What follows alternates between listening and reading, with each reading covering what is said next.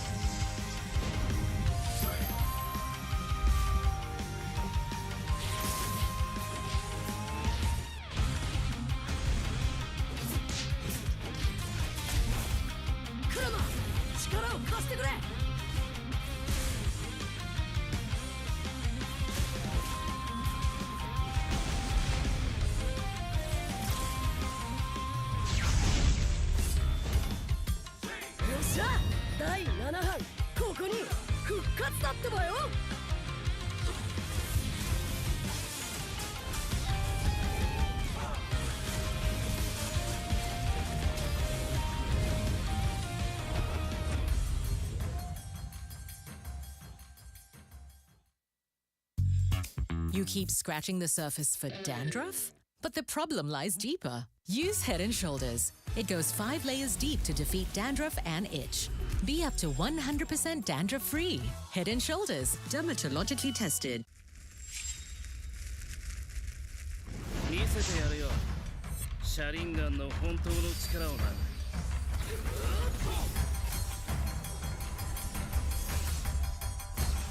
力が湧いてくる。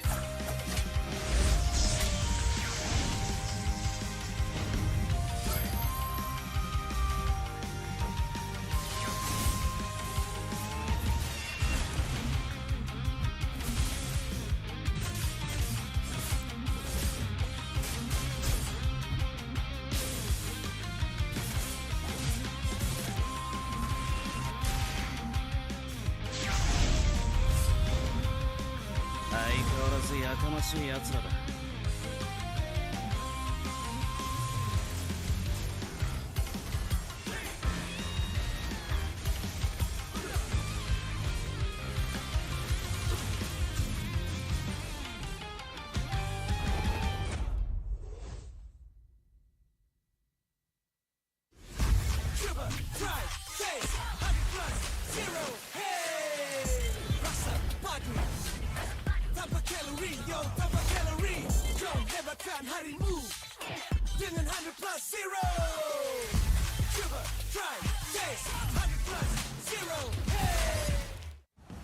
Jiwa perwira, setinggi semangat gagah sang harimau.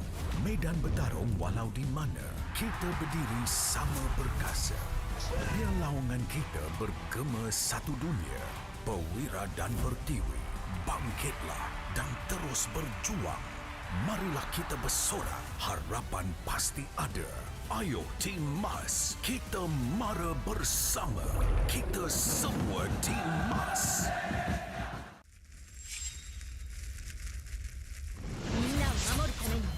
私はもっと強くなる。やっ！さよなら！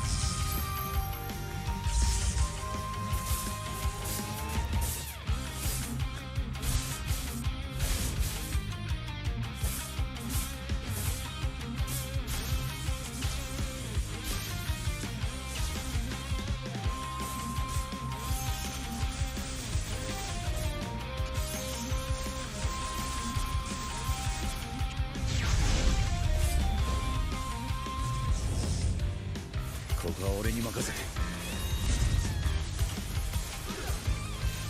もらった。四代目ほかげを超える忍びはお前しかいないと俺はそう信じた。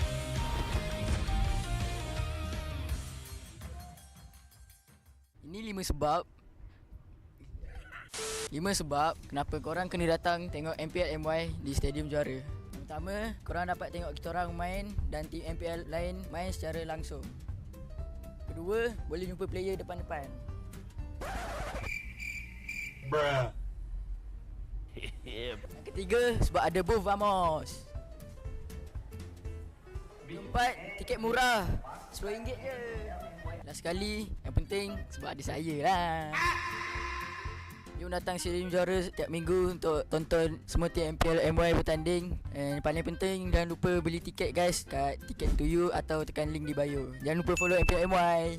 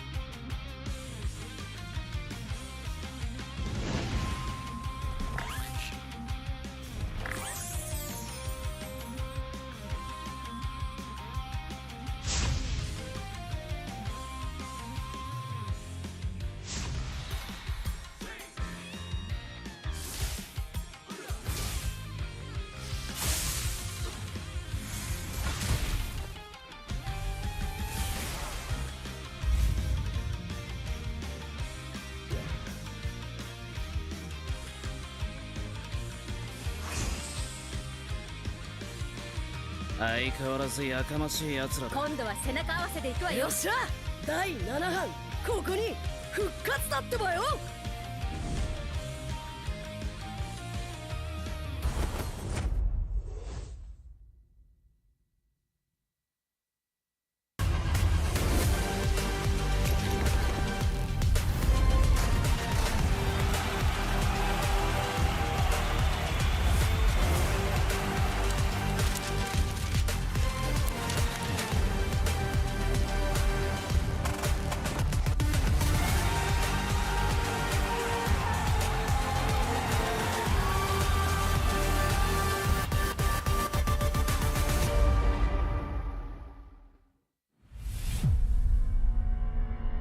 Trofi MPL Malaysia, dia adalah simbol untuk tunjuk kejayaan satu pasukan.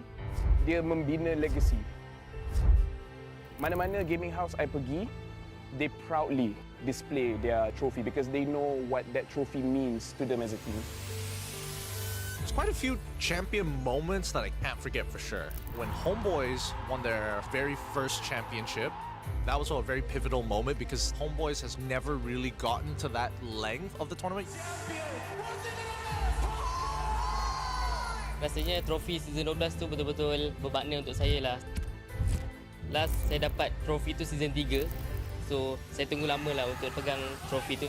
Season 3 saya menang atas usaha yang kuat. So bila first kemenangan tu rasa macam tak percaya. But then bila season 12 tu menunjukkan konsistensi kot saya dalam scene ni. Saya cuba banyak kali. Cuma fail juga. But then tiba-tiba season 12 miracle happen lah.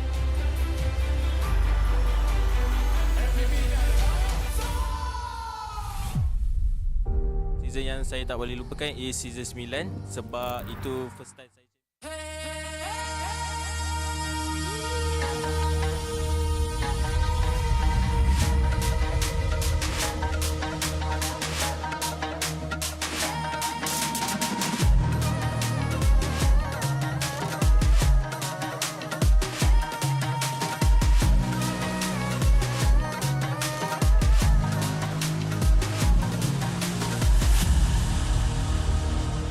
Aku hembus kata simat.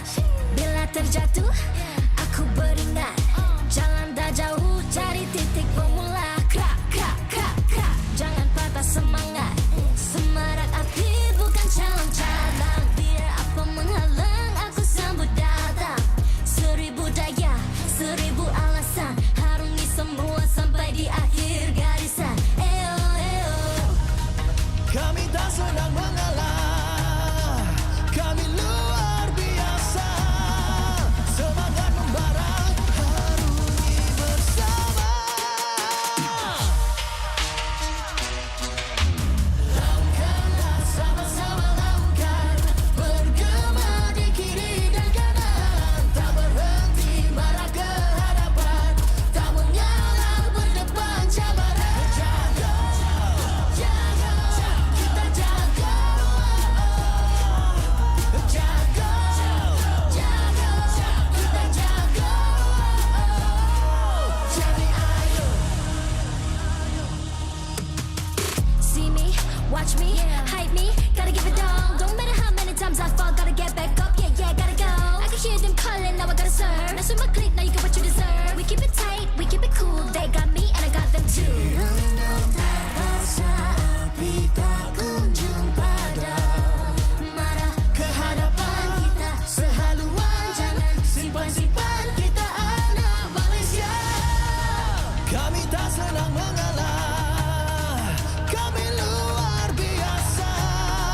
Semangat membara, harungi bersama. Jaga, jaga, kita jaga. Jaga, jaga, kita jaga. Jadi ayo. Yeah.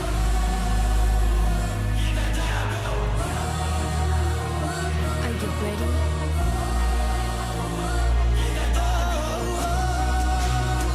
Can you feel me now? Yeah, yeah, yeah, yeah. Let me hear you say. Oh, yeah. Langkahlah sama-sama langkah, bergema di kiri dan kanan. Tak berhenti marah ke hadapan, tak mengalah berdepan cabaran. Jaga, jaga, kita jaga. Jaga, jaga, kita jaga. Jadi ayo.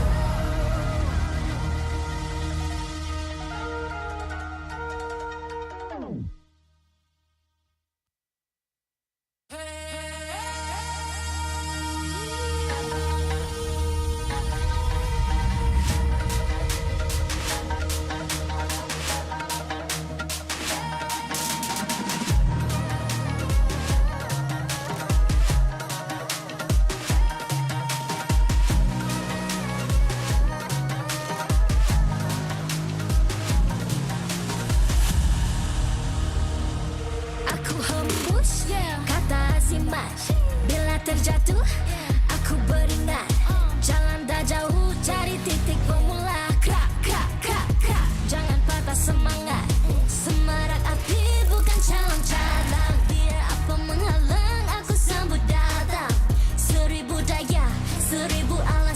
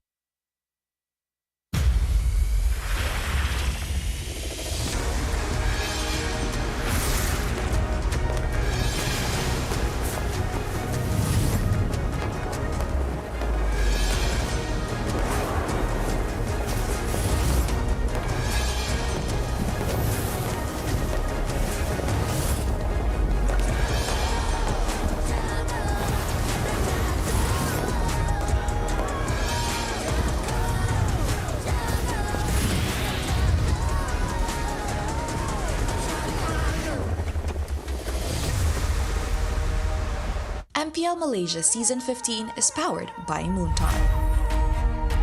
Official gaming smartphone, Infinix GT30 Pro. Are you ready to carry like a pro? The ultimate gaming smartphone is finally here. Introducing the GT30 Pro. Equipped with all-day full FPS system, you'll experience zero frame drops, just pure, smooth, stable gameplay all day long. Powered by the MediaTek Dimensity A350 5G chipset. It's fast, efficient, and ready for your most intense gaming sessions. And with the GT trigger, you get pro-level shortcuts. Buy items fast, check the scoreboard instantly, and pull off clean combos like you've never before. Get yours now, because every purchase comes with a free mag charge cooler and mag case, while stocks last. Fairy Watch, the official Mobile Legends Esports watch made in Switzerland with genuine dragon leather. Comes in 3 colorways, green, black, and blue. Our esports partners, Head & Shoulders, up to 100% dandruff-free and itch protection. Head & Shoulders is dermatologically tested, penetrates 5 layers deep to eliminate dandruff. Get yours now. And thank you to all our strategic partners. 100 Plus, Playas, Astro Arena, MPL Merchandise, MPL Ticketing, supported by KBS, ESI, Rapan Muda, MESF, PSM. Selamat kembali ke Playoffs Phase 1 hari kedua. Nama saya Rose, host anda sepanjang musim ini.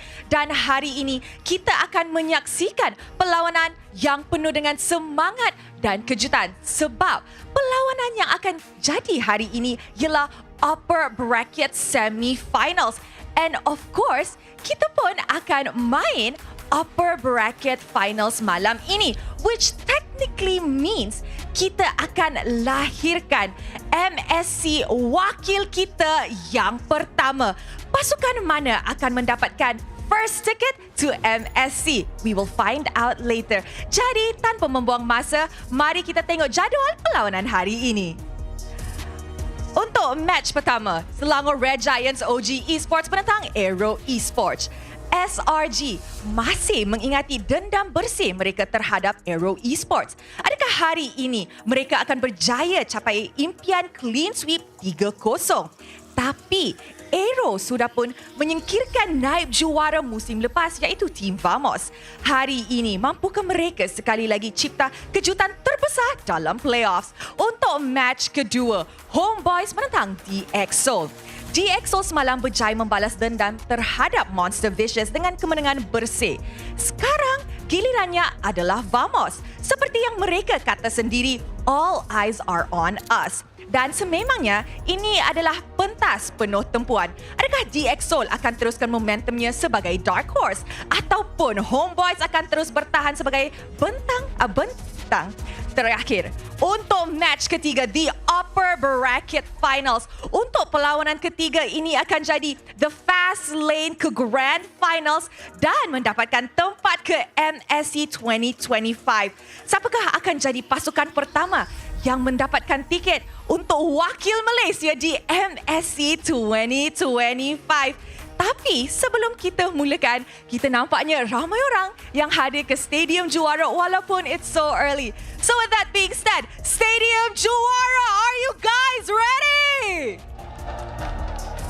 The vibe is there. And of course, kepada semua orang yang tengah nonton live stream ini dekat rumah, di pentas kebanggaan kita, you guys are definitely a part of it. So, jangan lupa untuk scan QR code di bawah ataupun isikan kod ini dalam MLBB anda untuk mendapatkan in-game rewards. Jadi, tanpa membuang masa, mari let's show it to the casters untuk mulakan Upper Bracket Semi-Finals kita. Casters, take it away.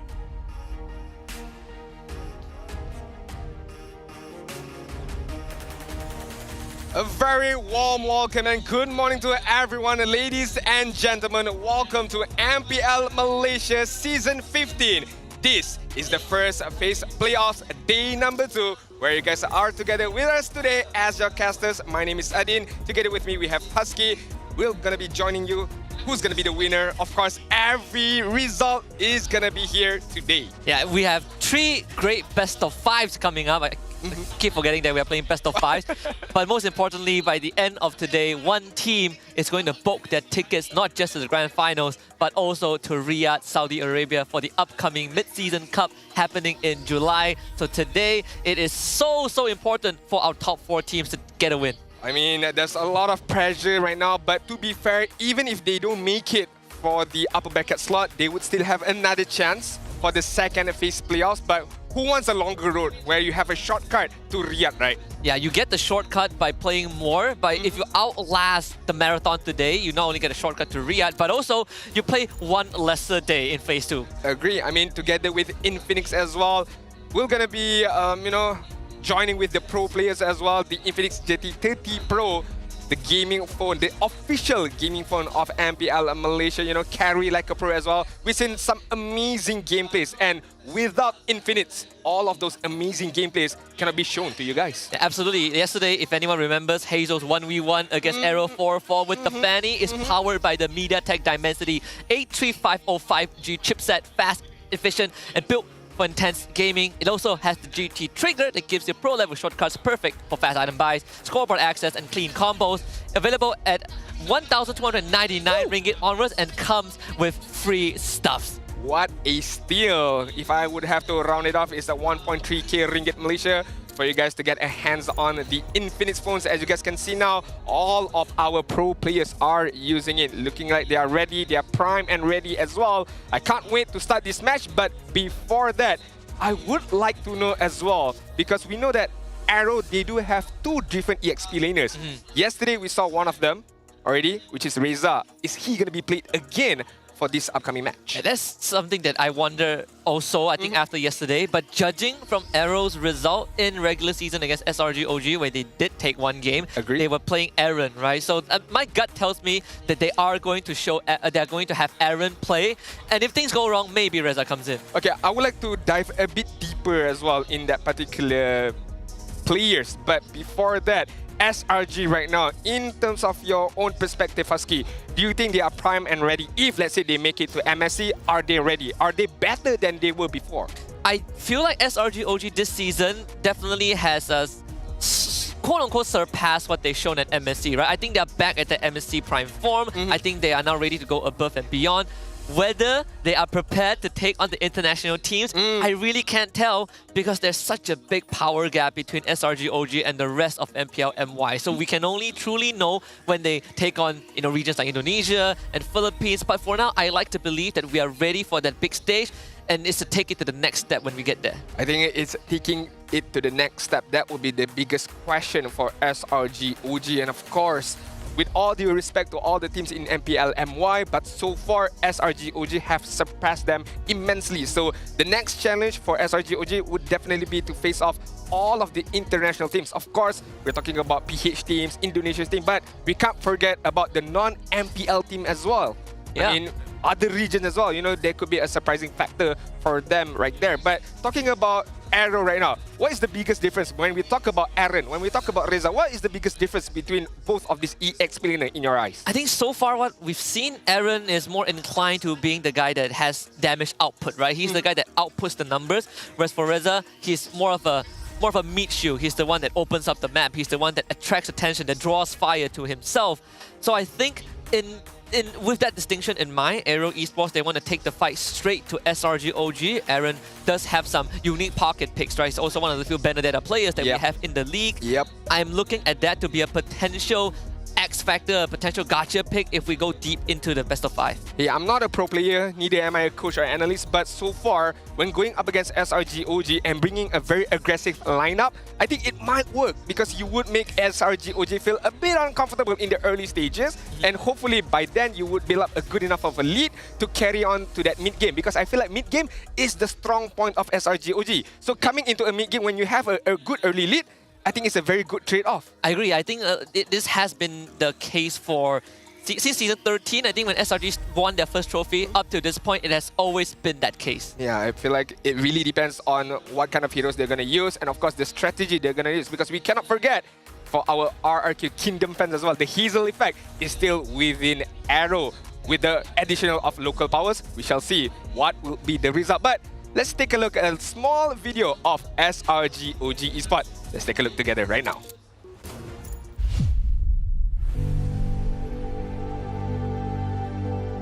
With our lineup for the past 3 seasons, maybe this is the best one.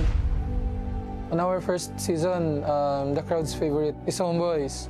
Then the second one, we're kinda shaky. We go to lower bracket, we lose a lot of games. So I think this is the best one. My thoughts on this bracket is I don't really like it because imagine if we already secured our slot for MSC, then we need to wait 2 weeks again. We don't have momentum. We will only play 1 day for finals. Then our enemies that we're going to fight on finals, they have momentum, right? And we don't have much before that. So you will go to lower bracket? No, we'll still take it. No choice. We still need to take it so we can secure our MSC ticket. For AERO, kita orang ada beef sikit dengan korang. Sebab korang curi 1 point daripada kita orang kat regular season. Just careful lah dekat playoff. Good luck guys! Just destroy each other. See you at upper bracket.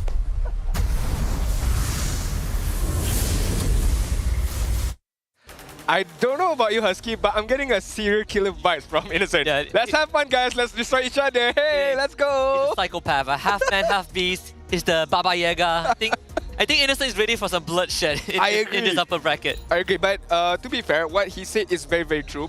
Because as we all know, we will be taking some time off from phase 1 and phase 2 as well. I think roughly about 2 weeks of a break for all of these teams, right, who can make it to the grand finals and of course the lower bracket finals. And on paper, you might think the lower bracket teams have a bit of momentum because they have 1 game in hand coming into the grand finals. But on the other hand, for the grand final team, who all the way from the upper bracket finals, they have longer rest. So this has been a debate for a very, very long time. What are your thoughts on this? Personally, I think that I prefer it to be just a continuous thing, right? Like what we saw in MPL PH. It's going to be the case for MPL IDO. So even in MPL MENA, right? It's like 3-4 days straight. I think that's how I prefer it to be. But circumstances this season, brought us to this place at this point where we needed a week of break in between. I think this also puts the teams to the test, right? Can they keep their momentum? Can they reset and come back as strong as they were when they first joined phase 1? I agree. I mean, to be a champion, regardless of whatever it is, you have to face the challenges as well as SRG OG Esports. As we introduce their lineup, we have Innocent, Yum, Stormy, Skies, Cram. No surprise because in terms of their lineup, I feel like Gorgeous is the only player that is registered as well. But right now, they're going to stick with Cram all the way up until who knows if they make it to the grand finals. Cram right now is my personal candidate for in the event that SRG OG wins a 3-peat. He is my candidate for finals MVP. Okay. His performance throughout the regular season has been solid and a lot of times overshadowed by the Savages from Innocent, by big plays from Sekais and Yums. But he is the pillar, right? He is the rock of SRG OG. You see all these plays. When they won AERO, he was saving the team. A lot of people don't pay attention to it, but without Cram, SRG OG just does not have a good enough foundation. You gotta remember, he also made it to the top 5 weekly plays when he used the obvious again, if I'm not mistaken, Escape Death. X-Borg, that one? X-Borg, yeah, my bad. X-Borg, yeah. X-Borg. The way that he dashes with the Cyclone Eye, with the last Insanity as well, that was a crazy, crazy gameplay. Escape from Death, that is what you're gonna get from Cram, but honestly, up against AERO, there is no better enemy or opponent for SRG OG Esports. AERO Esports with the lineup of Kusei, Zakif, Kim, Hazel, and Aaron. Earlier on, we talked about the local prowess of this team. We talked about Aaron and, of course, Reza. But to be fair, another duo that stood out for me in AERO Esports is Zakif and Kim. How well they can play off each other, especially Kim. Give him that kind of like aggressive mid laner, even a utility mid laner like a Zushin, he can make it work. Yeah, they're both big playmakers, but Kim facilitates Zkif, right? Kim makes a call, Zkif follows up. That's how they were able to give SRG OG such a tough fight in the regular season. Yeah, I mean, I can't wait in terms of the drafting, in terms of the gameplay as well. And I would like to see the Hazel event. I'm pretty sure a lot of Kingdom fans are watching as well. What we will see today from Hazel, what kind of assassin that he might be used, or is it going to be a pickpocket strat? Something like a tank jungle, a fighter jungle. We shall see later on. But right now, we shall introduce both teams into the main stage. conquering, crushing, and taming every team across 3 consecutive regular seasons. The one and only team feared by all, a throne almost untouchable. Will they keep the streak alive and return to the very stage where they once lifted the crown? Mortals of the arena, bow down to your regular season kings, Selangor Red Giants OG Esports!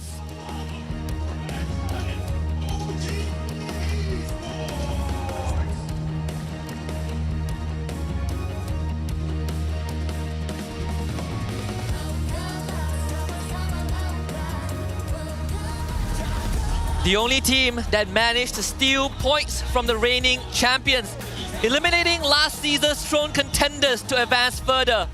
Will they soar even higher and bring themselves closer to Riyadh? Ladies and gentlemen, all passengers, brace for turbulence and get ready to fly high with AERO Esports!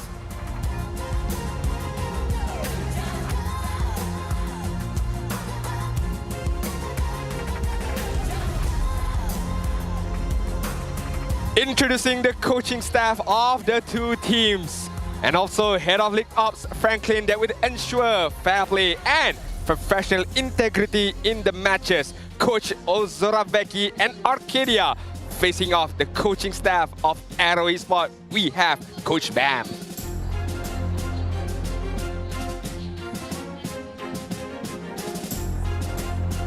Let's keep it rolling with the fist bump between the 2 teams. And remember, the armband will be worn by team captains who will always lead the team's movement and strategies in game. This is a sign of true professionalism. This is how we roll. This is the Malaysian sportsmanship. Okay, last physical contact before we head into the series. I'm so kingdom right now. I see Hazel on the stage. I get extremely excited. Just, you know, a throwback to the highlight plays that he made during the first encounter in the regular season of SRG OG, who so far have a 91% win rate on first pick selection. The only game they lost was against AERO. And they've made it very clear they want to sweep AERO in the upper semis. If I'm not mistaken, I can't remember this information was brought out officially or not, but the coaching staff of SRG OG Esports, to be precise, it's Arcadia who won the first pick, regardless of whatever happens. So I guess that just proves on how they play. But right now, we do have a quote from Zakif. Our confidence is still around 70 to 80% in beating SRG. That is quite high, to be fair, but hey, all respect to him. But we are certain we'll give them a tough fight and learn from them. Even if we drop to the lower bracket, we believe we can still make it to the grand final. When you have drawn blood from the Kings once, you will definitely feel confident in doing it again.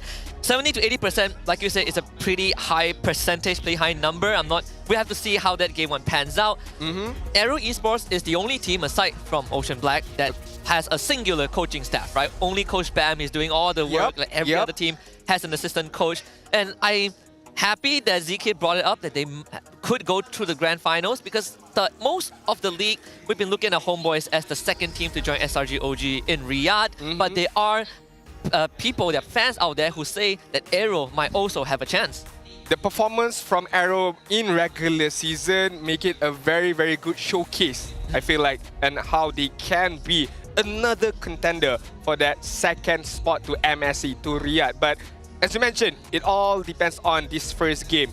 What kind of gameplay are we going to see? What kind of like a momentum are we going to see from both sides of the teams? Because SRG OG Esports, do remember, last season in the same spot, they lost to Todak. Yeah, they lost to Todak 1 and 3. We also got the head-to-head between both mid laners, Stormy and Kim, and you look at just the variety of heroes, right? Some overlaps. I think the notable ones are Kimmy being used by Stormy. Kim hasn't played Kimmy yet. We also have the Xavier that only SRG OG has picked so far. Sicilian, on the other hand, Stormy has not touched that hero yet. I mean, if we take a look at in terms of hero head-to-head for the far side usage, right? Stormy, perfect gameplay, 3-0. Total KDA as well, dominated really, really well. Damage per game also, Kim is one, regardless of the stats in terms of win-loss, and of course KDA, but damage per game showcasing that Kim maybe find a better position, or there is an outlier. Maybe AERO played a longer game, hence why the Farsa from Kim managed to deal much more damage than Stormy. So take it how you want. Maybe a shorter game for SRG is good because they won all the games. A longer game for AERO might be good because they can withstand or outstand the fight even longer. I think another metric of comparison is the average assist, right? The average assist for Stormy is almost 3.0 higher than Kim, despite having lesser damage and shorter overall game time. So that could be a telling sign of how both teams have got to this point, right? AERO just generally plays scrappier games. Even yesterday against Vamos, it wasn't exactly the cleanest. They had to go blow for blow a few extra rounds before AERO finally came out on top. Right. Right now, we do have to take a deeper look into the draft. Game number 1 has begun. I was gonna say, this is gonna be a draft for 4 years. And straight away, what did Arcadia did is banning him out in the first 2 bans right now. The Baxia is gone, the 4 years is gone as well. So we're taking a look at Kalia is also gone. So maybe they want to prioritize something like a Kimi for SRG OG. Yeah, I was theorizing that maybe SRG are going to force the trade, whether you want the Kalea, you give us Kalea or Kimi. But I think this Baxia ban that leads to a Kalea ban could also have some relations, right? Because Baxia right now locks out a lot of the picks that generally you pick into the Kalea, like Gatot Kacha, the Hylos, and Bovius being banned out by Coach Arcadia was not really on my bingo card. I thought that it would be an AERO task to do so, but I respect this Loi ban because Kim has been so good with her. Alright, Fanny ban as well from AERO, opening up, you know, your usual suspects as of now. Chip is going to be banned out for the last phase of AERO Esports. So opening up, as we mentioned, the Kimi, the Badang. I'm not too sure if it's going to be a first pickup. Wow. I was going to say I'm not too sure it's going to be a first pickup, but hey, they proved me wrong. They pick it up first. Flexible hero. You give a lot of big questions to AERO right now. Yeah, that, and also I think if they want to go for like a Kimi first pick, there's always the threat of a Badang Hayabusa from AERO's side, right? They have proven time and time again that they are not scared to go for these early picks. Like Badang is such a high priority for AERO. It's actually shocking because no other teams would, very less teams would go for that. I think Falcons PH also prioritized Badang at one point, you know, throughout yesterday. But AERO, they're not going to reveal much just yet. They will instantly show their core. We have a utility mid in Kim, and we have an ultra late game Harif. Very interesting, showing, you know, one of their cores in the first pickup right now. But I feel like if they don't pick it up now, it could get banned out later or get picked up by SRG OG Esports in the second pick phase. So establishing on what they wanted to do, I think AERO Esports determines that. We don't want to be very, very funny with our draft, but SRG OG, immediate response with 2, I would say, very, very mobile heroes, but at the same time, provides a lot of damage. Yeah, crazy stuff. The 1-1 and the Joy, we expected this Hayabusa to come out at some point, right? It's a good answer to the Joy and the 1-1 as long as she's not up in the air. I think there's some interesting interaction between 1-1 into Jusin and 1-1 into Harif, right? Like Harif, if it takes Purify, you can remove the weakness points mark. But then at the same time, Jusin just cannot catch the 1-1. But then Harif can 2-tap the 1-1. So there's this triangle interaction between these 3 heroes. I want to see how Innocent navigates that. And one of the items that is going to be the main prioritization for AERO should be the Winter Crown to be able to navigate or to negate, I would say so, the crossbow of tank. But then again, you allow yourself for Joy to catch up to you very, very well because you're very stationary when you use the Winter Crown. So again, a lot of counter reaction is going to happen between both of these teams, between the crossbow of tank, the Rhythm of Joy, and of course Hayabusa. Can he go to the back line and maybe do some kind of damage either to the 1-1 or whoever is left at that back end, because we're not too sure yet who is going to be the pickup for Stormy later on. Hilda and Tigreal is gonna get banned out. Makes sense. I mean, the Hilda, you know, you want your Hayabusa to farm up peacefully. There's no disturbance there. And I feel like Tigreal is just a signature ban, or I would say respect towards the usage of Zakif. Yeah, then also, like so far, the draft of SRG, they kind of want to get in your face, right? So you don't want a random implosion just ruining everything. Even 1-1, you can only get out of crowd control for so much, right? You only have one usage, so the timing has to be great. I think AERO, they are definitely on to something like another glue ban. Okay, good. This was something I believe was discussed.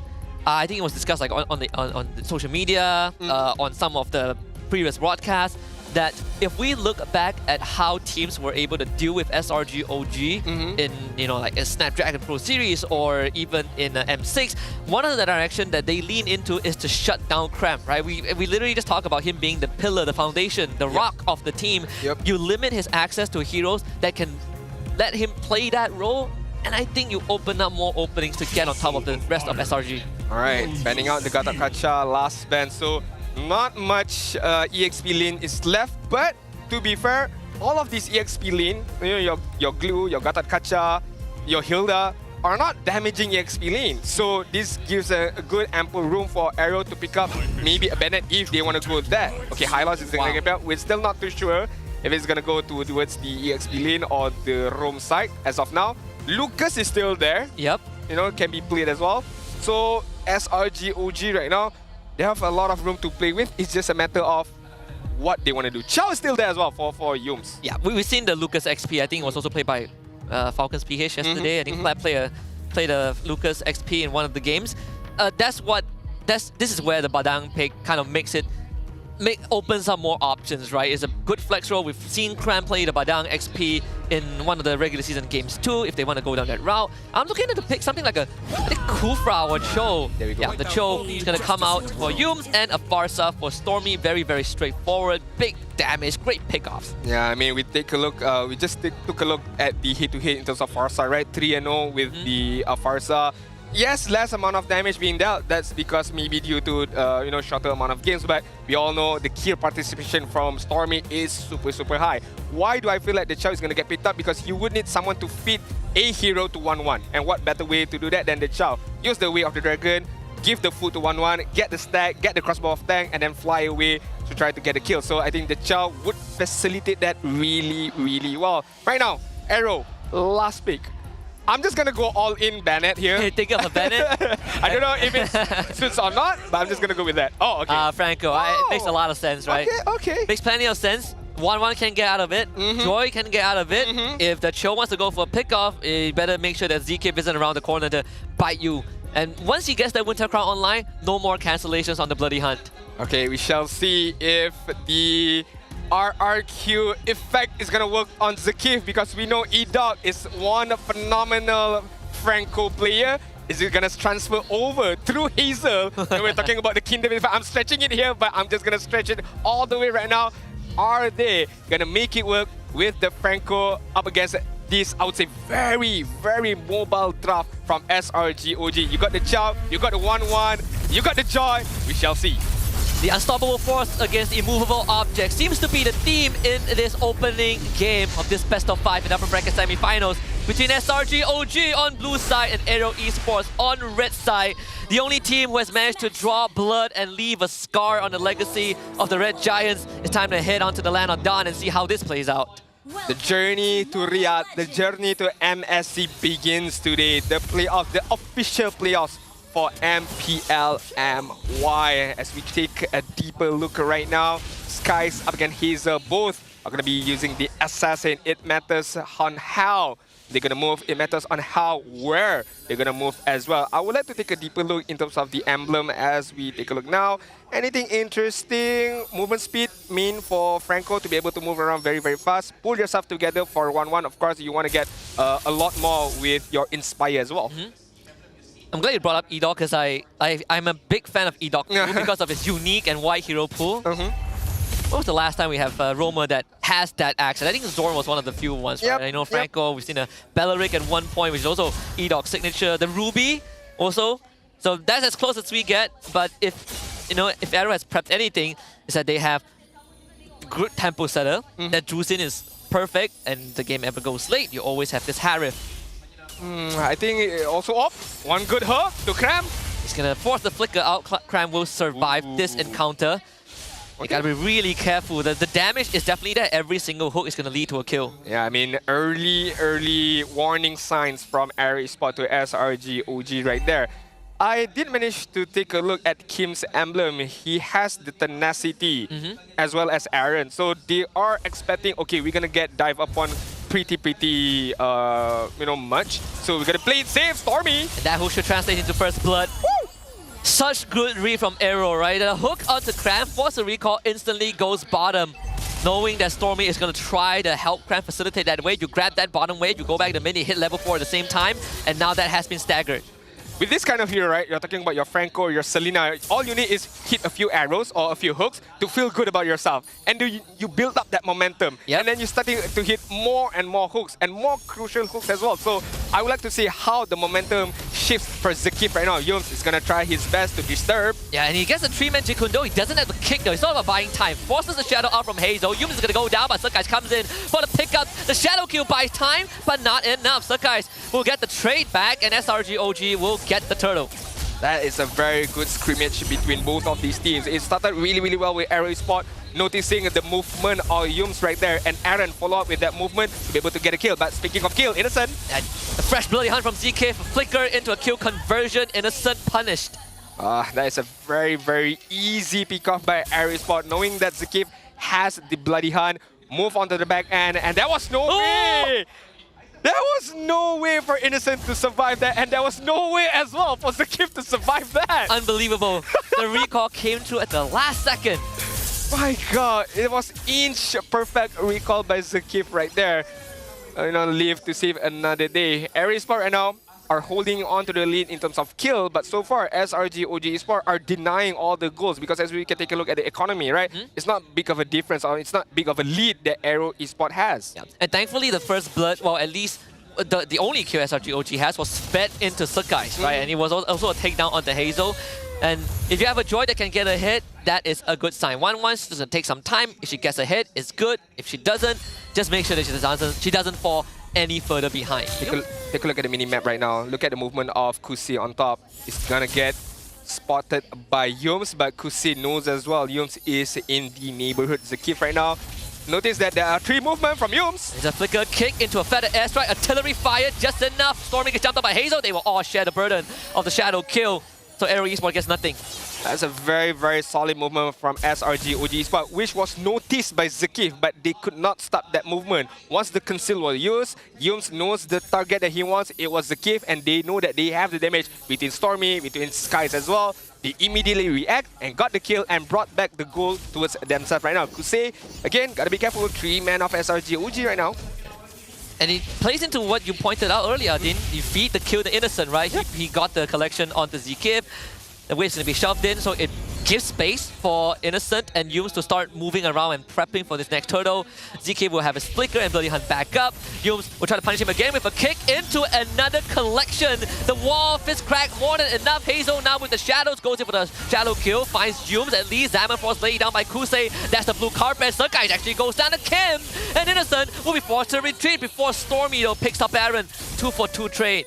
I think 2-for-2 trade, and I think it was in the favor of SRG OG, because Innocent did not die. He might have popped up the crossbow of 10, but he knows that I don't need to. I can just kill off Aaron with my basic attack. But AERO Esports, regardless of 2 men down, they still managed to get the turtle. So SRG OG Esports, you might think, oh, that's very unfortunate for Zakif trying to get a hold on Stormy while using the feather strike, but hits the minion. You might think that SRG OG Esports won that, but I feel like it was stable, or it was just even Stevens right there. Yeah. Despite all of that, and the turtle going over to AERO, there is still no substantial gold lead. Yeah. And right now, AERO Esports, they are going to take that top tier 1 for free.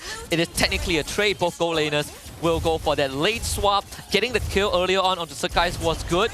Was great. I think Kusei got the kill. No, Kim got the kill on the Sakai's. Like, this tenacity brace my Jusin. It's deceptively durable. It's not easy to take her down. Yeah, it's not easy to take her down, while she packs a good amount of punch as well, especially to somewhat of a squishy hero, something like a Skies or a Stormy, a Farsight and Joy. Not necessarily have a good high amount of defense and cannot withstand the Lantern Flare or the Crimson Beacon that much. Not when you have a Hazel to follow up, not when you have Kusei to follow up as well. But right now, SRG OG Esports, I think they are in an okay position. It's not that bad. Yes, the lead is within themselves, but Innocent is still farming, Skies is still farming at the same time, and you could say so about AERO Esports. So it really depends on the roamers, the EXP laners, how they want to open up the teamfight and how they want to open up the space for their damage-dealing heroes. SRG OG has been identifying the right targets, right? At least up till this point, both kills earlier on onto Zkif was set up by Yums, right? You prevent any sort of a Bloody Hunt. You make sure if this Franco goes down before the Bloody Hunt can be used, you've done your job. And that's why Yums is willing to go for these trades. But I wonder when the game progresses, is that approach still going to be the same? Because Zkif is going to get this item. Winter Crown will be definitely one of the prios. SRG OG, if they cannot finish off the Franco in one go, what is the next plan? I agree. And right now the plan is to try to take down Kim. Forces out the Crimson Beacon. He still keeps his Purify, but without Crimson Beacon and a low health bar, he has to go for the retreat. Yums now directs his kick onto Aaron instead. Revitalize instantly gets used. Kusei drops the Zaman Force and come in with a fist break from Cram. But 1-1 gets off the crossbow tank. Innocent is in the air, but comes down into a Bloody Hunt. GK was waiting for him. Ooh, that is very, very good from AERO Esports. I thought, why would in the world Aaron wants to fight that? Because you don't have Crimson Beacon on Kim, and Kim kind of have to recall. But then again, Aaron is tanky enough to withstand all of those fights, to withstand all of those damages, and it allows Hazel to go onto the back line. It allows Kusei to play front to back as well, to deal a good amount of damage. And once Innocent flown above, hits the ground, Bloody Hunt was still there, and as you mentioned, they did not take out Zkif, and Zkif was the key for AERO Esports. Yeah, I'm not really sure if Aaron was the right target. They're going to try again. This time, Sukai somehow gets away with the turtle, hops to the back line, but they lose Yums, and Sukai will have to retreat, but at least SRG OG finds a trade. Ooh, I don't get it. I really don't get it. How SRG OG Esports managed to turn things around after a bad fight early on just now where Innocent got killed. Now they got the turtle. They managed to get a kill on Kusei at the same time. And Skies was alive. Innocent was alive at the same time as well. So whatever happened early on where Innocent got killed, it just doesn't matter. Yeah, you just look at the net worth, right? Because Kusei went down, Innocent continues to farm up. Worst case scenario, they are at the same net worth by the end of the day. There, again, there's not really any major gold deficits. The guy's gonna try and use the cam, and it's just enough. Purple buff saving him, and the guy even collects the buff in the process. Ooh, those Augie shadow kills, damages, every single was hitting on Skies right there. He was hoping that Hayabusa jumped onto the purple buff, but it did not. It followed through all the way, but just not good enough to get a kill onwards to Sky. So managing to live for another day and managing to get the purple buff at the same time. And looking at the bot side right now, Innocent won't stop here. Gonna go on, try to take it deep turret. But then again, Aaron, Kusei is all on standby. It's gonna be a slow push in favor of AERO on the top lane. Of course, the guys, every time you go for the dash on the Joy, you get that small amount of shield. So AERO Esports, they're gonna look to at least slow it down, right? You get Kusei online. Like Hazel, he's already dealing substantial amount of damage. They've also understood that Kim is not the easiest target to take down with the emblems and the talents that he took. And on top of that, the Purify too, so it's not the target that Yums wants to pick off. Aaron, he continues to frontline with this high-lows. They just need to make sure that Kusei doesn't get blasted by a feather airstrike or electrifying beats from the Joy. I think Kusei also got to predetermine whether he wants to play that front to back immensely or not, because not all of the Glorious Pathway from Aaron needs to be followed up immediately, because there could be one bad Glorious Pathway or one bad initiation of team fight. So Kusei have to read it very, very well right now. Yums. Another pickoff on Aaron and trying to take him out this time. He is dangerously low and just enough for Innocent to collect the kill. He is in the air and he takes flight. Triple kill for the half-man, half-beast. One initiation from or against Aaron, all what Innocent needs right there. But right now, Hazel is gonna get zoned out by Cram. Augie Shadow kill. Brings him to the rest of the team. Still goes down. Hazel takes on the challenge, but he's Innocent with a mega kill. And SRG OG walks away with the Lord. And immediately, after 4 kills, being fed into Innocent right there. 3.1k gold lead with the turtle on hand as well. So SRG OG is why, as we talked early on, mid-game is their momentum, mid-game is their thing. And take a look at the timer, 11 minutes, that is exactly the game point, the timing of SRG OG Esports. Innocent got 3 kills, while an unofficial Maniac right there allows him to skyrocket in terms of gold right now. 8.9k gold lead up against Kusei, 7.4k gold lead. Again, Kusei, I do have to remind him, he needs to be very, very wary of if he wants to go in front, if he wants to play that front to back, because one good initiation can get a kill. And this is one of it. ZK with the Bloody Hunt. He's going to try and take down Yums, who is buying a lot of time. But that's Glorious Pathway and Zaman Force laid down. So, I say 4 ultimates out from AERO Esports. But without Yums, at least there's the safety net of no big setups from SRG OG. They will at least try to shove this Lord into the Holy defense, and they've done just that. Lord gets the crash in the bottom inhibitor, top Holy defense pops, Kusei gets the Holy Crystal, everything falling into place for SRG OG. Yeah, I mean, AERO Esports, but hold on. Sky is going on to the backline, gotta be careful. Luckily enough, there was no bloody hunt from Zakif. But Cram is most likely gonna go down, misses the fifth break, but no. Innocent sets out the crossbow tang, he's up in the air again. Take flight, my sweet summer child! A maniac almost coming through for Innocent. Kim saving himself with the Crimson Beacon, but this is almost going to be a guaranteed inhibitor. This is a guaranteed inhibitor and most likely a guaranteed game right now because only 2 men left. Hazel. And Sakai's gonna force Hazel back into the base. SRG OG not relenting with their setup. Yums another roundhouse kick. Innocent is legendary. And SRG OG Esports takes game 1. Innocent woke up today and felt like, I'm gonna dominate. I'm gonna trash AERO Esports to the ground. And he did that immensely right there. One flight is all it took to take 3, almost 4 members of AERO Esports down in that last push. Even 3 was enough. Hazel could not do anything about it, and it was just so easy for SRG OG Esports. You know, Innocent, you put ourselves on your backpack and we move forward. Yeah, AERO Esports might be the team that is taking flight, but they definitely couldn't handle the turbulence that is the Innocent Express. And we didn't get to mention this, but as the game progresses, as SRG OG got more and more damage, I feel confident enough to kill Aaron. Well, there's another secondary objective by kicking Aaron in the team. He survives long enough for Innocent to set up the crossbow tank and to get the transfer, right? Just a lot of forward thinking by SRG OG, and I think it's just a magnificent game 1. It's not easy, you know, to be able to have a mindset of, I need to be in front at the same time because I need to get those stacks. But I do know I can't go too much in front. There's the Flicker Bloody Hunt, there's a hook as well, there's ways for me to be able to get caught with the Crimson Beacon, with the Lantern Flare. So Innocent, as a gold laner, he have to have a very good understanding and a very good measurement of distance. I should be not far enough, but just far enough to be able to get the stacks and not give myself my body towards the enemy, and he did that perfectly. Not once, not twice, but a couple of times in that game. And the only time he went down was in that mid lane when he didn't have enough damage. They attempted that move onto Aaron and he went down, but the rest of the game was just Innocent. Every single time the weakness points were all unlocked, Innocent takes flight, and it was crash and burn for AERO. Oh my god. Just the way that he took flight was superb, and having almost all full set of items without any single boots, because why do you need boots when 1-1 who does not even have a wing can fly above and get those crossbow of tanks, get those kills, and immediately won them the game.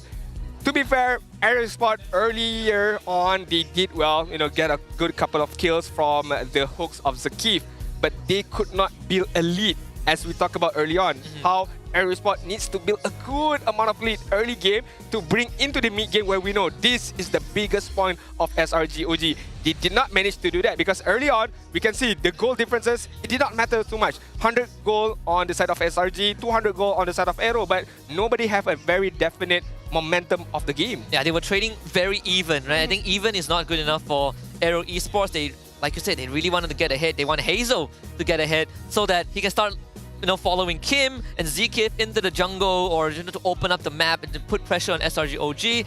That never really came true. In fact, even this fleeting time Winter Crown by Zekith, rapid boost, right? It tells you that they want to go fast and they were trying to push the envelope. But at one point when SRG OG pumped on the brakes, AERO Esports, they were forced to double down, and it never really worked out. Yeah, I mean, if they wanted to go fast early on, I feel like Hazel should have countered the Sky Bracer and they could funnel all those kills to Hazel. But when taking a look at the game as a whole, we look at Hazel knows that, okay, I can't go Sky Bracer, we have to play for that mid game. So Hunter Strike BOD is the main prioritized itemization for Hazel to be able to, you know, get more out of those team fights. But SRG OG Sport, not only just Innocent, the setup from Yums, the setup from Cram as well. Do remember the earlier stages where Cram managed to zone out Hazel. Yes, he did not manage to kill Hazel, but he managed to buy enough time for Innocent to follow up again to get those kills. So all in all, SRG OG Sport understands the draft really, really well. And what separates them from most are the way that they execute the game plan at the same time. Looking at the neutral objective, almost all won by SRG, the buff as well, and of course the turrets are all in the favors of SRG OG Esports. Yeah, like this Badang pick made the draft very powerful for SRG OG, right? They can save Yum's pick for last, which is exactly what they did, even on that blue side. But also, just now we looked at Cram's item build. It was very aggressive because he understood that he can play that role. Usually we see a Thunder Belt into an Oracle, you maximize cooldown and the shielding, but that game, he went Thunder Belt into a Brute Force Breastplate. Cram just wants to hit hard and hit fast, and he's getting away with it. He's, again, the break wall that SRG OG needs. He's the one setting it up. He's the one that follows up with a set after a setup, and he's the one that's making sure that AERO Esports, if you want to get to my boy Stormy, if you want to get to Innocent, you get through me first. Yeah. It could have been so different if AERO Esports managed to get a good amount of lead and funnel that all those kills to Hazel, because I feel like if they managed to snowball early on, it could have been a different game. But SRG OG Esports knows that, okay, Hazel is not a factor as of much because the kills are not that much. So we can just funnel all of our gold, all of our farming to Innocent. Hence why he is the rich guy with 864 gold per minute. And we know with that amount of gold, he can manage to get a good amount of item. And with a good amount of item, he can deal a good amount of damage at the same time. Again, the carry is going to be to Innocent. Aaron is going to be the main body for AERO Esports. You know, as a high loss, you can't really do much as just tanking all of those damage. And again, a wingman is going to be the Cram. I mean, with the freeze break, freeze crack, the positioning as well. It's just SRG OG Esports. It's not like it's so hard to beat them because AERO Esports did do that in the regular season. It's just how they improve further when they know, okay, here's our mistake. We're not going to repeat the same mistake. Yes, we funnel a bit early on. We, gave them a few kills here and there. But it's okay. We are still in the lead. We are still in the possessive of this game. Yeah, and it's not to say that AERO Esports kind of made a lot of mistakes, right? Like SRG OG just had good responses because we saw AERO Esports take initiative to get the lead, right? The first play on Stormy, some decent turtle fights, pick off on Innocent after a mid lane rotation, which was exactly, I think, before the previous clip that we saw. But at the same time, I think SRG OG, they are making a lot of tidy decisions that at least a lot of MPL MY teams wouldn't even think of making, right? Maybe when we look at, higher caliber regions like ID and PH, it's a common thing, but right here, you might not even consider, hey, this show, I'm going to pick out the Franco. Not once, not twice, but I'm going to keep doing it. We get the snowball, we funnel the goal into the right heroes, and then when we have enough items, let's try to set it up on the high-lows instead once we've disabled the Franco. It's such a rare thing, and that's why SRG has continuously set the bar in the local league. I agree with you right there. I mean, regardless of whatever happens in the early stages, if it's not a big enough of a lead, SRG OG Esports can always come back. Yes, again, a few hooks from Zakif might not be able to take us down because we know that we're all going to funnel all of our efforts towards Innocent, and we know that he might be able, we know that he can carry when it comes to the later stages, but not even late game. It's more of a mid game right there. I mean, that crossbow off tank earlier on, getting those 3 kills was the deciding factor for SRG OG Esports. They were only left with, if I'm not mistaken, Hazel and Kim, if I'm not mistaken. So, 2 heroes are not well known for high ground defense. When you're up against 5 members of SRG OG who has a Chow, who has a good Jikundo, and Yums as well, just to put salt in the wound, hits a 2-man Jikundo as well right there. Yeah, 2-man Jikundo kicks Hazel towards his fountain and kills him anyways. It's a Yums thing, it's an SRG OG thing, and I think they're not only just good in game, I think they're pretty fashionable too. I agree. I mean, with the watch from Fairy as well, the official Mobile Legends Esports watch, Fairy crafted in Switzerland with genuine dragon leather, comes in 3-way colors. There's the green, the black, and the blue as well. If you guys are in Malaysia and if you guys have the time to come down to Stadium Juara to take a look at all of this merchandise, make sure you guys visit a Fairy booth because not only do they have the esports watch, they do have the pendant as well. So make sure you guys check all the jewelry. I mean, one of the first ever collection as well is the Luminous Mia jewelry as well, and that is suitable for both man and woman. I think they also have a Juicing version last year at M6. And if you want to get the Mythic Pendant, you have to be Mythic. Yeah. Right? No cheating. You got to verify your account, show that you're actually in Mythic before you can earn the Badge of Honor. Does Magic Chess count? Good question, actually. You got to ask. I'm not sure. I'm not sure if that counts. For this season, I've not hit Mythic yet because we just recently moved on to a new season of Magic Chess Go-Go. So hopefully they take into account as well Magic Chess Go-Go because right now, I'm having a lot of fun with it. Yeah, I'm seeing like the second season apparently, right? I'm gonna try it out when we get back. But the matter at hand is MSC and MWI 2025 at EWC. It's gonna be happening from 10th July until 2nd August at Riyadh, Saudi Arabia. So mark that down in your calendars because it's gonna be a festival, right? Festivity between two different leagues, right? The all-female league and of course our usual MSC. Either way, great MLBB showdown is bound to happen. We're gonna end our playoffs in somewhere end of June, and MSC is gonna start very early on in July. So you're not gonna miss any action-packed MLBB moments, MLBB content as well, because one after the other. Not only talking about MPL Malaysia, we still have MPL Philippines going on, MPL Indonesia as well. So a lot contents of MLBB professional league gameplay for you guys. So make sure you stay tuned to get to know who's gonna be the representative of Malaysia towards MSC 2025. Craziest thing is that today is actually MPL PH Grand Finals. Hey! Onyx PH against TLPH. We already know who's gonna make it to MSC, both of them. Now we just need to find who's the champion. Who's the champion? Right. Thirsty has never won the playoffs in MPL PH. Onyx PH might change that today. If not, we get Goat Car back on the pedestal again. There's a lot happening, right? We'll find out first representative by the end of today too. But right now, I think if you are AERO Esports, it's back to a drawing board when we get deeper into the game. I think from the 5-minute mark onward, right? Because clearly SRG OG were taking a lot more initiative and they're finding success with it.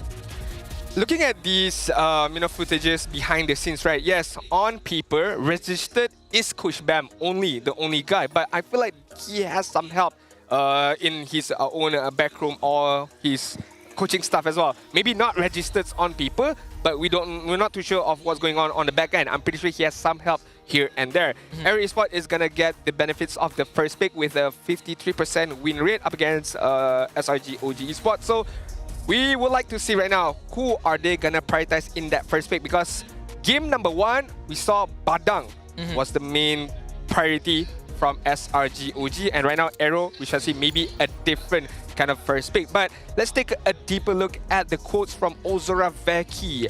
Based on our screen results, I feel like we have a really good chance at MSC, but I want us to keep the same mindset. Taking one game at a time, because that's what makes us strong. With our current form, I believe we can be a strong contender at MSC again. Just a few things. The last part, I really like it. They know that they are the defending champion, but he did not mention he believes that he can defend the title. He just mentioned be a strong contender. So showing respect to other team, and of course showing humility as well for his own teams. Yeah, I think as long as you're a professional player, as long as you're competing, you will want to win, right? I think there's been so many conversations going around, and I'm involved in some of them. You know, wondering if SRG OG can be a contender or can they defend their throne. I would always say, I want us to defend our throne, but in the event that we fall short of that, I want us to give a good fight. I think that's what makes us proud. That's what keeps us on the map. We don't have to win every single time, although there will be the best case scenario. Of course. But I want us to keep putting up a fight to tell everyone else that we are also improving over time. I mean, as we take a look at internationally as well, right? Jungler highest average goal per minute. We have Kaltizi with 705.9 goal per minute. Skies with 780. We have Throwboy with 780 as well. This is the only difference of 0.1. We have Skazu 774, and we have Sujin from MPL Indonesia 764. Just a highlight, Throwboy is from MPL MENA, if I'm not mistaken. No, MPL Cambodia. Cambodia, my bad. Oh, Throwboy. Throwboy is MENA, sorry. MENA. I was looking at Sakzu. Sakzu is? Cambodia. Cambodia. Yeah, but Throwboy actually, he just won MPL MENA yesterday, so they got a direct slot into MSC. The second place, Team Falcons, will have to play through the wildcards, which is also pretty sad, bittersweet, right? Team Falcons Philippines finishing in 3rd place yesterday, so their only representatives, at least for MSC, is going to be Team Falcons MENA, who will have to play through wildcard. And that is not unsure yet, because they would still have to play the wildcards. But right now, a WhatsApp from Ozora Veki. What do you think about the playoff as in general right now in terms of the schedule? You need a really strong stamina, because if you win, you have 2 matches in one day. That's pretty significant change for me. I wouldn't say it's an advantage, because our main focus is still the same, secure the MSC slot. So same as the video interview they did with Innocent. Regardless of whatever it is, we just want to secure the slot first, and how they do that is win this game and win the upper bracket finals as well. Yeah, and I think for some of these players or teams, they they are used to this format, right? Like last season, Todak and Vamos had to do the same thing. A day after the play-ins, they had to play upper bracket semis and then upper bracket finals. That's how Vamos got the first slot to M6. So I feel like, obviously right now we don't have Todak and Vamos, but it's not the first time we have this kind of format. It is a marathon, but let's take it one step at a time. Like Becky said, we head into game 2 draft. AERO Esports right now on first pick. Yeah, right now we take a look on what is the main prioritization for the AERO Esports, because they do have the first pick, right? If you were in the camps of AERO right now, what would be the main priority for you? Are you going to go for, your Hazel effect, or are you going to try to win your EXP lane, be more flexible in your draft? I think honestly, for me, I'm looking at Zkif and Kim, right? I think I want to rely on these two to facilitate Hazel. This will be my priority. I think Kusei, he's good on his own. There were moments that I had doubts about Kusei. I think he is one of the weaker links in AERO Esports, but on a good day, Kusei is one of the reasons that they are winning games. Ban-wise, this is sort of what I expected. I expected the Badang to be banned out. I don't think AERO wants to first pick Badang like what SRG OG did. I know they definitely don't want that Phovis to go through the SRG OG because it's not a first pick for AERO themselves. It is so far going according to what I envisioned. Though the ship ban, I would think that SRG OG is the one that bans it, but AERO decides to take it out themselves. I'm not sure SRG OG gonna ban out the Baxia here or not. And even if they don't ban it out, is it going to be a main thing for AERO? Okay, don't need to answer the question because Baxia is going to get banned out either way. AERO right now do have the flexibility of picking up a Kimi.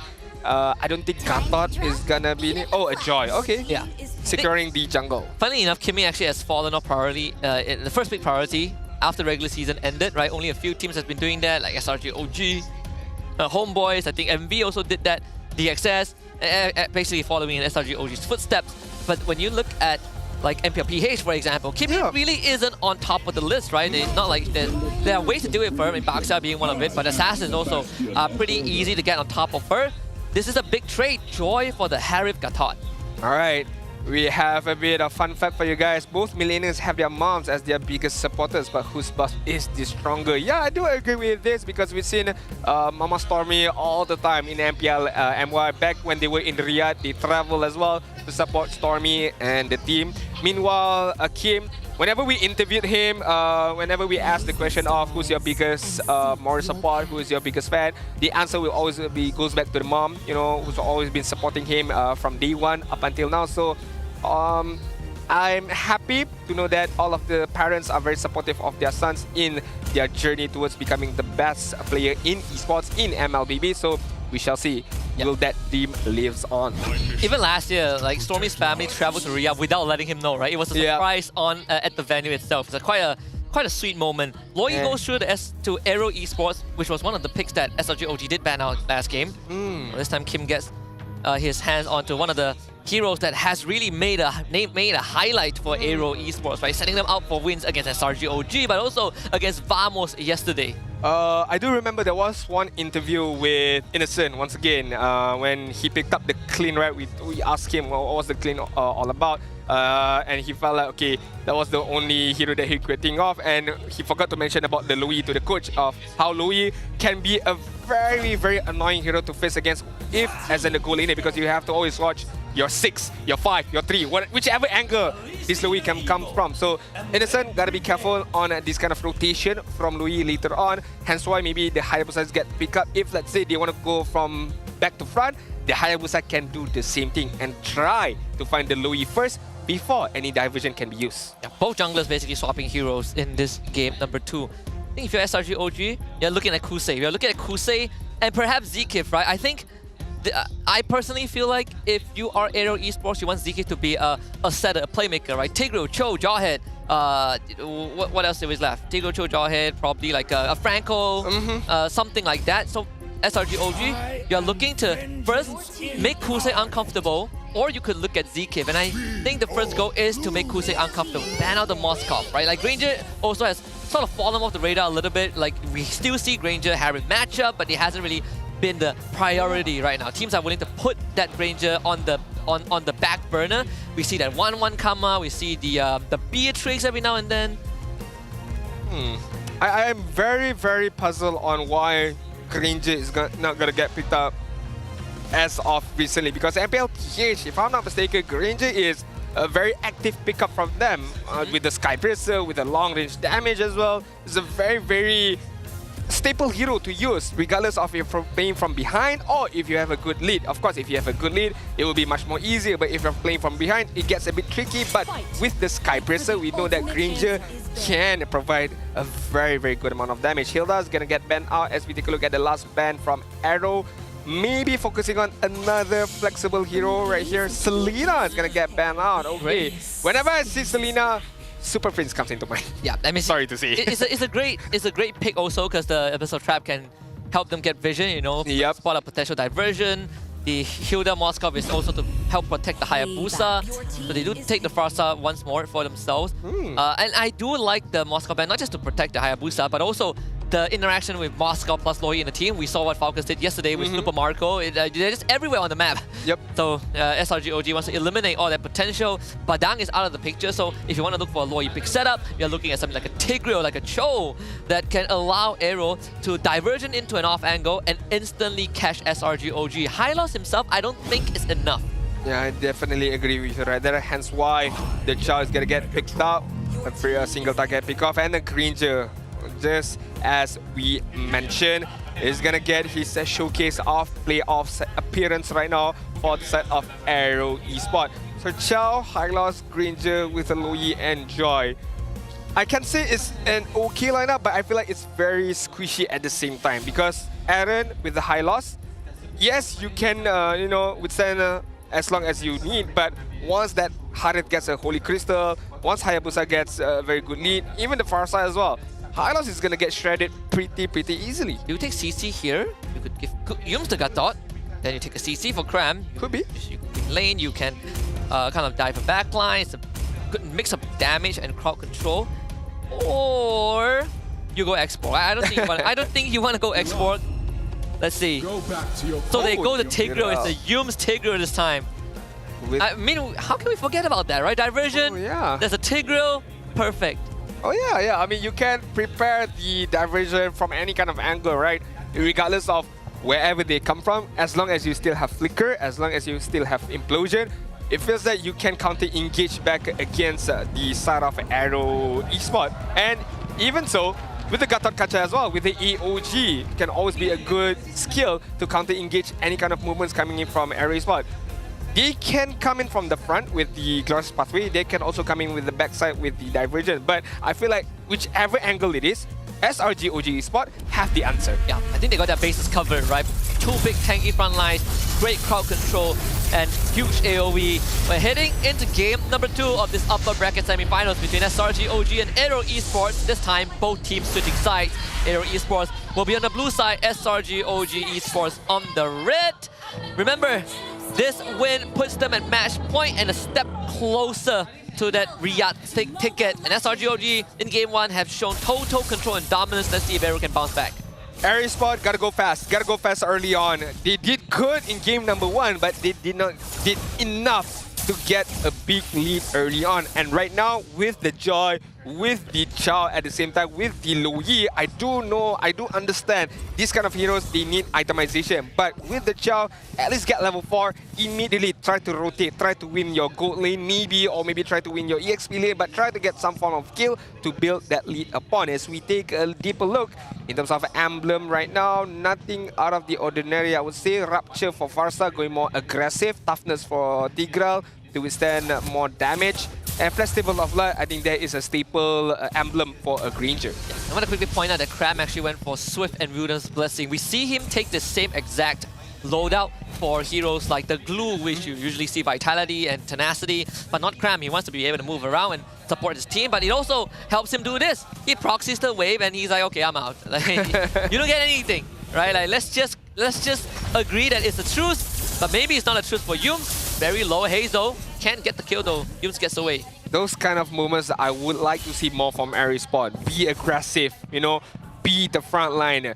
Push the envelope up against SRG OG Esports. You can't win by being passive. You can't win by not doing anything, because SRG OG Esports, they're just also not going to do anything, but at the same time, they're going to farm up Innocent, they're going to farm up Skies, and when the time is right, they're going to come out with good amount of damage, good amount of item as well. So AERO Esports right now, level 4. Level 4 is what they need, especially for Zakif to be able to do something in this first turtle. It's going to be very important if you can catch the guys or Stormy. That would be great. I mean, even this top side, right? Like top lane, Kusei going toe-to-toe with Innocent, right? He won the level 1 trade, he forced an early regeneration. Oh, no. Stormy's gonna come in and bail Innocent out, trying to make Kusei miss that level 4 just by a little bit. And I think mission accomplished. Innocent gets freed from the lane and now regains control. A small movement, but big impact right there. And talking about big impact, Zaki! Oh, the angle going a bit wide, and now he has missed the window because Yum is level 4. Looking for an implosion, gets it a bit late, so Turtle does go over to Hazel. First blood as well. Zkip comes back in with a Jikundo on a cramp. SRG OG will just back off. Even with a bad initiation or a different angle or an off angle right there, but still, AERO Esports managed to come out on top just now. Augie shot a kill from Sakai, he's gotta be careful. There's a diversion to the top lane as well. Play is happening on multiple ends of the map. Innocent is gonna try to man fight him. Zaman Force, Chrono Dash, left, right, center, the hybrid lifesteal, 7% key insight. More than enough to keep him alive. Against ZK, who tries to get him but cannot get the pickup. Sakai does go down to Hazel behind the scenes, but SRG OG once more bails the half-man, half-beast. That is very, very unfortunate of Kim right there. Good diversion, but he did not bring anyone with him. He was hoping that Kusei could dove that turret, but Kusei as well was very, very low on health. He could not do any diving. He could just hope that the Death Sonata hits the Harith, but the distance was too far away and the damage from Louis was not enough to kill Innocent at the same time. But when that particular movement happened on top, we managed to see on the back side where Sakai got taken away by Hazel, if I'm not mistaken, who managed to get a kill. And right now, the goal lead are in the favors of AERO Esports, better than game 1. Yeah. They're about to be a bit more substantial if they keep this ball rolling, right? Even though early on Stormy bailed Innocent out from the lane state, Kusei is regained control. And the good news is that Innocent didn't have to use Purify to get away from Kim, but the bad news is that he now is forced to stay on an island on his own, whereas Kusei gets to move. I feel like that is still okay for Innocent. You know, Innocent staying in an island just farming out is very, very scary once he gets out of that island with Holy Crystal, with Stalem's Sight as well, and with Purify still on hand to be able to escape from any kind of Jikundo or Way of the Dragon from Zakif. And as we take a look at Zakif, try to catch out Yos, but not managing to do that. Diversion! Here's Zaman Force, Purify, this time not gonna get away. Great angle from AERO. Yeah, Innocent, Yoms are gonna get caught up by Aaron, but no further engagement needed right there. SRG OG Esports gotta fight this 4 versus 5. Are they gonna able to do that? Cram is gonna go on the back line, try to create some disturbance. Early revitalize, the kick is enough to kill Yoms, but still, Sakai gets away with Grand Theft Turtle. Oh, at least SRG OG gets something. But now they need to defend this mid turret. It's not easy though. AOG is going to be committed by Cram. He wants to get away, but he won't be able to.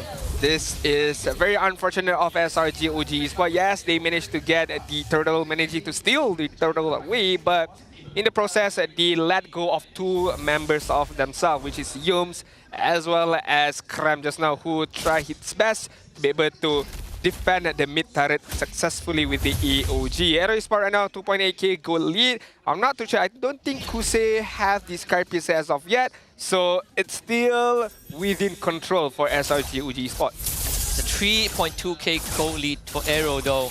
And Hazel has a lot more freedom compared to what he had in game 1. Stalem's Sight finally completed for Innocent. A bit late on that money, but what to do, right? He's just receiving so much pressure. He's either dead, which he did die just now, or he's forced to take a backseat. Which brings us back to the facilitation between the relationship between Kim and Zkip. Yep. Right? We see the setup with this Loyi. You give him a playmaking hero that can help Zkip playmake, and we get moments like these from AERO. Yeah, I like it. I like it a lot, very, very much right now. Look at the position of Zkip, spotting out Yums right there, knowing that there are some trouble kind of coming in the way of Kusei. Cram is not going to get taken out, you know, just got to get a few hits onwards towards the other side. Cram. The facilitation on the kid. Cyclone Eye actually allows him to juke out Cram's AOG. Most likely will get a trade with the help of Kusei. That's an execute though. Stormy has Zkip in his face. A flicker kick. Good stuff from Zkip. As Hazel 1v1 Sakai in the back line. Double kill for Kusei. Now Innocent left all alone. But this time he's not a 1-1. And Zaman Force has limitations. Triple kill for Kusei. And AERO wipes the floor with SRG OG. A 10-0 in terms of kill. A clean wipe out from AERO Esports. Not only that, after Kusei managing to get a Sky Piercer, immediately triple kill on his name, and that Sky Piercer stack is gonna skyrocket as of now. AERO Esports are in the driving seat, and this is what we talk about. AERO Esports gotta play fast, gotta play aggressive early on because it's still very much early. We're still in the 7-minute phase of the game, but they have built a good lead, and right now is how they use the lead. Kick onto Yums. AERO instantly cancels the feather airstrike, so SRGOG, again, they will have to retreat, and I don't think this time they want to contest the turtle in any capacity. Yep. Hazel walks away with the objective. I mean, one of the things that we look forward to every time a team faces off against SRGOG is how far can you push them, right? Yep. How far can you push them in terms of the in-game fights? And this time, they should get the first kill on a Z-Kib. Yeah, that's a confirmation from Sakai. Okay. But yes, I was saying, how far can you push them in-game, and how far can you push the draft, right? SRGOG hasn't really found the need to, oh, we gotta show all our hidden heroes, right? We just go for the same rotation, we interchange a little bit, and we win games. AERO is the only team that took a point off of them in the regular season, and we are seeing glimpses of that. Yeah, and I think this is one of the rare moments in MPL MY we got to see SRGOG Sport playing from behind. How well do they play from behind right now? Against 7k goal lead, level differences as well. Look at Sky's level 10, meanwhile Hazel level 13 already. While Sky's only hit level 11 just now. So 2 level of difference between Hazel as well as Sky's. And let's not talk about itemization. As we know, it's a big amount of difference. 3 items already picked up by Kusei. Meanwhile, on Innocent, only the Stardom side has been seen as of now. So SRGOG Sport, we know that mid-game is their game, but right now, the game is not within their hands. How do they go about it? Yeah, I mean, the silent attacks from AERO Esports has been great, right? Shut Innocent and Cram down. Innocent, that's only 2 shots, 3 shots, and he's out of the fight. Number 4 forces Innocent into a disabled spot. Cram uses Revitalize and AOG to stall out the push, able to save the structure for now. But that's all SRG can afford. They have to keep playing on the back foot. Yeah, they have to keep playing on the back foot. Farm up first, get the next piece of item, and try to take on the team fight. Well, not necessarily try to take on a team fight, but try to put up a defense and counter-engage first. Diversion on top, sending Hazel to be able to push that top side, but this allows SRGOG to be more aggressive, knowing that the diversion has been used. Yeah, I think they saw that diversion too, so now they're going to try to apply some pressure on this mid-tier 1. If they can get it, it's great, but AERO Esports will not make it easy. Great glorious pathway from Aaron to cut off that entry, that access to the structure. SRGOG, they are at the Lord Pit. They do have the initial control, but this is not going to be easy. I mean, 1 level, 2, 3 levels down is not good for them to be able to take on this team fight. Zakiv is going to get on with it. And a good taunt, and AOG prop before the kick. Still, Kusei fights the execution, though. Implosion did come through in the end, but AERO Esports just way too strong in this situation. 4 kills for them, 3 of them for Kusei. And with 1 last diversion, Kim makes sure the Sakai does not get to join the fight. Kusei now goes on the chase. Number 4 coming through, legendary. An absolute maniac performance from this Granger. All in all, AERO Esports are functioning like a well-oiled machine team where Zakiv moves first, tries to get a Jikundo, tries to get a kick to be able to give those skills to Kusei. Meanwhile, all of that happening, Hazel, knowing the job as a joy, he goes onto the back line, tries to disturb the momentum of Stormy, not allowing Stormy to open up the feather aspect for a long period of time. And right there, Stormy did a minor mistake, if I'm not mistaken, where he turns into the wings by wings, but not managing to get away from that particular angle. And again, for the first time ever, I feel like SRGOG Esports are losing 11k goal differences. I think we've seen this. 11k. Last team that did that was probably Vamos in the playoffs last season, but not to an extent of 11,000. Yeah, probably close to like 8 or 9. This is almost an impossible angle to come back from, but it is a good sign for AERO Esports supporters who are seeing the recovery when they get onto the comfort pick. 70 stacks on Sky Piercer, almost 600 stacks on the passive Kusei. He is eating breakfast, lunch, and dinner, and supper, and tomorrow's meal in a fine dining setting. 1 last glorious pathway. The carpet laid out by Aaron. SRGOG still managing to clear out the waste, but this is without the Lord. The Lord hasn't even arrived yet. This is very hard, even with a high ground defense like a Farsar, right? But it can be easily counter-engaged by the Joy. With the Rhythm of Joy, of course, going onto the back line and try to disturb the far side for that's right. But the lot has been taken away by SRG really, really well. But honestly, AERO Esports, I don't think they used the lot well right there. They could have set up for a tri-lane push, but the lot was easily taken away. Right now, AERO Esports gotta wait for the next minion wave, and maybe the bot side is gonna be the main prioritization here. Yeah, again, laying out the glorious pathway to facilitate ZK. Come in with another kick this time on the Yums. He wants the implosion, but cannot get it off. And Kusei is legendary. So guys, forced to deal with Hados. Clears out the top wave. So I guess at the end of the day, AERO Esports, they took the bottom inhibitor, almost a 13k goal lead, and SRG OG barely stays afloat in this game. I feel like Innocent has been stayed for very, very long time at that level 11 Harith. I feel like we've gone like 2-3 minutes, a good 2-3 minutes. He's still particularly level 11, and right now, they can't do anything. Stormy gets taken away! And Hazel just deletes the backline of SRG OG. And to those who doubt AERO in the regular season, they say that that one game was a fluke. I think this is not a fluke. This is a sign of dominance. This is a sign of that 80% confidence. Kusei wraps it up at AERO Esports with the equalizer. We have a game in our hand, ladies and gentlemen. Not only a game, but a very strong showcase. A very, very strong showing as well. That the defending champion of MSC can bleed. The defending champion of MPL MY can bleed, and they bleed hard. They bleed goddamn hard right there, Husky. 12k deficit. In terms of kill as well, there was a good 5 to 6 to 7 minutes where SRG OG could not get any kills, to the point where Yums had to make a one-man implosion to just get some bit of momentum going for SRG OG Esports. But it did not matter at all. No, it did not.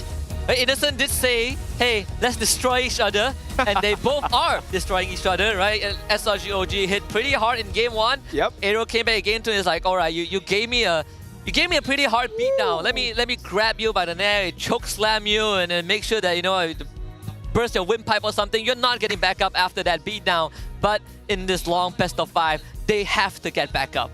Hey, the fans are getting their money's worth of matches right now. I mean, it's very, very intense between both of these teams. Game number 1 won by SRG OG Esports on a very good fashion. Game number 2, yeah, it was quite beating by AERO Esports. So I think it sets up for game number 3. Who's going to get the better draft? Who's going to get the first pick? And so far, whoever gets the first pick gets a very, very dominating win. But on that particular game itself, for the MVP, I mean, you could give it to Kusei, you could give it to Hazel as well at the same time to go on to the backside. You could give to the facilitator for Zakif. But let's take a look at who's going to be the MVP for that game. It's going to be Kusei with the Granger, fly high with AERO without any death at all. And I think, what, 10 kills or 11 kills? 12 kills. 12 kills. Yeah, I say like there were moments where Kusei felt like the weaker link, right? Yep. He has made some oopsies, but on a good day when Kusei is feeling himself, this is the Kusei you get. He is just running down SRG OG, and he's manhandling Innocent, right? He won a level 1 trade, won level 4 trade.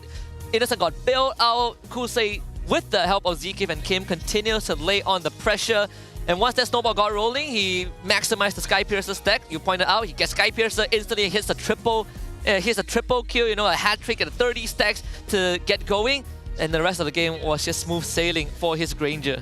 Yeah, very, very smooth sailing right there, because we just recently only talk about the Granger. Feel like, okay, why are they not picking up the Granger? Because it's a very, very good hero, can play well from behind, can play very, very well when you're up ahead. For example, like this game, immediately after the Sky Piercer being built up upon, triple kill, increasing more of the stacks for the Sky Piercer and allow himself to be more aggressive. This is a very strong showcase why I feel Granger is a very, very solid pickup if he is able to use. But to be fair, you did mention, on a good day, this is what we can see from Kusei, this is what we can see from Granger. Overall, let's take a look, right? There was one turtle was stolen by Skies just now, but in general, the neutral objectives was won by AERO Esports on how they move as a team very, very frequently, very, very vastly as well, with the diversion from Loyi, with the opening map of Aaron, and as well from Chow. Hazel, I like the way that he played right there, 7-0 and 6, perfect gameplay. Every time there's a fight going on, regardless whether it's Aaron who started the team fight or Zakif, Hazel will always go to the back line, and his main target is Stormy. Yes, to kill, but more importantly, to shut down the Friday Airstrike. Yeah, I think because once Yums is out of the picture, Cram can only really do so much, right? And we all know Gatot, if he's the only sole crowd controller in the lineup, he really has too much on his plate. I think AERO Esports again played it really well, right? The pick off on the Yums, ZK giving Yums the Game 1 treatment that he received when he was on the Franco, and Yums was kicking him into SRG OG. On top of that is also, you look at the net worth lead AERO had, it was what? Almost 15,000 in 13 minutes. 80% of that net worth lead is split between Kusei and Hazel. Kusei almost 6,000 ahead of Innocent. Hazel almost 6,000 ahead of Sakais. This is a clear violation, right, between Kusei and Hazel. They just played a flawless game. Yeah, flawless game. That is the word right there. Flawless is definitely the right subjective word to use or to explain on how AERO Esports played that game number 2. 21-3 in terms of kill. 13-minute mark is all that it took for AERO Esports to take a win, take the W on that game. 73,000 damage from Kusei, and that all came from the Death Sonata, the Rhapsody with the Sky Piercer as well, with the stacking built up on him as well at the same time, and it did not give any single room for SRG OG Esports to breathe. Number 1, to be able to counter-engage. Number 2, because they had the Gatot Kaca, they had the Tigreal as well, can counter-engage with the Implosion, with the AOG, and not to mention, to layer it on top of that, the Augie Shadow Kill, the Feather Airstrike. But what happens when AERO Esports take one of the components away, which is the Tigreal? Now you're down with only AOG to set up or to counter-engage. You don't have any front line, you don't have any body. When you don't have any body, that gives a free pass for Hazel to go on the backside. That also gives the free pass for Kusei to go more aggressive, to pump up more Death Sonata shots against SRG OG Esports. And that is how AERO Esports play, taking out one component away from SRG OG Esports, and it allows everyone, people like Hazel, you know, our rich guy, people like Kusei, the carry, to just be more aggressive and to deal those damage to the main damage dealer of SRG OG Esports. Yeah. This kind of it's like a reminiscence of yesterday when AERO Esports was up against Team Vamos. In that game number 2, right, AERO Esports also was figuring out how to get to the backline with Team Vamos. Just by looking at the hero composition, it's the same incident, it's the same situation with SRG OG, where their front line wants to be in front. They want to facilitate, they want to make sure that AERO Esports cannot go any further, but AERO Esports just has such good backline dives that once the backline of SRG OG is exposed, there really wasn't a way back into the fight. They just have to take the IL, and the snowball, it just keeps on going. And the damage from SRG OG was not enough. They were trying to really make moves and commit to get onto AERO Esports. I really got to give it to ZK. I think he has some great kicks, some great setups. The patience and discipline on this show really was what gave AERO Esports the head start that they need and allowed the rest of the team to eventually, you know, play around him and take down SRG OG. Yeah, I agree with you right there. Nothing much can be said more about this game. It's just a clean win from AERO Esports in general. From get-go up until the end, from minute number 1 up until the end, and SRG OG Esports could not somehow claw their way back into this game. Most of the time, we've seen SRG OG Esports manage to claw their way back, but this game is an exception. It's because of how AERO Esports do understand. Take away one main component from SRG OG Esports, it gives a free room for them to be able to go more deeply and more intensely up against SRG OG. So this is a very good example case of SRG OG Esports. Now, what will be the game plan? What will be the mindset? We lost game number 2. Yes, it's not the end of the world as of yet, but hey, this is something that we have to take a deeper look. If we want to become a champion, we have to come back from this. Yeah, and on top of that is also, we wanted to see how far can a team push SRG OG, and once more, the only team that's done it in regular season does it again. And in an even more dominant fashion, right? I don't think the regular season was this dominant. SRG were fighting back, but this one, SRG just got laid flat on the ground. HomeBois has pushed them deep into the hero pool. Let's see if AERO can also push SRG down that route. I mean, like AERO Esports gave SRG OG a taste of their own medicine, I would say so. But For you guys out there, if you did not manage to get the Phase 1 tickets for playoffs, it's okay. We still have Phase 2 ticket playoffs, but it's going to be on sale at the 1st June, 8 p.m. That will be tomorrow. No, today. My bad. Today, 8 p.m. today. So just before the last game starts, the upper bracket finals game starts, the ticket will be live, and I have to remind them, please stand by on multiple devices. If you have 10 devices, please be on standby on those 10 devices, because you don't know which device will get you in the queue to be able to get those tickets, because upper bracket finals tickets only took less than 1 minute to get sold off.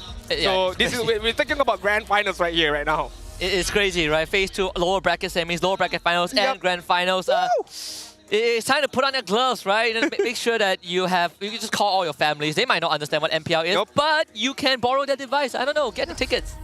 Just whatever it is, get those tickets immediately. Remember, 8 p.m. tonight will be the battle. But right now, we gotta head over to Poji with some of his interview segments. Thank you kepada Lafel, Adin dan ramai lagi. Kalau nak sebut nama penuh pula kan. Dan sekarang kita bersama dekat dalam Beyond The Meta bersama saya, Poji. Yang di mana kita akan membincangkan mengenai berita-berita semasa, berita-berita info-info penting dan juga gosip-gosip panas. Benda yang berlaku dekat semua scene untuk MLBB ni. Berita yang pertama sekali lah saya nak sampaikan berkenaan dengan Filipina, iaitu dekat MPL PH semalam tim Liquid bertemu dengan Falcon PH, tapi Falcon kalah. Tim Liquid menang. Siapa sangka, siapa jangka. Kemenangan 4-1 dekat situ membuktikan tim Liquid dah pun berjaya book slot untuk ke MSC. Untuk tim Liquid PH, ini adalah salah satu pentas pembuktian dan juga pentas redemption pada mereka, sebab kita dah lama tak nampak mereka dekat pentas antarabangsa. Pada masa yang sama juga semalam kita ada playback lah satu video daripada King Kong, yang di mana King Kong cakap dia rasa Falcon boleh menang, tapi prediction dia salah.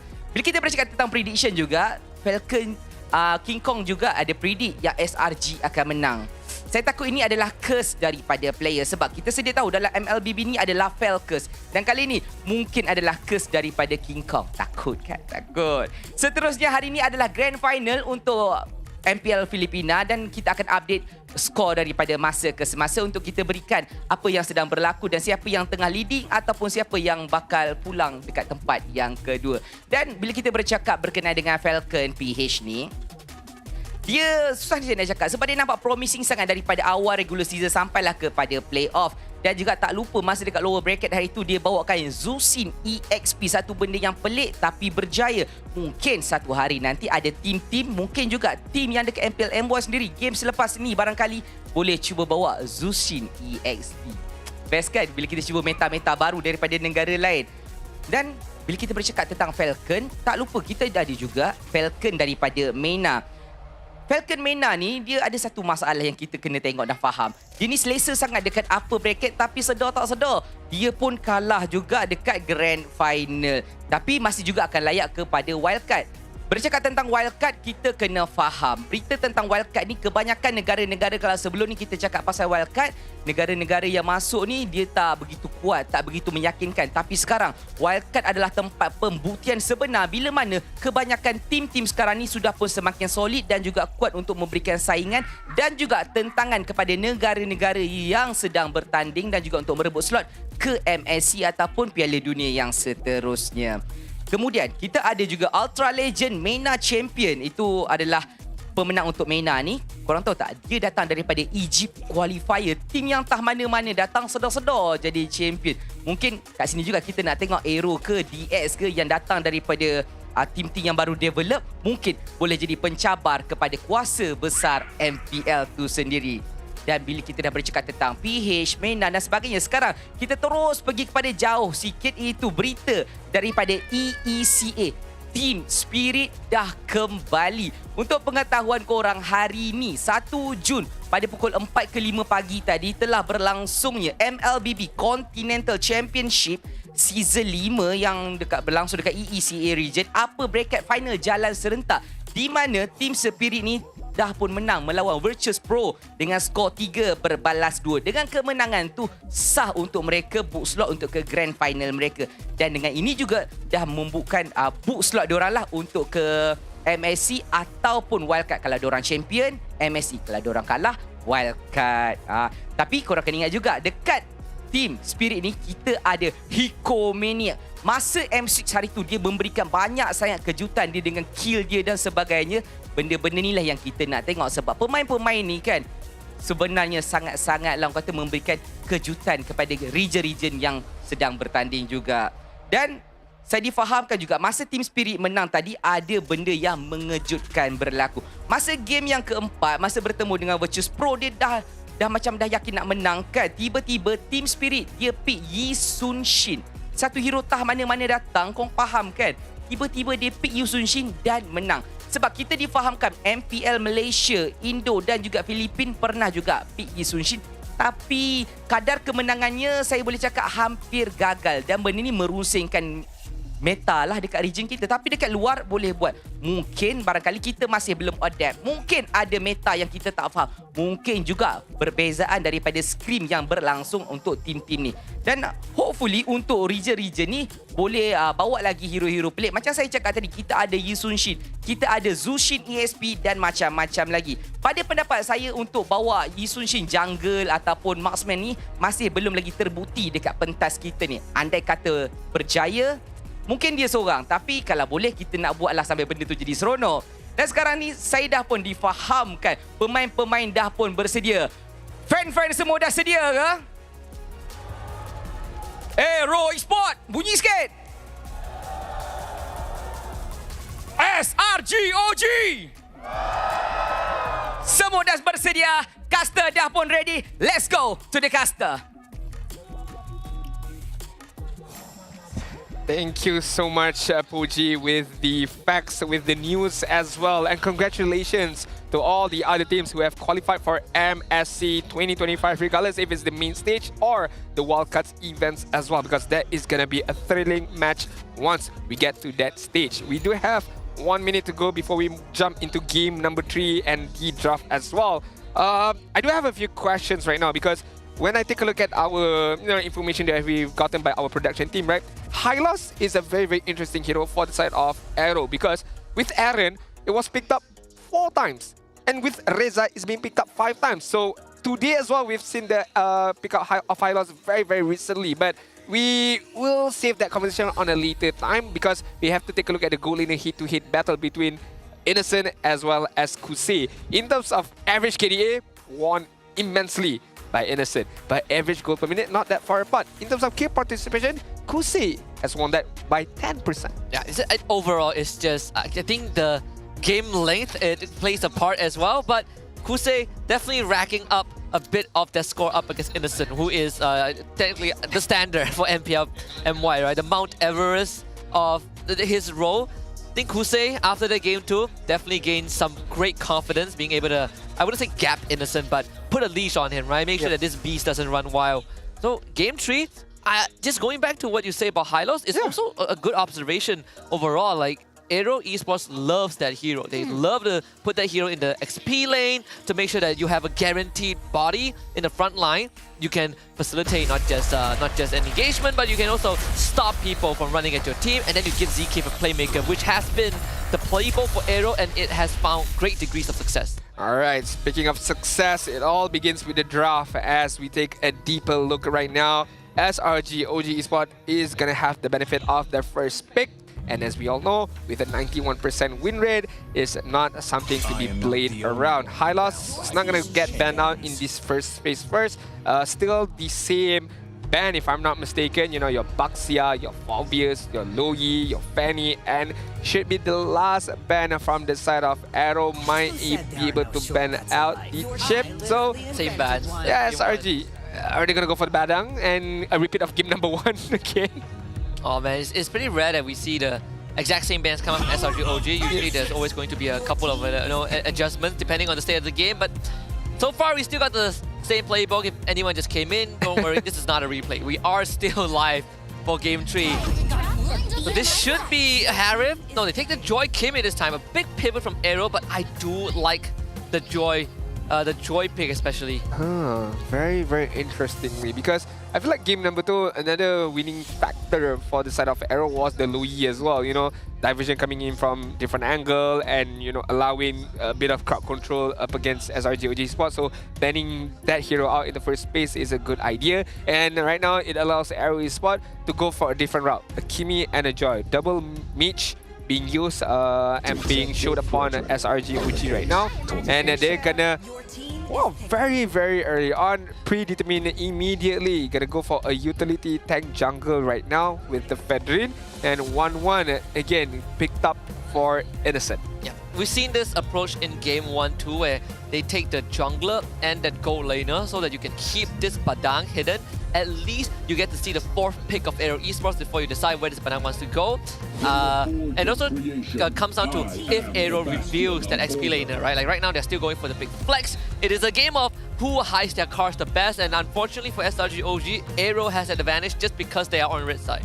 Okay, right now I feel like maybe, just maybe SRG OG Esports don't need to ban out the high loss, I feel, because one for a fact that they have a Fedrin, so AERO Esports might need to have another some form of damage dealing heroes to be able to deal a good amount of damage with the armor of Fedrin with the high HP base at the same time.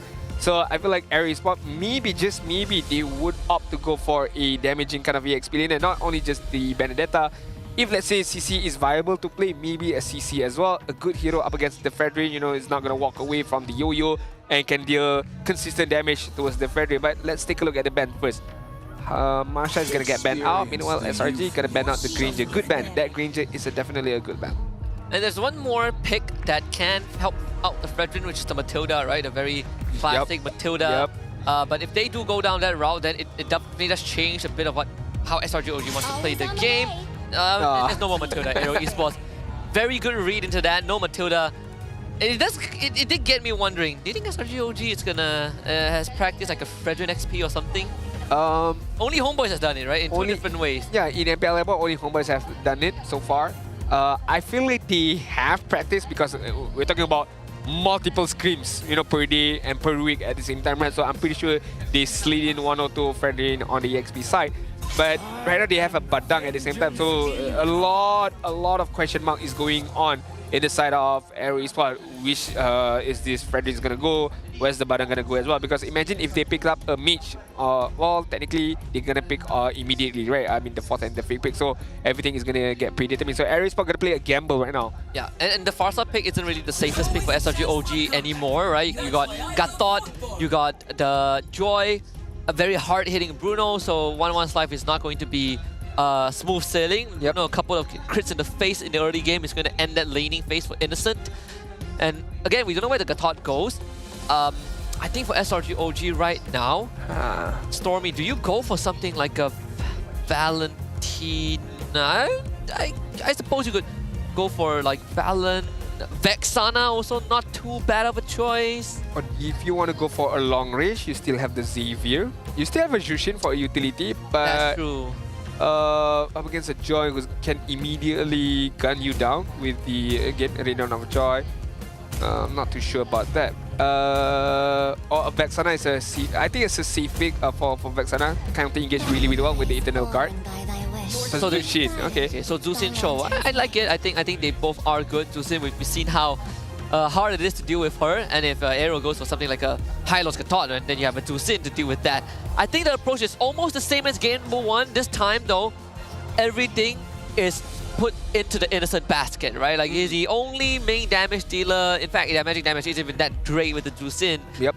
So you send the target to Innocent, he sets out the crossbow tank, he lets loose, and you hope that he can close out the game in time. Honestly, if you pick up a high loss right now, it's not that bad either, because in terms of damaging, as you mentioned, there's only 1-1 to be able to deal that damage, right? Others are more utility, more of a facilitator. So I feel like the high loss can withstand a bit longer with the Revitalize at the same time. Even Franco isn't too bad, I think. Oh, I feel like this is a risky pick, only because Arlot does not have a good percentage here in MPL MY. Speaks for itself, 0% win rate. So based on that itself, you know, stats don't lie. At the same time, I feel like it's a very risky pick. But if it works out well, then hey, who knows? This Arlot could be the game changer. Arla has always been a hero that it's sort of like a Tigreal but long range, right? Like you get a good final slash in with a flicker, it changes the course of the game. And I think in this case, the displacement from Arla actually pretty darn good. We've seen you can catch a 1-on-1 if you time it right. You can swipe these front lines to the side and give a clear path for the Joy to enter the back line. AERO has a very interesting approach to game number 3 with this gotcha Arlott pick for Aaron in the XP lane. So let's head into the land of Dawn for game number 3 of this upper bracket semi-finals and see who will be the first team to take the lead in this best of 5. I do agree with you right there. So ladies and gentlemen, welcome for those who have you just tuned in into our first match of the day. This is game number 3. The scores are even Stevens right now. SRG OG Esports is on 1 point.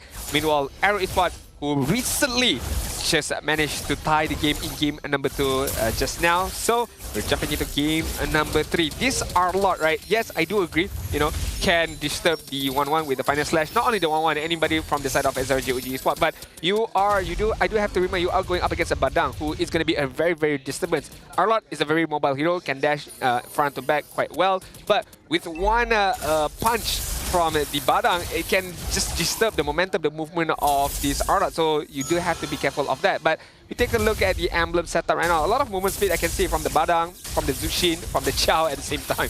Yeah, I think again ZK is doing a very good job of trying to get Hazel ahead as quickly as he can, right? Sitting one of the camps away from the Fredrin. Sakai generally clears slower just because of the hero matchup. Hazel gonna hit 4, even steals the gold crab in that gold lane, which Kusei is keeping Innocent in check. We get a quick pause. Let's see which side calls. I think it's from SRG. SRG OG, yeah.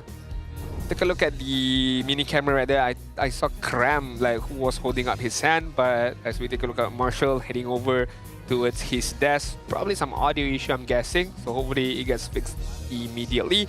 Let's take a look at the gold lane, because I feel like, yes, as much as I don't want to to focus much on the gold lane side, but I think Innocent spilled his water or something. Oh really?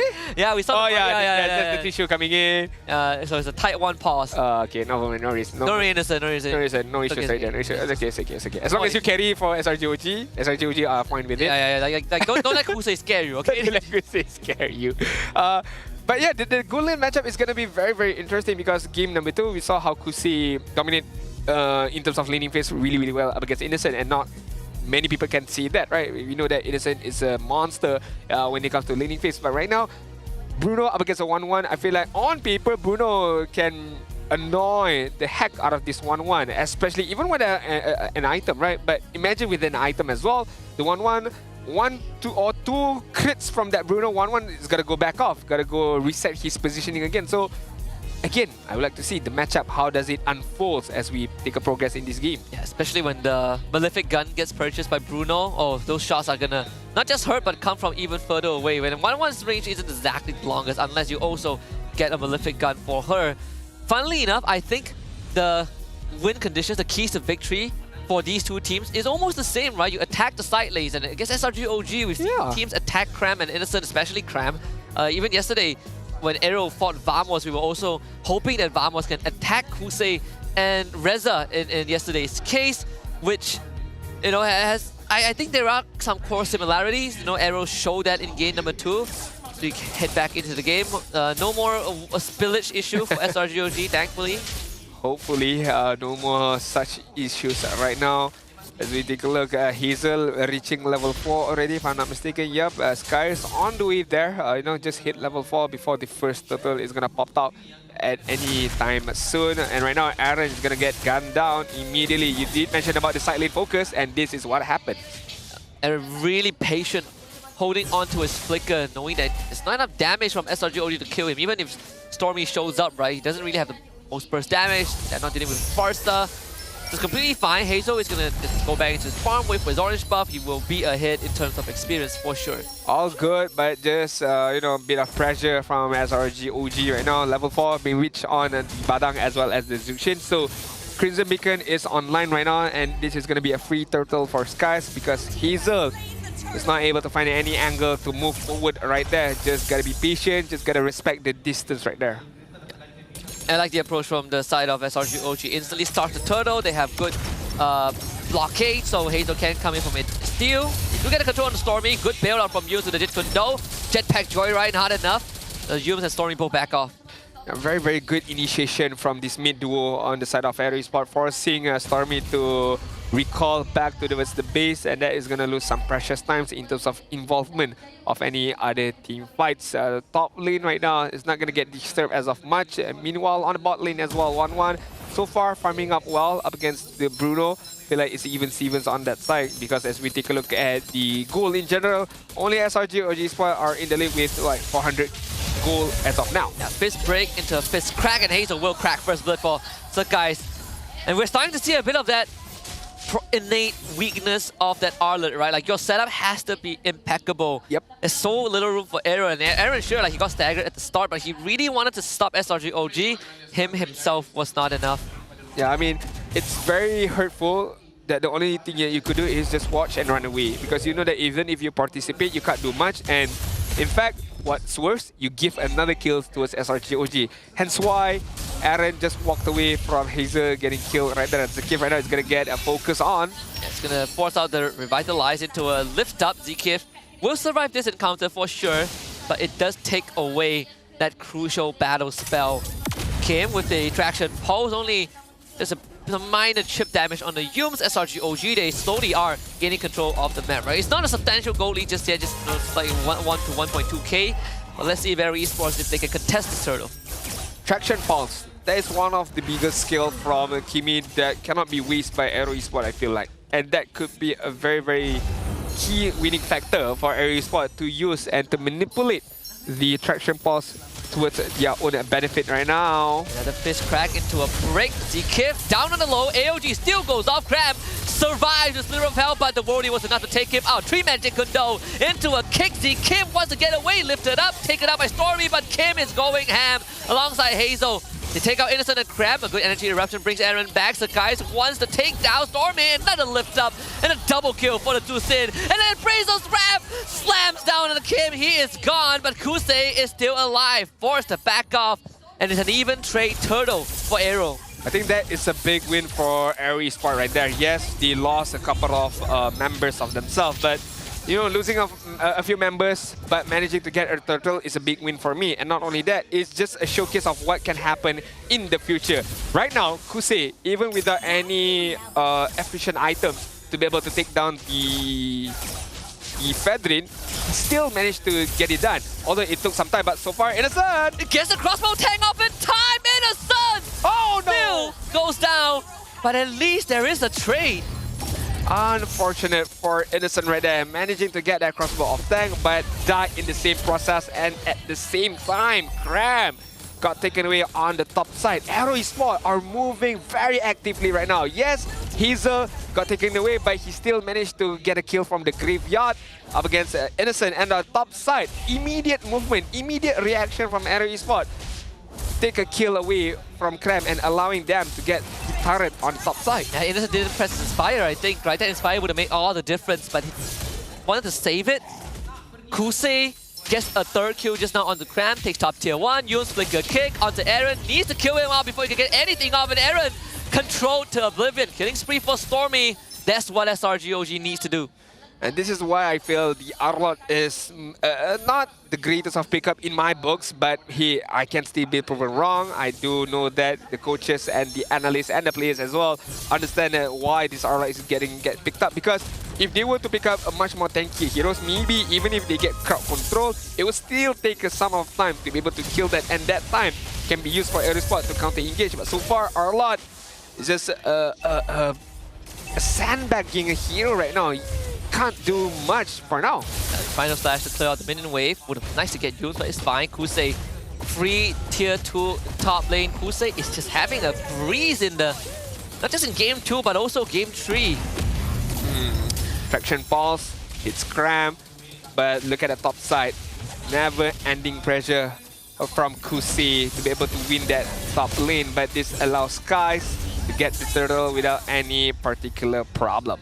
Yeah, and Kusei is again he's having such a great game. He didn't really need to do much, right? His teammates is doing the job for him. Haspal, Berserker's Fury, probably going for the Malefic Gun next. We're just gonna again give him another power spike in this game where he already is super strong. Let's see if Yums can find another pick-off. Flicker back up in 30 seconds. And AERO Esports not going to give them that opening. SRG OG Esports gotta find that pick-off. And it has to be by Yums with the Way of the Dragon. On who, it doesn't matter right now. For me, I think SRG OG Esports needs the momentum, needs that build up to that momentum. And it can come by from Yums. It can also come by from Krem using the Fist Crack and Fist Break. But to be fair, AERO Esports, I have to give props to them. They are playing this very, very well. Yes, we might see they are playing it defensively, but defensively with a motive. They're still pushing on the bot side. They're still farming up on the side of Kusei. They're still giving some time to Hazel. So it's not just playing defensively, but without any particular objective. Especially for Kusei. He sees SRG OG on one side of the map, he goes to the other side, knowing that it takes time for SRG OG to rotate, and he's starting to hit really hard. Yums looking for a pick, that's going to be purified. Out from Kusei, flicker kick into an AOG. Kim still gets away. Innocent needs to be the point of contention. They take down Yums. AERO Esports bails out the fight and gets a kill. That is very, very good by AERO Esports. They were initiated upon, but they still survive with the Revitalize, with the AOG as well from Zakif. That kind of helped them so much, whereas SRG OG Esports could not deal a good amount of damage or could not go all in towards AERO Esports. And I like what Hazel did right there. He did play aggressively, but at the same time did not give anything away, especially the crossbow of time stacks towards Innocent, so that he could not fly away. So right there is a good example of how AERO Esports should take on those team fight. Be aggressive, but at the same time do know that, okay, I cannot give the free stacks away to Innocent. Not just that, double purifies on both Kusei and Kim too. You can see like Yums was trying to stall things out, right? He forced it out on Kusei, tries to go on to Kim, but it's just too much for them to deal with. Cram forced to flicker away. Yums again, another kick this time into a fist crack, fist break. Cram with the re-engage! It's more than enough for SRG OG to finally break this game open. 3 kills for them at the cost of Innocent. Better engagement from SRG OG Esports, understanding that they have to follow up, they have to layer the crowd control immediately. One off timing is going to get taken away. And right there, the AOG from Zakif almost hits perfectly. If it hits, I feel like AERO Esports could have won that team fight. But to be fair, SRG OG Esports and how they move very, very efficiently in terms of the timing, knowing that we have to layer the crowd control, and they did that to perfection. Oh, threatening Kusei. Cram gives his life up. And that's not really what SRG OG wants to achieve, though. Yums is going to find Kim. He does have to purify. Will force the purify out. Now Yums needs to get away. So guys jumps in, gets a 2-man taunt. Innocent now maybe set up for success. Gets swiped back by the final slash. They try to take him down, but Innocent finally takes flight. And the transfer is completed. 2 dead on AERO, but Kusei is still alive. Z-Kim lifted back, burning down Innocent with the final hit. A triple kill for Baba Yaga. And the Baba Yaga gets the triple kill once again. And the Baba Yaga is offline right now. At a minute mark of a 10-minute mark is definitely online. Look at Hazel trying to provide, some form of consolation prize, trying to get a kill at Stormy, but could not manage to do that. So SRG OG Esports right now, they know that, okay, Innocent is online, the item is there. We know that once the crossbow attack is activated, he can kill off a few heroes of AERO Esports. And AERO Esports, I would expect the Winter Crown early on, but there was no intercrown. Only Arlet has that itemization. It needs to be picked up by Zakif. It needs to get picked up by Kimi to be able to withstand the crossbow of tank. And this distraction pulse not able to catch Cram, sadly, but AERO will clear out that mid wave. Playing a very dangerous game. Yums actually missing that flicker angle. And Surkais now has to be bailed out. Cram with the re-engage. That's going to be Winter Crown out from Aaron. Stormy to the back with the Crimson Beacon. He's buying time. Flickers back to the rest of his team. Crossbow tank weakness points unlocked, but Aaron able to dip out of vision and just a push and pull enough for both teams to end up trading blows. But Hazel once more could not find the angle. Ooh, just tried his best to find those angles right there, but could not do it. But I mean, with the Lord pushing on the top lane, AERO Esports can go even further right now, clearing out all outer turrets. In the 12-minute mark, SRG OG Esports are in some kind of trouble right now. Look at the damage from the traction pulse from the Worldy at the same time. Forces SRG OG to go back. Innocent. And that's 3 shots from the Worldy, the Malefic gun difference. Whoa, inhibitor? No. Not able to take the inhibitor, but if one of them was If one of the shots was also a crit, one extra crit, that would have been a dead Innocent. Yeah, most definitely a dead Innocent right there. But hey, live to see for another day. At the 12-minute mark, 700 goal lead for the side of AERO Esports. Not a big of a difference. SRG OG Esports are still within the game. In terms of the momentum, yes, it is in the favors of AERO Esports. It matters on what they do as of now. Once again, who's going to be the initiator, who's going to be the counter engager, and who's going to execute the game plan to perfection. Because so far, what I can see, AERO Esports is a bit iffy. Sometimes it works, sometimes it doesn't. SRG OG Esports, I could say the same thing as well. Kim did just get a very late Sky Piercer, but as the game goes late, it's gonna work wonders against the front lines like Sakai or Cram. I'm not sure. They are outranging Innocent, right? As one of the weak points, weak spots of 1-1. You are limited by your range. Oh, Cram, he tries to open the map, but he runs into 4 members, and that's the execution. SRG really want more. I don't think there's a possibility. AOG, the counter engage, Sakai is gonna get vacuumed in, dashes to buy distance. ZK follows up with Baton, and they all jump on him. There's a shutdown on the Sakai, and it's not looking good for SRG. OG needs to escort them out and will have to blow the flicker. And just in time for Lord to spawn. That was very unfortunate of SRG OG. Not the fact that Cram died, but the timing that Cram died right now is very unfortunate. Now AERO Esports knows that they have the advantage. They done the best wave clear. Innocent needs that crossbow tank to go off. Let's get the kill on a Hazel, but couldn't get enough.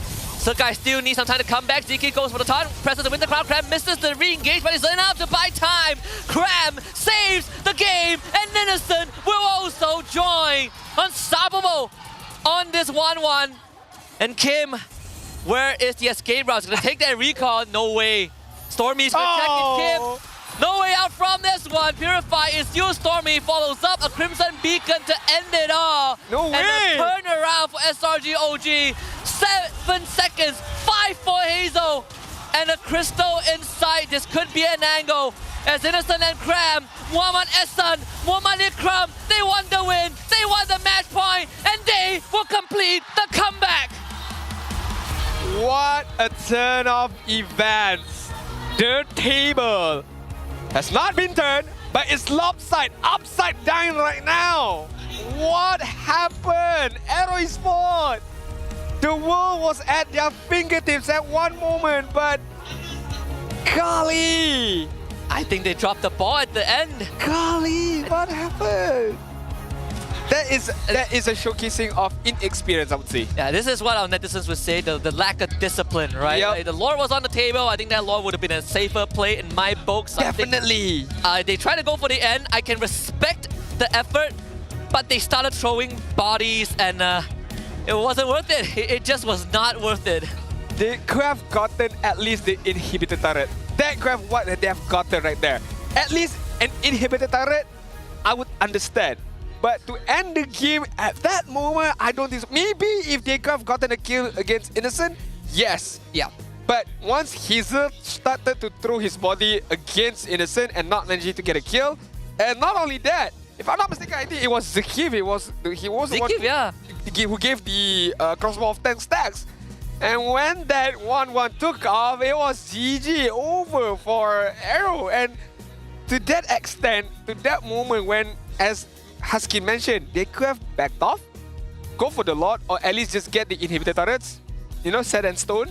It's fine. Yeah, impatience from AERO Esports. It really costed in that game because I was ready for to go game 4. I was ready for AERO to take the lead and you know, have a storyline set up that maybe we're gonna see a same version of upset against SRG OG, just like what Todak did last season. But that recovery. Now the boys in AERO Esports court, can they bounce back from a blunder that could have put them one step closer to Riyadh? For me, I would give the benefit of doubt. Number one is inexperience, but then again, I can't really say because all of these players are very well experienced, honestly, in the professional stage. Then it comes to the point of my second point is two in the moment. You know, they're feeling good. We can win this. We can win this. So two in the moment, there was no particular shot call to remind them, hey, maybe it's better for us to take the Lord and, you know, push it efficiently. But again, maybe there was no particular shot call. Nobody wanted to make that shot call. It was everyone was in the moment. Hence why, you know, a blunder, a big blunder happened. I'm sorry to say it was a very big blunder because they were one step close to winning the game. They threw that game, gave to SRG with one push, they managed to get a win. Yeah, which is pretty crazy because when you think about the state of the game, I think that bottom wave was actually set up very early on. Yes. No one even noticed that until the very end. I think AERO Esports, like you said, I feel like in that moment, they felt like they could go for the win. Some players probably started autopiloting. I think Zeke was a very good example. He realized that, okay, Innocent, they need to keep Innocent away from the rest of the team. He throws his body and he dies because of the crystal too. It's definitely something that AERO Esports needs to bounce back from. Now they need to be able to do just that. Stormy, our MVP of game number 3, really showing up at the final lap. If he didn't find Kim, maybe this game would have gone on for a couple more minutes. Yeah, at least if Kim managed to recall back, there was some form of defense and to be able to hold them back and wait for Hazel to come alive. But that moment from Stormy managing to get a kill against Kim and to buy some time was definitely a game-winning moment. But honestly, this has caught me off guard as well. Stormy did not give any single death away in that particular fight. I thought everybody died in the side of SRG OG, but I was wrong. Stormy played phenomenally in terms of positioning, I suppose. Hence why I could not see him in any bad position. Everything was set in stone. Everything was a very good positioning by Stormy. And yeah, I mean, what else do you want? Yeah, a positioning hero, and you play positioning really well. This is the result that you're gonna get. Yeah, a Prodigy in the hands of a Prodigy, nonetheless. On this two scenes, just a lot of control that's given, right? Like we have seen couple of situations where Stormy, he's threading the needle, right? He's trying to get max range of his Lantern Flare to get a lift up, to get a kill collection, but also making sure that he doesn't go down. And even the itemization says a lot that Stormy, he's less worried about Kusei and more worried about Hazel. He's going for Radiant Armor, Top Boots, Clock of Destiny, Blood Wings. So as long as he stays alive, SRG has a chance. Yeah, I mean, everybody on the side of SRG OG spot managed to get killed. Except for Stormy. That is without, items like Winter Crown. That is without anything like a safeguard item of immortality. Just a good understanding of positioning, a good understanding of how he can maneuver on an off angle to use the Crimson Beacon, to use the Lantern Flare at the same time, to manage to keep him alive, at the same time to catch off enemies with the tenacity as well. That helped him very, very much. Overall, AERO Esports played, again, very, very good in the early stages, in the mid-game stages, not losing too much in the neutral objective. Buffs being taken a good amount from them as well. Good trade-off as well, if SRG OG Esports push bot, they're going to push top, vice versa at the same time. Bruno from the side of Kusei almost hitting that maximum point, but that one death, I'm sorry, I'm not the one who would like to point fingers. But Zakif, if he did not give that stack away to Innocent, I feel like Kusei could have survived. Yeah, I think it's either like Zakif or Aaron that set it off. Yeah, either one. Either one, because Hazel died without the crossbow tank going off. It's very unfortunate, and they were doing such a good job. They were shutting, like, Innocent was 0-3 before the game, before he started, coming online at the Lord Pit. They were dealing with Cram pretty well too. Like even Humans was struggling, right? Missing a flicker kick angle, right? Forcing a couple of engagements. AERO Esports had control of the game, and still, and I think the saddest one is Kusei. Kusei had I would say up to the end, a flawless game. He was being fed well. He's solo pushing lane. He's outranging everyone else, and yet the one fight where Kusei needed, where it mattered to Kusei the most, it was just not in his favor. Okay, I'll take it back. I'll really need him back because at the end of the day, Kusei was using a Bruno. Yeah. And we all know that Bruno only needs, 5-6 hits on the crystal to be able to get the game, to be able to kill off those crystals. So again, with that being said, I do understand why they're going to push the envelope even further on the later stage. But I feel like it's because of once Hazel died, I feel that was the signal for you guys, okay, let's back off. Because one of our biggest damage dealer, apart from Kusei, was taken away, was killed immediately, right? So that is a big indicator for us to back off. Unless Hazel died when everyone was at the crystal at the same time. Yeah. That is a different case. They were on the way to the crystal. So I think that is a very, very crucial point. Because when I take a look at the 100k damage from Kusei, now I understand, okay, Kusei have the damage. He has the damage to deal upon those crystal or even upon the enemy. But you know, a few missed decision making by them cost them the game, cost them game number 2, and cost them one more point to be able to move on to the upper bracket finals. But we do have to give props to all of these boys from the side of SRG OG Esports, Innocent as well as Cram. Meanwhile, the carry is gonna be given to Kusi, 100 or 105 key damage being dealt upon the enemy. God, I mean, I really hope AERO doesn't get burned out by this and they bounce back for game number 2. Yeah. Sorry, game number 4. Because the only condition is if Innocent dies, they win the game, right? Agree. Because I mean, Yums and Stormy, they were throwing their lives to stop the push. But this also, you know, it might be slightly early to say this, but I'm gonna say it anyways. For the upper bracket finals, I think regardless whether AERO, SRG, OG makes it through, the teams like HomeBois and DXS, they're gonna be watching, and maybe there's something to study, right? Yep. When they eventually face off in the upper bracket finals for the ticket to MSC. That moment. Let's take a look at the timer. Between 13 to 14 minute mark, that 2.6k goal lead in the favors of AERO just shifted away to the side of SRG, and they end the game with one push away from that moment. But as we take a look early on, it was back and forth, right? Between 5th minute mark up until 6th minute mark, 7th minute mark, 8th minute mark. It was roller coaster of events in terms of the goal differences. One way SRG was leading, another fight AERO won, AERO was leading, another fight SRG won because of very good pick-off potential from SRG OG, and then another fight AERO Esports managed to get a win because Hazel managed to get a pick-off on the back end. So honestly, this first match of our playoffs, MPL Malaysia Season 15, between both of these teams so far, is a big of a push and pull right now. Yeah, it's definitely delivering on multiple elements, right? Like, I don't really mind who wins at the end. I just want some good games, and it definitely is a palate cleanser from some of the matches we've seen yesterday. I think even AERO stepped up to a certain degree. I would say, I think the two big turnaround points, the first one, well, the last one obviously was the base push, but the first one was also Yums forcing a kick. He got the Purifier out, and before the Purifiers of Kusei and Kim came back online, he went for another forced fight. At the Lord Pit, that's where we saw that crap, like 4-man fist crack that gave SRG OG the control. Innocent gets a triple kill, snowballs his items, and they kind of take back control of the game.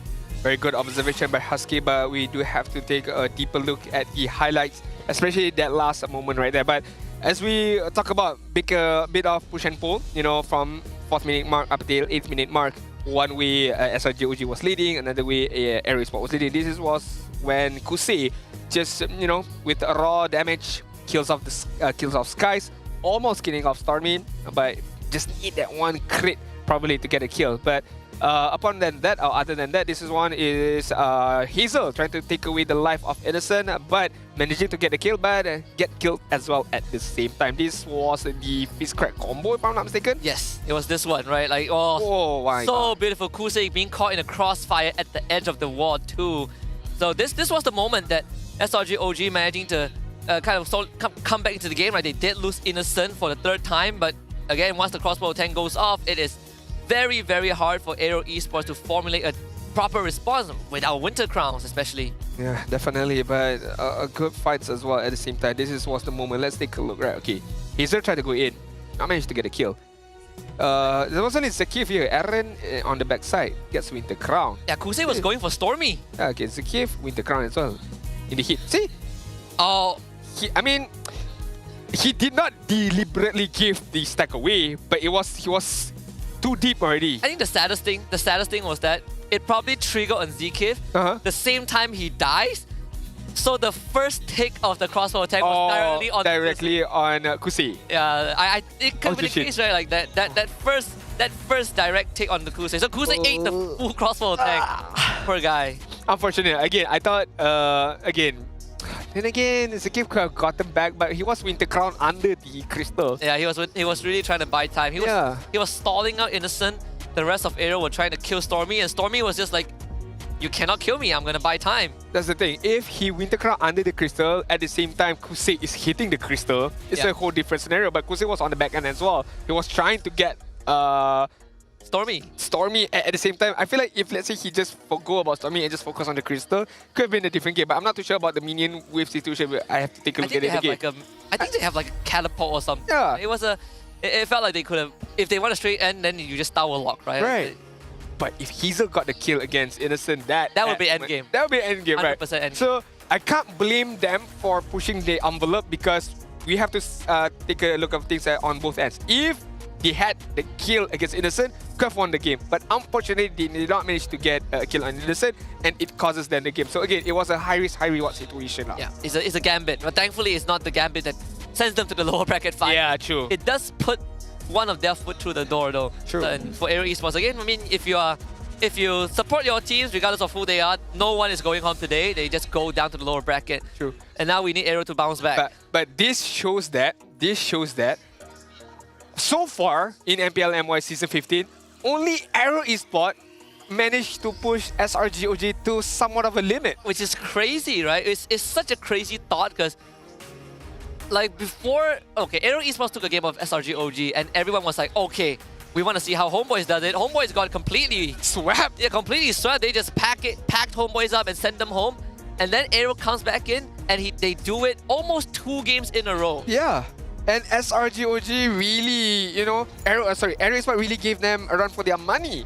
Game number 2, game number 3 at the same time. Unfortunately, they did not get a win. But hey, I think this sets up for game number 4. If, let's say, AERO can win this game, can tie up the game, it's going to be a hell of a game number 5 later on. Yeah, we're gonna have a first full series of the playoffs, right, in phase 1.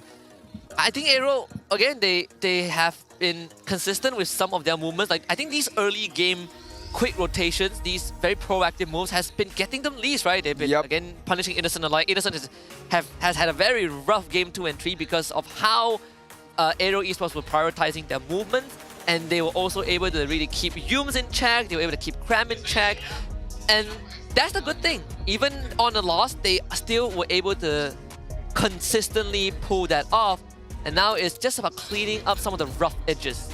One interesting fact between both of these teams, right, as we take a deeper look in game number 4 right now, is in terms of hero pool. Because when we talk about hero pools, SRG only showed a few hero pools that they have used so far in these playoffs, and they have the least amount of unique heroes used. I think it's about 34 heroes has been used. And so far, on the side of AERO, has picked up 17 different unique heroes yesterday. Only yesterday, 17 different heroes was used by AERO. So this also showcasing how, hey, maybe, just maybe, SRGOG Esports are still hiding a few things under their sleeves and they have not yet to show it. So far, one hero that I do have to highlight is the Granger.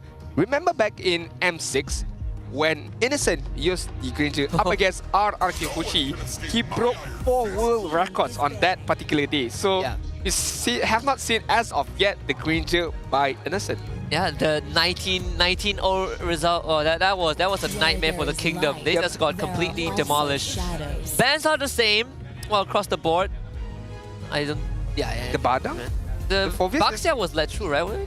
I think so, yeah. Baxia was let through. Forvius? Okay, Forvius is banned out for sure. So the switch is the Baxia and the Badang right now. So, but even then, was the Baxia? Baxia, this is the first time it's getting lagged out. I think game number. Oh yeah, I think the first Baxia that was let through.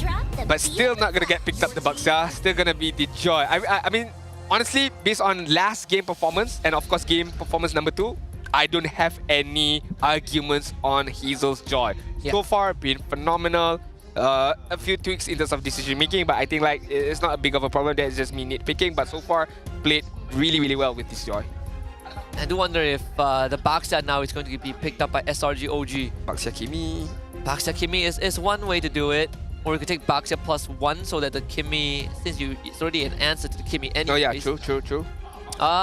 They could go for, I don't, what if they want to open an early Frederick? Doesn't feel like it, so... Okay, so they do take Baxia Kimi. Alright, even though they counter, you know, Baxia counters the Kimi really, really well. They might as well, you know. They might as well. Of course, one biggest part. I've seen a lot of people asking, like, I watch Mirko streams, I watch Lafel streams. A lot of people are asking why the Baxia is getting picked up as of recent.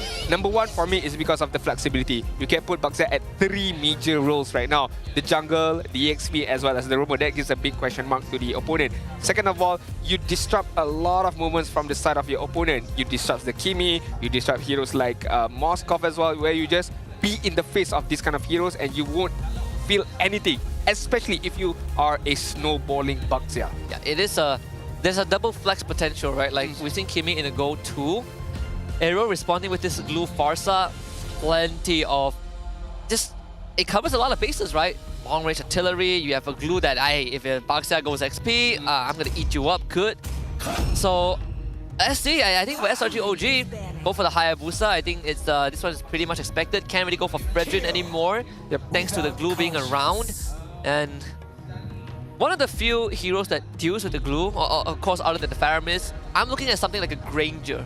A Granger, a Harith, someone that can be mobile but also quickly deal with the health bar of the glue.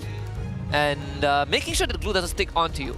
Right? Like the glue, if he gets the spread on, then it's going to be quite a nightmare for SRGOG. Yeah, I do agree. The Harith is like lingering in my mind. I do like the Granger. I've always been a fan of a Granger, especially the way that, you know, if you farm up really, really well, you can provide a lot more with your team. But take a look at the bans right now. The Granger is going to get banned out by themselves. So maybe like literally showcasing on they don't want this Granger at all.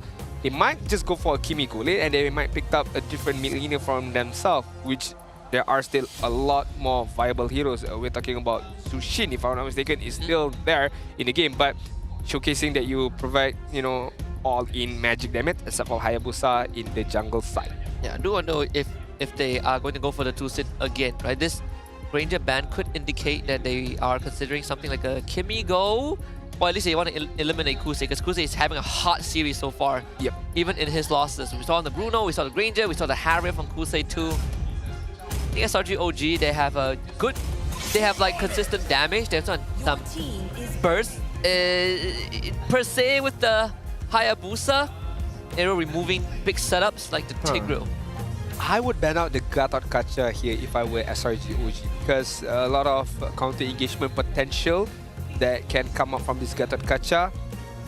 And of course, not a signature pick, but comfort hero, I would say so, for the side of AERO, regardless of if Aaron is going to use it or Zakif is going to use it. But then again, on the side of AERO, they do have the glue already, which is speaks loudly. I would say that this glue is going to go on the EXP side, and AERO is required one more hero. Or they just ban out a general good hero, the Chow here. Yeah, I think so. I'm looking at the Cho too. I think Cho is going to be a great pick for AERO Esports with what they already have, but they ban out the 1-1 instead. Okay. Is it a big indicator that this Kimi is going to go goal in, or so far not yet? This Kimi can still go anywhere, so I mean between mid or goal. There's a bit more incentive to go goal for sure right now. Yeah, I think it feels like he's incentivized to put Kimi on innocent. I mean, we have seen him play.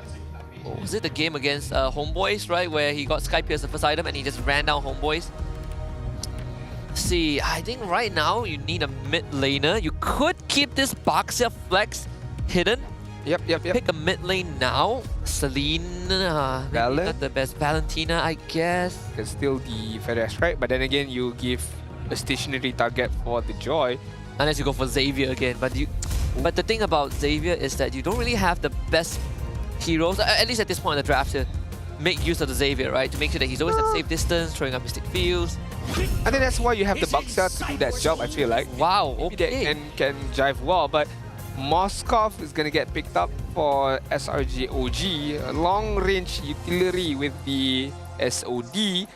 But in terms of farming-wise, you have to farm up either vastly higher or equivalent on your opponent, which is going to be Kusei, which we're not too sure yet so far what is going to be the gold lane right now. The Gatot as well as the Bruno. Once again, not changing much. I feel like AERO Esports, I don't mind that at all, because game number 3 was almost won by them. Yeah, pretty solid so far from AERO. Now we get to see where this Baxia goes. I mean, could be goal. Sorry, it could be jungle.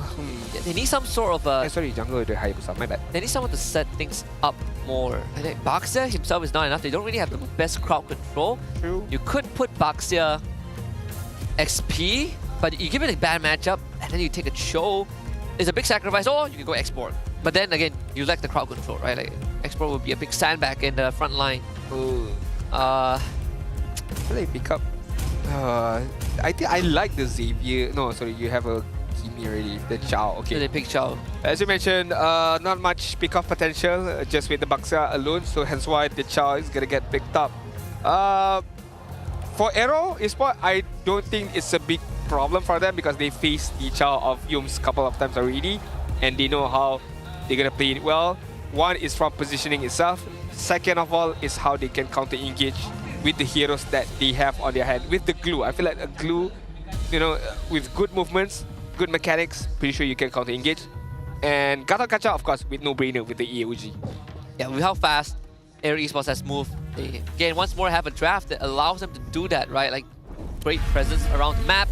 As we head into game number 4, this time AERO Esports back on blue side, SRG OG Esports back on red side.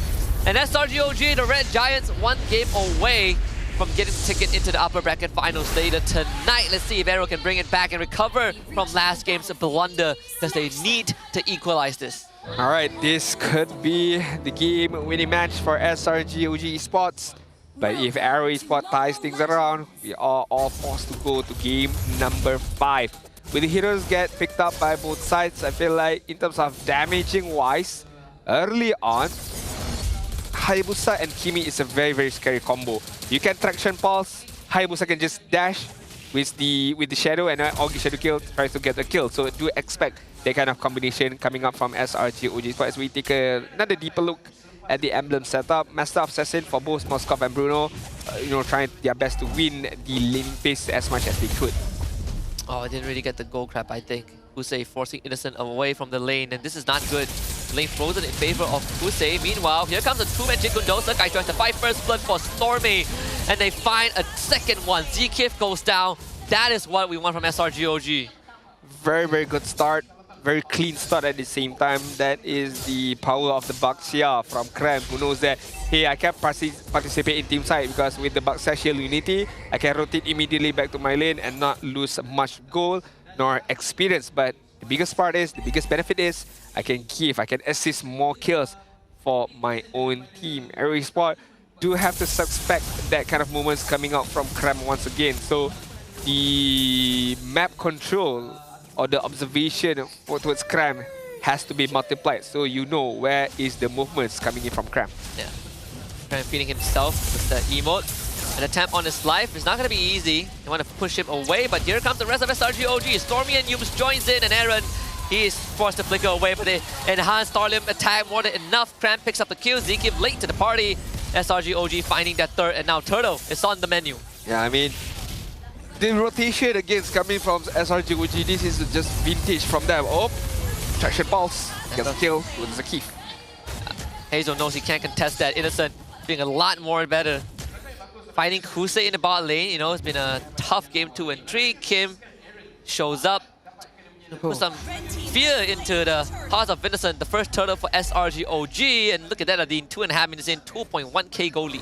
I mean, this is when SRG OG remember that, hey, we are the defending champion. Somehow they've forgotten about that. We know that we can do this, and somehow the reminder is having a good effect on them. 2k goal lead on the second minute mark, 4 kills as well. As we take a look at level differences, right? Skies is on level 6, meanwhile Hazel is on level 6 at the same time. So not losing too much in terms of both junglers, who are still why AERO Esports is still in this game. Yeah, a kick into a shield unity, into a traction pulse. Zkif is getting ragdoll left, right, and center, and they're done playing with him.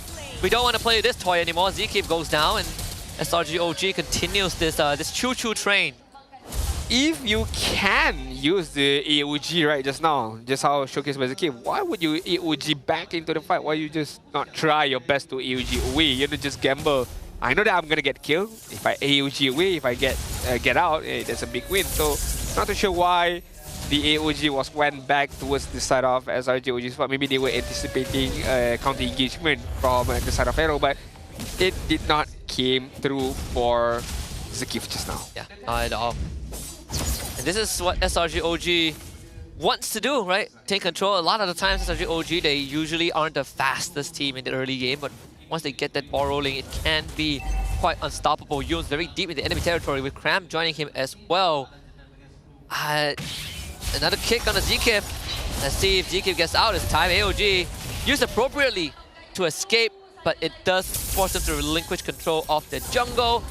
SRG OG reminding AERO that the weights are off. No more playing nice, Mr. Nice Guy. The Rock Lee weights are off. It's time to play seriously. Yeah, definitely. It does remind me of that a moment from Naruto where, you know, Naruto unleashed Kurama from those chains, right? So this is what is happening towards SRG OG Esports right now.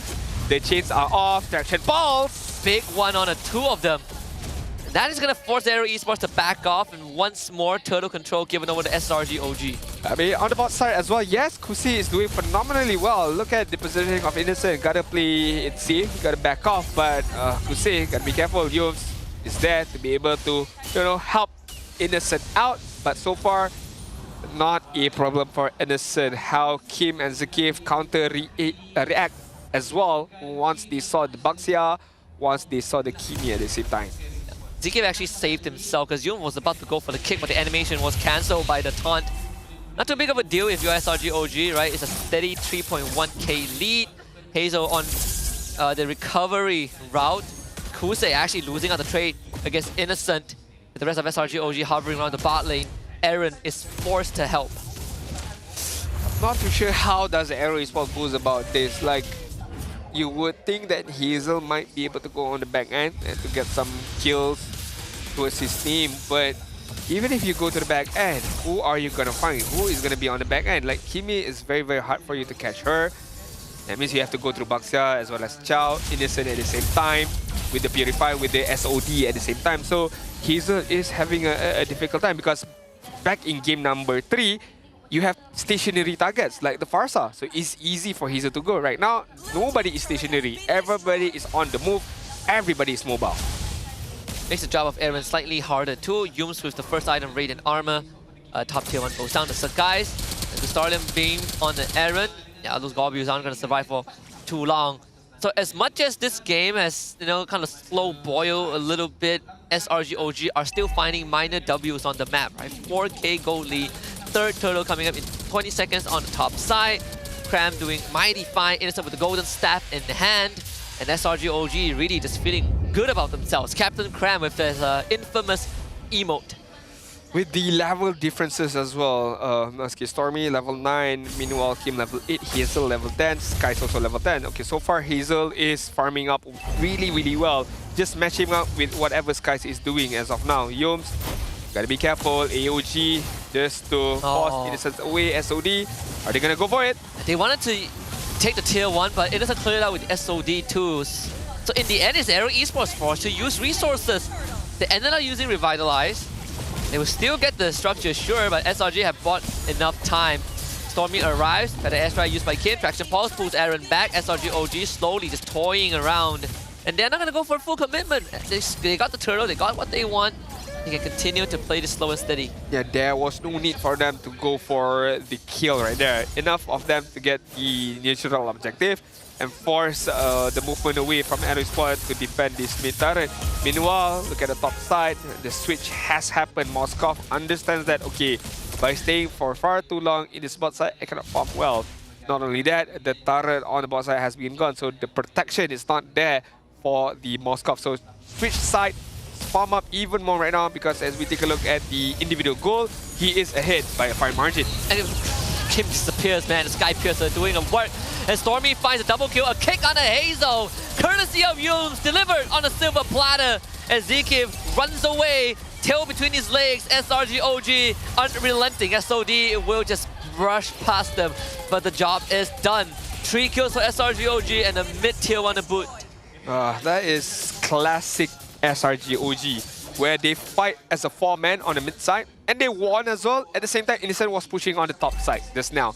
And so they won at multiple occasions. The kill, the team fight, as well as the neutral objective. And overall, map control is in the favors of SRG OG Esports. Not only that, with a 7k goal lead, just a cherry on top of the lead that they have right now. So far, this best of 5, Game 3 was the closest, the tightest game we've got.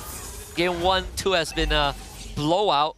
Game 4 looks to go in that direction too. Innocent finally takes care of their bot tier 1. 5 more seconds until the Lord spawns. SRG OG, plenty of time to set things up. Marksman Trinity achieved under 9 minutes by Innocent. And now AERO Esports, they have to make a choice. Do they try to look for Innocent? Do they try to stop SRG from starting the Lord? It's not an easy job. Hazel is 2 levels behind, and Innocent. Oh, this recall. Oh, so close. Innocent. Yep. Just enough. Ooh. Managed to get away. Managed to buy time for SRG OG Esports, specifically for Skies, to get that neutral objective, to get the lot immediately. That will help them immensely to get the inhibited turret. Let's take a look at the itemization right now. Holy Trinity fixed up by Innocent. Kimi focusing on the Sky Piercer with 2 kills of stacks in hand. Concentrated energy as well. Meanwhile, Yomes only have one set of defense item, which is the Radiant Armor. Version Pulse, no follow-up by Yomes. Just, again, giving a warning letter to AERO Esports. That one looked very, very scary for a moment. SRG, not let the Lord do his job, slowly push it. Innocent shoves that bot wave in, wants to break that holy defense, and it will break for sure. Mid-tier 2 taken care of by the minions. 9.6k. Bridging into the 10k gold advantage. AERO Esports tasting what it's like to be that far behind. What is it about both of these teams giving a taste of their own medicines, right? Game number 2, it was SRG OG Esports who were in the deficit of 11k gold lead.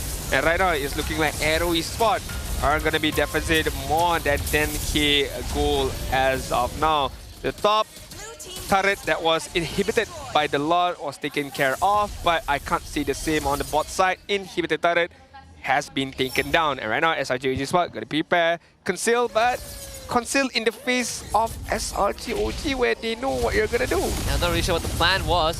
The traction pole actually was point blank, so it completely misses. SRG OG looking to see if they can take this top inhibitor. Aaron will put his body in front, but will have to bear the punishment a little bit. Innocent actually just goes in, takes the inhibitor now, has to get away, blows the Purify, but more than enough. Spear of Mystery pushes Aaron's back, and the re-engage comes in with Yums and Sakais for the facilitation. A kick on a Hazel, and he is in no man's land. Killing spree for Sakais. SRG OG has broken the game wide open. The base almost laid bare.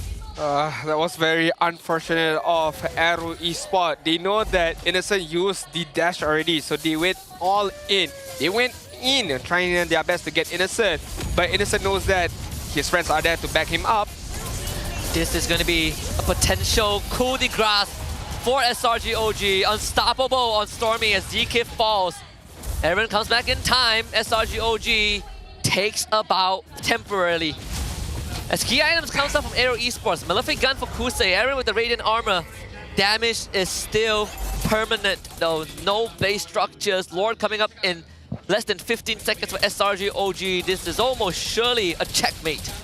This is an example of if, let's say, game number 3, AERO Esports backed off. This is what would happen, yeah, you know, for example.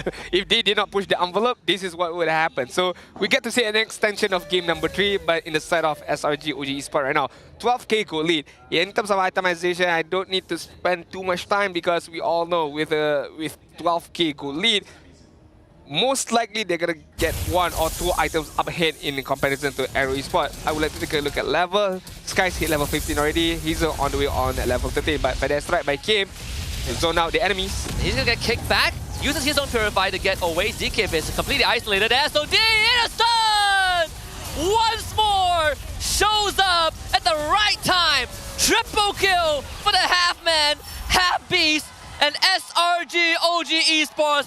They put 1 foot through the door, and now the second foot is gonna go through. AERO Esports got nothing on him. It's crashed and burned, and the Red Giants have effectively put themselves 1 step closer to Riyadh.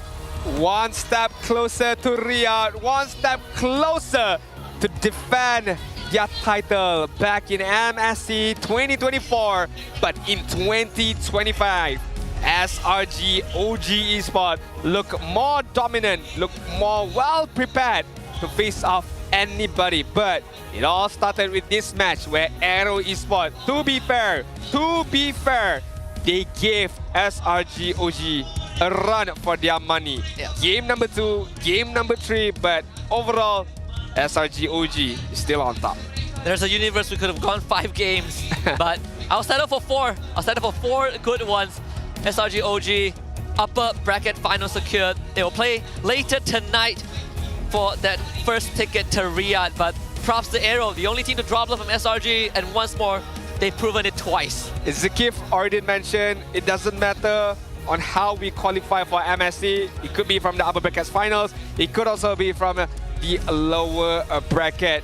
No surrender is definitely true. But right now, let's give it away to Rose for the winner's interview. Wow! Pasukan yang akan teruskan ke upper bracket finals di match ketiga hari ini. Stadium juara. Give it up for Selangor Red Giants OG Esports. One step closer to MSC and one step closer to defending their championship title di MPL Malaysia untuk musim ini. Three-peat, tak jauh sangat pun. Satu match je lagi. Tapi, mungkin Rose nak tanya dulu. Kita start dengan adik. Di regular season, your last match interview, adik cakap, dia sangat-sangat excited nak jumpa AERO sebab dia actually nak membalas dendam. Tak dapat clean sweep record di regular season. Tapi nampaknya hari ni, your mission failed once again. Apa yang jadi di game kedua? Ke depan sikit. Okay.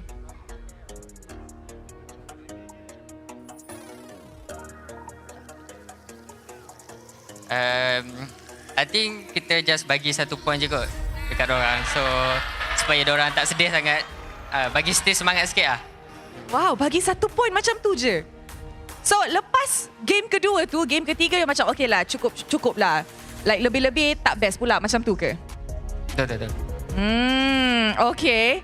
So, korang rasa dorang ni generous ke? Generous kan? Tak cukup. Kena bagi 2 game ke?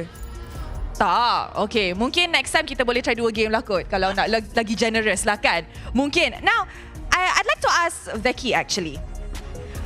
Untuk perlawanan seterusnya, for the upper bracket semi-finals, there is DXOL dan juga HomeBois. And of course, the winner akan jumpa korang di last match ataupun tonight. Which one do you want to meet as a coach? I think we want to meet HomeBois. Yeah. Maybe you can share a little bit more why HomeBois? Because I saw interview right, Mel QT, he cakap, kita simpan strategi ke the regular season. Come. We fight one more time, simpan or not? Oh, so Becky rasa today is gonna be like hari yang sepatutnya kena all out dah. Tapi kenapa tak all out lagi macam tu? Okay, menarik. Kita akan saksikan nanti kalau DXOL ataupun HomeBois yang akan mendapatkan slot upper bracket finals di malam nanti. Now guys, kita dah tengok 4 game yang very, very seru. So, siapakah MVP anda? Stormy. Alright, I'm hearing names and Stormy is one of them. So, mari kita tengok MVP perlawanan ini in 3, 2, 1. MVP jatuh kepada Stormy. Habis. Tadi cakap, jangan aku sakit tekak. Dah habis-habis sakit tekak budak ni. Come here. Sini boleh. Sana boleh? Boleh dengar? Boleh. Okay, now kita tahu that korang actually ada 2 match untuk hari ni, which is the first match which you guys have just won, and of course, match 3 later on for the upper bracket finals. In a back-to-back situation like this, how are you guys planning to adapt? For the next match? Yes, like macam sleep. Ya, Oh, korang akan balik rumah? Bagi sangat 2 hari ni. Oh, so korang balik rumah ke macam mana? Ya, balik rumah. Oh, you guys akan balik rumah, rehat beberapa jam, lepas tu datang balik ke stadium? Datang balik 8 PM, ya. Oh, okay. Now, do you think sleeping would help? Very much. Very much so. Yeah. So you guys will not be like hardcore focus on the next match. It's just you guys are gonna be resting. Ya, sleep. Okay, ini menarik. Kita akan tengok lagi nanti. And of course, akhir sekali, Rose nak cakap dengan Yums. Okay, simple question je. Okay, Rose punya soalan is actually sangat-sangat simple je.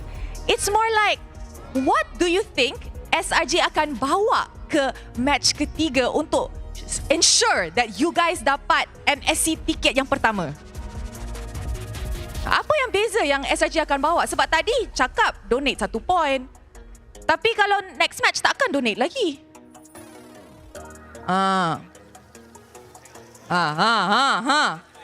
Discuss. Team discussion, guys. Sorry again. Okay, sekali lagi Okay. Apa yang SRG akan tukar selepas match ni to make sure that match 3 you guys guarantee dapat first ticket ke MSC? Kena tunggu lah. Kena tunggu. Tapi sure tak boleh dapat first ticket ke MSC? InsyaAllah boleh. Berapa persen confident tu? Berapa persen confident? Tanya Stormy pula. 110. 110%. Okay, Yum, since you tengah pegang mic sekarang ni, is there anything you nak cakap? Dekat fans, suruh dorang tengok match ketiga ke? Innocent. Innocent, what do you want to say to the fans? Thank you guys. See you again. 8 p.m. 8 p.m. 8 p.m. Okay, see you guys again at 8 p.m. Okay lah, so I guess we throw it to the casters. See you guys later, match 2. Hey, I mean, what else? I mean, they saved the best for last, right? Because they still have one more match later on. So whatever Innocent said is true. Yeah, okay, guys, thank you for coming. Yeah, see you guys at 8 p.m. later on. So now, for the fans of SRG OG, they can go back home, relax, grab some lunch, go shopping mall, or most importantly, stand by 8 p.m. buy tickets for the grand finals. I'm pretty sure the tickets are already sold out by now, but if there is still tickets, please do buy it. I was looking to see if Rose is gonna, give Yums a beating again for trolling her in the interviews, but MVP of the match, this Stormy, I mean, near flawless, right? Only dying once throughout all the games that he has won. Yeah, I mean, what more can be said about this Mage Prodigy, right? We talk about how long you have to be to become a prodigy and level up. To be fair, his performance should be level up already, but he still wants to remain the title of Mage Prodigy because he feels that it suits him the best. And to be fair, whatever he says goes. And especially game number 4, game number 3 at the same time. 0 deaths using the Zushin, using the Kimi. Two different heroes that with a 2 different playstyle that you have to take care. Number 1, your positioning. That is number 1. Because Kimi, if you're too far away, you cannot hit all of your skills, especially your basic attack. And if you're a Zushin, same concept as well. You cannot hit your Lantern Flare, you cannot hit your Crimson Beacon if you're too far. But if you're too near at the same time, you can get killed very much easily. Zushin and also Kimi are not squishy, are squishy and easy enough to get killed. But Stormy played it very, very well. Again, not too sure how, because as a roamer myself, for me, I just go forward. No matter what happened, I go forward. Yeah, you go forward, right? You get the job done. Try and get the job done. I think overall, for Stormy, he really continues to surprise everyone. And speaking of, Stormy, I wonder when are we going to get his finals MVP merch from last season, right? We're supposed to get one. I don't know. Maybe we'll get it during the grand finals or something in phase 2. Get one more finals MVP this year. If let's say he makes it to a grand final. Again, like for me, it's cram, right? Like, give them like 5 trophies in a row, right? So we get finals MVP. We get merch for all of them. Yeah. If we talk about neutral objective, Husky is a non-factor for AERO Esports because no turtles, no Lord as well at the same time. In terms of the buffs, yes, not much was being stolen by SRG, but honestly, one key takeaway for AERO Esports, right? If you remember, minute number 2, they were down like 2k gold lead, and that snowball kept going for the side of SRG OG Sport. But one thing was for sure is level differences was not a factor for Hazel. Hazel was on par in terms of farming, and on top of that, in terms of level between him and Skies. There was not a single point or was Hazel 1 level differences or 2 level differences. It was just very much on par. So that I do have to give credit, because normally when you take a look at other teams, deficit 2k gold lead, deficit 5k gold lead, the level differences will be very, very much ahead. And it only started going out of his control when SRG OG really snowballed, right? When they started like punishing Zekif and Aaron. These two front lines, again, they don't have the best engaged tools. And usually when they walk up and they get crowd control, SRG OG just blows them up, or just goes for Kim. And you can see in this game, it's pretty hard for AERO. Like they have good sandbags, but the sandbags are not enough. Yeah, you would want more from Hazel. You would want more for Zakif as well, because a sandbagger's job is of course to sandbag, but you would hope that once the sandbagger have done his duties, your roamer have set up a good team fight for Hazel, for Kusei to be able to use that particular initiation and get some kills. But so far, Aaron gotta feel bad a bit about him, but hey, it's okay. A lot more things to be learned upon. They have 2 weeks break. You have to remember that 2 weeks break before we move on to phase 2, and they will have to fight Yahweh from the lower brackets. Meanwhile, on SRG OG, apart from game number 2, that they have to study back again, so far, false gameplay. Once those chains are off, this is the gameplay that we can get. Yeah, this is the game. Because for the first 3 games, it has been AERO Esports making early moves, right? Trying to really shut down SRG OG, but game 4, complete opposite. SRG OG were extremely proactive. They're the one making the moves. They're the one that's really making the life of AERO Esports hard and letting them taste that snowball effect. And overall, I think, AERO Esports, if there's one thing that they have proven in this regular season, from regular season onwards, is that the team started incredibly slow. We had doubts whether this lineup is ever going to work. Yep. And then we saw the Hazel effect, which kind of spilled into the rest of the team. Yep. And right now, they are the top contenders. I believe that there is a chance that they will be our second representatives for Riyadh. We got to see if they can make it through lower brackets first. Because right out after this, we also have another team that trusted the process, that wanted it more than a lot of other players in the league. That is DXS. Yeah, Surprises keep coming. Surprises keeps coming, and we shall see who will be the definite true contender for that second place spot. Apart from SRG, is the big favorites as well to follow up for our representative from Malaysia. But right now, we do have to have a listen a bit on AERO's esports camp, but we will listen it through Poji's interview segment. So Poji, what do you have in store? Any spicy questions? Let's take a deeper look in AERO Esports camp. Terima kasih. Ada countdown daripada Gaster. Thank you very much. Dan sekarang kita berada dekat dalam segmen post-match insight. Kita nak tahu apa yang berlaku dekat mana kesilapannya. Tapi sekarang saya Poji bersama dengan Kim dan juga Coach Bam. Apa khabar? Baik. Alhamdulillah. Baik. Baiklah, sekarang ni macam saya nak tanya pun tak boleh lah, korang dah tengah baru lepas kalah. Tapi soalan yang pertama lah, kalah pun kita kena tanya juga soalan kan. Jadi walaupun korang kalah hari ni, tapi korang berjaya curi 1 mata daripada SRG. Adakah dengan dapat 1 mata ni, korang rasa korang puas hati dah, happy dah? Sejujurnya kita orang happy, tapi ada macam tak puas hati sikit lah sebab game 3 kan yang kena comeback tu. Tapi still okay lah sebab bagi saingan dekat SRG. Faham. Tapi sebelum tu saya nak minta maaf pasal semalam yang interview saya terlepas cakap tu. Sorry lah. Cakap apa? Tak boleh. Okey, tak bergurau. Okey, tapi lah bila cakap tadi lah, Kim cakap tadi dekat game yang ketiga. Actually dekat dalam game yang ketiga tu kita dah nampak korang hampir menang. Lepas tu tiba-tiba semua padam, wipe out. Apa kesilapan yang berlaku sebenarnya dekat adik Biscom ke, ataupun sebenarnya terlampau orang kata agresif yang menyebabkan korang diterbalikkan keadaan tu? Mungkin masa tu sebab kita orang overhype kot. Kita orang punya decision making salah. So ya, kita orang kena comeback macam tu je lah. Okey. Kalau kata bila cakap kena comeback semua, so pada pendapat Kim sendiri, ada tak apa-apa yang berlaku daripada, bukan berlaku lah sebenarnya, based on apa yang berlaku pada game tadi, semua game tu, any pengajaran you akan ambil dan you polish? Sebab sekarang kita tahu korang masih lagi ada nyawa untuk lagi 2 minggu. So mungkin kita orang akan lebih chill lah lepas ni. Kalau macam semua tengah overhype nak bercakap, kita akan remind each other lah. Faham. Maksudnya tadi terlampau ramai suara. Terlampau ramai. Kalau boleh, sekali dengan sub yang main tu, cakap sekali. Dengar bising pada dalam. Okey, faham. Okay, dia happy, tak apalah sebab dapat point. Tapi Coach Bam, I have a question for you as well.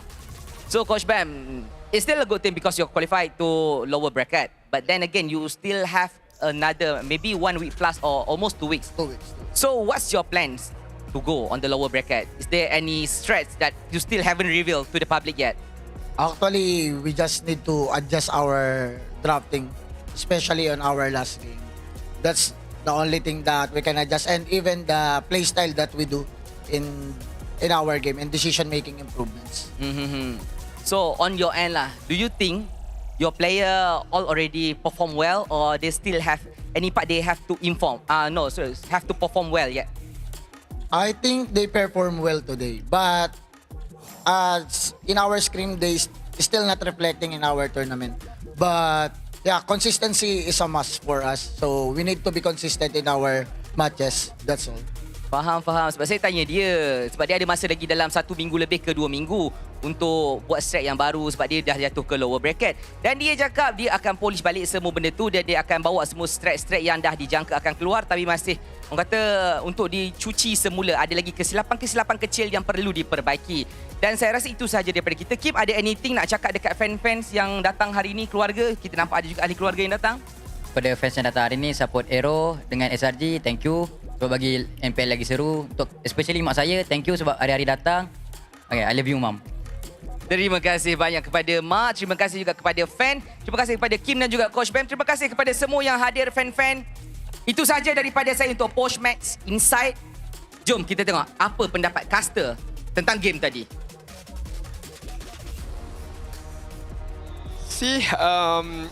Once again, we did mention about how Stormy personal buff is his mother, and of course, Kim's personal buff is also his mother. And just now, he did mention about his mother as well. Thank you for coming in support. So never forget about mothers who always keep on supporting both Stormy and Kim at the same time. But if we take a deeper look at the answers given out by just now by Coach Bam, and how he says that okay, so far the players are doing well. It's just that some of the results from the scrim are not translating again in terms of in the gameplay. So now I'm wondering, what kind of scrims are they getting, or what kind of result are they have been getting from those scrims? Because so far on stage they're performing quite well. Yeah, I can agree that. I definitely think that they have displayed some great consistencies. Right, they've ironed out some of the holes in the gameplay from the regular season, and even then in the regular season it looked good. Yep. We compared them today to yesterday. This is definitely a way better look for AERO Esports. I mean, how they've been able to keep SRG OG on their toes. Yep. I think the drafting, of course, needs a bit of tweaking. It's a very general thing. Yep. But it's more of the minor decision makings, right? The shot calling, right? You don't drown everyone else with multiple voices like what happened to Vamos in the regular season. Yes, correct. So Kim was pointing out some very good adjustments that they have 2 weeks to make. This showcase also that Coach Bam not necessarily having a big ego as well, because he admits that okay, there's some drafting issues that was going on, especially in last game just now, and something to improve further. And what better way to improve than you have a 2 weeks of break to improve that? So hopefully those 2 weeks is gonna be used efficiently by Coach Bam and of course AERO Esports to fight their way from the lower bracket. But we have to know that who is gonna accompany them on that low bracket stage later on. Got HomeBois, DxO coming up. Ooh. And well, funny enough, DxO and Monster Vicious were the only 2 teams to take a point off of HomeBois. Oh, yeah. So I want to see what DxO has in store. Of course, but right now we shall take a very, very short break before jumping into the next game. HomeBois up against DxO. This has been Husky and Adin. See you guys in the next match. Tengok saya tahu mati mana. Sorry tak. Boleh stop set. Oh nice set. Nice one set. Hebat come to me. Nice one set. Nice one boy. Bon, we got bon guys. Boleh. Nice one there. Nice one there. Nice one tu. Try tahu je lah. Nice one you. Nice one. Yushin only. Tiga. What tiga? Nice one. Tiga ulti. Ayah ulti. Come, Mikim. Tarik no zaman. Mana Ayah ya? no shadow. Ayah mid. Okay. Itu dia. Dah, lu aja. Hati-hati game. Boleh lah. Lek je.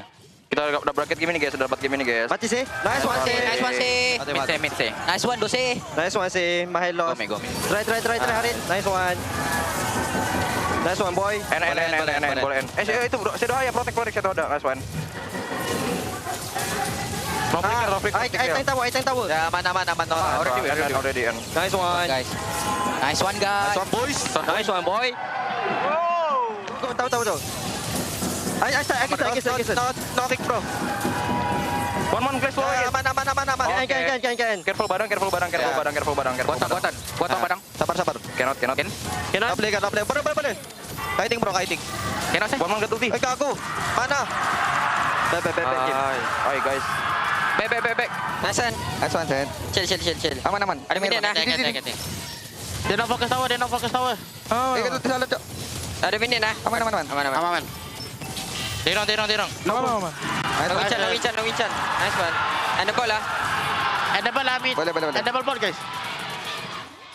Tower lock ram. Nice. They want to fight. Ready, GG. 3 second. Push bot. GG. Kram mana yung mga kram? Kaya boy. Kaya som. Maju ya. Gelang. Bro, nanti. Tengok. Ayo ulti. Pasal. Aku mati. Aman. Just hit. Slowly ya guys. Coba. Kimi pudi. Sabar. One back bro. Knock. Bezel. Aku aman bro. Oh no, one can kill me. Stand. Mati. Astagfirullah. Ente guys. Nice try guys. Ya, nice try. Let's go for flower ya. Oi. Nice man. GG. Kimi out.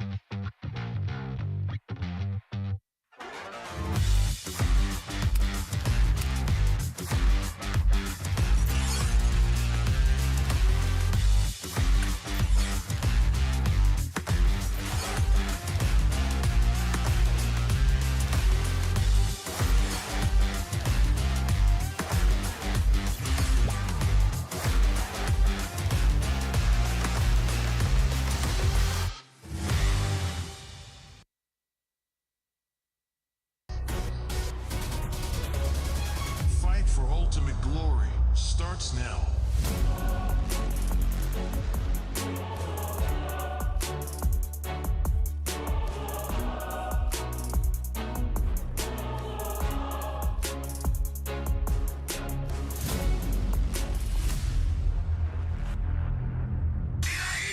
Mobile Legend M6 Swiss Watch.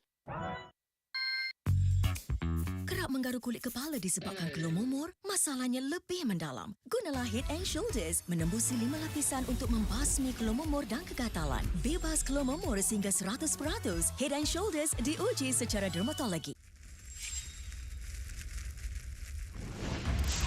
Minna! Utsumaki Naruto ga kaette kita zo!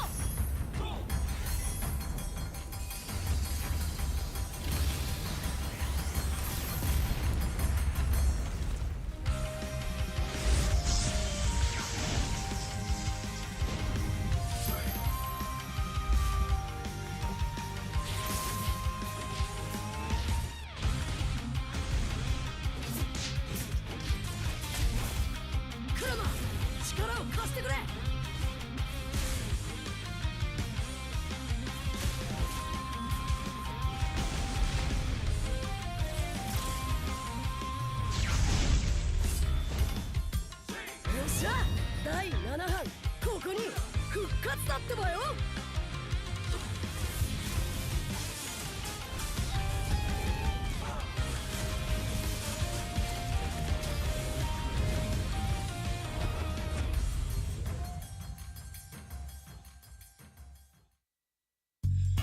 You keep scratching the surface for dandruff? But the problem lies deeper. Use Head & Shoulders. It goes 5 layers deep to defeat dandruff and itch. Be up to 100% dandruff-free. Head & Shoulders, dermatologically tested. 見せてやるよ。シャリンガンの本当の力をな。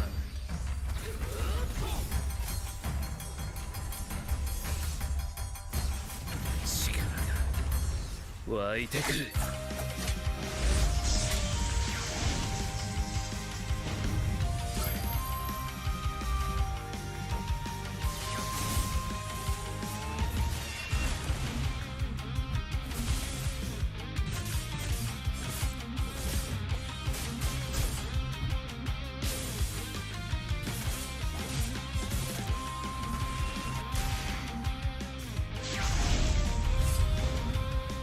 相変わらずやかましい奴らだ。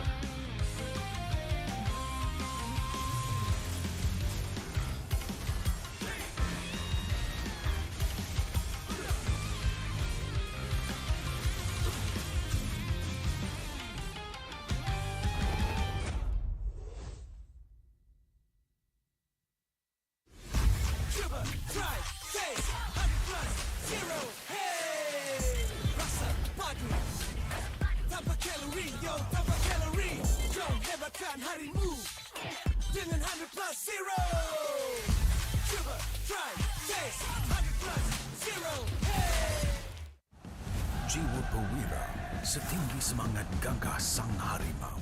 Medan bertarung walau di mana, kita berdiri sama perkasa. Biar lawangan kita bergema satu dunia.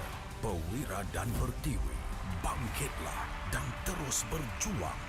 Marilah kita bersorak, harapan pasti ada. Ayo Tim Mas, kita mara bersama.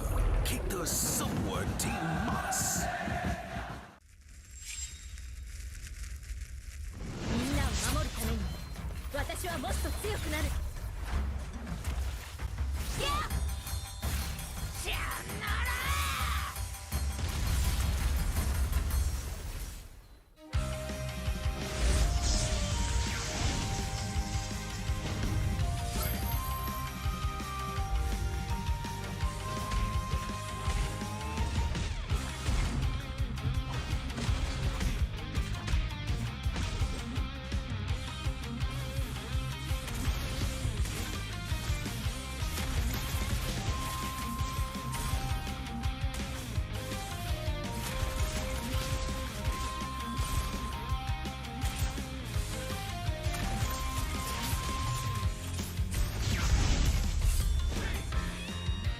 今度は背中合わせで行くわよ。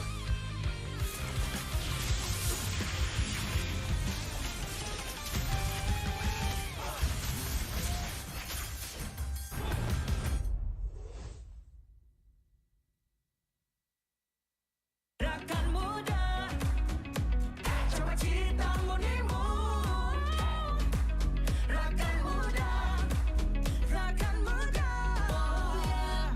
Bersemangat wajah terus berusaha.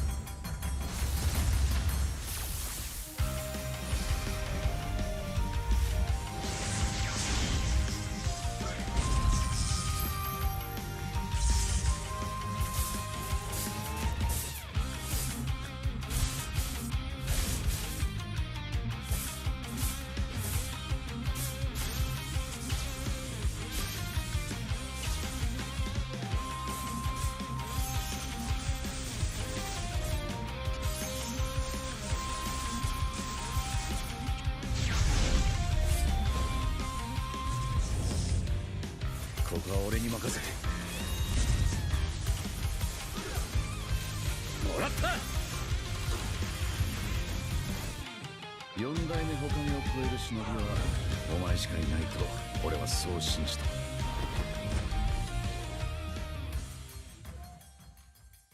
Ini 5 sebab kenapa korang kena datang tengok MPL MY di Stadium Juara. Pertama, korang dapat tengok kita orang main dan tim MPL lain main secara langsung. Kedua, boleh jumpa player depan-depan. Bruh. Yang ketiga, sebab ada booth Vamos. Keempat, tiket murah, RM10 je. Last sekali, yang penting sebab ada saya lah. Jom datang Stadium Juara setiap minggu untuk tonton semua tim MPL MY bertanding. And paling penting, jangan lupa beli tiket guys kat Ticket to You atau tekan link di bio. Jangan lupa follow MPL MY.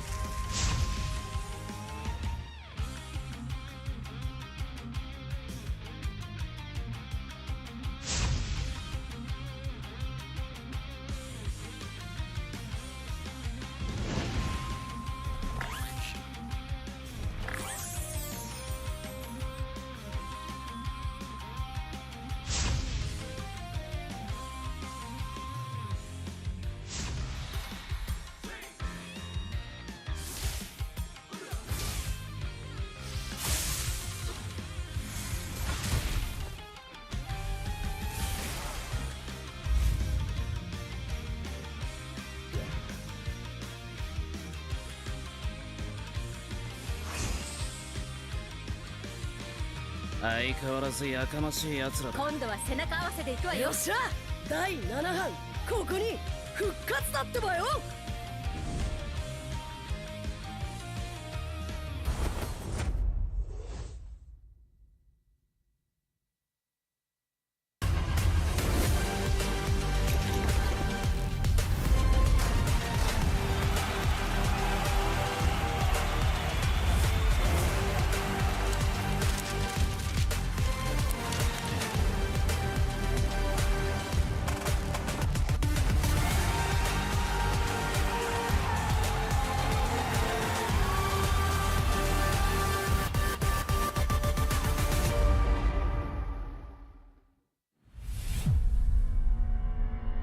Trofi MPL Malaysia, dia adalah simbol untuk tunjuk kejayaan satu pasukan.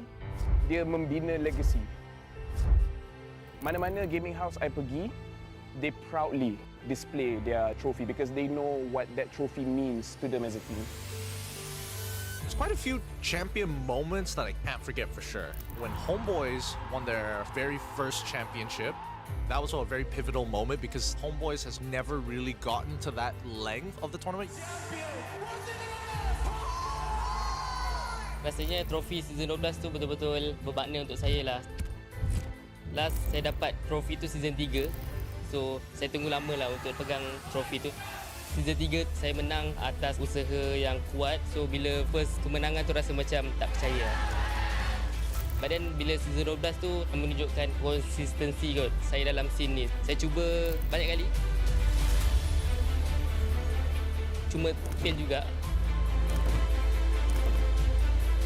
But then tiba-tiba season 12 miracle happen lah.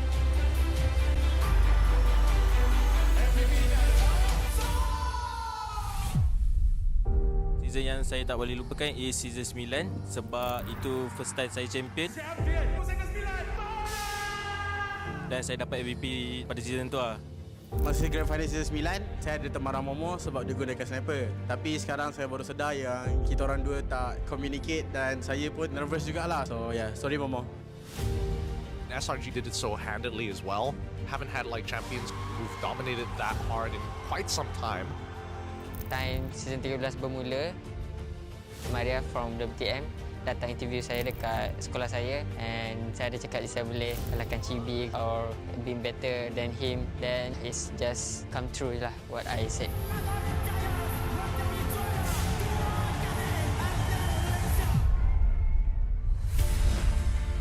Honestly, I nampak the new design for the trophy is very nice.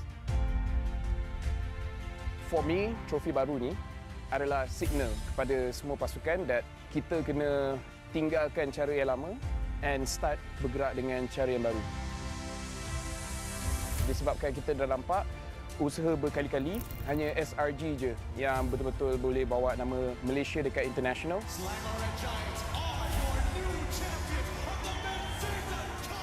So pastikan you come very, very prepared. Hopefully dengan trofi baru, kita pun akan nampak banyak player baru ataupun organisation baru yang boleh step up and wakil Malaysia dekat international.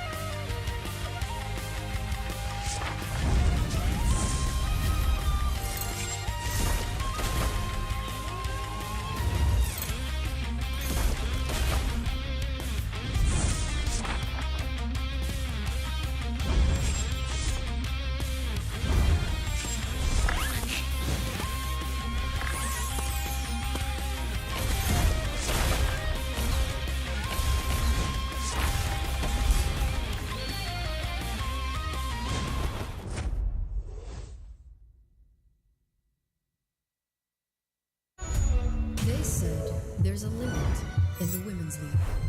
In MWI, we say, limit? Watch us bounce. From the MWI queens everyone knows, to the stars who came out from nowhere, to the ultimate champions. Now, MWI is expanding greater than ever. Turkey, EECA, Africa, Mongolia, and beyond. We're stretching the map wider. MWI, where dreams get louder. This isn't just a tournament. It's your passport to the world stage. A spotlight for women in the EWC.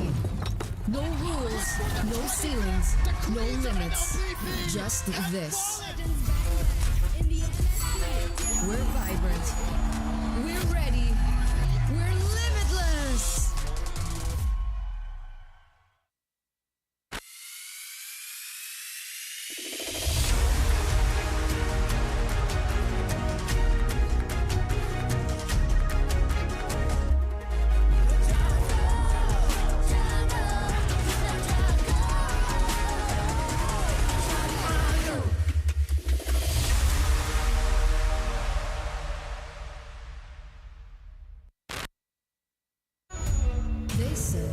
there's a limit in the Women's League.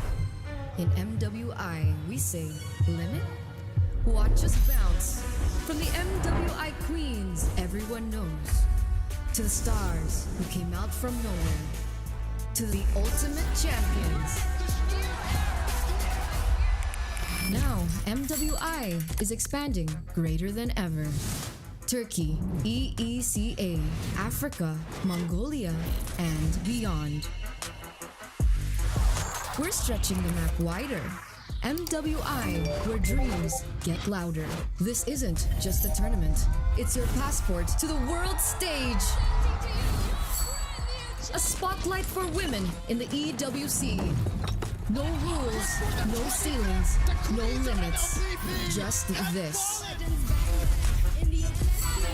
We're vibrant. We're ready. We're limitless. Hello guys, so for today I'm going to rate MPL One more. Hello guys, so for today I'm going to rate top goal laners from MPL MY. So first is Kuzey. Because I think he's the one who's carrying their team and he's being consistent on his role. Usai saya letak dekat B. So ada Mel QT, saya letak S. Biasa-biasa S. Because they're just a new team but their gameplay is kinda great, so I think S. So kita ada Lolial, saya letak C.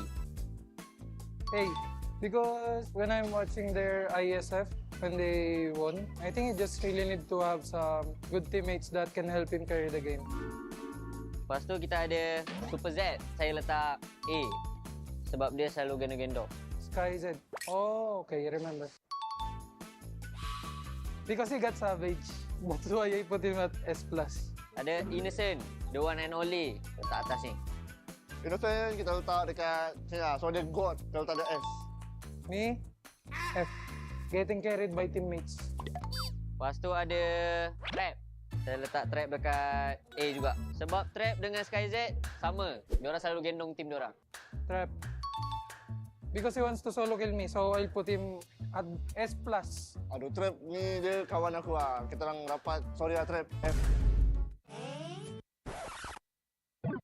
SkyZ, ada tu lawan 2-1, saya letak F lah. Lolial 2-0, saya letak F ke A, F.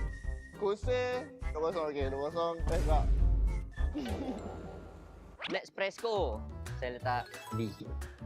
B for now. Because their team kinda underperformed since last 2 seasons. Next, F. Shaheen, saya letak dekat B. B. Because I watch his highlights, his solo kill DRit. Thumbs up. Shaheen pun F. Okay, nampaknya semua kita letak F. So ada sekali saya. Saya mungkin duduk sebelah Innocent. Huh? Rough. This one, good kid, good kid. So I'll just put him in A. Rough kita belum lawan guys. So kita letak dia dekat A dulu lah, A dulu. Sebab kita tak tahu, mungkin kita kalah. Last, me, myself and I, kita letak dekat D lah. Janganlah kita letak sini lah. Kita tak tahu lawan Raf macam mana. So kita sebanding dengan Raf dulu lah. Obi mana Obi? Obi tak ada? Okay, itu saja from saya. MB Raf, bye. Thank you. Thank you guys.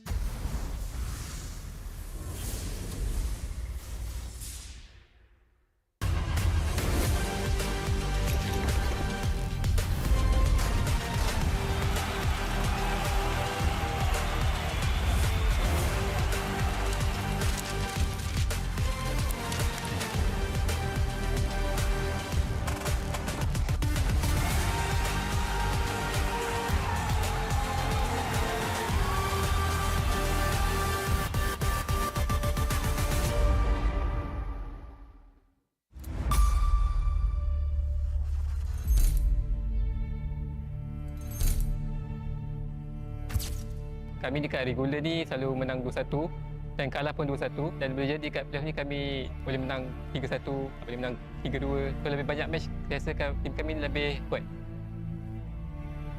Playoff kali ni boleh dikatakan playoff yang paling kita orang berat lah, sebab since kita orang mula daripada bawah kan. So kali ni kita try daripada bawah, sebab kita dah try daripada atas kita gagal. So kali ni kita try daripada bawah pula. Ini playoff ketiga saya actually, tapi kalau untuk konsisten, bang, untuk 2 season ni saya happy gila lah. So MPL Malaysia saya tengok makin kuat dengan import-import baru. Memang kuat lah sekarang. Aku berharap aku datang MV, aku bisa bawa MV buat jadi top team di Malaysia. Ya syukur-syukur juara. Mencari sana! Triple kill, Jordan! Let's go!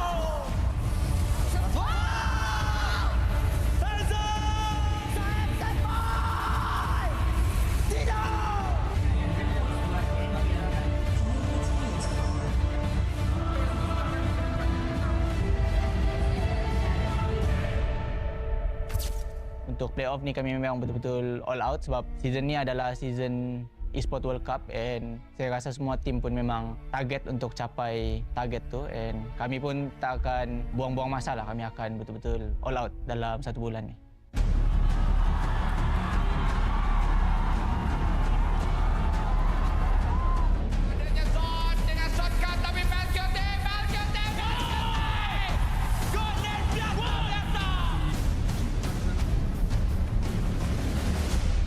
Kalau tengok daripada regular season, punya future untuk repeat tu, I can say 80%, but kita tak boleh, content or competition lah dengan apa yang kita ada. Kena still hustling lah for that goal.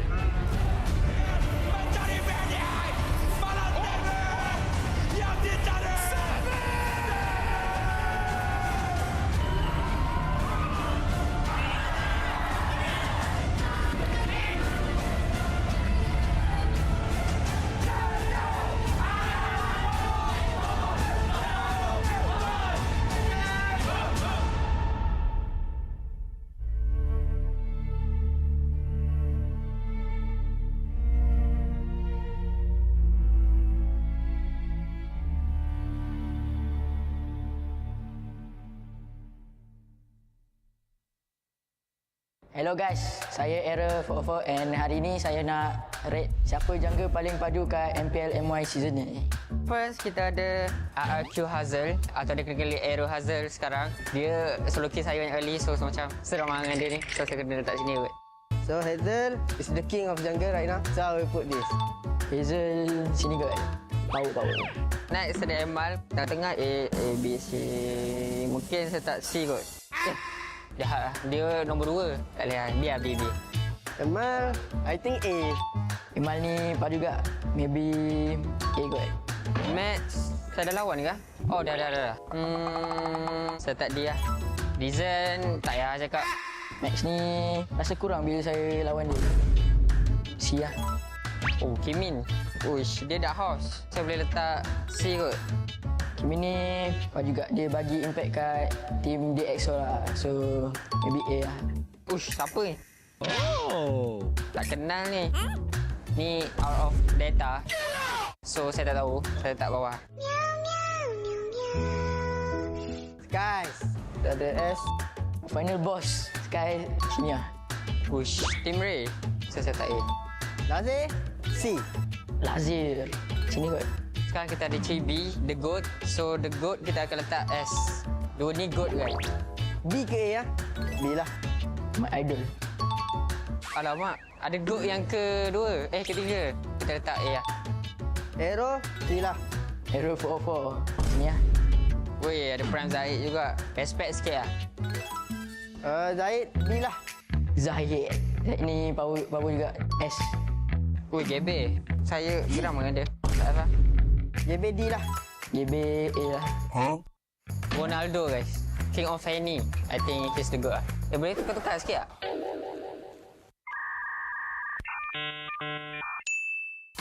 Kita tukar. Chibi still the best. The good of the good. The reason saya tak Gabriel kat F sebab kalau korang tengok Fanny dia, uish, saya ada nampak satu komen daripada owner dia, Sagam. Uish. Saya as user Fanny rasa macam tersakiti tau tengok Fanny dia. So, tak mahal GB, tapi it's true. Ini boleh lah, power kat lah. S. Hazel letak aku kat mana Uish, apa ni? Cupu dia. You what? Mudah. Ini kids, boleh lah. Wih, ada idol saya, Sekis. Dia di S karena dia menang, ya jadi jago. Cibi saya letak A aja. Karena dia sering masuk internasional kan, jadi A aja. Error 404 ya? Nggak tahu sih, dia juga baru main dikit kan. Letak D deh. Yang kalah kita letak bawah aja. Iqmal belum pernah lawan, tapi kayaknya jago. Derby. Prime Season 9. Jago nih, jago. C aja. You what? God Funny. Yes. Lalu ada apa? Kimin. Karena dia menang lawan kita orang, kita letak A aja. A. Oke guys, ini rating dari gua. Jangan lupa buat nonton terus MPL MY dan juga dukung AERO. Yes, thank you. Goodbye.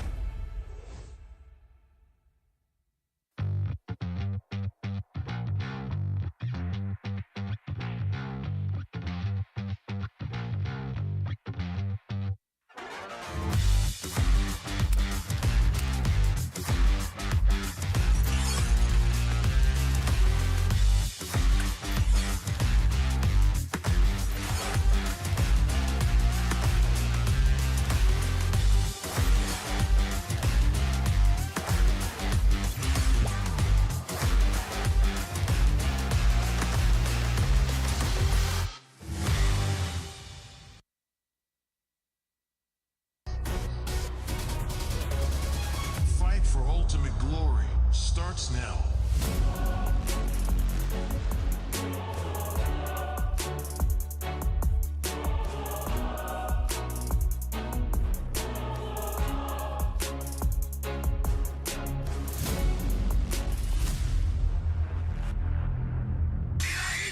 Mobile Legend M6 Swiss Watch.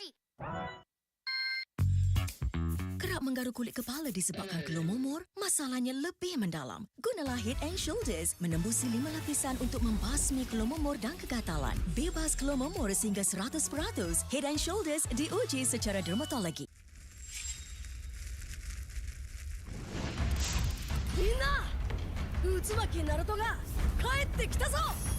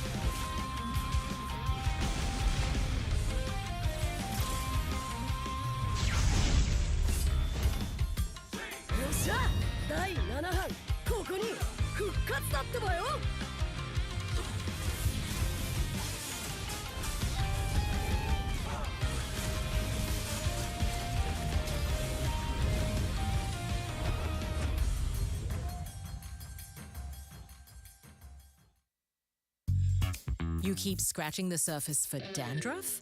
But the problem lies deeper. Use Head & Shoulders. It goes 5 layers deep to defeat dandruff and itch. Be up to 100% dandruff-free. Head and Shoulders, dermatologically tested. 見せてやるよ。シャリンガンの本当の力をな。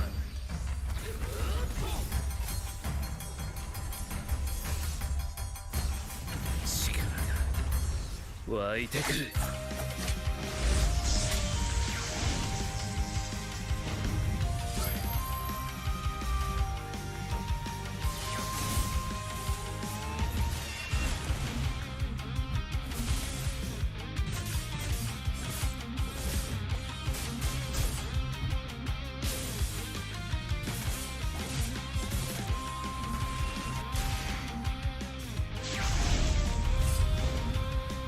相変わらずやかましい奴らだ。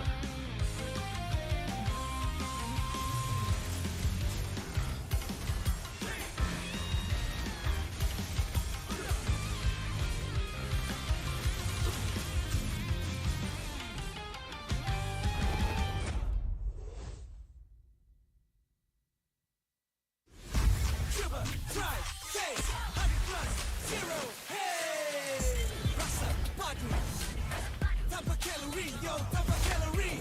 Jom hebatkan harimu dengan 100 plus zero. Cuba, try, taste, 100 plus zero. Hey! Jiwa perwira, setinggi semangat gagah sang harimau. Medan bertarung walau di mana, kita berdiri sama perkasa. Biar lawangan kita bergema satu dunia. Perwira dan pertiwi, bangkitlah dan terus berjuang. Marilah kita bersorak, harapan pasti ada. Ayo Tim Mas, kita mara bersama. Kita semua Tim Mas. みんなを守るために私はもっと強くなる。やっしゃなら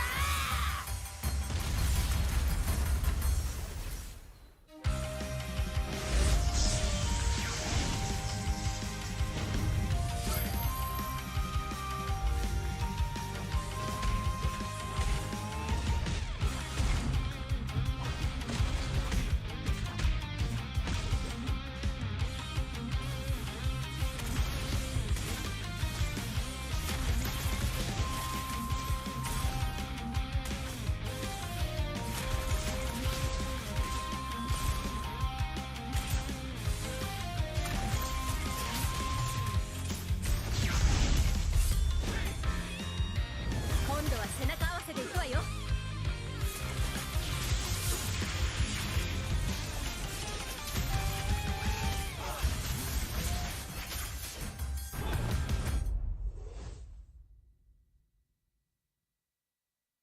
Rakan muda, coba kita menimu. Rakan muda, oh yeah. Bersemangat wajah terus berusaha, keazaman terus membara. Yakin boleh, rakan muda, rakan muda.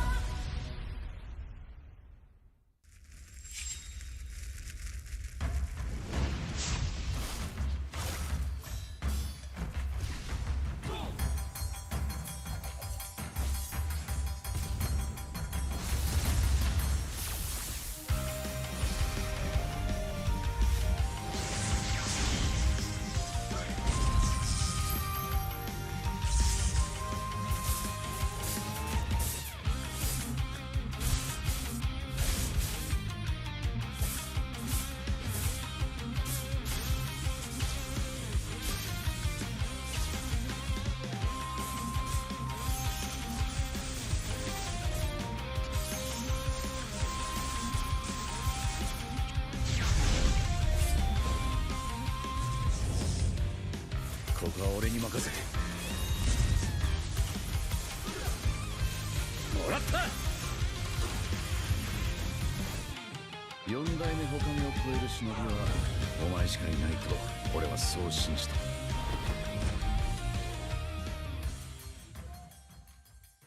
Ini 5 sebab 5 sebab kenapa korang kena datang tengok MPL MY di Stadium Juara. Pertama, korang dapat tengok kita orang main dan tim MPL lain main secara langsung.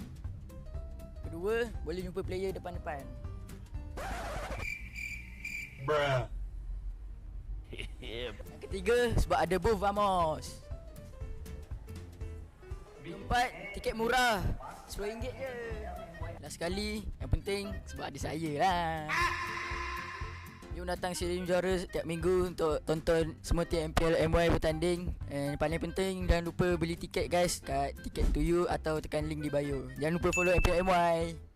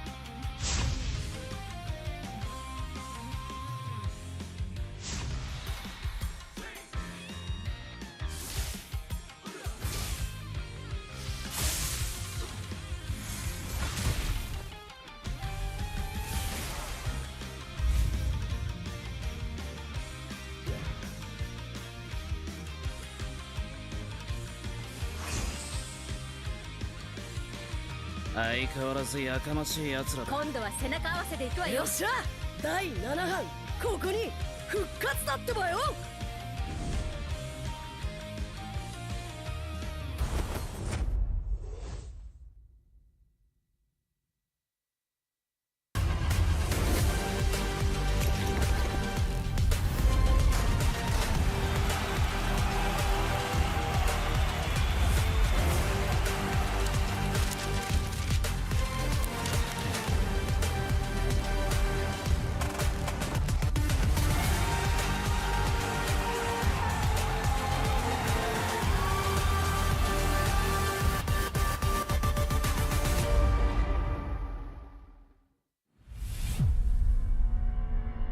Trofi MPL Malaysia, dia adalah simbol untuk tunjuk kejayaan satu pasukan.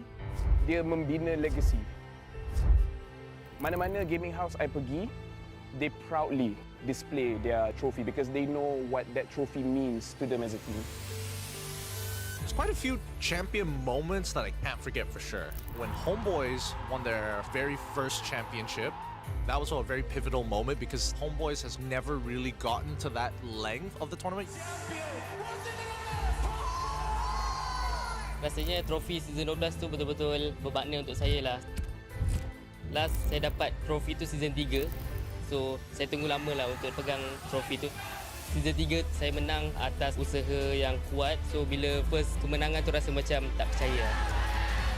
But then bila season 12 tu menunjukkan konsistensi kot saya dalam scene ni. Saya cuba banyak kali. Cuma fail juga. But then tiba-tiba season 12 miracle happen lah.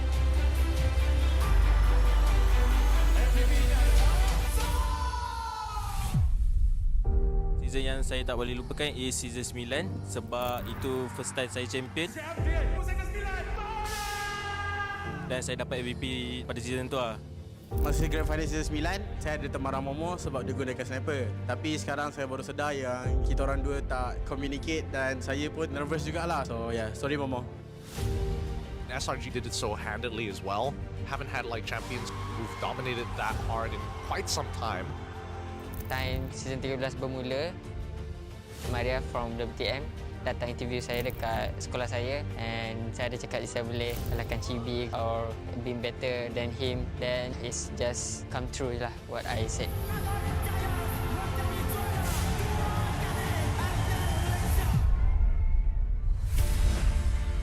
Honestly, I nampak the new design for the trophy is very nice. For me, trofi baru ni adalah signal kepada semua pasukan that kita kena tinggalkan cara yang lama and start bergerak dengan cara yang baru. Disebabkan kita dah nampak usaha berkali-kali, hanya SRG je yang betul-betul boleh bawa nama Malaysia dekat international.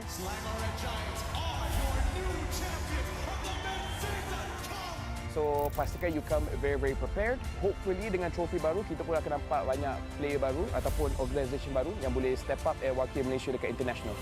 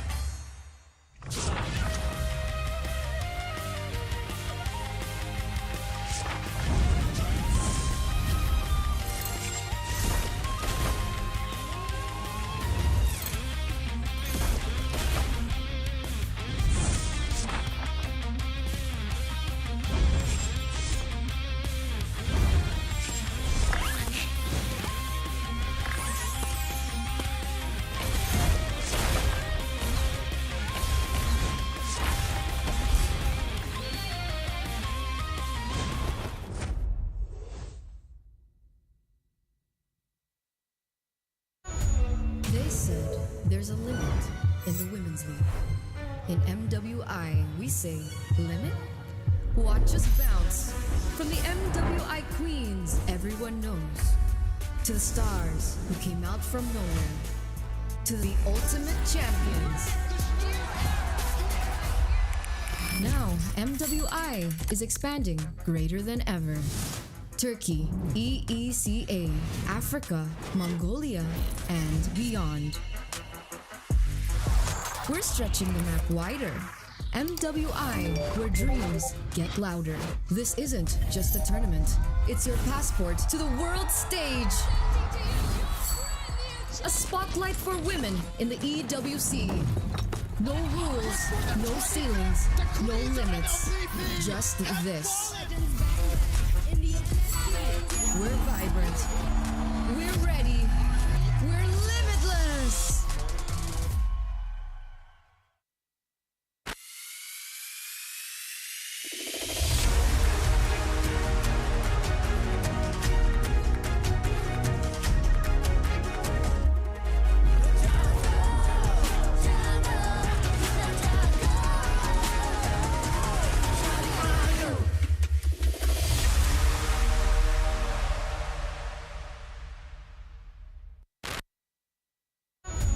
They said there's a limit in the women's league.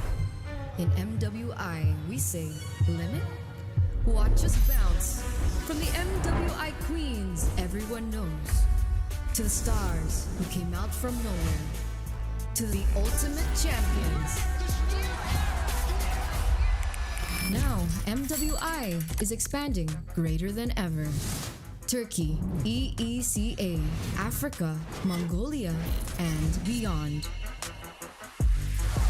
We're stretching the map wider. MWI, where dreams get louder. This isn't just a tournament. It's your passport to the world stage. A spotlight for women in the EWC. No rules, no ceilings, no limits. Just this. We're vibrant. We're ready. We're limitless. Hello guys, so for today I'm going to rate MPL one more. Hello guys, so for today I'm going to rate top goal laners from MPL MY. So first is Kuzey, because I think he's the one who's carrying their team and he's being consistent on his role. Kuzey saya letak dekat B lah, B. So ada Mel QT, saya letak S. Biasa-biasa S. Because they're just a new team but their gameplay is kinda great, so I think S. So kita ada Lolial, saya letak C.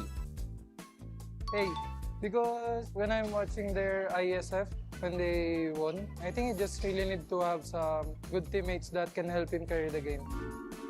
Lepas tu kita ada Super Z, saya letak A. Sebab dia selalu gendong-gendong. Sky Z. Oh, okay, I remember. Because he got savage. That's why I put him at S+. Ada Innocent, the one and only. Letak atas ni. Innocent kita letak dekat sini lah. So dia God, kita letak ada S. Me? F. Getting carried by teammates. Lepas tu ada Trap. Saya letak Trap dekat A juga. Sebab Trap dengan SkyZ sama. Diorang selalu gendong tim diorang. Trap. Because he wants to solo kill me, so I'll put him at S+. Aduh, Trap ni dia kawan aku lah. Kita orang rapat. Sorry lah, Trap. F. SkyZ, ada tu lawan 2-1, saya letak F lah. Lolial, 2-0, saya letak F ke A, F. Kuzey, 2-0, okay, 2-0, F ke A. Let's Presco, saya letak B. B for now, because their team kinda underperformed since last 2 seasons. Next, F. Shaheen, saya letak dekat B. B. Because I watch his highlights, his solo kill DRit. Thumbs up. Shaheen pun F. Okay, nampaknya semua kita letak F. So ada sekali saya mungkin duduk sebelah Innocent. Huh? Rough. This one, good kid. So I'll just put him in A. Rough kita belum lawan guys. So kita letak dia dekat A dulu lah, A dulu. Sebab kita tak tahu, mungkin kita kalah. Last, me, myself and I, kita letak dekat D lah. Janganlah kita letak sini lah. Kita tak tahu lawan Raf macam mana. So kita sebanding dengan Raf dulu lah. Obi mana Obi? Obi tak ada? Okay, itu saja from saya. MB Raf, bye. Thank you. Thank you guys.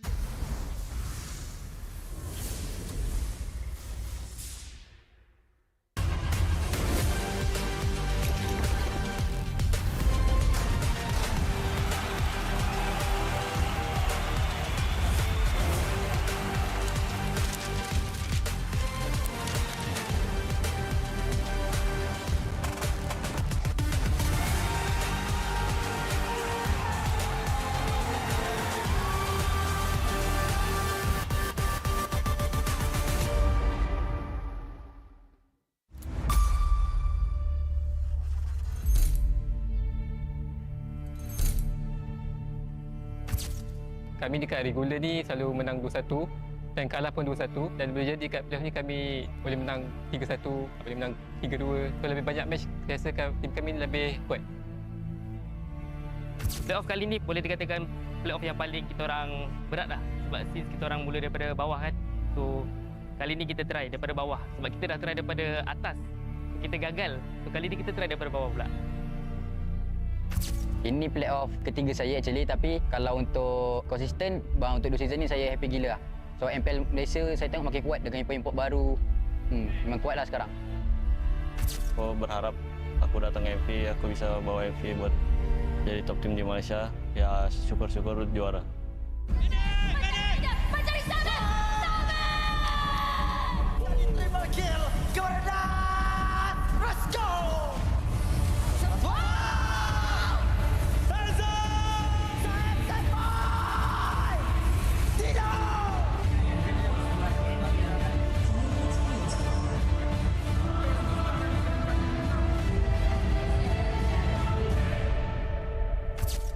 Untuk playoff ni kami memang betul-betul all out sebab season ni adalah season Esports World Cup and saya rasa semua tim pun memang target untuk capai target tu and kami pun tak akan buang-buang masa lah. Kami akan betul-betul all out dalam 1 bulan ni.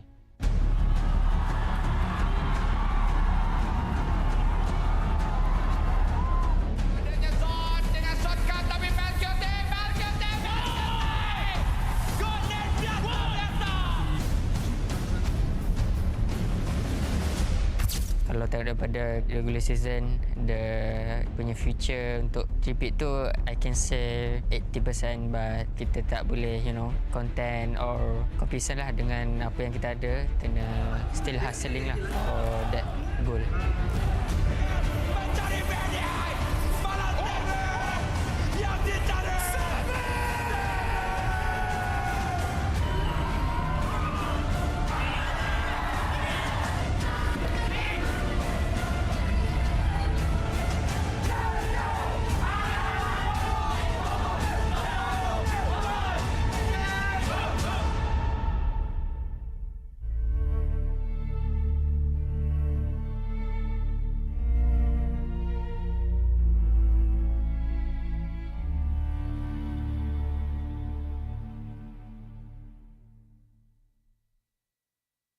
Hello guys, saya AERO 44 and hari ni saya nak rate siapa jangga paling padu kat MPL MY season ni. First, kita ada RRQ Hazel atau dia kena AERO Hazel sekarang. Dia solo kill saya yang early, so macam seram dengan dia ni. So, saya kena letak sini kot. So Hazel is the king of jungle right now. So I will put this. Hazel sini kot. Tahu. Next, ada Emal. Tengah-tengah A, B, C. Mungkin saya tak C kot. Jahat lah. Dia nombor 2. Tak boleh lah. Biar B. Emal, I think A. Emal ni padu juga. Maybe A kot. Match, saya dah lawan ke? Oh, dah. Saya tak D lah. Reason, tak payah cakap. Match ni rasa kurang bila saya lawan dia. C lah. Oh, Kimin. Uish, dia dah house. Saya boleh letak C kot. Kimin ni juga dia bagi impact kat team DXO lah. So, maybe A lah. Uish, siapa ni? Oh, tak kenal ni. Ni out of data. So, saya tak tahu. Saya letak bawah. Guys, ada S. Final boss. Sky sini lah. Uish, Team Ray. Saya tak A. Lazir, C. Lazir. Sini kot. Sekarang kita ada Chibi, The Goat. So, The Goat kita akan letak S. Dua ni Goat kan? B ke A ya? B lah. My idol. Alamak, ada Goat yang kedua. Ketiga. Kita letak A lah. AERO, C lah. AERO 44. Sini lah. Weh, ada Prime Zahid juga. Respect sikit lah. Zahid, B lah. Zahid ni power juga. S.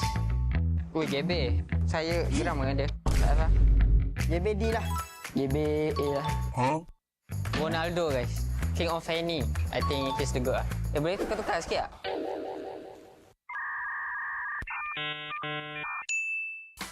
Kita tukar. Chibi still the best. The good of the good. The reason saya tak Gabriel kat F sebab kalau korang tengok Fanny dia, uish. Saya ada nampak satu komen daripada owner dia, Sagam. Uish. Saya as user Fanny rasa macam tersakiti tau tengok Fanny dia. So, tak mahal GB, tapi it's true. Ini boleh lah, power kat lah. S. Hazel letak aku kat mana Uish, apa ni? Cupu dia. You what? Mudah. Ini kids, boleh lah. Wih, ada idol saya, Sekis. Dia di S karena dia menang, ya jadi jago. Cibi saya letak A aja. Karena dia sering masuk internasional kan, jadi A aja. Error 404 ya? Nggak tahu sih, dia juga baru main dikit kan. Letak D. Yang kalah kita letak bawah aja. Iqmal belum pernah lawan, tapi kayaknya jago. Derby. Prime Season 9. Jago nih, jago. C aja. You what? God Funny. Yes. Lalu ada apa? Kimin. Karena dia menang lawan kita orang, kita letak A aja. A. Oke guys, ini rating dari gua. Jangan lupa buat nonton terus MPL MY dan juga dukung AERO. Yes, thank you. Goodbye.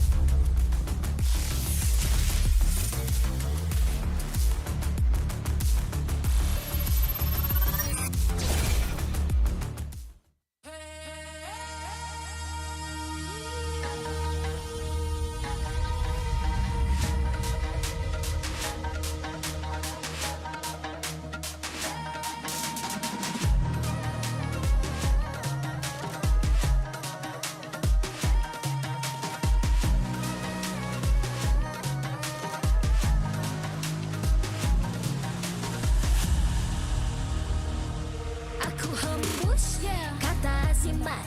Bila terjatuh, aku beringat. Jalan dah jauh, cari titik bermula. Krak, krak, krak, krak. Jangan patah semangat. Semarak api bukan calon cadangan. Biar apa menghalang, aku sambut datang. 1000 daya, 1000 alasan. Harungi semua sampai di akhir garisan. Eo, eo. Kami tak senang mengalah, kami luar biasa. Semangat membara, harungi bersama. Lakukanlah sama-sama lakukan, bergema di kiri dan kanan. Tak berhenti marah ke hadapan, tak mengalah berdepan cabaran. Jaga, jaga, kita jaga. Jaga, jaga, kita jaga. Jadi ayo. See me, watch me, hype me, gotta give it all. Don't matter how many times I fall, gotta get back up, yeah, yeah, gotta go. I can hear them calling, now I gotta serve. Mess with my clique, now you get what you deserve. We keep it tight, we keep it cool, they got me and I got them too. Rendam terasa api tak kunjung padam. Marah ke hadapan kita, sehaluan jangan simpan-simpan, kita anak Malaysia. Kami tak senang mengalah, kami luar biasa. Semangat membara, harungi bersama. Jaga, jaga, kita jaga.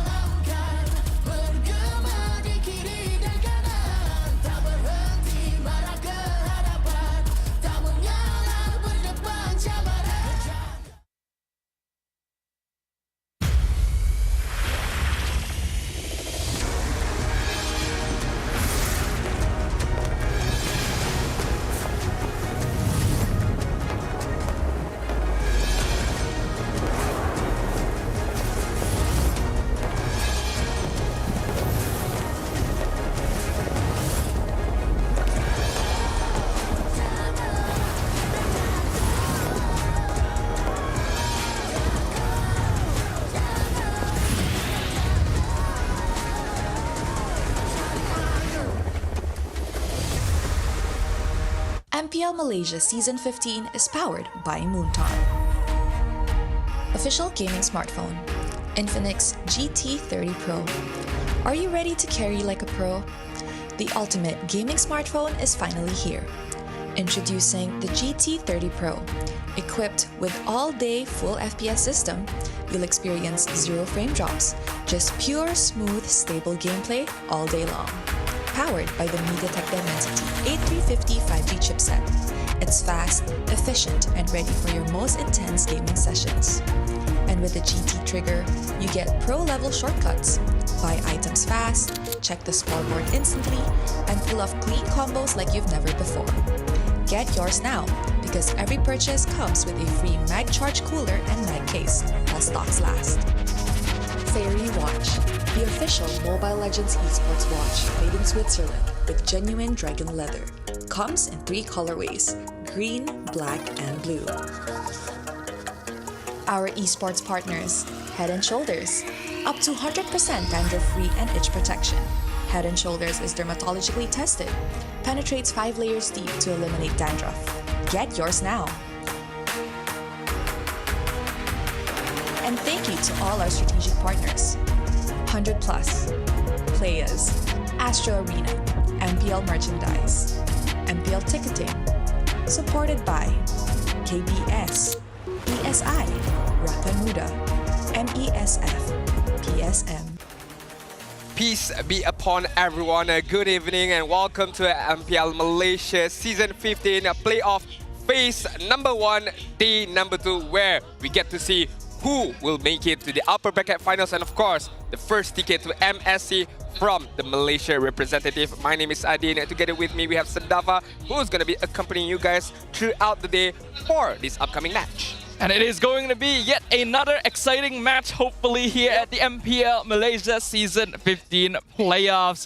For those of you who may have missed the first match of the day, SRG OG have officially locked in their upper bracket final slot. But it was actually a close one. AERO Esports put up quite a fight, actually managed to push our defending champions pretty far, but they will be dropping down to the lower brackets where they will continue their journey in Phase 2. The question is now, who will be joining them and who will be moving up to face SRG OG for that very first MSC slot? Of course, this is going to be another best of 5 between DX Seoul up against HomeBois, where I feel like if we were to put up a poll, I think HomeBois is going to win the poll with a better or stronger fan base. But to be fair, DX Seoul has been proving something that none other than other teams can prove, which is a rookie team, a new face, making it to the playoff, and so far one more step up against the HomeBois to make it into the upper bracket final. So far, this has been a battle that, you know,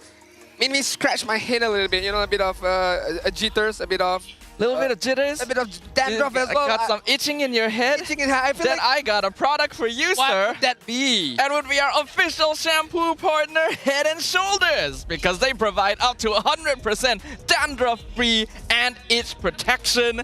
It is already dermatologically tested to go 5 layers deep to defeat dandruff and itch. So to make sure your dandruff and itch is all wiped out and you're able to play to your maximum potential in the land of Dawn, make sure to grab yourself some Head & Shoulders. Thank you so much to Head & Shoulders to keep us clean, fresh, and focused on the next game. A new team versus a new legacy. Who will be facing SRG? That will be the headline for this upcoming match. HomeBois or a new faces of DXO. So far, are you impressed with DXO's run so far in terms of MPL Season 15? I am more than impressed, if anything. Like, I actually really like DXO. This is a team that doesn't matter what the odds are, doesn't matter what the chances everyone says are, they are going to push through and they are going to play at 100%. I think a lot of people were wondering whether or not they would actually be able to take out Monster Vicious, and they did so, but in a way no one would have expected in a 3-0 clean sweep, breaking their 2-1 curse from the regular season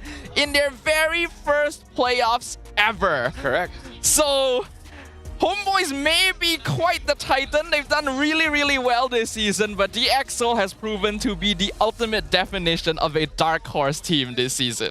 Most definitely right with you there, Sadafa. Some of the plays that they have shown so far, especially of yesterday, went out of the ordinary for me. But again, up against HomeBois, a well-functioning team with a good coaching staff as well.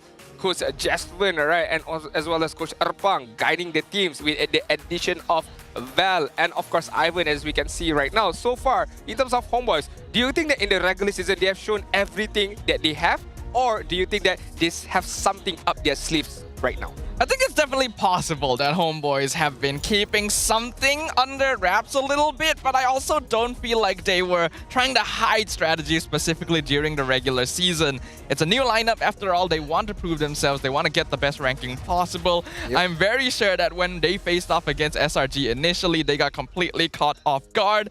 And I imagine that would give them some new thought processes, right? What needs to change? What new strategies can we explore? And now I'm very curious to see what they can bring to the playoffs, because it's pretty obvious that DXS has prepared very well. I like this picture because highlighting SkyZ and of course Siska. The things that I want to ask you as of now. Normally we would think that Malaysians, in terms of jungle, we have a lot of representatives. We have players like Uni, Skies, of course, right? But when we take a look at the EXP side, not much names comes into my mind. So far, Siska, although a rookie, but playing like a veteran player as of now. Yeah, I think Siska has been doing a really, really impressive job, and it's really interesting to think about the fact that there are so many rookie players in our top 4 this season. It is unprecedented, it is unexpected. So many veteran lineups have fallen, and now new teams and new legacies are popping up with players that are literally stepping onto the MPL stage for the first time, now vying for a spot to represent the nation. I am really impressed. I have so much respect for these players, and I really hope we get to see even more of that potential going forward, not just today, but for seasons in the future as well. And we will definitely be seeing more of the EXO, because regardless of what happens today, either they go to the upper bracket finals match or they're gonna drop down to the lower bracket match. They will be facing AERO Esports, so a lot more to be unfolded by the side of the EXO. Depends whatever way they will go, which means more game time for Siska, more game time for Kimin, more game time as of for SkyZ, and this will only benefit these players regardless of their future, whether they stay in the EXO or move on towards another team. So the local talents here in Malaysia are definitely in good hands, but I feel like they still need the guidance from a proper coaching staff. And I think our coaching staffs this season have really stepped up, just in general, right? Every single team has done so well in terms of drafting, in terms of figuring out what exactly their teams are capable of. But before our match begins, we have a short video for you guys to check out.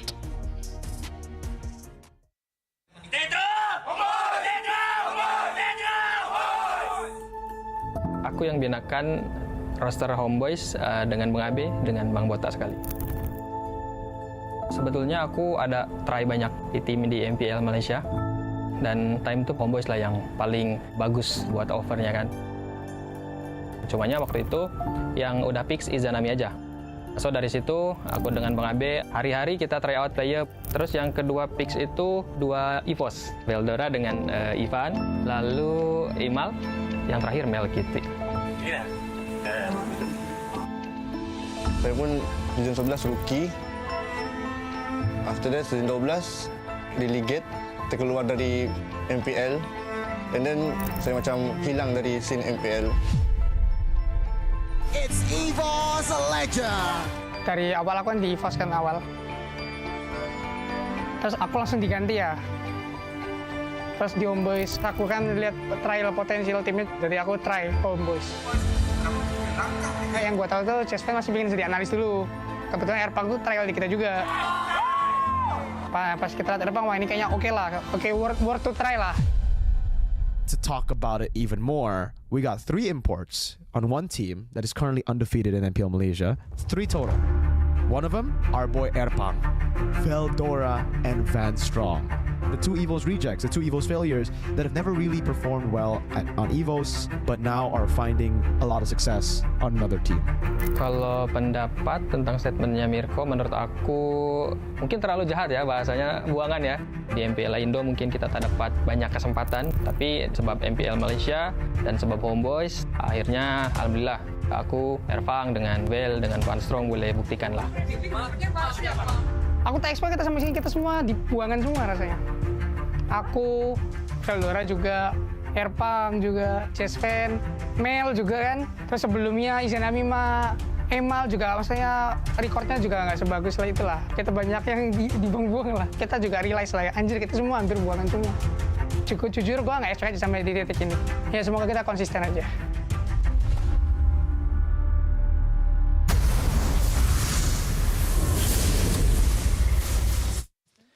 Maybe the word rejected or thrown away is a hard swallow to pill. Maybe not the best way to describe the situation, but to be fair, technically they were not performing well in their previous teams or in the previous engagement of regardless of MPL Malaysia or MPL Indonesia. But right now, season 15 gave them a new breath, a new sign of life, and they took that chance and they executed really, really well. And right now, they're one step away from the upper bracket finals, Dafa. Watching that video does give the shivers, right? Yeah. It really makes you think because, yes, calling them rejects, calling them, you know, players that no one wants is a bit harsh, but you cannot deny the fact that many of the HomeBois players are indeed players who once were considered to have potential, and yet never really managed to live up to it. The expectations became a weight that was too difficult to carry, and they just could not find success in their own terms, whether it be the local players from here, or of course the coaches and the imports who came all the way from MPL Indonesia as well. I'm really happy to see the success that they've found with each other, and it really does feel like a lineup that has reinvigorated the organization and found a home in this very competitive season of MPL Malaysia. A good play of word, a home. HomeBois, get it? A place for them to be able to gather their own strength and to gather beliefs as well, to be able to make it all the way, hopefully to the grand finals and hopefully another MSC ticket for them. But to be fair, DxO, we could say a similar thing, but in a different kind of manner where chances was given to them through MAL. And right now, MPL is the main stage for them and making it all the way until the main stage of playoffs. So far, DxO has been very, very good. But HomeBois being undefeated except for Selangor Giants, one loss in their regular season with the help of this player right here, Val, or as known as Veldora back then. Very, very interesting career. Relive or revive his career here in MPL Malaysia. As we all know, Val made his debut in the Tier 2 scene initially during MDL ID Season 7, where he actually ended up becoming the champion of MDL alongside EVO's Icon, which allowed him to be promoted to EVO's Legends in MPL ID Season 12, but only for the last 2 weeks of the regular season. And despite that, his team was not able to make playoffs. He was eventually dropped back to EVO's Icon for MDL ID Season 8, but he only played during the first 7 weeks. And he reappeared in MPL ID once again in Season 13 with EVO's Glory, but parted ways only after 2 weeks following a series of challenging results. He was then loaned to Geekfam during Season 14, where he and the team were able to secure a pretty solid 4th place finish. This is a player that has had much experience in many different teams, and now in MPL Malaysia with HomeBois, he has made strong strides, with the team only dropping 1 defeat towards the whole regular season. Yeah, I mean, looking at the resume as well, 4th place as of recent with Geekfam ID was loaned there for season 14 of MPL ID. 2nd place MPL ID EVO's Glory, but where he played very minimal matches. EVO's Icon MDL ID Season 8, EVO's Legend in MPL ID Season 12, and where he debuted with EVO's Icon, where he became the champion of MDL ID Season 7. But now we're focusing on the present. He is in the playoffs. He is in one of the best teams here in Malaysia, where they went undefeated, only lost to Selangor Red Giants here. I mean, to be fair, everyone lost against Selangor Red Giants, so it's not a record to be ashamed of, but to be proud of as well, because he is technically the highlighted player as well in HomeBois. You want Fredrin Juggle, not a problem. You want Masha EXP, not a problem as well. Any kind of EXP lane you want Veldora to pick up and play, he can do it. Yeah, he has really paired well together with the rest of the homeboys, and this lineup has just found new life that has allowed them to really push their way through and become one of the top contenders here in Season 15 of MPL MY. And the team that many people are expecting to take that second MSC slot, but they still gotta earn it themselves.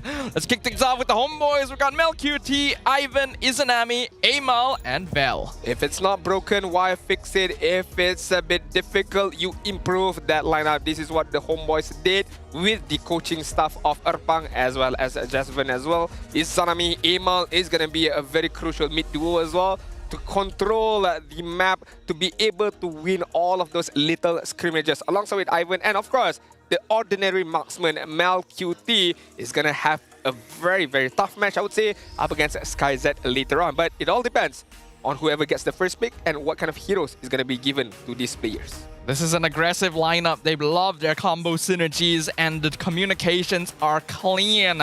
They are definitely expected to be the favorites to move on to the upper bracket finals versus SRG OG. But if any team can put a stop to those expectations, it is the team that has broken them all. DX Soul, consisting of SkyZ, Rasi, Storm, Keemin, and Siska. The king of 2-1s, or the king of long games, long matches. This is the Axel. And hopefully, one thing I would like to say about this team, not just individually, but as a team, is to be consistent. Because they can catch fire very easily early on. But at the same time, they can burn out easily as well. And this is one of the things that Coach Theo has mentioned, where when they won game 1, they tend to get, disfocus a bit and disarray a bit and cost them game number 2. So hopefully all of that issues has been settled, because right now we welcome them to the main stage.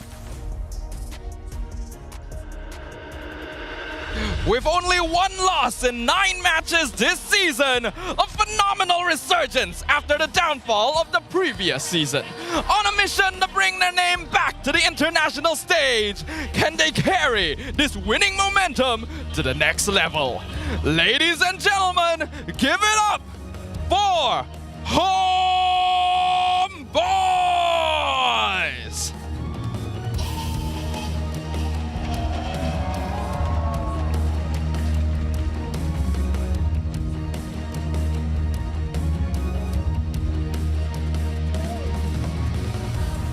Dominating their last match with a clean, uncontested victory, sending a clear warning.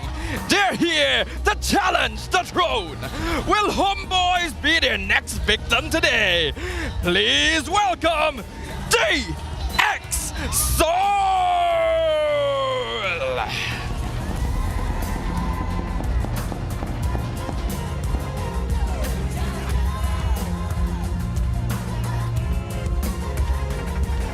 Introducing the coaching staff of the two teams and Head of League Ops, Franklin, that will ensure fair play and professional integrity in the matches.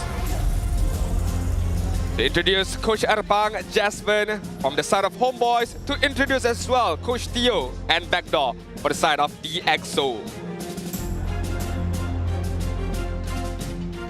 Let's keep it going with the fist bump as well as the armband that will be worn by both team captains, who will always lead the team's movement and strategies in game. A true sign of professionalism, because this is how we roll. This is the Malaysian sportsmanship. This shall be the moment where a story is etched in stone. Two teams with new legacies, with new roads paved before them, but only a single doorway open for one of these worthy competitors. The HomeBois will have first pick for game number 1. First pick win rate, pretty high, 78%. Yeah, 78% is nothing to be laughed about. That is a very huge number for the side of HomeBois. But before we take a deeper dive into our conversation, this is going to be the difference maker. Local gold laners face off between SkyZ as well as Mel QT. As we all know, the ordinary marksman. Most picked heroes right now, Harith and also Granger for Mel QT. Meanwhile, SkyZ, look at that 1-1, 7 times being picked up. Granger 8 times being picked up. Meanwhile, as Harith 6 times being picked up. do understand all of these stats is because of DXO did more games in comparison to HomeBois, because again 2-1 and also 2-0 will also be the difference maker. But other than that, it's quite similar. Look at KDA, average goal per minute, average damage per minute. To be fair, that's quite a high number for Malcutie, 3.8 in comparison to 3.1. Average kills per game, and of course total kills will be in the hands of SkyZ. A difference of roughly about 11 to 20 kills right now. Yeah, so when we look at the numbers, it does make sense. HomeBois overall have had cleaner games, whereas DXO have always gone to a game 3. Their overheating had been a problem for them towards the entire regular season, but coming into the playoffs and taking out Monster Vicious in a 3-0 sweep shows that this team has evolved. They are ready for the playoffs, and they have their eye on the prize. Do HomeBois have the same drive? Will they be able to recreate the success throughout the regular season? Only time will tell as we jump into the drafting phase for game number 1. We do know that HomeBois will have the benefit of the first picks, but these are the heroes to be avoided if you are in the side of HomeBois due to the lowest win percentage for HomeBois. We're talking about CC, Valentina, Alpha, and also Franco with 50% win rate, but then again, with only 2 times being picked up so far in the regular season. So maybe it's not an overall stat that you can use, but those win rate matters the most. Fovius is gonna get banned out in the first ban for HomeBois, so no more Demonic Force being used upon these Fovius. Meanwhile, DXO gonna ban out the Fanny. Funny enough, that is, if I'm not mistaken, one of the 3 heroes that they banned out in yesterday's game, which was the Lucas, the Hanzo, and the Fanny. All 3 games being banned out by DXO. Well, that was specifically because they were up against Monster Vicious, right? Very specific pocket bans versus Uni, which ended up working out quite well for them. I don't think DXO will be able to use the same sort of strategy this time, though, because every single player on the side of HomeBois is a viable threat, and their hero pools are all pretty deep. So you gotta attack the playstyle in general here. If we look at the tendencies of both these teams, I would think that HomeBois is a little bit more of an aggressive team towards the early to mid game, but when we get into the late game, especially the ultra late game, that is where HomeBois needs to be the most wary. That is where DXO becomes their scariest, because you just somehow can't end the game against this team. I agree. I definitely agree with you right there. It's a very targeted ban as what the side of DXO did yesterday up against Monster Vicious, but maybe against HomeBois it will be a different kind of style, because as we can see, Chip has been banned out by the side of DXO. So we do have to note that, or we do have to mention about the Baxia. It's been opened up right now. If not the Baxia, the Kimi as well. So this Kimi and Baxia trade, is it gonna be doable? Or are DXO gonna ban out at least the Baxia and maybe, just maybe, HomeBois? I don't think they're gonna look into Kimi as a first pick, although they would like to, but maybe they would like to secure a more flexible pick, something like a Badang in the first place. Badang's not really a first pick hero though. First phase maybe, definitely not first pick. Yeah, just now SRG picked it up. They did? They did. I mean, SRG just does things. Yeah, but then again, it's SRG at the end of the day, right? But yeah, it makes sense that the Fredrin would be banned out instead of the Baxia or Kimi here, because banning out the Baxia would just give HomeBois a free Kimi first pick. It still ends up being a bit of an issue here though, because HomeBois gets to lock in this Baxia first. And I feel like it's really interesting to look at the evolution of Baxia in the meta, where initially it was used as kind of a gambit to counter Kimi, but players started realizing, actually, this hero is really good, and decided that they can actually prioritize him regardless of Kimi's presence. Yeah, I mean, it's funny enough, even with a Baxia, DXO still opt to go for Kimi, and with the Badang as well, but again, we're not too sure where this Badang is gonna go. Same goes to the Kimi, right? Can be put in the mid lane, can be put in the gold lane as well. But the Baxia itself, I feel like, is super strong enough to not just withstand the Kimi, but whatever marksman that is going to get picked up in the next phase, even in Assassin Jungler as well. So it's going to be very, very much annoying, and it really depends on how DXO is going to play around this. Right now, I feel like they are falling into a trap, but maybe, just maybe, I would like to be proven wrong. they still believe that this Kimi can be the difference maker. I mean, Kimi is always going to be a difference maker, in my opinion. This hero just offers you a little bit too much. It's not only a scaling damage dealer in the late game, the amount of poking and then push checking with the ultimate, as well as even starting out fights from long range, is really, really annoying to deal with. So I think it's just a safe hero to lock in these days without really needing to worry about much. HomeBois wants to make sure they can punish that poking though, so they pick up some double artillery in the Granger and Farsa. Yeah, I like what the HomeBois are doing right now. They put a front line with the Baxia. Even him alone itself can, provide a good amount of absorbance of damage and provide 2 artillery damage from long range as well with the Granger and the Farsa. One thing to note about the Granger, it's a fantastic hero to play from behind, because with the Sky Piercer, if let's say you're down by regardless of how many goals, pick up the Sky Piercer and try to funnel back all those kills towards the Granger so that he can also be the difference maker if let's say you're playing from behind. Definitely, definitely. The Hayabusa was also locked in, so the EXO going for the Assassin playstyle. Yesterday, we saw Kimin. He has improved a lot on these Assassin heroes compared to how he was playing during the regular season. So this is now something worth respecting. They ban out the Lucas for the first ban in their second phase, since right now, HomeBois has still not actually shown their jungler. Nothing about HomeBois is you never know if they're actually going to flex out a tank jungler. They normally do that with Fredrin, but Baxia is in a perfectly good position to do that as well. And it really depends on what their approach to this draft is going to be. Do they want to get rid of more frontliners like the Gatot or Hylos that could threaten the backline? Or do they want to get rid of more DPS options? Looks like it's the latter. Yeah, I mean, it looks like it's the latter for HomeBois. And HomeBois providing or throwing out very important questions to DxO right now. Guess where this Baxia is going to go? Because 3 major roles that he can go right now: the jungle, the roam, as well as the EXP lane. And I'm pretty sure all of these 3 players can play Baxia really, really well. So DxO got to think deep, especially for Coach Theo for the 4th pick before they wrap things up with the picking phase right now. Ling is going to get banned out, so no banning another hero for Amal to be used. Meanwhile, Irital is going to get banned out. So what's left for SkyZ? Harith is still there, is it? If I'm not mistaken, not too sure about it. So maybe that can be used.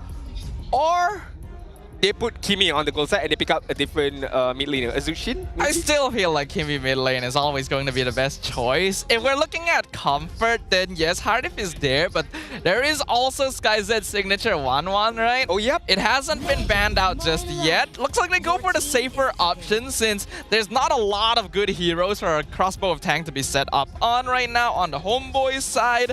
But now HomeBois gets to actually finish off their composition. Where does this Baxia go? I still like the Hylos picked up. I still like the Gatot pick up, and then you can put your Baxia in the jungle. But would that mean you only heavily reliant on your Farsa and your Granger to be able to do the damage dealing part? But in terms of tankiness, you're super, super tanky. But Masha! This is Baxia jungle. Alright, so Bell is going to have a field day with this Masha. Most likely going to go up against the Badang, but we shall see the last pick from Dex later on. One more pickup, Hylos. Cho could also be not bad. Yep. Depends on whether they want to play more defensive or more aggressive catch. Ooh! Matilda! Oh, Matilda good. Baxia. Oh. This is some solid early mid-game aggression coming in from HomeBois. You imagine Baxia with a good amount of health, very good defense capability or defense-based stats, with a Matilda as well, who's just gonna keep healing the Baxia and provide more mobility to the Baxia. Oh, this is gonna be very, very tough for DxO. Yeah, I really, really like this Matilda. We already know is a great hero for engaging and disengaging. You get the Baxia in, you get the Baxia out, you provide shielding.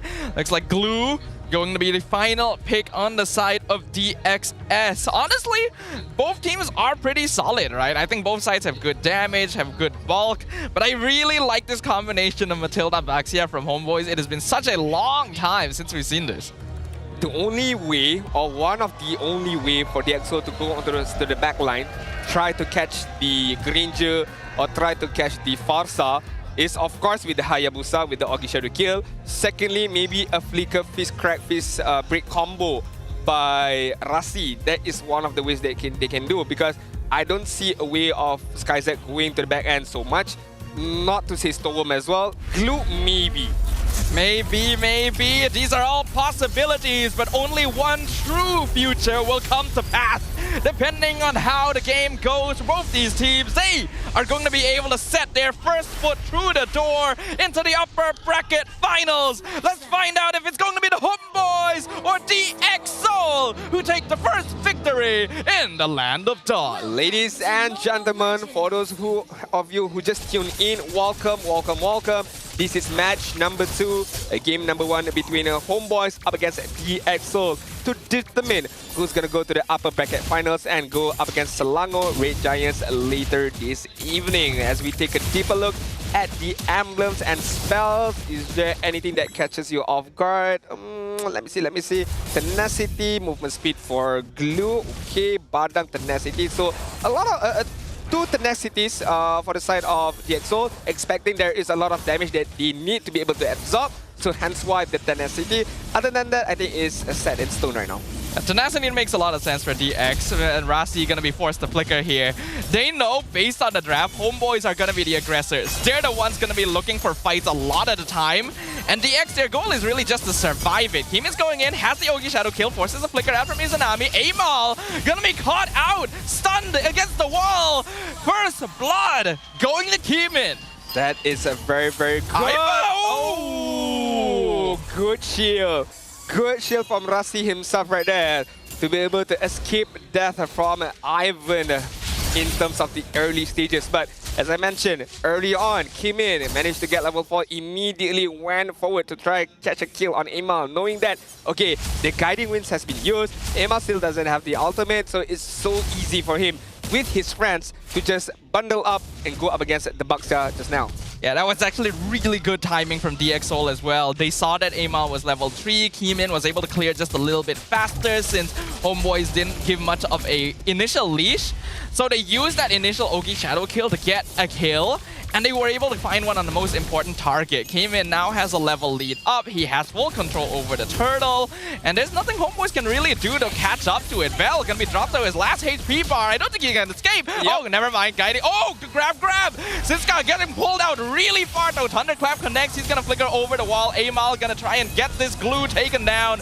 And Siska knows it is the end. That's going to be 1 kill for the HomeBois. I feel like that's a mistake by Siska, most definitely. I don't think he should have used the grab right there on top of Val, who had the guiding winds to be able to save him from that bot side. So mistakes were made, but it's still okay for the EXO. Rasi, you gotta be careful. Amal. Better there, Strike gonna be pulled forward with the guiding winds. That's another potential combo with the Matilda. It's smart. To give HomeBois more zone control. Okay, sorry. Maybe I have not casted up so far. Hold on. Kimin. Okay. Maybe I have not casted enough games to notice that interaction, but that's a very cute small interaction that could be a big difference maker, because once you reposition the Fedex, right, you have longer reach, you have longer range as well at the same time to be able to catch out whoever is left. On the top side right now, I think it's even Stevens between MLBB and SkyZ. Both of them are just respecting the distance between one and another, but right now, Amal just gotta find some way to farm up. As of now, Kimin is 1 level ahead. Yeah, although I did mention HomeBois have a position where they can be more of the early aggressors, they don't actually need to either. I think both teams have very good scaling compositions and solid late game carries that they can depend on. So even though these two teams are known for being a little more active, there is a possibility that they just play it a bit slower to go for those like 4th or 5th item power spikes. And they know that, the side of HomeBois knows that they can't afford to go aggressive. And if it all fails, all the kills are gonna funnel to Kimin, who's gonna have a snowball of a time. So they do understand that challenge, they do understand that threat that DX Seoul has. Hence why they are playing it a bit more safe, they are playing it a bit more passively. Just farm up for MLBB. Maybe, just maybe, once MLBB has this Sky Piercer, they go a bit more aggressive. Try to get more kills, try to activate those Sky Piercer stacks on MLBB. Well, here's the next turtle up now. Amal can be the first one on it. DX Seoul definitely in a slightly better position to contest this time. Better is right gonna come out. The fist break. The circling eagle gets 2-man knockup. Kimin gonna be jumped on. Thunderclap misses. Fist crack connects with Rasi against the wall, but it's not quite enough. Still, going to be no deaths on the map for now. I mean, with Ivan, with the Matilda, right, HomeBois can withstand longer in this team fight.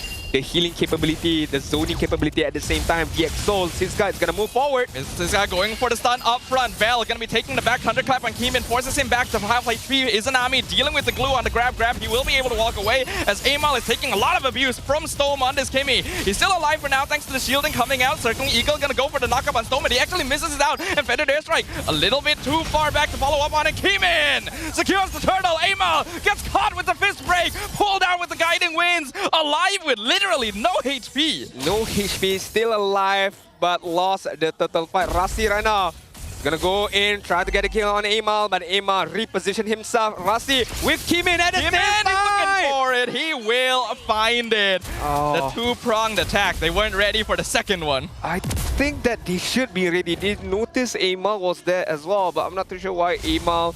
Sorry, they noticed Kimin was there at the same time, so I'm not sure why Amal did not just cancel the recall. But then again, Rasi was on the back end, so either way, I think Amal was dead for sure. It's just a matter of those kills has been given to Kimin, and right now, he is on the right track to be able to snowball ahead. Although, that being said, you still have to take a look at Granger right now. Skypiercer has been picked up. DX Soul is on the lead, is with a good lead, 2.3k gold lead, 2 kills in hand, 6-minute mark, but it all depends on how they control MLBB later on. Yeah, this is where we can continue to see a bit more development from DX Soul. How well can... Oh, the flicker! His crack! They found Izanami! Rasi! Eyeing the chance perfectly. Eyeing the chance perfectly and perfectly executed as well. That flicker combo is not easy to use, especially up against Izanami, who has the wings by wings right now. Ogi Shadow Kill not quite enough to finish off Mel thanks to the guiding winds, but Amal now the one in trouble. He's locked into the wall. DX Soul not gonna pursue. This is very tough for HomeBois right now. They need to regather back their strength. They need to regather back their focus. And maybe just priority target anybody right now. SkyZ might be the focus, but I don't think it's easy enough for you to just hit and run, because look at the positioning of Siska, look at the positioning of Kimin. They are ready to counter-engage. And they're ready all the time here. I'm really liking the positioning from DX Soul. Feathered Airstrike comes out. SkyZ actually goes in with the Zaman Force. Rasi is here! He found MelQT. Flicker backwards, forced out of the Granger. DX Soul just always seems ready. Definitely, most definitely, right? They know, they understand that HomeBois right now are in deficit. To be fair, 2.7k deficit, which means a lot of the itemization has not been picked up by HomeBois, which also means that they don't have enough damage to be able to kill anybody off from the side of DX Soul. So hence why DX Soul are using this information. Conceal comes out, Rasi goes in, catches Izanami, but Circling Eagle gonna pull Vel into the backline instead. Rasi gonna be the first one to fall. MelQT picks up the Skypiercer stack. Izanami gonna be traded. Storm chased down as well by the Masha in the backline. Keeman not able to find the angle in. MelQT still healthy. Now Siska trying to 1v3. SkyZ's here, pops a second Zaman Force, chases MelQT down. Siska melts down the Granger, and the fight is still ongoing because Keeman has been waiting the whole time. Gets the killing spree on top of Ivan. Thunderclap makes him retreat. Siska still alive, still healthy, still standing in front of SkyZ. The grab, trying to pull Vel forward, but he went too far, and Vel punishes him for it. Went too far ahead to be able to zone Vel out, but cost him his own life. DX Soul right now,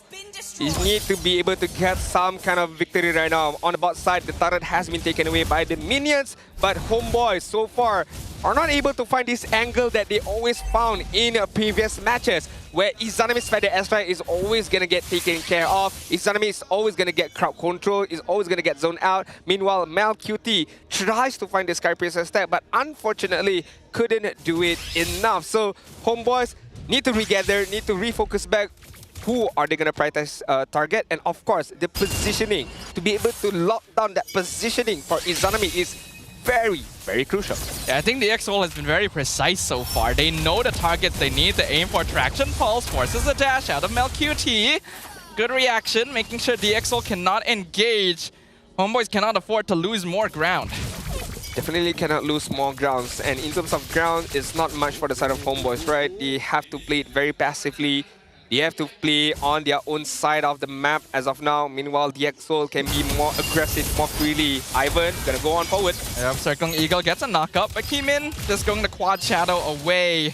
So far, HomeBois have not been able to get a gank this entire time. Feather their strike. Izanami looking for SkyZ. He flickers forward, throws for the Zaman Force, but the rest of HomeBois are here, and the Thunderclap locks in the killing spree. Okay, unfortunate events right there. I'm not too sure the decision making. Flicking forward is not the right idea, but so far Rasi trying to buy some time. Stone pulling him backwards, but Circling Eagle used by Ivan gonna catch up with them.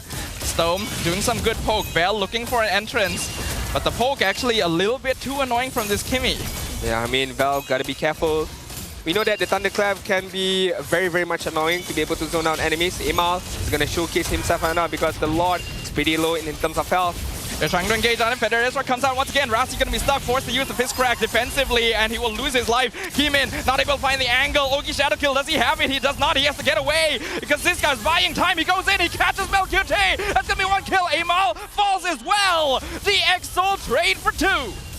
How did that fight won for DXO? Siska is not gonna stop. It's gonna back off right now. Split Blade has been used, but DXO, how in the world did they manage to turn things around? Because Kimin was very much low on health. He had to back off. So that was like a 4 versus 5 kind of a situation where DXO won that fight. On top of that, a lot has been taken away by DXO. Props to Siska finding a kill against Melqte just now. This glue is actually a big problem for the HomeBois. They're really just not able to get him in time. Looks like Kimin wasn't actually able to steal the orange, but at least he made sure Emal wouldn't be the one getting it as well. So far, the EXO have been doing a great job of just scattering the team fights, not allowing HomeBois to play the more aggressive style they're used to. I agree. I mean, if that case in that particular situation was a different scenario where Melqte managed to get at least 1 kill, 2 kills to pump up back the Skypiercer stack, it would have been very, very much different. But right now, Mel to death with the Skypiercer is not going well. So yes, I talk about Granger being a good hero to play from behind, but you need to be able to get those Skypiercer stacks. As of now, HomeBois are not able to do that. But that's right, as the beginning of the high grounds defense for the side of HomeBois. It will be able to clear up the Lord in exchange for the Holy Defense down bottom. Actually a pretty good timing since it would expire naturally by itself pretty soon anyway. The EXO gonna change their target to the mid-tier 2. I think they should be able to get it. They've got a really solid poke, and yup, the structure will go down. Alright, 5k gold lead, roughly 6k gold lead for the side of the EXO with 12-minute mark in terms of game time. 8 kills in hand, and level 15 has been achieved by Kimin. Right now, it all depends on how DXO controls the lead. They need to be able to make good decision making between either pushing or trying to fight at the Lord pit later on. Meanwhile, HomeBois, what do they need to do? First of all, try to claw their way back in terms of the gold lead. Second of all, again and again, target prioritization, because I don't think like they can take a fight as a whole, but they need to take it single target. Maybe Siska, if let's say Siska is offside, too far in front, just jump on him, try to get a kill, at least pop the immortality. If you can't get Siska, it would be very, very difficult for HomeBois to go onto the back end to try catch Storm, who right now only registered 1 death so far. The thing is, if you're trying to get Siska though, you need Emal to actually survive longer than the glue, and that's just not really happening. HomeBois have a very specific approach to the fight where Emal tanks the damage, Bell goes for the flank, and Ivan supports where necessary. But DXO themselves are already threatening the backline a lot of the time, thanks to Rasi being freed up to just go for damage dealers by Siska. Which means that HomeBois are oftentimes having to play the defensive positioning.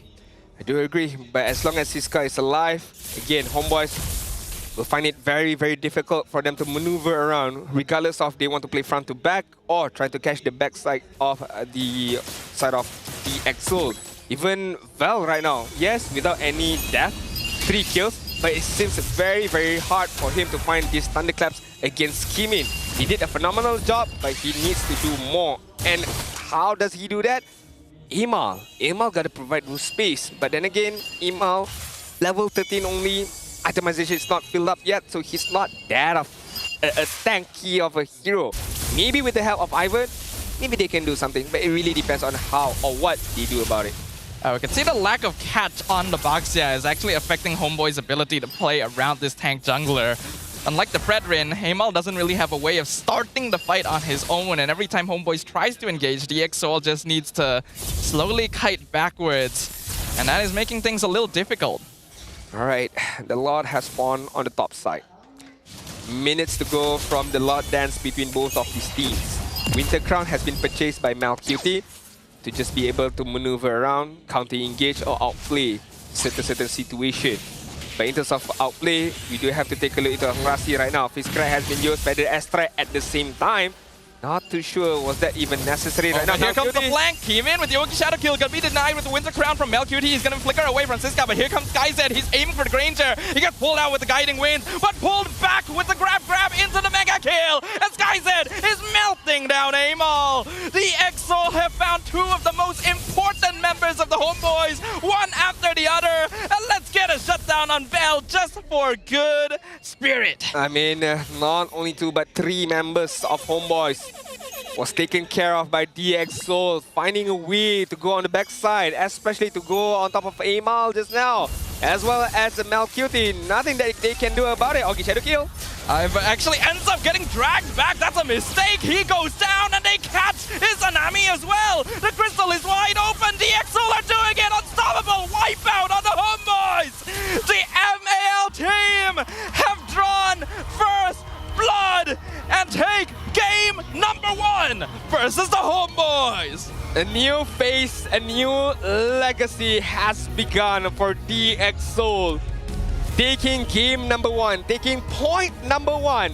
When in fact, when we take a look at the draft, HomeBois had the first pick.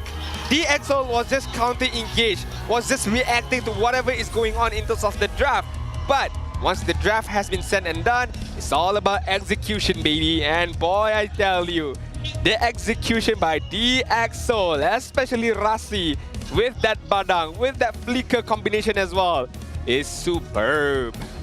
We are getting surprised over and over again by this team. Where is the limit for DXO, their first season of MPL ever?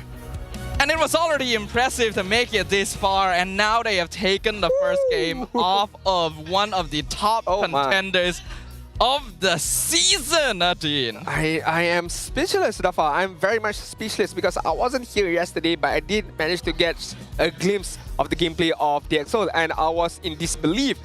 I really can't tell you, like, I don't believe a team can improve that big from 1 week break. And so far, I've seen it with my eyes against HomeBois as well, with all due respect. I think one of the best teams in MPL as well, and DXO just shredded them apart. It really feels like this team went through some kind of training arc in the background. It has not been that long. We didn't even have a break before the playoffs this time. And DXO looks so good. Keeman looks so good. If anyone has improved the most, it is this man right here. Once considered one of the weaker players of his squad, all of a sudden popping off. The playoff buff is real here. That Hayabusa found the angles, found the flanks every single time. He took it very personally. He knows that maybe people are starting to talk about him, his hero pulls. He could be the weakest link in the team as well. He took it personally, but in a good way, where he improved immensely. A good job to him, a good job to the coaching staff as well for finding the hyperbolic chamber. Putting everyone in the hyperbolic chamber. You guys train as much as you can, and this is the product from them. 5-0-4 in terms of KDA without any Sky Presser. You know, just full-on damage, Blade of Despair, Hunter Shred, Endless Battle, War X as well. So far, what has been shown by DXO as a team in general was far much better than HomeBois in game number 1, and that is a very weird thing to say because HomeBois was known to be a very strong team composition gameplay, but right now DXO is looking like the better one.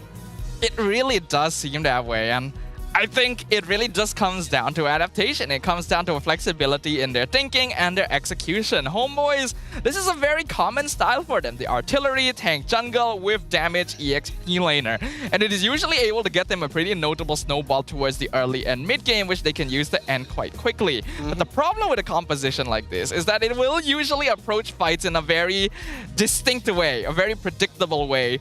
And DXO are aware of that. They just avoid playing the way HomeBois wants them to. And all of a sudden, you realize HomeBois can't really do anything. And take a look at the KDA of Izanami 0, 3, and 4. take a look at the goal as well. Only 6,400 gold. Showcasing that, first, Izanami did not have a good time in terms of farming in the early stages, was caught off guard by the immense pressure from Kimi, from Glue, from Badang at the same time. Second of all, Feather Airstrike was not be able to open up by Izanami in a full length of time. Most likely it's going to get disturbed by, again, the Hayabusa, the Skyzet, the Harith when opening up the Zaman Force, and of course, Badang, Rasi trying to set up immensely or immediately once the Feather Airstrike has been opened. So Izanami did not had a good game, maybe not much of his fault, but it's just this current situation of it does not allow him to do so, except for that death he had on the mid side, on the mid lane, where Rasi flickered and caught him off guard. Yeah, that was a really good call by Rasi, and just generally good calls from DXL throughout this game. I feel like they had been thinking ahead about how to play against this since before the game even started. Because, again, when you look at the draft from HomeBois, you have Matilda, Farsa, Baxia. This is a very powerful early mid trio that can rotate around the map and start building pressure.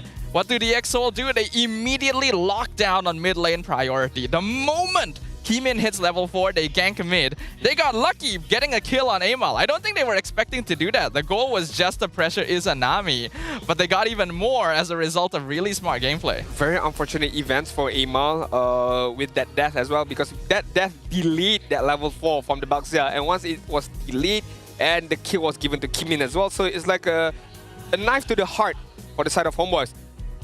You lost the battle on the mid side, fine. Amal got killed, fine. Amal did not get level 4 at the same time. There is where you draw the line and it feels like, okay, it's going to be a tough battle early on because the EXO has such an amazing advantage early stages. Because with that advantage, it translates into the mid game.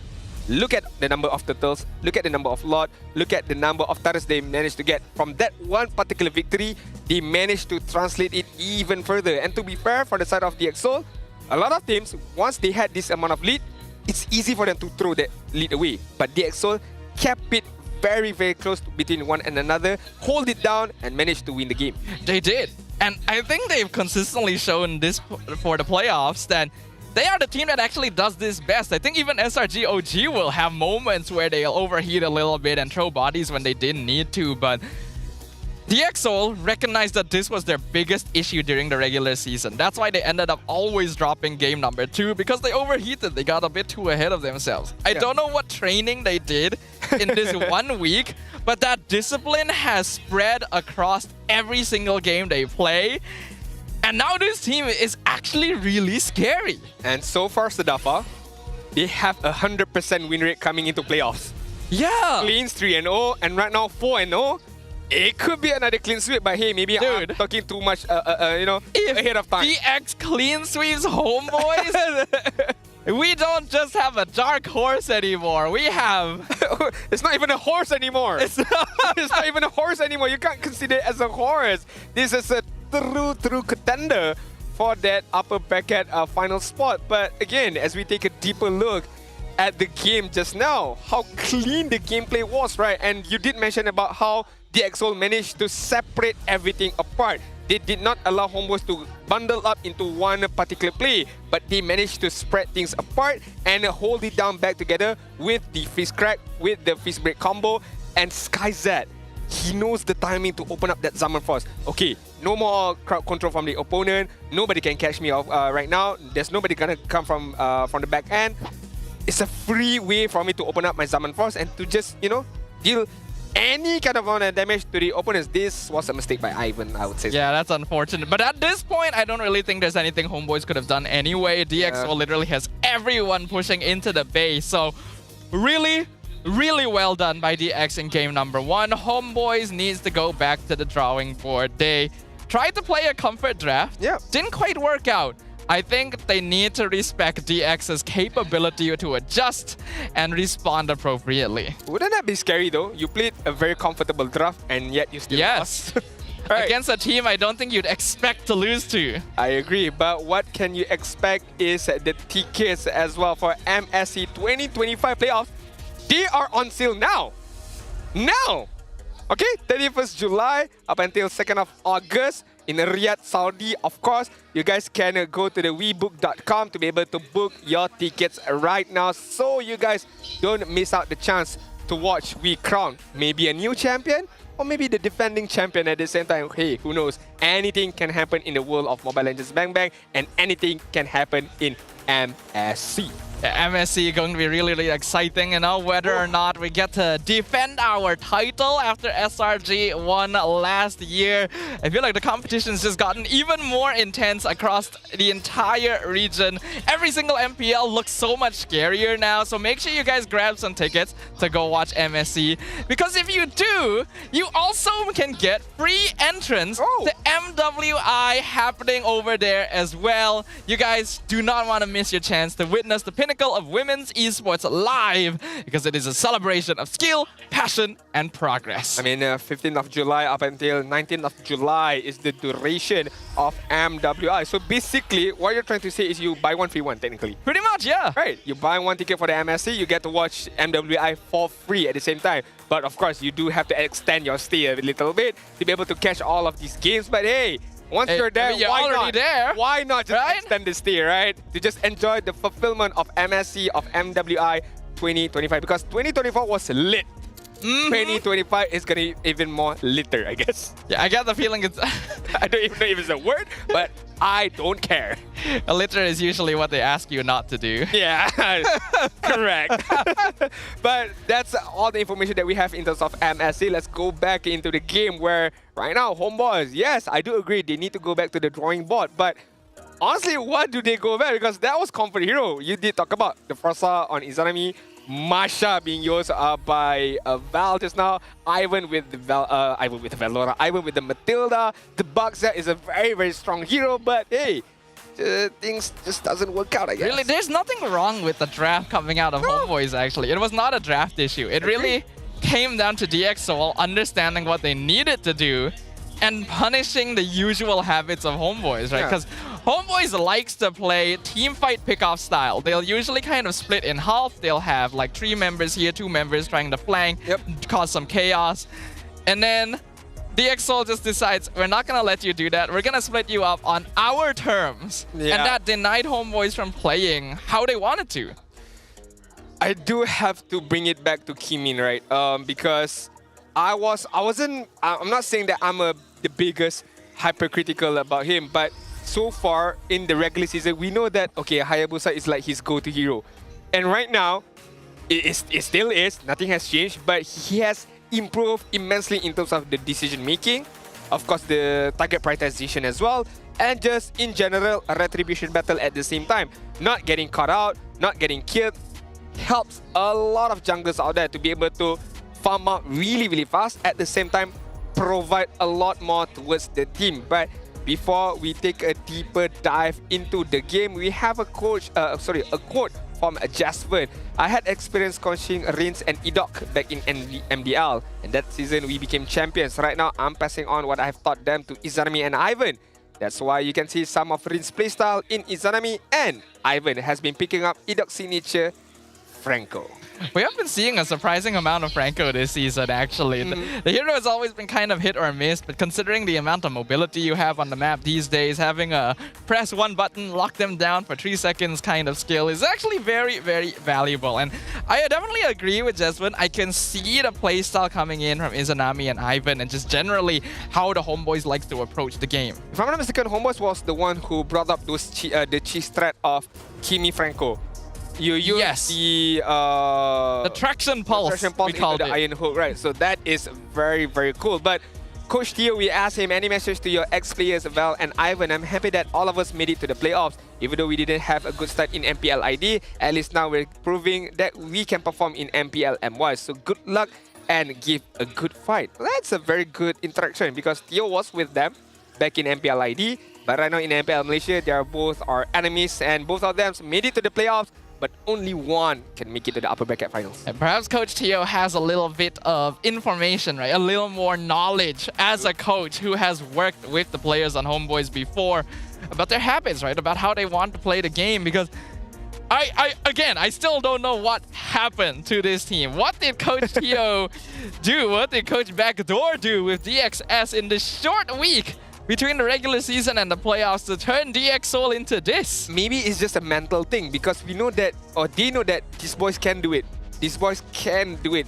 or else they wouldn't want to want a lot of regular season matches. So fix off a mantle, fix off a bit of the confidence level, and boom, you can see a very different gameplay from DXL as we take a deeper dive into the EXP lane side between Siska and Vel. In terms of heroes, there is a big difference where Vel has been used up those Edith and of course Masha. Meanwhile, Siska with the Hilda as well as the Glue, who just recently won him the game. When we look at the stats here, a lot of it ends up being skewed towards Vel's side. He has the higher average KDA and a slightly higher kill participation, but Siska has a lot more average damage taken, and this attributes once again to the respective playstyles of these EXP laners. Vel likes to play more of a setter. He's usually the secondary catch hero behind Ivan for the HomeBois, especially if Amal is playing an assassin, whereas Siska is almost always going to be that utility EXP lane. He stands in front and he does not die. I definitely agree with you, Reda Sudafa, but right now I do have to take a little breather before we move on to game number 2, draft number 2, because if let's say DXL win this game, man oh man, that is gonna send out a big statement to the rest of the MPL message who are in the playoffs, right? That would be definitely a message. A rookie team almost making up all the way up until the upper brackets finals. Right now, the bans, Fanny. Meanwhile, Louis is gonna get banned out as well. HomeBois, Joy, plus maybe a Baxia here. Maybe Kalia as well. We have not seen Kalia so far in this day. Kalia is a hero that HomeBois likes to play quite a lot. It is one of Ivan's signatures, and in comparison, we haven't actually seen it being played quite as much by Rasi, but he is capable of executing on the hero, so it might be a risk to let that through, especially if HomeBois wants to remain themselves as the aggressors in the Land of Dawn. They do also ban out the Hayabusa, so some proper respect going to Kimin now.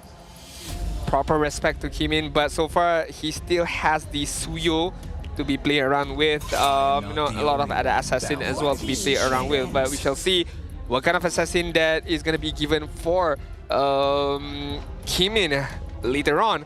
Take a look, Forvis gonna get banned out. One more ban.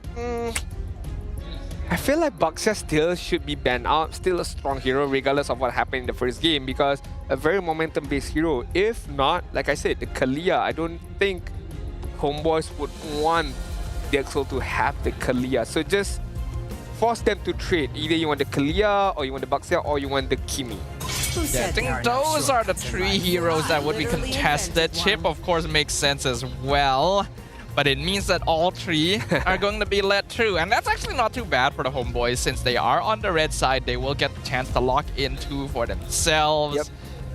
It's just up to DXL about what they would prefer. One important thing to remember though, Fredrin let through the ban this time. That's a possible pickup for game 2. Yeah, true. So a lot of good heroes can be picked up right now for both sides, but DXL is gonna opt for the Kalia. I like the pick. I definitely do. I think it's a very strong first pick. Basic combination can be done with the Tsunami Slam, so we shall see. Depends on what kind of partner you want to put up with the Kalia. Is it going to be the Farsa? Is it going to be a Beatrix? Because Beatrix, I feel like so easy combination that can be done by by SkyZ as well as by Rasi later on. HomeBois right now, Baxia Harith is there. If not, Baxia Granger is there. I feel like there's a Fredrin. They left it open for a reason here, DXL. I feel like they want HomeBois to pick Fredrin in the first phase, because HomeBois has a tendency to want to lock in the jungle hero early if it is the Fredrin for Amal. Ah, okay, very smart. I was thinking about that actually. If HomeBois locked in the Fredrin, DXL could actually take the 1-1, but HomeBois steal it away in advance. Oh, that is a very fast pick up because I was about to think a bit, but it's okay. Baxia and Kimi is going to be the focus for the side of DXL. I was thinking something along the side of maybe not in the first phase, but Franco going to get picked up for Rasi. You know, you can immediately bloody hunt the 1-1 when she comes down from the crossbow of tank, or of course just flicker forward and bloody hunt immediately. You have a Kalia also at the same time, but then again, yeah, okay, you have a Kalia, so maybe not the Franco, but that can still be an idea because that was done by AERO Esports up against SRG in game number 1 just now. So we shall see. HomeBois, last pick before we ban out. One more hero. Jungle? Flex? You don't want to pick... I don't think you pick your jungler here, yeah. You go for mid lane, so the Zeusyn gets locked in. This will actually offer MLQT on this 1-1 a lot of opportunities to maybe set up the crossbow, since if you get picked up by the Lantern or you're locked in by Batang, then it's basically free stacks for the 1-1. The EXO picking up Baxia after the Kalea is interesting because it means that you take away one of Baxia's potential flex lanes and he is guaranteed to be in the jungle or the EXP lane. Yeah, definitely we agree with you right there. But having the Baxia as well as the Kalea, right, and taking a look at HomeBois' side as of now, I feel like the Kimi is in a very safe spot. Not many heroes can go into the backline and disturb this Kimi. And once that happened, we all know what's gonna, be the result, where Kimi is not gonna get focused. Kimi can just gun everybody down. SRG game just now just proves that Kimi's damage is very much ridiculous. Even if you're under your fountain, you cannot up-heal the damage from Kimi. Yep, Kimi is just so annoying. Now the Franco does get banned out by DX Soul, so they want to be the ones that are in the more initiative position. They don't want to be counter-engaged on when Rasi goes in on this Kalea. HomeBois banning out the Faramis instantly tells you that they want the glue in the second phase. So it's up to DX Soul if they decide they want to ban it. It could be just a beat ban, They might not want to use the glue, but it's because of the Faramis. You would like to force the ban out so that the Exol wastes another ban. Because we do have to note that Val, a lot more EXP lane that can be used as of now. Gatot is still there, Fedrin is still there, Marsha is still there to be used by Val. It really depends on what they want to do. So we shall see what will be the main idea as of now. Is that an X-Borg? Oh yeah, it's an X-Borg. It is an X-Borg. Okay, I mean X-Borg is a good counter to Baxia, whether in the jungle or the EXP. But the Angela ban is really interesting from the HomeBois here. Even with the Kalea has been open, right? Yeah, Kalea's already there. Angela doesn't have a lot of space to slot in on this draft. And I know that Angela Baxia is really annoying in pub games, but it's not something we've ever seen in rank, so I'm not too sure why that would be something you'd want to remove, especially since Matilda is still on the table if you're particularly worried about healing supports. Yeah, I mean, one question or one answer that can give upon the Angela, you can still flex the Kalea on the EXP lane and you can still fit the Angela in towards the draft. But as you mentioned, I mean, in general, here in MPL MY, we don't see often enough this Angela getting picked up. Glue is gonna get picked upon. Sadafa did mention about the whole Faramis interaction, hence why they banned it out and hence why they picked it up in the 4th pick. The Exol right now to wrap things up and to answer the question of where does this Baxia is gonna go. So far, I do feel like you still need to give an assassin hero to its Kimin. So Baxia should be in the EXP side, but question is, what kind of assassin do you want? That would answer my question, Ling. All right. While the gold lane is gonna be Granger. Granger's alright, yeah. Granger's the safest up against the 1-1. Alright. DX Soul can be playing a slightly more late game oriented comp here with double marksman, assassin, jungle. That puts a lot of pressure, especially on Siska here, to actually create prio in his lane. Baxia's okay against Glue, but it's not a obvious winning matchup. I think you fight another assassin here. Hanzo is still there. Nolan is still there, although we don't see enough of Nolan. If not any kind of tank jungle, fighter jungle, Fedrin is still there, but you do lose a lot in terms of farming. Benedetta jungle? Bennett jungle? Whoa! Okay, now that's different. Have we ever seen Amal Benedetta? In this current MPL? No. But throughout, yes, of course. I actually can't remember if we've seen it in history. In history, yes. And it's funny enough, it was back in the MWI. I do remember one female player used the Benedetta jungle really well. I mean, like, it did Amal play it. Yowie was her name, but yeah. Pretty girl, by the way. Anyways, what was the game? I was asking a different question entirely. My bad. My mind was caught up with Kyoe, man. If you know, you know. very talented player, Benedetta player. But right now, we're going to take a look at how Emal is going to go about this. Yep, this is gonna be an interesting one. We got a duel in the land of Dawn once again. DX Soul have surpassed expectations by stealing game 1 away, and HomeBois are not about to take that sitting down. Let's find out who shall come out on top as we once again draw the curtain upon the land of Dawn. So Dafa, I do have to tell you, this is a high risk, high reward kind of draft from Erpang and Jasmine. I don't know if it will count or not, but hey, that's the reason why I'm a caster and not a coaching staff. They know better than me, so we shall see if it pays off. Against a lineup of frontline Siska with the Baxia, against a backline of Storm with the Kimi as well. So really, speaking of Storm? What? What? Man is way too aggro there. Stayed for way too long. Even Rasi forced the flicker out. I feel like Storm could have left at any point. He used the flicker, but I'm not sure at one instance he used the flicker right there. He just had to walk backwards. Oh my god. He didn't need the flicker. He just needed to walk backwards. He was too greedy to try and finish off the wave. Yeah, I agree. Paid the price right there. Definitely paid a bigger price right there because those kills or that kills was given to Ivan. I think still okay. Maybe if those kills was given to Izanami, it would be much more hurtful. But right now, Rusty is gonna be more aggressive up against Izanami as well. Kimi, level 4 ready. Looks like DXO likes playing the level 4 timing mid gank. This time Izanami is a little bit more prepared though. Is able to walk back, and as Lafel has put it, Zusin is a surprisingly tanky mage. I mean, with the Brave Smite at the same time and focusing on movement speed, a lot of movement speed coming in from the side of HomeBois, right? The Badang, the glue at the same time with the tenacity. Thrill has been picked up from 1-1 to provide more damage.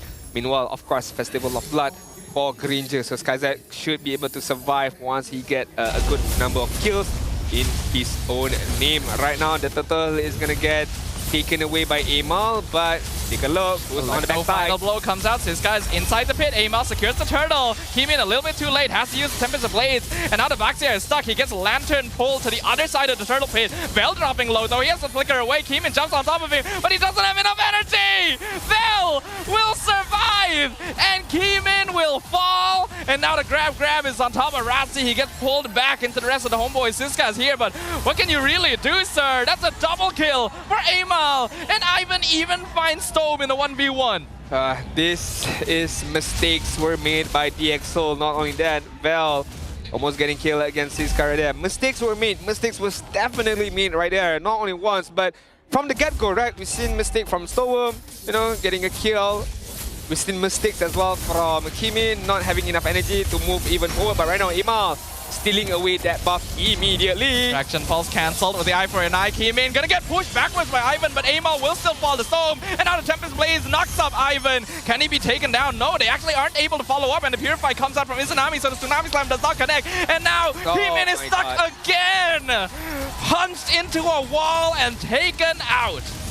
A lot of movements based on the greediness of their own players right now. Kimin twice, not only once, but twice got paid for from his own greed right there. He's just walked away knowing that those kills could not be gotten by himself. Not having enough itemization, not having any kills in the hand at the same time. Yes, I do understand you want to try to snowball, get one kill, but hey, kill you did not get, but you got killed at the same time. So again, Kimin, be more patient. Get your first item first, and then you try to start find some kills. You have a lot of room to work with.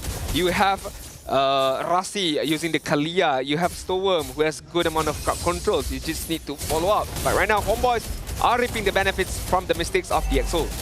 I feel like we have too many junglers on Ling who just feel like they can start getting kills early to get the snowball going. But you have to know that if it doesn't work out, it is a very high risk, high reward situation.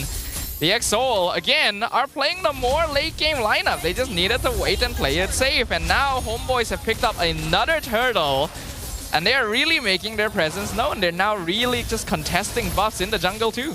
I mean, 2.2k goal lead in the 4th minute mark. As we take a look at the levels, I mean, it's not much of a difference. Emma level 8, meanwhile Kimi level 6. Okay, guys, ooh, nice flicker. Kalia Rasi comes in, fist crack used by Ivan to make sure he's not grabbed with the Tsunami Slam. Lantern Flare picks up Siska. Kimin comes in, he's not able to secure his purple buff, and Amal just dashes away.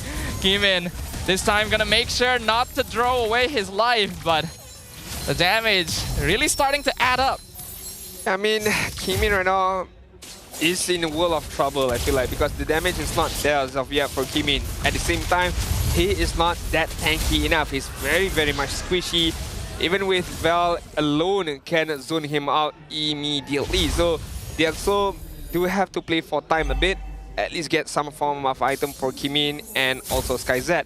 HomeBois right now, like I said, like I mentioned, they are reaping off the benefits of the mistakes from DXOL. So what they need to do now is just hold on to their lead, extend it even further, maybe try to get one objective. Well, that's exactly what they're doing because they've jumped on 2 members. Storm gonna be picked up and gone straight away by a 4-man gank in the mid lane. The mid tier 1 will fall, and Siska realizing I really should not be here right now. Gonna get grab, pulled back into crossbow of Tang. That should be a free kill for the HomeBois. Another free kill for HomeBois and another extension of gold lead right now. 3.3k gold lead. Kimin is trying his level best to split push on this bot side, but you know, every little effort counts, I suppose. DXOL, SkyZ just now managed to take away the top turret while the mid turret of DXOL was taken care of. DXOL right now, less mistakes. It's just so unfortunate that a lot of mistakes that was happened in the early stages causes them to somehow not controlling the game early on. But to be fair, HomeBois capitalized those mistakes perfectly. They got a kill, they extend their lead, and right now, I would like to say it's HomeBois game to lose. I do think so as well. Siska comes in. Ivan misses the fist break, but will still be able to push Dome back. That's a killing spree on top of the Kimmy. Siska gonna get pulled back once again. He is pretty tanky. Electro Final Blow comes out with a bit of right with Tsunami Slam, pulls Amal into the tower. Eye for an eye. Amal tries to escape, but Kimin finally finishes him off. Ivan picks up the mega kill. Rasi gonna go down. 3 members of DXOL gonna be sacrificed, but the 2 main cores still live. It's super, super hard right now for the side of DXOL.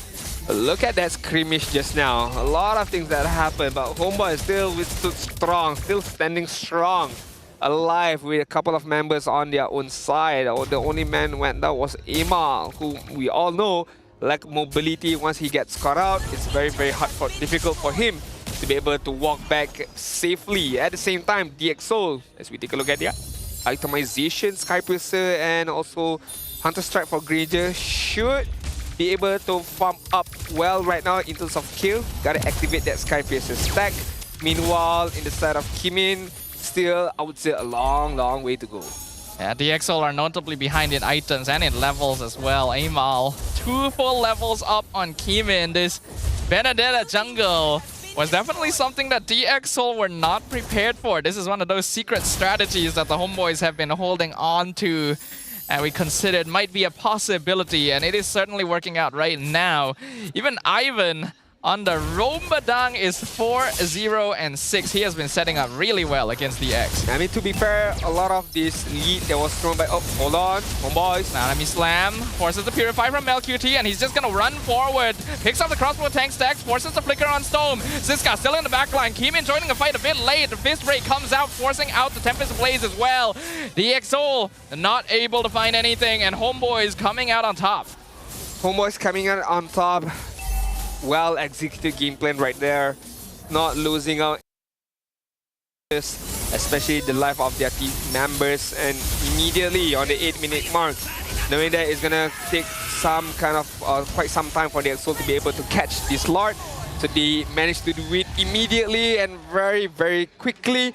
Right now, HomeBois are gonna do what they do best. Just slow push, allow the Lord to spawn, and then they try to get all of the outer turrets first, and then maybe they focus on the inhibs. This is a very comfortable position for the HomeBois right here, and exactly the kind of space they were trying to create. Kimin in some trouble.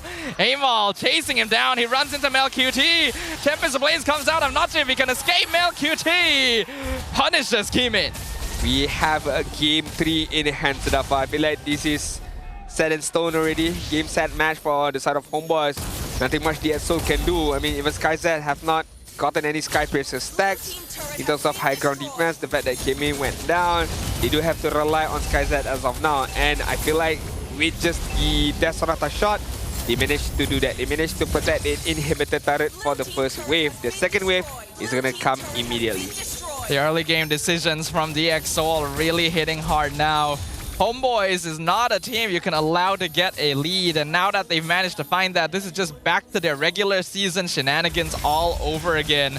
DX trying to preserve their holy defenses. Bell flickers in, maybe a bit too deep, but forces the dash backwards by SkyZ. HomeBois is just going to commit resources to make sure they get that mid inhibitor. And with another wave pushing down bottom, they're looking for another tower as well. Ivan walking in front, Tsunami Slam pulls one back. Bell going to be melted away, but the electric final blow cuts off the rest of the DX.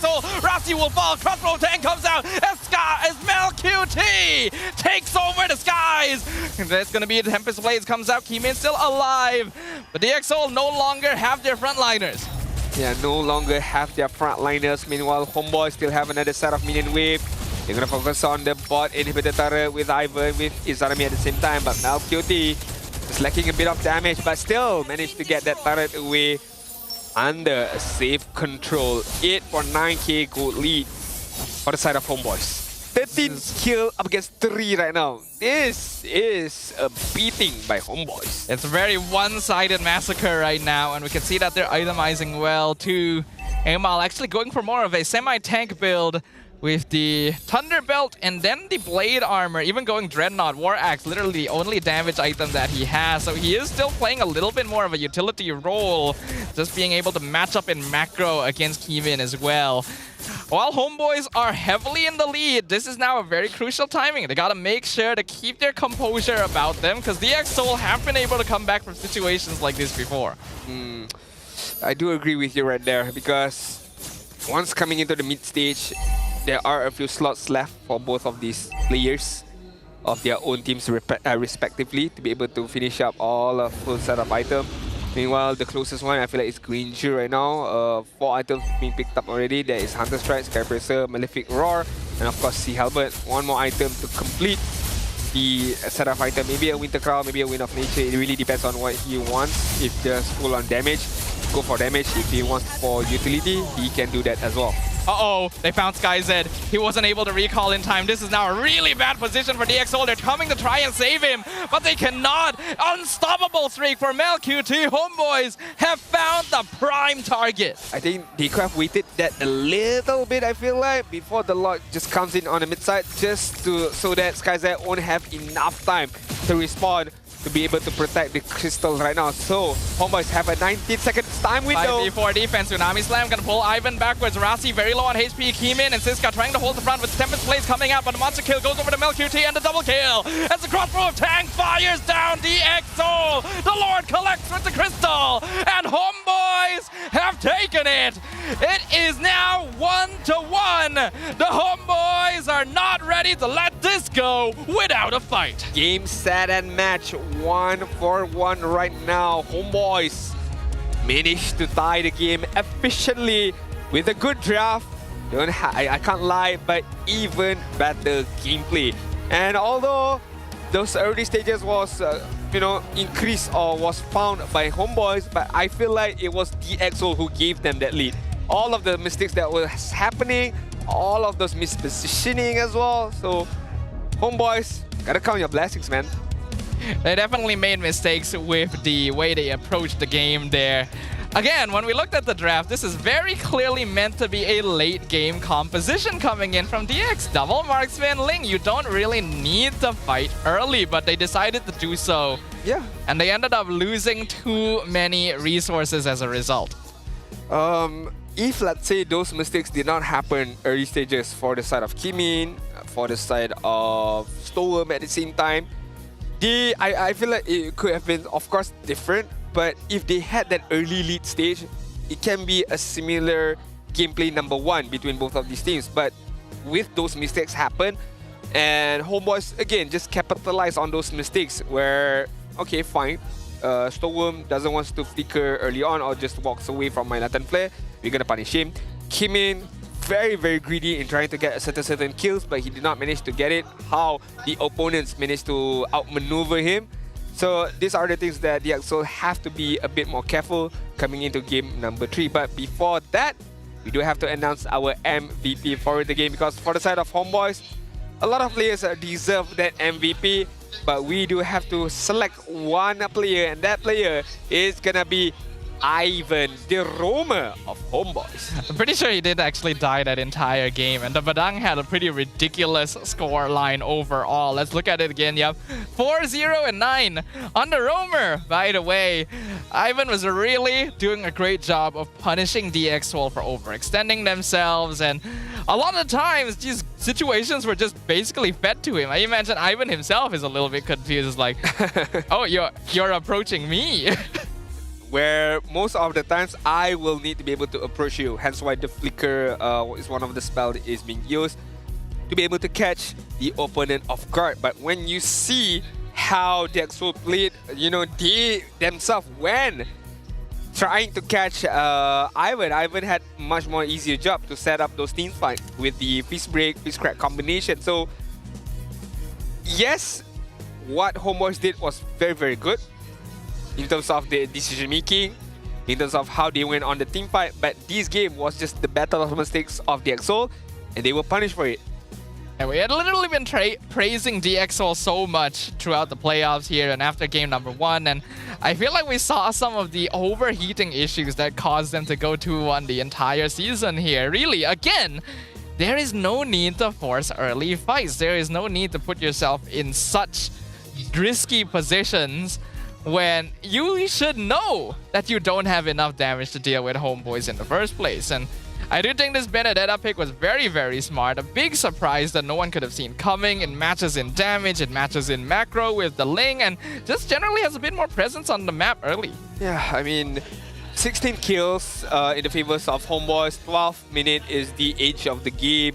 A lot of neutral objective was won by HomeBois. It was a landslide victory for HomeBois right there, and it does remind us back once again, hey, there's a reason why they are the number 2 seed team in the regular season for MPL MY Season 15. Phenomenal gameplay, good draft as well from Coach Jasmine as well as Coach Erpang, and executed perfectly by the players of HomeBois. Question is right now for game number 3, because we saw how DXOL managing to get a similar game like this in game number 1, and right now it's HomeBois' turn to get it. So in game number 3, who will get it? Who will be more disciplined? Who will make less mistakes? But at the same time, who will willing to do more to be able to get that win? Well, it's basically back to 0, right? Both teams now have to refocus. We are basically down to a best of 3 once again, and it's time to reset. It's time to think about what happened wrong for DXOL. It's time to think about how HomeBois are able to solidify their victories a bit more cleanly, and we will go from there. Regardless, this game was not what I was hoping to see, right? Like, it was not executed correctly from DXOL, and HomeBois definitely played well, but I don't think they got the chance to really show off their full power because DXOL made so many mistakes in the initial stages that the snowball allowed them to basically do whatever they wanted. Yeah, and the side of DXOL, they could not catch a break. They kind of failed to understand that, hey, we are giving a lot of lead towards HomeBois. They are starting to build a big snowball, and DXOL did not hit that handbrake enough to be able to stop them from making silly decision making. And once those silly decision making was made by DXOL, it was easier for the side of HomeBois to go on even further. Rich Guy is gonna give it to Malcuti. That is a good amount of GPM, 928. The carry is gonna be him as well with 54,000. The best wingman is gonna be given to Izanami with 12 assists. Meanwhile, the sunback of the game is gonna be Siska on the EXP side of DXOL. I feel like putting Siska on the Baxia is limiting his capabilities a little bit. Because a lot of the time you saw him just standing in the middle of the HomeBois trying to eat damage, but no real way of forcing them to actually focus on him, so he felt like a fish out of water a lot of the time. MelQT definitely deserves a lot of praise. He was able to win out his goal lane. He was able to start extending that lead across the rest of the map as well, and eventually becoming a huge threat that DXOL could not remove on the board either. Izanami also had a really great start because that initial kill onto Stone and then being able to consistently control the fights with that lantern really changed things up.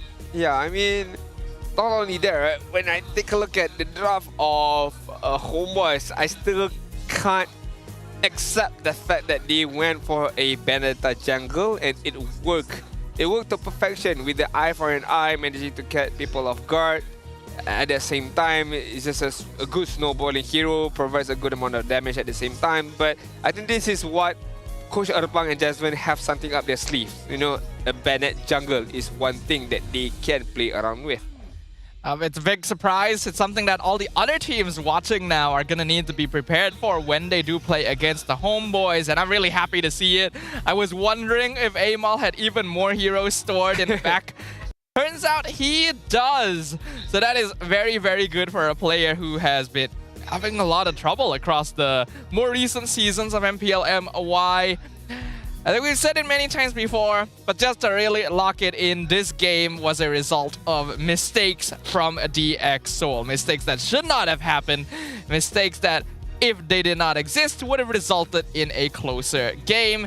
And now going into game 3, that is something to keep in mind. I agree. No more mistakes, please. From both sides. I just want to see clean gameplay. I just want to see teams outplay between one and another, and not a team won the game by a mistakes being made by one of these teams, especially silly mistakes, because we do have to hold these players on a certain degree, right?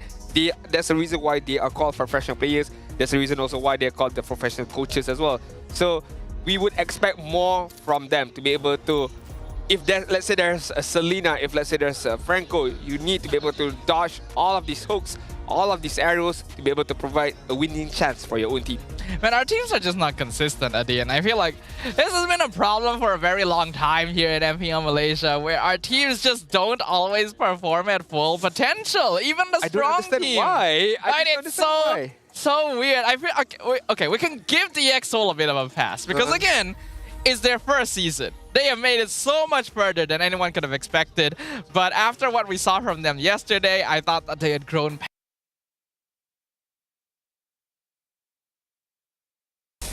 Well, we can be hopeful, of course. We can be hopeful. Whether it will happen or not too sure about it. It could go back to HomeBois making a mistake and the EXO capitalizing on it. Please no. It really depends. Please. It really depends. No more. No more mistakes, okay? No more silly mistakes. That is what we are advocating for. With less than 2 minutes in the timer before we move on to game number 3. But I would like to know, in your own perspective right now, Sudafa, who would you like to see moving forward and going up against SRG between both of these teams? Who would I want? Yeah. Who would you think can provide you a great matchup for SRG later on? I actually think DX might be more interesting. Okay. Unless HomeBois show some growth in this series, I feel like DX might be more interesting against SRG. I do feel I somewhat agree with you right there. But if let's say HomeBois does make it through, I would like to see more of this Bennett picks up. Yes. Just different kind of style, right? I just would like to see more of those kind of style and maybe forces SRG to be very iffy in the early stages. But hey, let's not talk about the future too much because we're unsure who's going to make it to the upper bracket spot, because we do have roughly still potentially, full game extent. But if let's say HomeBois wins game number 2 and wins game number 3, that will be it. HomeBois is going to be the one facing off SRG OG later on. It does mean that whoever wins this next game is going to be the one dictating the pace of the series, because then they would be at match point and they are one step closer to claiming a slot to the NSC. And both these teams are going to be very eager for that. Talking from a more technical standpoint, based on the drafts that we have seen these 2 games, I think both these teams actually will operate the best in this particular matchup if they are able to draft lineups that are a bit more independent. It doesn't depend too heavily on the team being together to make things happen. I agree. I definitely agree with you right there. That could be one of the ideas done by the teams, but we shall see later on. On the side of HomeBois right now, I think similar, just a bit similar with their opponent, is to be consistent. Don't try to go overextending. Play a bit safer. Play for objectives. Less mistakes equals to more wins. So hopefully, that they can do it later on. Hopefully. I always hate it when we have to say hopefully. Why? Because we're unsure. Because we're unsure. Yeah. Like, why can we not be sure? Why is it every single time? There's just something about our team that just remains inconsistent. These are things that I really hope to see improve. These are things that I do not want to happen going forward, because I have so much respect for both of the teams on that stage right there. And I do not want them losing games because they messed up. But sometimes things happen, Sadafa. You do understand that, right? Sometimes things happen. Sometimes things just doesn't go your way, you know. You try to walk left, the iron hook comes left. You try to walk right, the epicenter comes right as well. At that point, you just report the Munta. You try not to do anything where you stand still, you still get hit by arrow. So I don't know. Maybe it's just you, maybe it's game issue, maybe it's pilot issue. It's definitely a game issue. It's, it's never a me issue, it's never a you issue, it's a game issue. Just put blame on the game. Yeah, blame the game. Blame the game. Alright, right now we can't blame the game because game number 3 has started with the draft. As we take a look, a different kind of draft right now. Hayabusa, Joy, as well as Kalia. Meanwhile, Badang has been banned out by DXL with Chip and Fanny. So this opens up heroes like, once again, Baxia is still there. Harith is still there. No protection. So far, both of these teams have been able to find success on the red side of the draft. Both of the wins so far have been second pick. So now that HomeBois is back on first pick side, we'll see if they're able to adjust the way that they draft. With the Baxia first pick, they'll actually leave the Phoveus open for the side of DXS. This is a hero that has been banned out in the first phase in both games so far and has had a very high consistent win rate across the regular season of MPL MY. Phoveus. This is the first Phoveus of the day. That is very surprising because throughout the games previously, and of course coming into this game, Phoveus was banned out. So being given towards the hands of the DXL, I would like to see can they capitalize on this very, very strong hero with the help of SkyZ using that Harith later on. Harith Phoveus, very safe red side opening and a very powerful one as well, because both these teams, both these heroes will usually be able to earn lane priority, and Harith just scales to become a ridiculous DPS scores towards the later stages. HomeBois now gonna need to think about how they want to approach this. The Kimi is open and they can pair it up with the Baxia, but I'm not sure if it's enough control to deal with the heroes that have been locked in. Yeah, good question. Very, very good question right there. And I don't think the HomeBois want to pick up a Farsa because I think that is a very easy target for the Harith to just open up the Zaman Force and eliminate the Farsa immediately. Hence why they opt to go for the Masha and also the Kimi. So with Kimi in hand, are they going to go a Franco-Kimi combination because they can flux the Vuxia to the jungle right now? Franco, oh, the X-Borg! Locked in early by DXS. I think that is a very, very smart decision. There's already a Masha and a Baxia to deal with. This already does very good for you. Not to mention, revealing the Masha this early is not something you usually see the HomeBois do. I get the feeling they're trying to use this to divert. There's a chance that they're still trying to set up for a Fredrin jungle Baxia roam situation instead. And if that is the case, this X-Borg already will naturally answer it. Yeah. Definitely. Definitely will answer those kind of questions in mind. But right now, the side of the Exol should ban out one hero right now. Are they going to ban the Marksman? Oh, they ban out the Louis even when there is the Kimi already. So maybe afraid of the Kimi flexing onwards to the gold lane. And of course, the prowess of Louis, diversion from any kind of angles, providing damaging, very, very consistent. And of course, a little bit of crowd control as well. HomeBois has won games by diversioning the Masha into the backline. So I think that's what DXL is afraid of in particular. They do not want a Thunderclap being sent to the Harith, because that is actually a really good solution for dealing with SkyZ on this hero. The XS definitely have done their research. They definitely thought about things properly.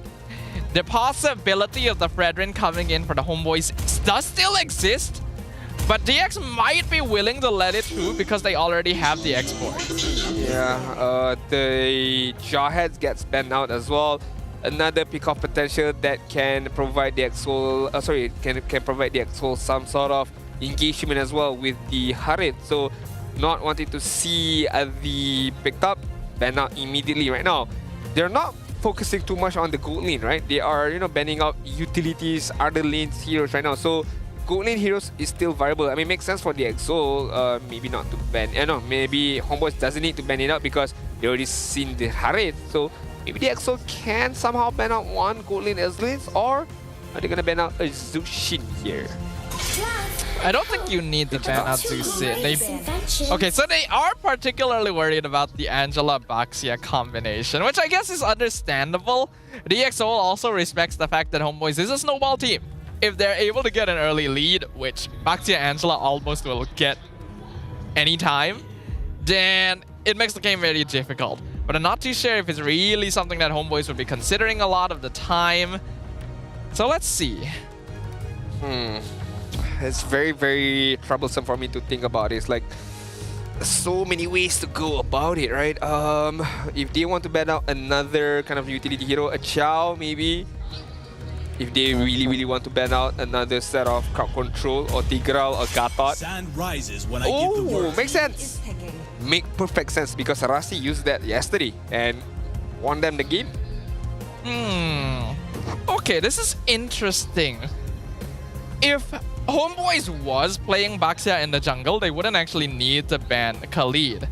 I already had a feeling that this was probably not Baxia jungle, even though they revealed the Masha, but I still thought it was going to be a tank jungle, which can handle Khalid pretty okay. If they're getting rid of this hero, it makes me think that HomeBois might actually want to play Assassin jungle with Masha side lane, which is not something they've tried before. Yeah, definitely true. The Baxia as a roam, Masha as the XP lane, and they bring up something like a Ling that is still viable to be played. A Suyo or Joy is banned out. So yeah, Assassin is still up for grabs for Emal, but Matilda gets picked up by the EXO. You add on another layer of protection for the Harith, for the Xbox at the same time. So right now, HomeBois, what do they respond? Or question is, how do they respond right now? They need their jungler, most likely. They need maybe also their own gold lane. Granger is still there once again to be picked up, so we shall see what will be the idea from HomeBois. Do they want to Benedetta again, I wonder? They go for the Valentina, so this... Oh! Well, now that's been a while there. The Nolan getting locked in. Amal trying to increase his personal unique hero pool count today. This means Kimmy is gold. Kimmy gold with the Velen and also Baxia as the mid duo, and you have Masha on the side lane. That is overall a very, very good draft. Covers a lot of major stuff: magic, physical attack, utility at the same time, and front line. Meanwhile, the EXO last pick, they need to pick up their own gold, sorry, not gold lane. They are probably not too sure Roamer jungle right now. They're mid. Oh yeah, they're mid, correct. And that will be the Jushin. Jushin, Matilda, Xbox, Hari. It's alright. I think the EXO's comp is okay, but the damage is a little bit on the slower side and really depends on Xborg melting down the HomeBois. So for the HomeBois, their gameplay this game is going to be hit hard, hit fast, and then leave. It is very much an in and out tactic composition. If they're able to flank the backline, pick them off before all the DPS overtime from the Xborg and Zusin kicks in, they have a really good lead. Yeah, I do agree with you right there, but I am afraid of that damaging from the side of the EXO. You did mention about it's quite slow. That is what I'm worried about, because HomeBois, it's fast. You have the Thunderclap, you have the Fractured as well, that can immediately dish out the damage from the side of HomeBois. All right, let's get things going. It's game number 3 in our upper bracket semi-finals between DXOL and HomeBois. Ladies and gentlemen, the score is currently 1-1. Let's see who will eke out the momentum and get things started with a lead in this game. This could be the difference maker, Sudafa. Whoever wins this game have a big potential, a big momentum booster coming into game number 4 later on. So we shall see who will definitely reap the benefits as we take a look on Rasi right now. Just accompanying Emal, forcing out the retribution, and already did. So maybe he can look into the Little Wanderer to try to win that for the Xbox. Thing is, even though Amal got slowed down quite a bit by Rasi, Ivan was helping leash the second buff. So he actually ends up hitting level 3 before Keemin. That's a very important thing, because the EXO has revealed a light going for the level 4 mid lane gank. This means Amal outpaces him. Yeah, with the Nathan as well. With the Nolan as well, definitely it's gonna out-level, gonna farm up really fast. But we take a look at the emblem. Is there any engagement? Okay, nope. In terms of emblem, full on tankiness for Ivan to withstand a good amount of damage with the Revitalize at the same time. Other than that, Kimi with the Thrill, Harith with the Mystery Shop. Just wants to farm up fast. Matilda with the Tenacity. So a good amount of defensive capability as well with the Matilda and the Phobias having both Tenacity. Yeah, nothing too unusual in terms of the emblem choices. I do wonder about this Valentina pickup though. Not too sure which ultimate Izanami is going to be working with a lot of time. Probably Last Insanity, but I'm not actually that sure. This is not a game you'd usually see Valentina picked into. I think you can still steal the Crimson Beacon, I suppose, be able to reposition yourself in the team fight. But then again, you're a Valentina. You don't want to stay too long in terms of in the team fights. You want to dash in, Shadow Strike, and go back out to just poke the enemy. So good question. Not too sure what ultimate is the Valentina is gonna steal. Still a possibility for the Circling Eagles, but so we shall see. Right now, the turtle dance for the first turtle has begun right now. Both gold laners are not gonna partake in this dance, so it's gonna be most likely a 4 versus 4. Keemin going to be the first one to hit level 5, and instantly HomeBois tries to engage. Last Insanity going to be stolen by Izanami. Not actually doing that much damage. Last Insanity in return from Keemin, but that means he no longer has his Viraga armor. Siska still holding up the front line with the Infernal Pursuit, surviving a good while, but Amal comes in, picks up the first blood, but Ivan gonna get picked up in return. Turtle taken away by the Nolan. Amal now looking to retreat. He's lost Izanami as well. It's gonna be a 2-for-1 trade, but HomeBois walk out with the Turtle. Is that beneficial for HomeBois? It could have been worse, I feel like. Losing 2 is still fine. You still managed to get the turtle, and your jungler is still alive. That is the main point, because jungle needs to stay alive to be able to farm up very efficiently. And speaking of efficient, look at Amal right now, level 7. Meanwhile, Keemin on the Xbox jungle is only level 5. So the difference in terms of mobility is hurting Keemin a lot. We know for sure that Nolan will clear jungle. Oh my goodness, the fracture. Nearly one-shots Storm. If he was any other mage, he would have probably died right there. But it's really nice to see this hero back again. It's been such a long time. Yeah, I definitely agree with you right there. I mean, the Nolan, we know that the capability, the farming capability, the movement as well, and the fractal, the ability to solo kill anybody right now. Keemin is gonna get targeted on. Yep, 3-man gank in the mid lane. Circling Eagle comes out. A flow Last Insanity stolen by Izanami. He wants to blow up Keemin, but he's not quite close enough. He cannot follow. That means he's gonna try and flicker away, but Storm is picking it up with the lantern. Ivan, there's not really much he can do here. Here comes Siska. Infernal Pursuit follows him, and Izanami goes down. Very unfortunate for Izanami right there. Used the Last Insanity to get a kill, but unfortunately enough, he got killed by the Infernal Pursuit from the Phobias. Stolen the Last Insanity, but then again, as we mentioned, he needed to commit. Yeah, he was already deep in right there, so there was no way for him to just half-cook effort trying to get a kill once to Keemin. But right now, well, still okay, still have 2 layers of health left. All right, so a good start. Oh again! If not for the Matilda, Storm would have died. If not for the shield coming in. Oh, Mel, where did you come from? Thunderclap! Just when we thought this thing got out, and he picks up the double. Snipes Rasi out of the air, and they get the turtle. What was that? How and where did he came from? All the way from Indonesia.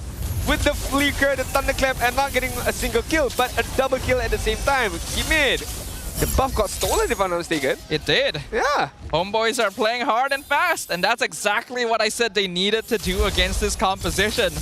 The EXO picked up the X-Borg in advance, expecting another tank jungle to come out of the HomeBois, but they were prepared for it. This Nolan is outpacing Keemin by several leagues, and there's not a lot he can do about it. Yeah, nothing that they can do about it, but Vel getting that 2 kills on that mid side, that is a huge difference maker because right now he can withstand up really, really well up against Siska in terms of level, in terms of lane control at the same time. But Kimin, this Xbox pick so far from minute number 1 up until minute number 6 is not... It's tough for me to say, but it's not providing much benefits for the side of DXL because if HomeBois go aggressive, there's nothing much you can do. You just have to wait for all of this ultimate has gone off and then you can counter engage back. But then again... I mean, why is it tough for you to say? I think it's the truth. Yeah, but it's true. It's true, he but... can't do anything. But maybe there is still some kind of chance because we're still early in the game, so we have to see what can they counter-react back. Because even with the last Insanity, right, due to the sheer mobility of HomeBois, they can avoid it very, very easily at the same time. Exactly. That's the problem, right? That's why this export may have needed to be kept as a secret a little bit longer. I think the DXL was trying to preserve the mid lane matchup since they didn't know that yet, but it would have been better to wait a little more to give Kimin the right hero. Because, yeah, HomeBois just always will move fast enough to escape the last Insanity. And it does look like Izanami is going to generally be using the X-Borg ult. Yeah, I mean, more skirmishes going on. Siska on the left, and right now Malcutie is not going to get dive upon. But look at Izanami, look at the Shadow Strike damaging as of now. Amal on the backhand with the flicker. Thunderclap on SkyZ. Amal trying to jump to his own backline, not able to find it. And the Guiding Wind's going to pull SkyZ back to safety, but Rasi going to lose his own life in exchange for the shutdown on top of the Masha. Now Kimin trying to burn them down, but guess what? Malcutie does it better. It's a double kill. It is a paintball party for Malcutie to triple for HomeBois. That's a very, very easy combination coming in from the side of HomeBois. The side of Malcutie right there. Just punishing left and right, the side of DXO right there. There was nothing that they can do anything about it because Val immediately zoned out 2 members of DXO. That was SkyZ as well as Rasi.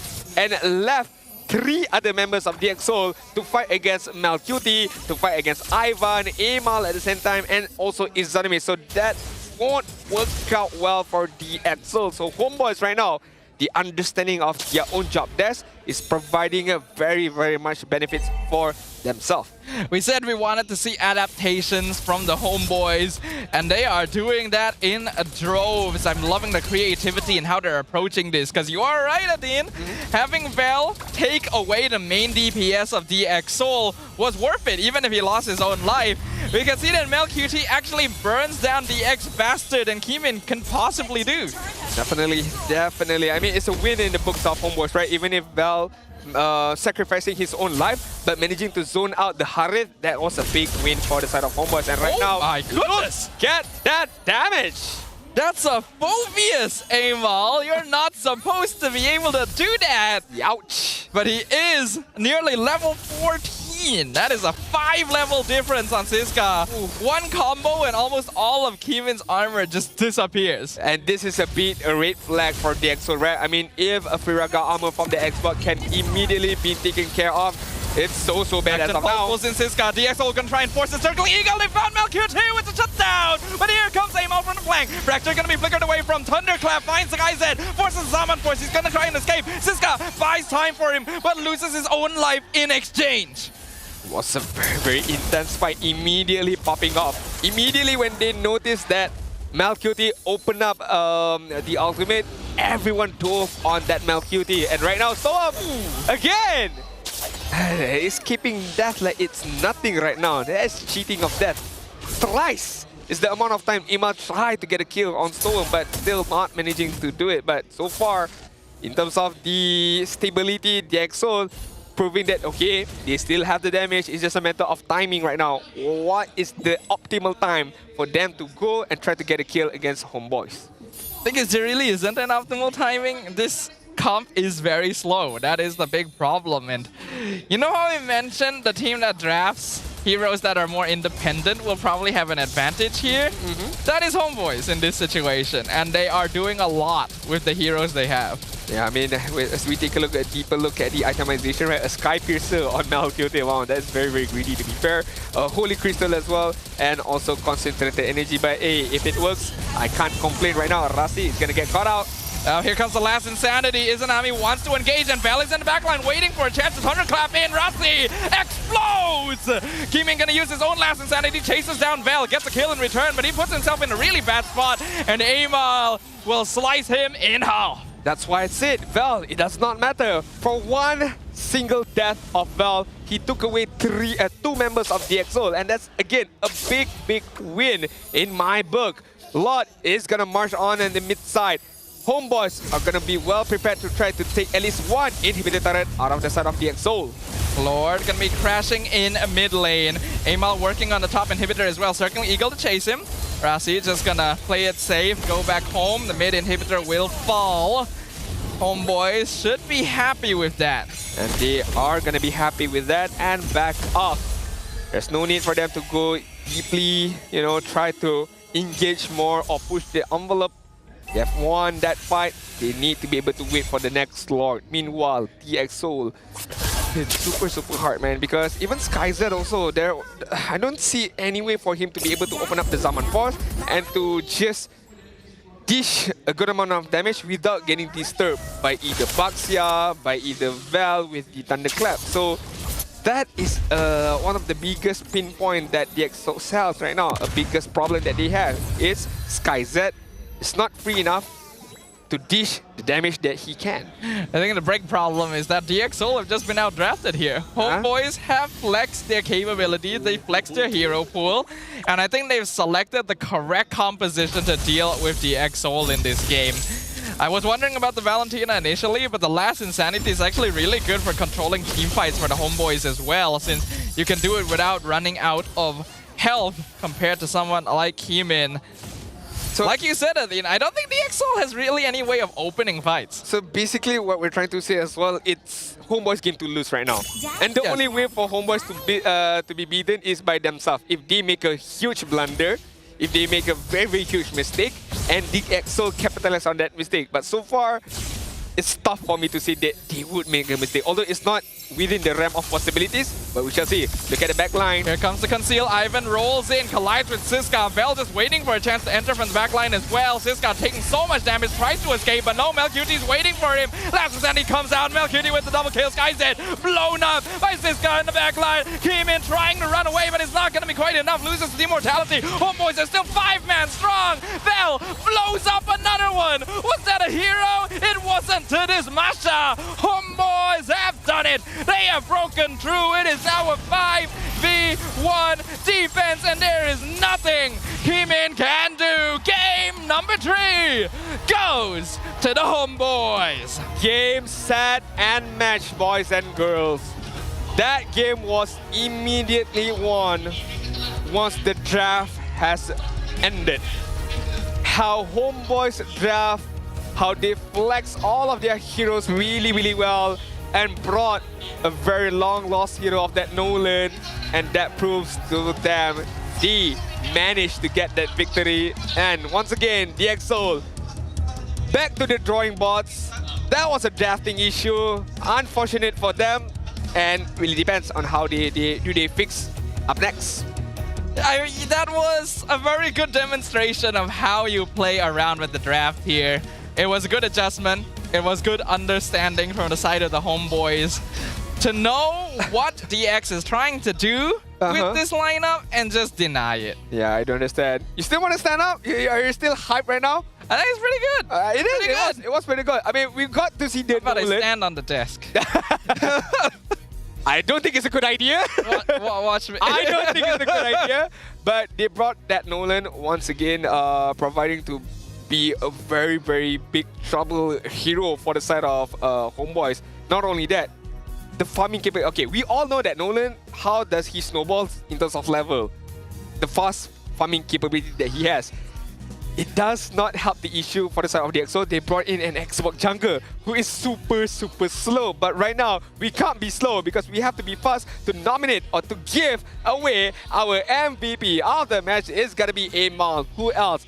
Fast farming rate, huge amount of damage, one dash, one fraction, all of those Virak armors is gone.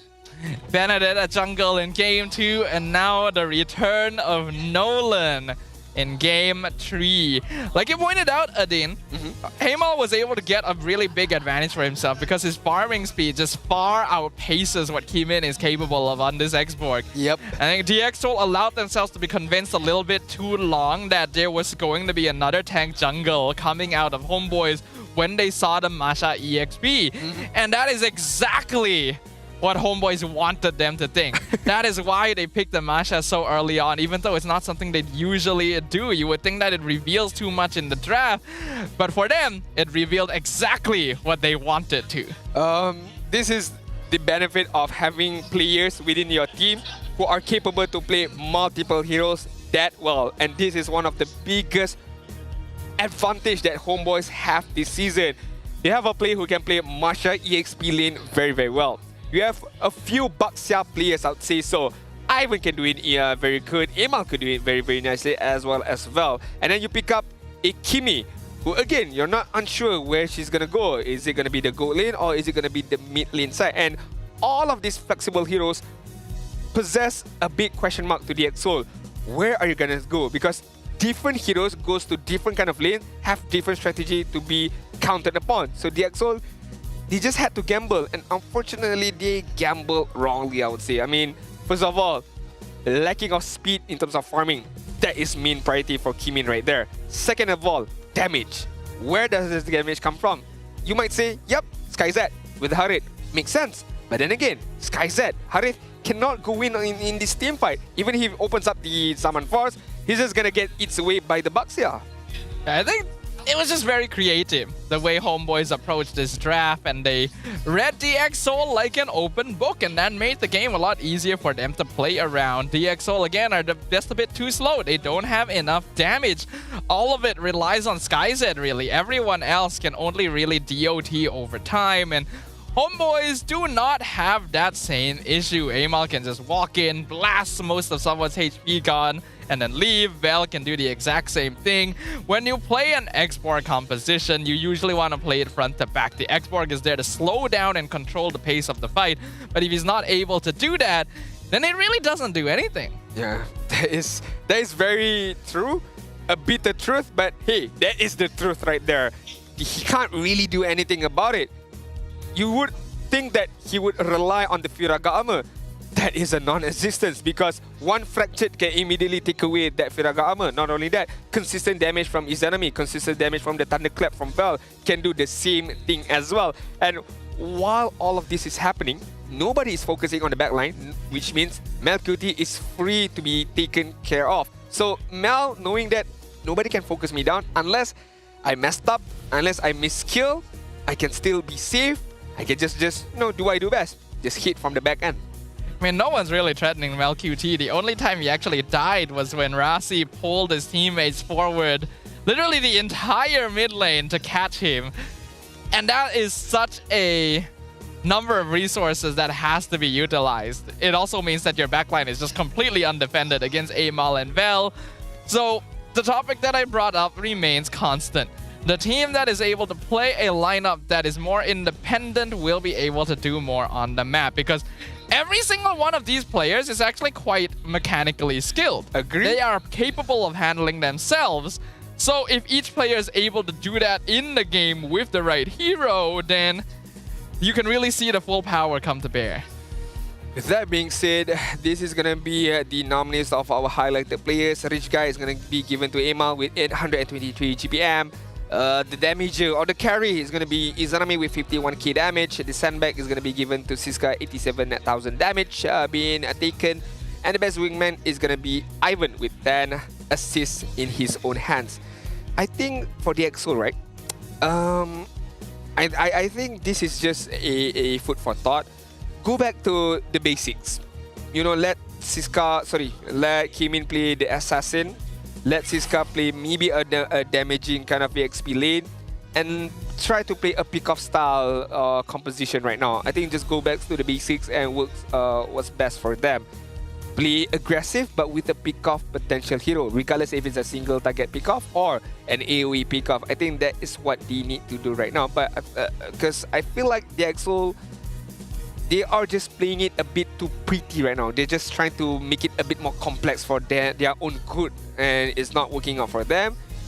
Down by 1 point as of now, and HomeBois do have the match-winning point later on. So honestly, they got nothing to lose. Just bring out the best, and their best is still, like I said, go back to the basic. Assassin jungle, maybe a damaging EXP lane, or maybe an absorbing EXP lane, and most importantly, it's a pick-off potential or a pick-off strat that the EXO needs to do right now.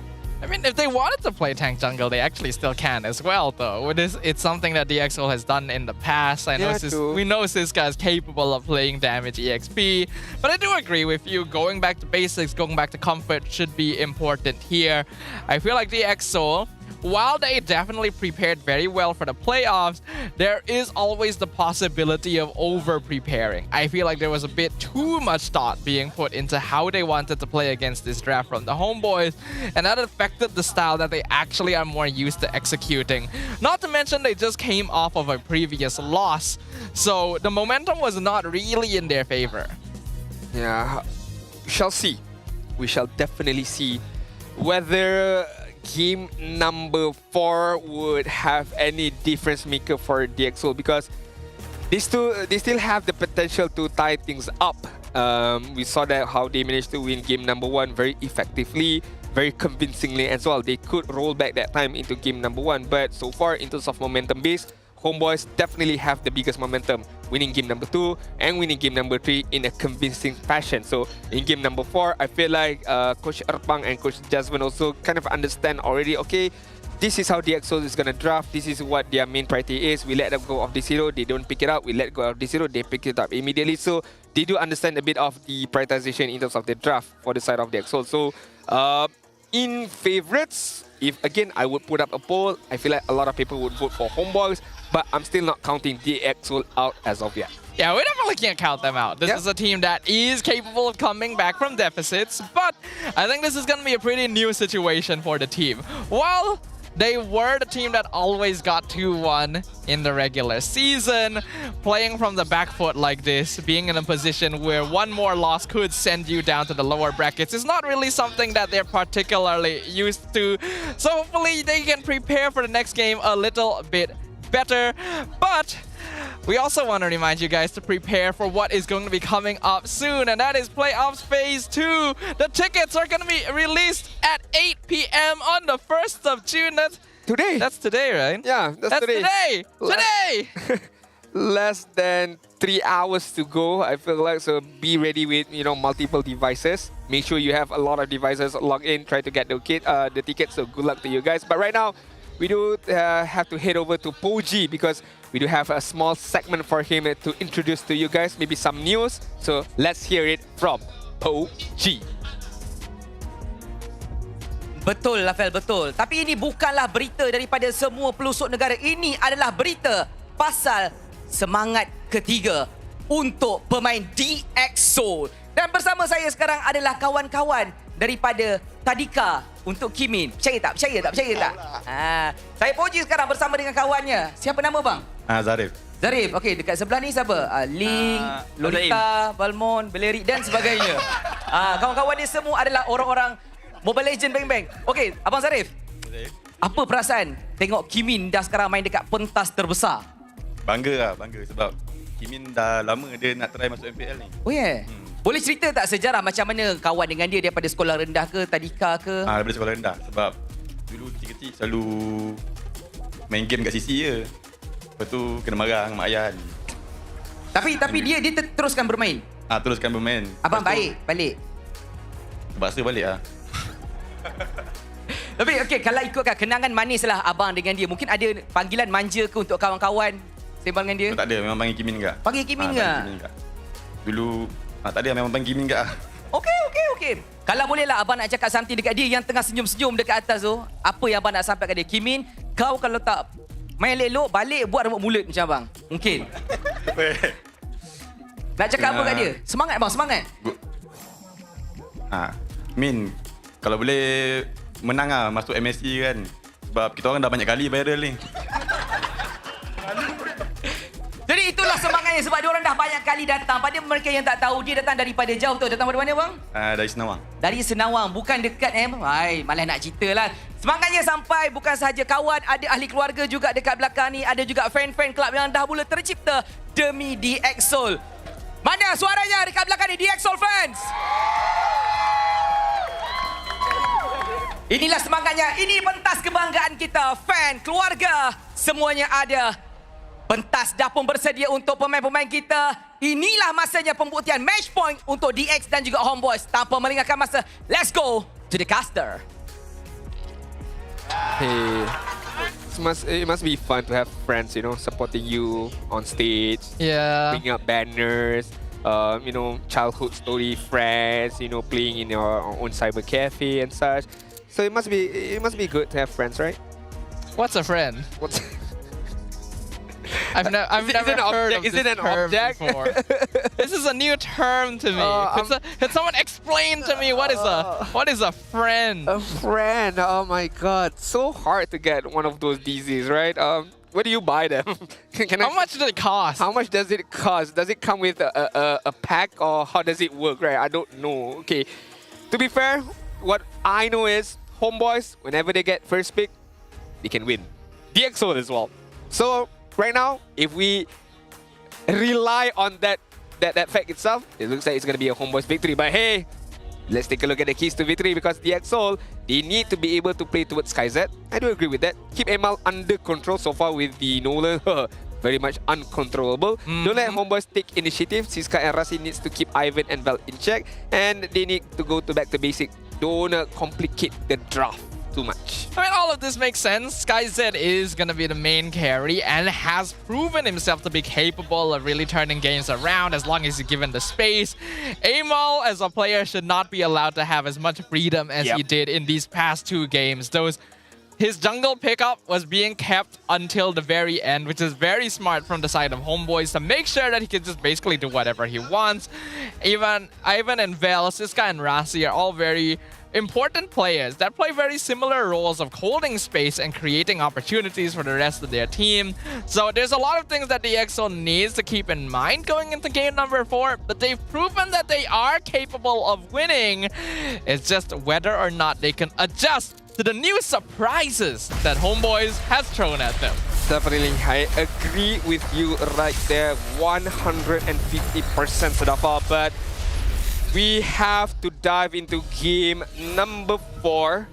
This is a game-winning point or a match-winning point for the side of HomeBois. As we take a look, this is game number 4. 2 points for HomeBois, only 1 point for DXsoul. Take a deeper look at the draft. Hayabusa ban out. Joy ban out, as well as Kalia. 2 big focus on the jungle of DXsoul right now, and opening up for the side of HomeBois with the Kimi. We previously mentioned that after game 1 and 2, the win rate was 100% for the red side, but then HomeBois broke that streak by actually taking game 3 on the blue side. And it looks like they've actually decided to stay on the same side for game number 4 as well. The Kimi is going to be the Fredrin Loyi from DXS. Interesting, but I would like to see what do they pair up it with, because with the Loyi and the Fedrin, one thing that comes into my mind is damage. Yes, I do understand Loyi have the damage from the magical side, but I'm talking about the physical side. Are they gonna go for a damaging EXP lane, or are they gonna solely focus on their marksman to become the main damage dealer right now for the side of DXsoul, which will be answered later on? Well, if you go Fredrin in the jungle, then damage EXP is definitely possible. We've already seen Siska play Benedetta during the regular season, and he did a pretty good job on it. So I can see that being the path forward. The Phobius and the Ling gonna be locked in for the HomeBois, so they are keeping Amal on Assassins. Ooh. Alright, DXsoul trying to play HomeBois' game. This is what I like. This is definitely what I like. You know, you're providing some sort of trouble, you're providing some sort of disturbance for the Ling with this Masha picked up, but it really depends on who is it or whose the focus is going to be, because without any particular disturbance in terms of the early stages, I feel like the Ling can first farm up well.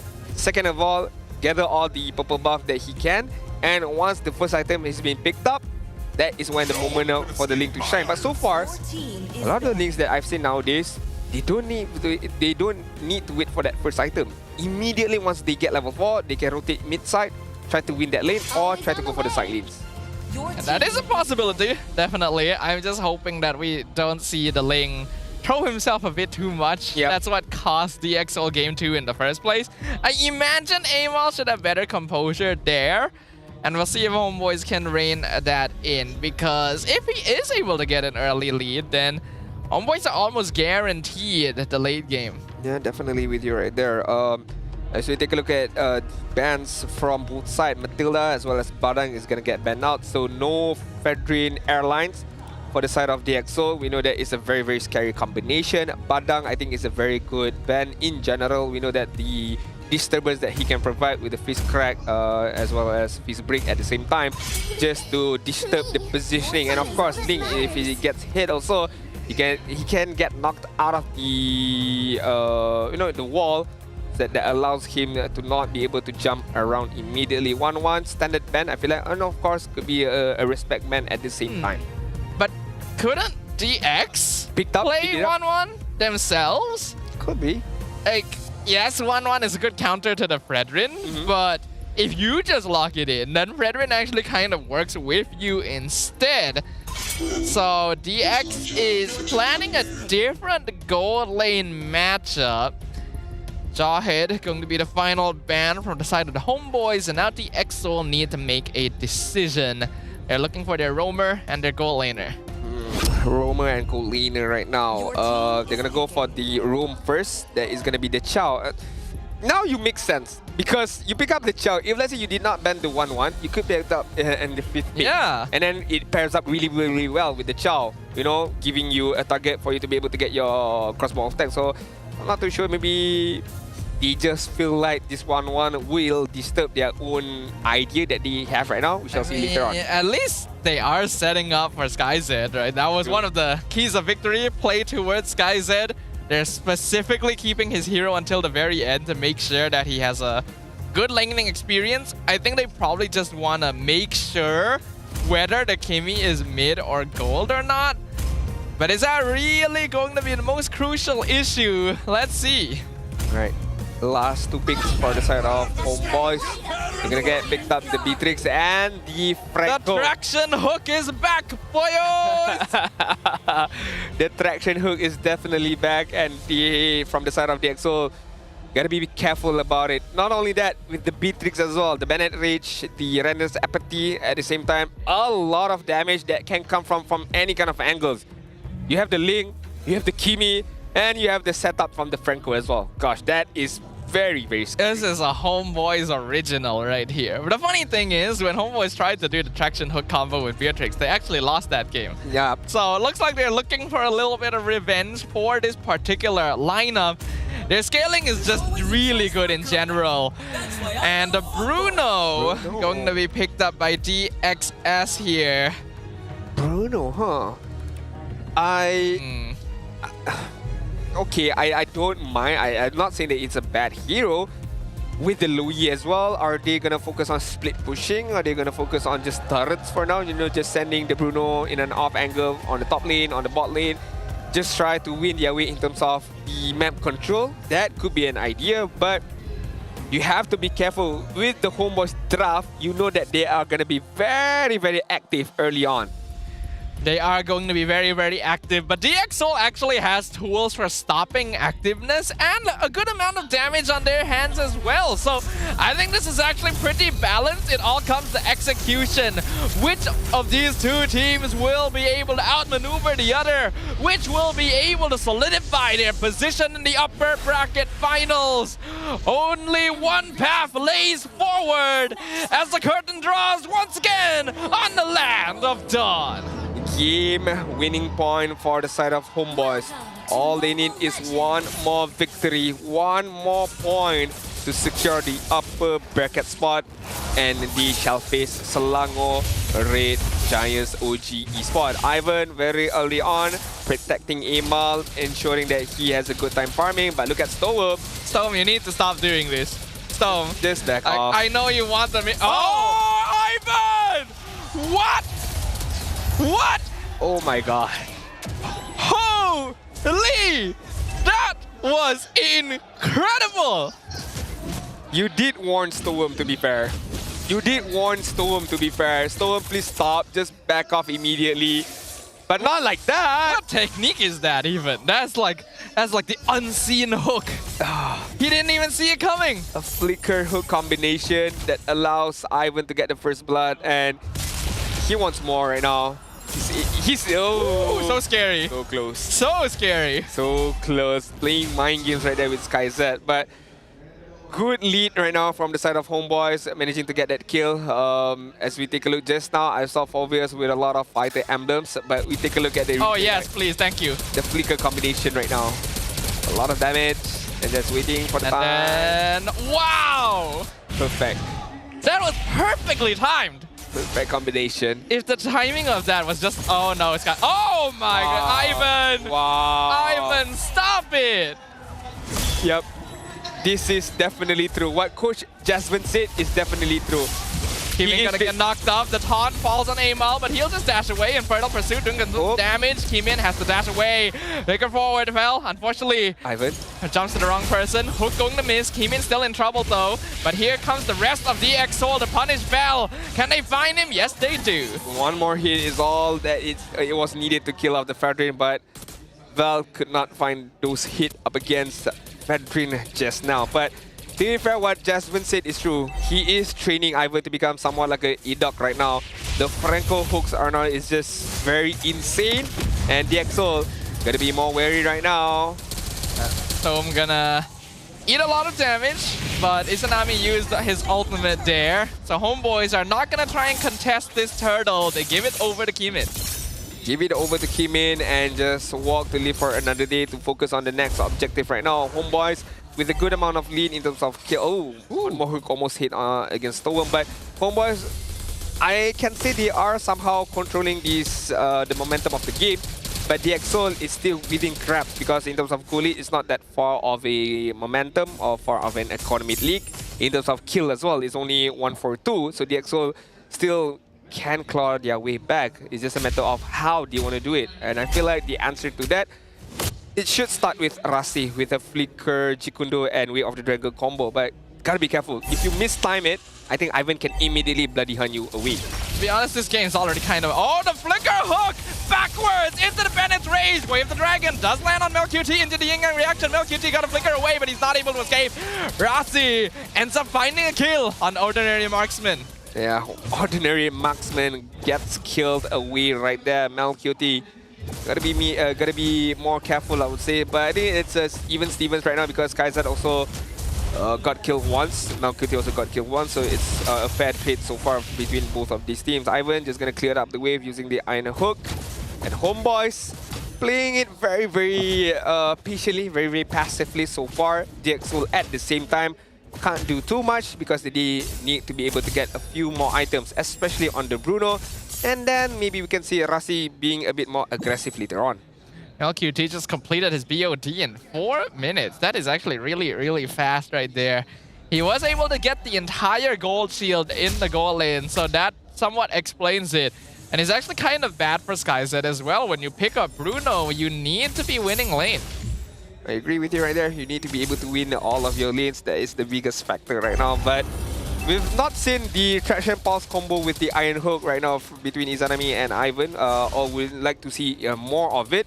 Maybe the Soul are aware of that, hence why they are not grouping up too much. And maybe also HomeBois, they don't want to over-rely on that particular combination. Traction Pulse pulsing Kimin, but here comes the diversion from the backline instead. They're looking for Izanami. Wave the Dragon not going to be used. Vel can be left stranded. Thunderclap on the Phobius. Iron Hook gonna find it. Bloody Hunt locks down the Cho. Rasi is taken off the board. Another hook. Lands double kill from MelQT. Kimin secures the turtle, but HomeBois are running them down. Izanami going to be left stranded a little bit here as both teams trade sides. It's a 2 for 2, but DX get the turtle. DX gets the turtle, but it's even between the kills of both of these teams. So I feel like it's still okay for both sides. Imal is going to get caught up by Kimin. No energy eruption is going to stop the movement of Imal. Gets to leave for the purple buff. On the bot side, we can take a look at the lane swap has been done by MLBB, moving on towards to the top lane.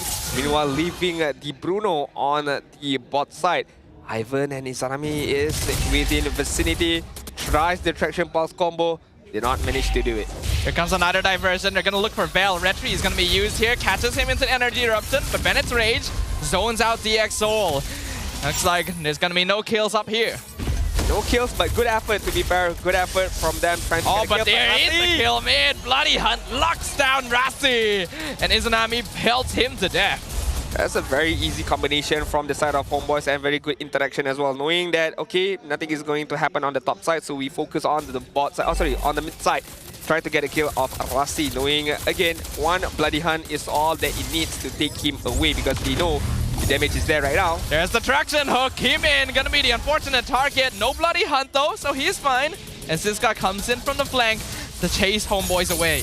Live to see another day. Ranna's apathy against Storm almost taken care of him. One hook on the bot side, did not hit, but diversion right now. Yeah, they're gonna go for Ivan here. Winter Crown comes out from the Franco, and here comes the Tempest of Blaze. Amal looking for the damage, but the Appraiser's Wrath connects with him, so he has to dash backwards. Rasi and Vel standing in front, eating damage. MLBB flickers in, picks up the killing spree. They leave top side right now, and Siska can get that turret away without any particular problem, but the bot side is not done yet. More action pack. Oh, how does that actually connect? Bloody Hunt on Kimin, and Izanami gets a kill. That's a very easy hook by Ivan, just a straightforward hook. Gets the kill, and now they focus on at the next turret, and that could be the mid turret. Look, the positioning of Ivan right now just doesn't care on the backside, but he has to care. The DPS of DX Soul is actually starting to ramp up somewhat. You cannot count out Storm and Skyzed, especially if they're setting up for the diversion. They're going for the purple buff. It's a 3-man teleport. They're finding Izanami, but the Bennett's Rage secures the mega kill. This guy comes in with the Thunderclap and blows him up. But MLBB running away. Another Thunderclap comes out, shut down for Siska, and he will eventually be punished. It is a 2 for 3 trade. Value for money right there from DX Soul. Yes, he managed to get a kill, but sacrificing 3 lives of them. I think it's not what they wanted, but at least they managed to get a kill on MLBB. I think that is the biggest win for them, and it allows DX Soul to get another turtle. Yep, one more turtle just for the taking right now. But Imal, very smart, understanding this. He tries to steal away the purple buff, but does not want to commit the retribution right there. One thing to worry about for DX is that Amal has not actually died yet this entire game. He actually has an EXP lead on Kimin, so this Ling has actually been keeping up farm pretty well overall. Even if DX Soul does have the gold lead,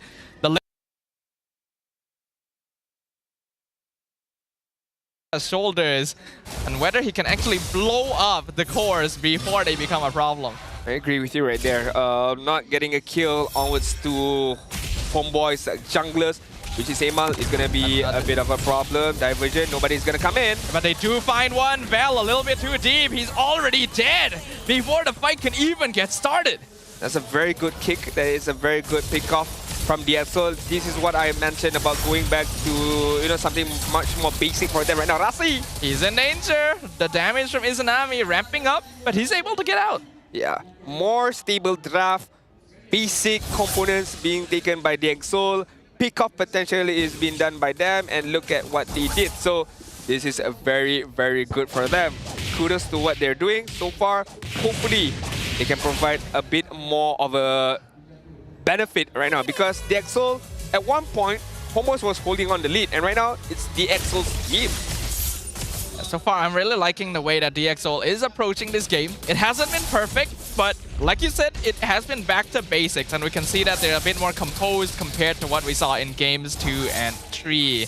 I also like that Blade Armor is being prioritized by Kimin and Rasi right now, since There is going to be a Beatrix and a Ling on the opposite side. This automatically provides a little bit of counter, and of course, the Kimi as well. Siska can be jumped on, Bloody Hunt locks him down, and he's going to be blasted away, but he's actually able to escape, and the way of the dragon connects with MLQT. Wind of Nature not going to be able to save him. DXL have found the flank with the diversion, and they have run down the HomeBois.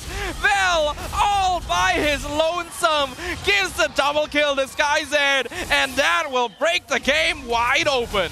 Breaks the game wide open with one good initiation from the diversion right there. And DX Soul with 1k goal in and with one good diversion, immensely they increased the lead to 2k as of now. And without any hesitation, immediately focusing down on the Lord right here, right now. DX Soul, slowly but surely, they are wrapping things up. That is what DX has been looking for the entire time, a chance to threaten the back line. HomeBois tried to go a bit too aggressive, and DXL used an off-tempo play right before the initiation to get a diversion flank in. And now with Winter Crowns complete on Stome and Keeman as well, they have all they need to take a good fight. A lot on the top side right now. How will HomeBois be able to provide the high ground defense? Because MLQT would need to spend the Bennett's Rage, I guess, to be able to clear out the minions. At the same time, maybe Ivan can go for a Flicker Hook or a Flicker Bloody Hunt. But that will provide DXL enough space to go in with the Energy Eruption or the Way of the Dragon at the same time. Lord will collide, but HomeBois have enough damage to deal with it without taking too much structural damage, and I feel like DXL didn't really sync their waves well enough to get a lot out of it, because even the mid and bottom tier 2s aren't being threatened. Almost getting that traction falls off, and Ivan on the backside just waiting to provide the hook against DXL. Right now, HomeBois, gotta be careful with these diversions, man. A lot of off-angle, and speaking of off-angle, they're sending Vel into the back with Rasi, and they're looking for it. The Flicker, Jikundo gets a two-man knockup, waves the dragon, unfortunately in the wrong direction, and now the Dark Wave gets a two-man knockup. Immortality is gone, and Rasi melts to the Bennett's Rage. HomeBois response in kind. Yeah, this is what they wanted. HomeBois knowing that, well, somehow knowing that the diversion has been popped off, and they backed off immediately right there. Good reaction timing. Oh! They found him! That's Iron Hook into the Bloody Hunt, and Storm is in trouble. Winter Crown comes out, but a killing spree. SkyZ is doing so much damage. HomeBois are not ready for it. MLQT, why are you still here? The Thunderclap whacks him in the butt, and the EXO bite back. Very, very unfortunate for HomeBois right there, and not respecting the damage that can be comed out from SkyZ, not respecting the damage, the output damage from the Bruno, the critical hits, man. SkyZ has been online for so long right now.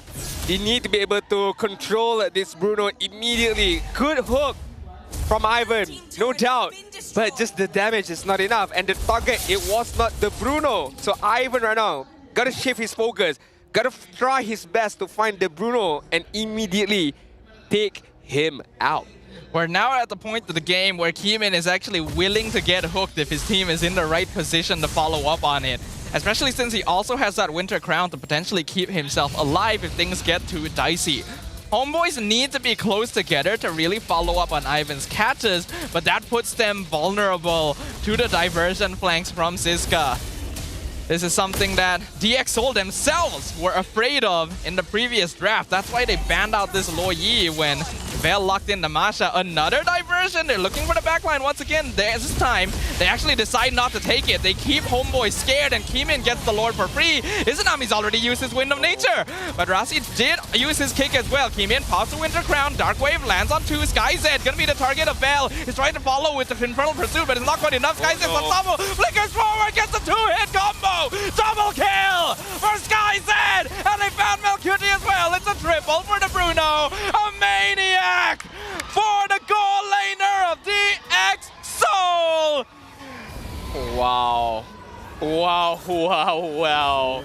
Again, I didn't mention if HomeBois fails to find SkyZ. They fail to win the game immediately. Izanami almost getting taken care of, but it does not matter. The crystal is gonna get gunned down, and that is gonna be game number 5. We're gonna go for a full extend, best of 5. As we all know, this is the branding of DX Soul. Regardless of whatever it is, they have to go to the full extent. They gotta go to the full series. Neither of these teams willing to give an inch, and now a single game is the difference maker. HomeBois and DX Soul one step away from meeting SRGOG in the upper bracket finals. Who have thought that it came down to this? It came down to this close of a game for the playoffs match number 2 between DX Soul and HomeBois. We went with an amazing performance by DX Soul in game number 1. Game number 2, game number 3, HomeBois came back with a better draft, with a stronger way of victory. Game number 4, you can't count DX Soul out yet, man. Come on, that was intense.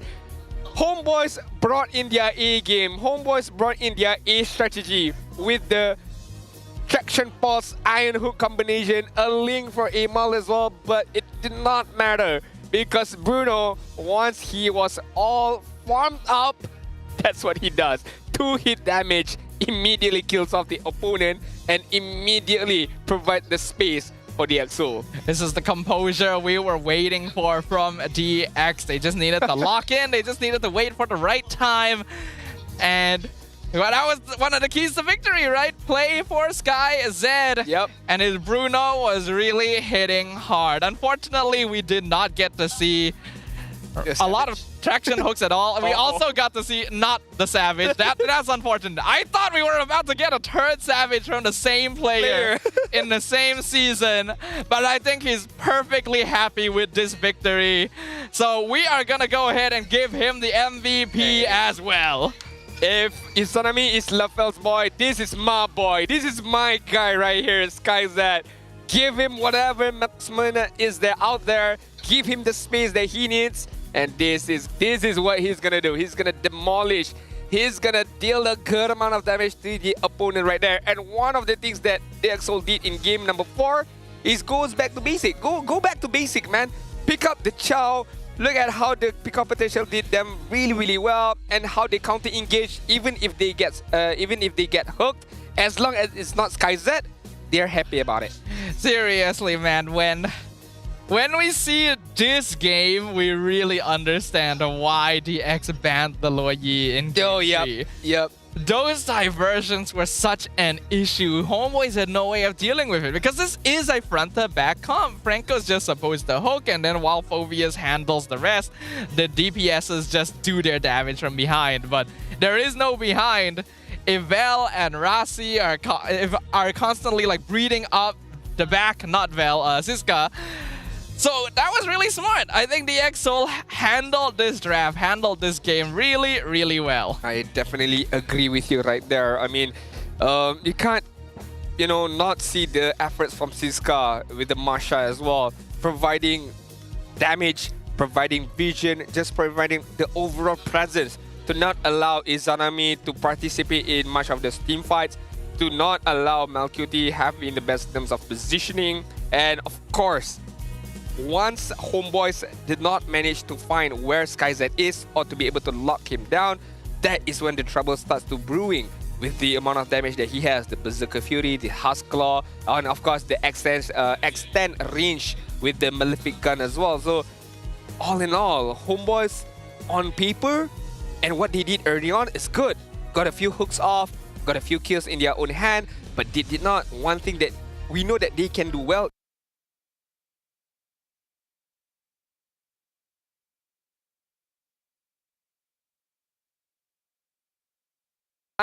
with the items that he has, it was a non-factor for the side of HomeBois. It actually looked kind of scary for DX initially because Malcuti got the entire gold shield in the bot lane before SkyZ could even touch his tower. The Beatrix had a BOD in 4 minutes, which is ridiculously fast, and HomeBois have a composition that's able to follow up on it. But DXO put a lot of faith in Keemin. They knew that if the Fredrin gets caught, we don't actually need to focus too many of our resources to save him. We can aim their backline instead. They have 3 different late game cores that we can punish. With the Fredrin, with the Loyi as well, look at the amount of objective that they have gotten. 2 lots and 3 turtles. Hat-trick of turtles right there. None of it was in the favors of HomeBois. Showcasing that in terms of turtle team fight, or in general, turtle team fight was managed to won by DXO. And how? First of all, managing to hold the important bush within that turtle itself. Meaning to say that the map control is in the favors of DXO. Number 1. Number 2, we just know that Fredrin can do the lot dance really, really well. Again, up against a lane. Of course, you're not going to rely on lane to just poke the lot and to just play around the lot. Fredrin can do that. Hence why a tank juggle is far much better in terms of turtle team fight or the lot dance. Hence why also at the same time, I think HomeBois is much more focusing on trying to get kills instead of winning these neutral objectives. With the Franco, with the Kimi, with the Beatrix as well. One thing for sure is that not only the Traction Pulse Iron Hook did not work, we did not also see Iron Hook, Bennett Rage combination much, because a lot of Bennett Rage was used by Melcuti. Most of it is just a matter of trying to zone out the enemy. Only a few times that he managed to get a kill with the Bennett Rage. Yeah, it's really funny to think about because the Traction Hook combination was so powerful for the HomeBois. But when they try to combo it with the Beatrix, it just doesn't seem to work for some reason, right? Both games that they have tried this trio have both been losses for the HomeBois. So maybe locking in most of your composition into a singular strategy ends up in a tough situation when your opponent has so many tools to outplay you. When we look at the notable key players from this game, SkyZ ended up being the rich guy, even though he was actually getting bullied in lane initially by Ivan's presence. Izanami ended up being the carry, Vel as the sandbag, and Keemin as the best wingman. Yeah, I mean, I do have to echo what you said just now. It's kind of like putting all of your eggs in one basket is not good enough for the side of HomeBois, and I feel like that's what they did. Heavily relying on the Franco's hook. And of course, Vel is going to go onwards to the back end and try to do whatever he can on the back end. A lot of diversion that was used by the side of DXO early on did not work well, but a lot of it did work well, especially that one diversion towards the later stages where they managed to get like 4-man kills. Only Amal was the lone survivor right there. I think Siska also ended up doing a lot of work for this game. Not only was he difficult to kill, there's a lot of good targets for his Thunderclap this game. It's because of the fact that he wasn't disrupted much in the EXP lane that he could continue to be a threat in the mid game when HomeBois were the furthest ahead. A lot of Iron Hook was used, but there was no follow-up to the Iron Hook, like no damage coming in from the side of HomeBois. So it was kind of like a wasted Iron Hook being used by Ivan.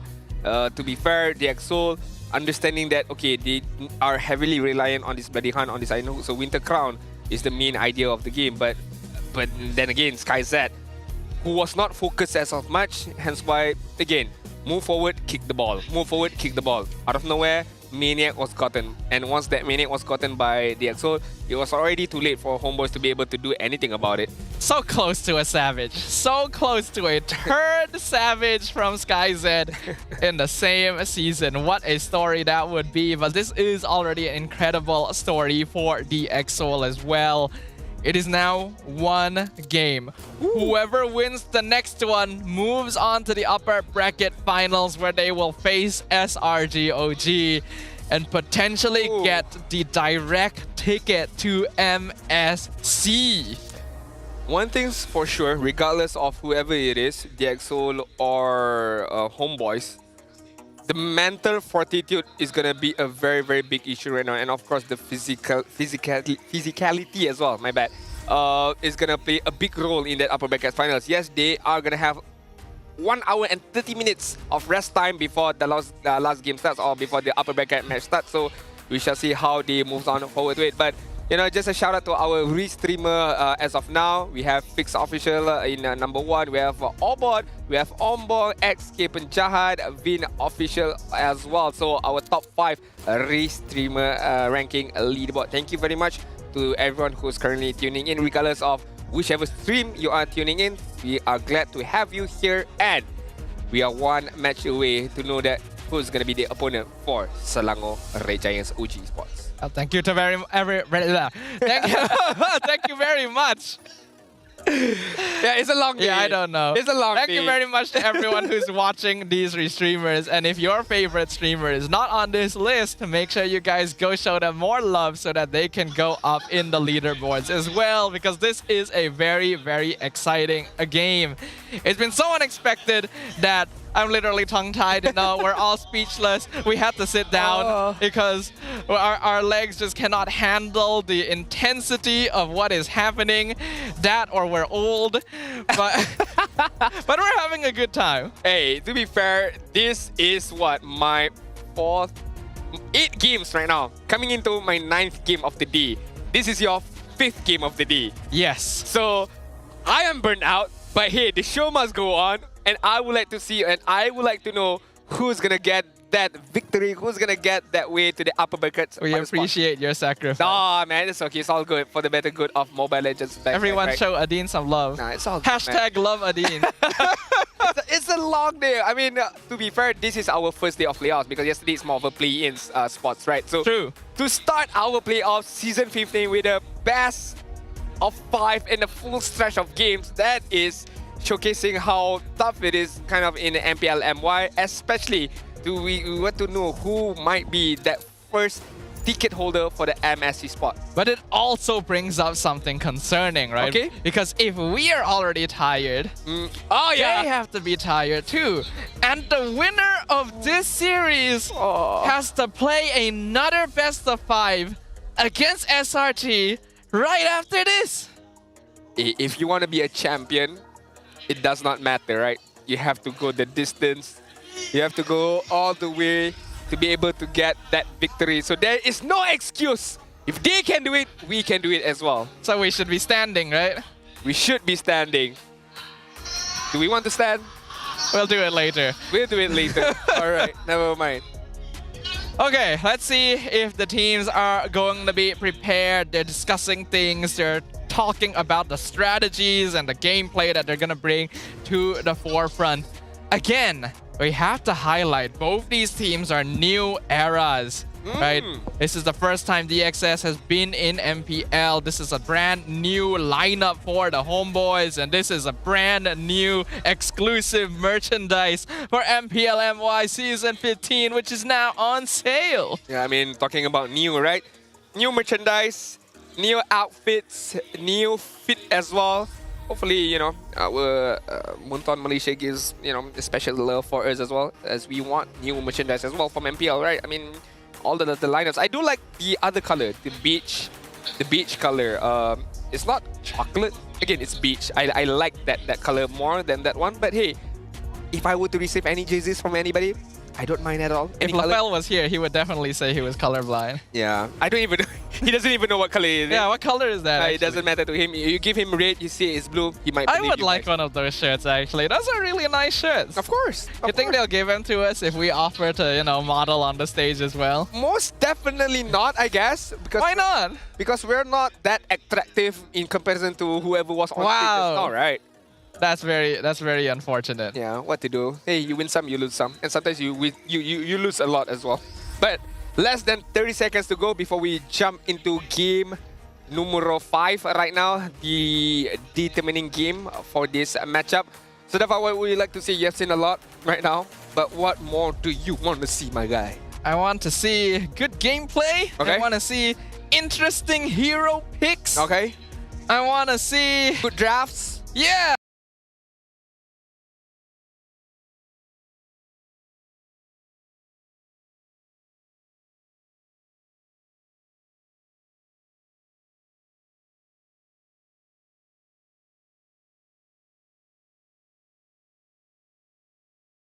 The issue is going on, hence why we're not starting the draft as of yet. So hopefully, yeah, we got a type 1 issue there.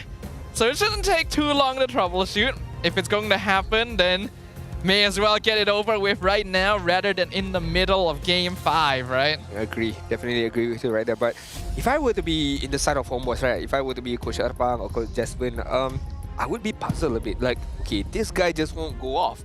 This guy won't just run away, right?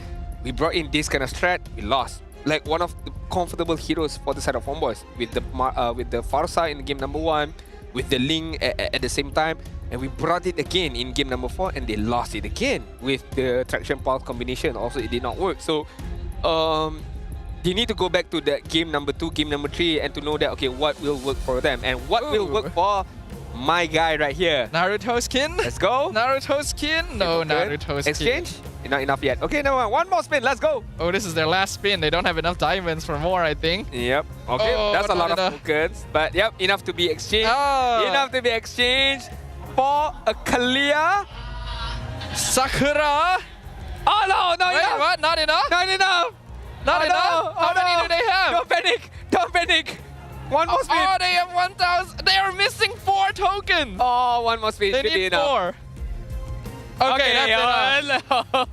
It is enough? That's enough. That's enough. Okay. Alright, okay. Sakura, let's go. Alright, there we go.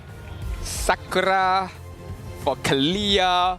That moment when you think you're 110 pull away and then you're just short. Just short. RNG decided, hey, why not? Why not? Just one more pull. One more pull. And you get the skin. I'm almost to be lucky enough right there. But I feel like the draft has been started because I can see from my screen there's the few heroes has been banned out from both sides. And I think the hero that my brother just got right there, which is the Kalia, I don't think Kalia is going to get picked in this game because for sure she's going to get banned out.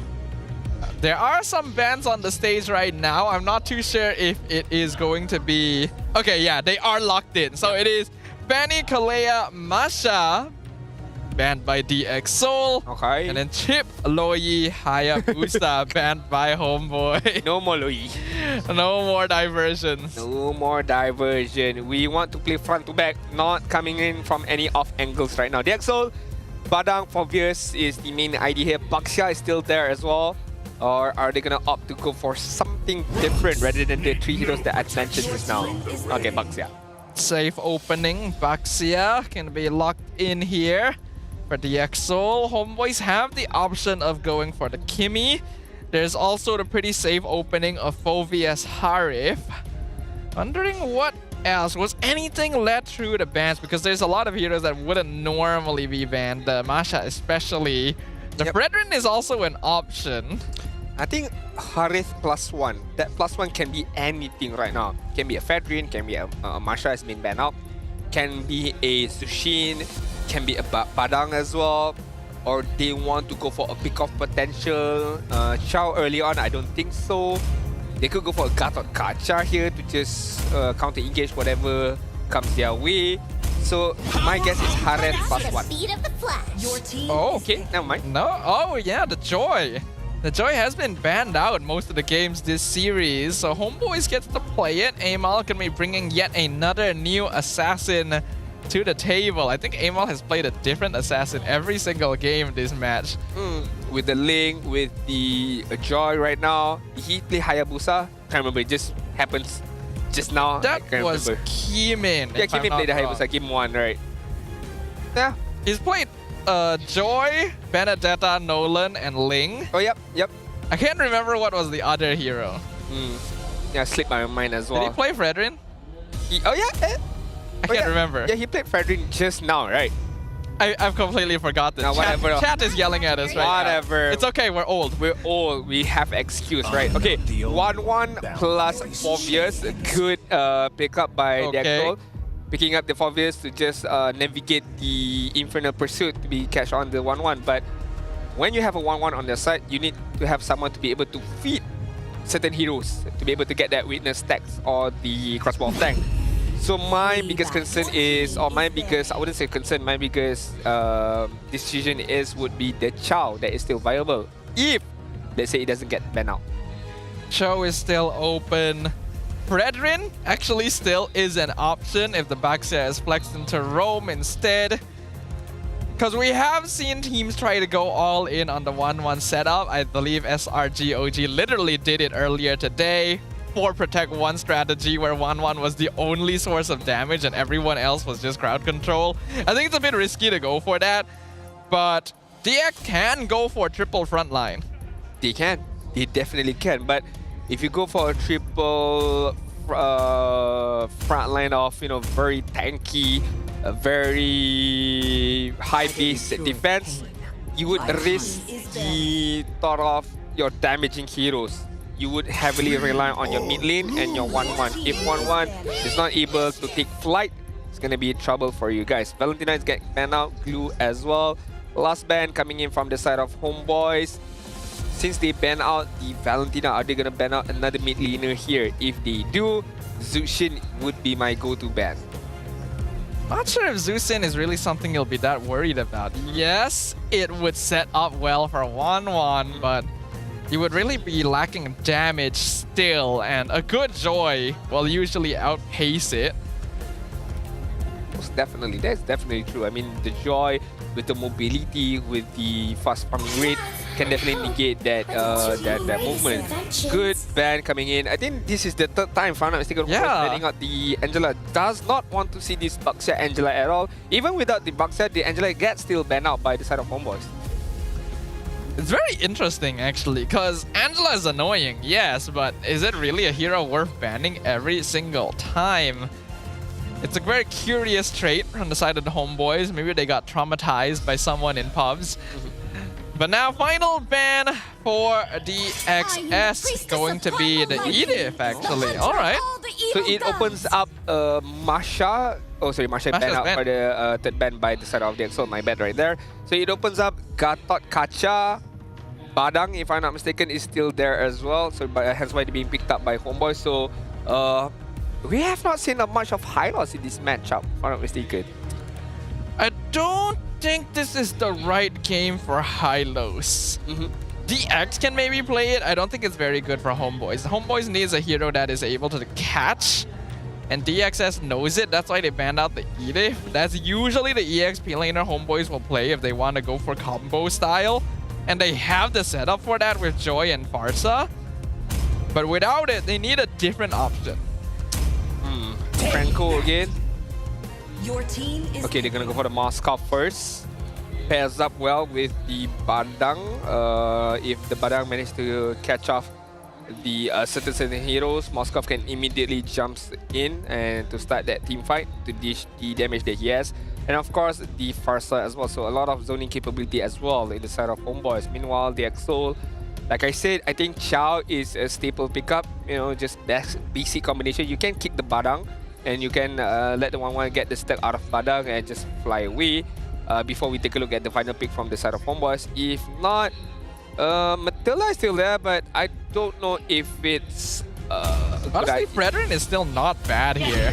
Either Fredrin or Cho and then another DPS. No, they go, wow, they're stealing it.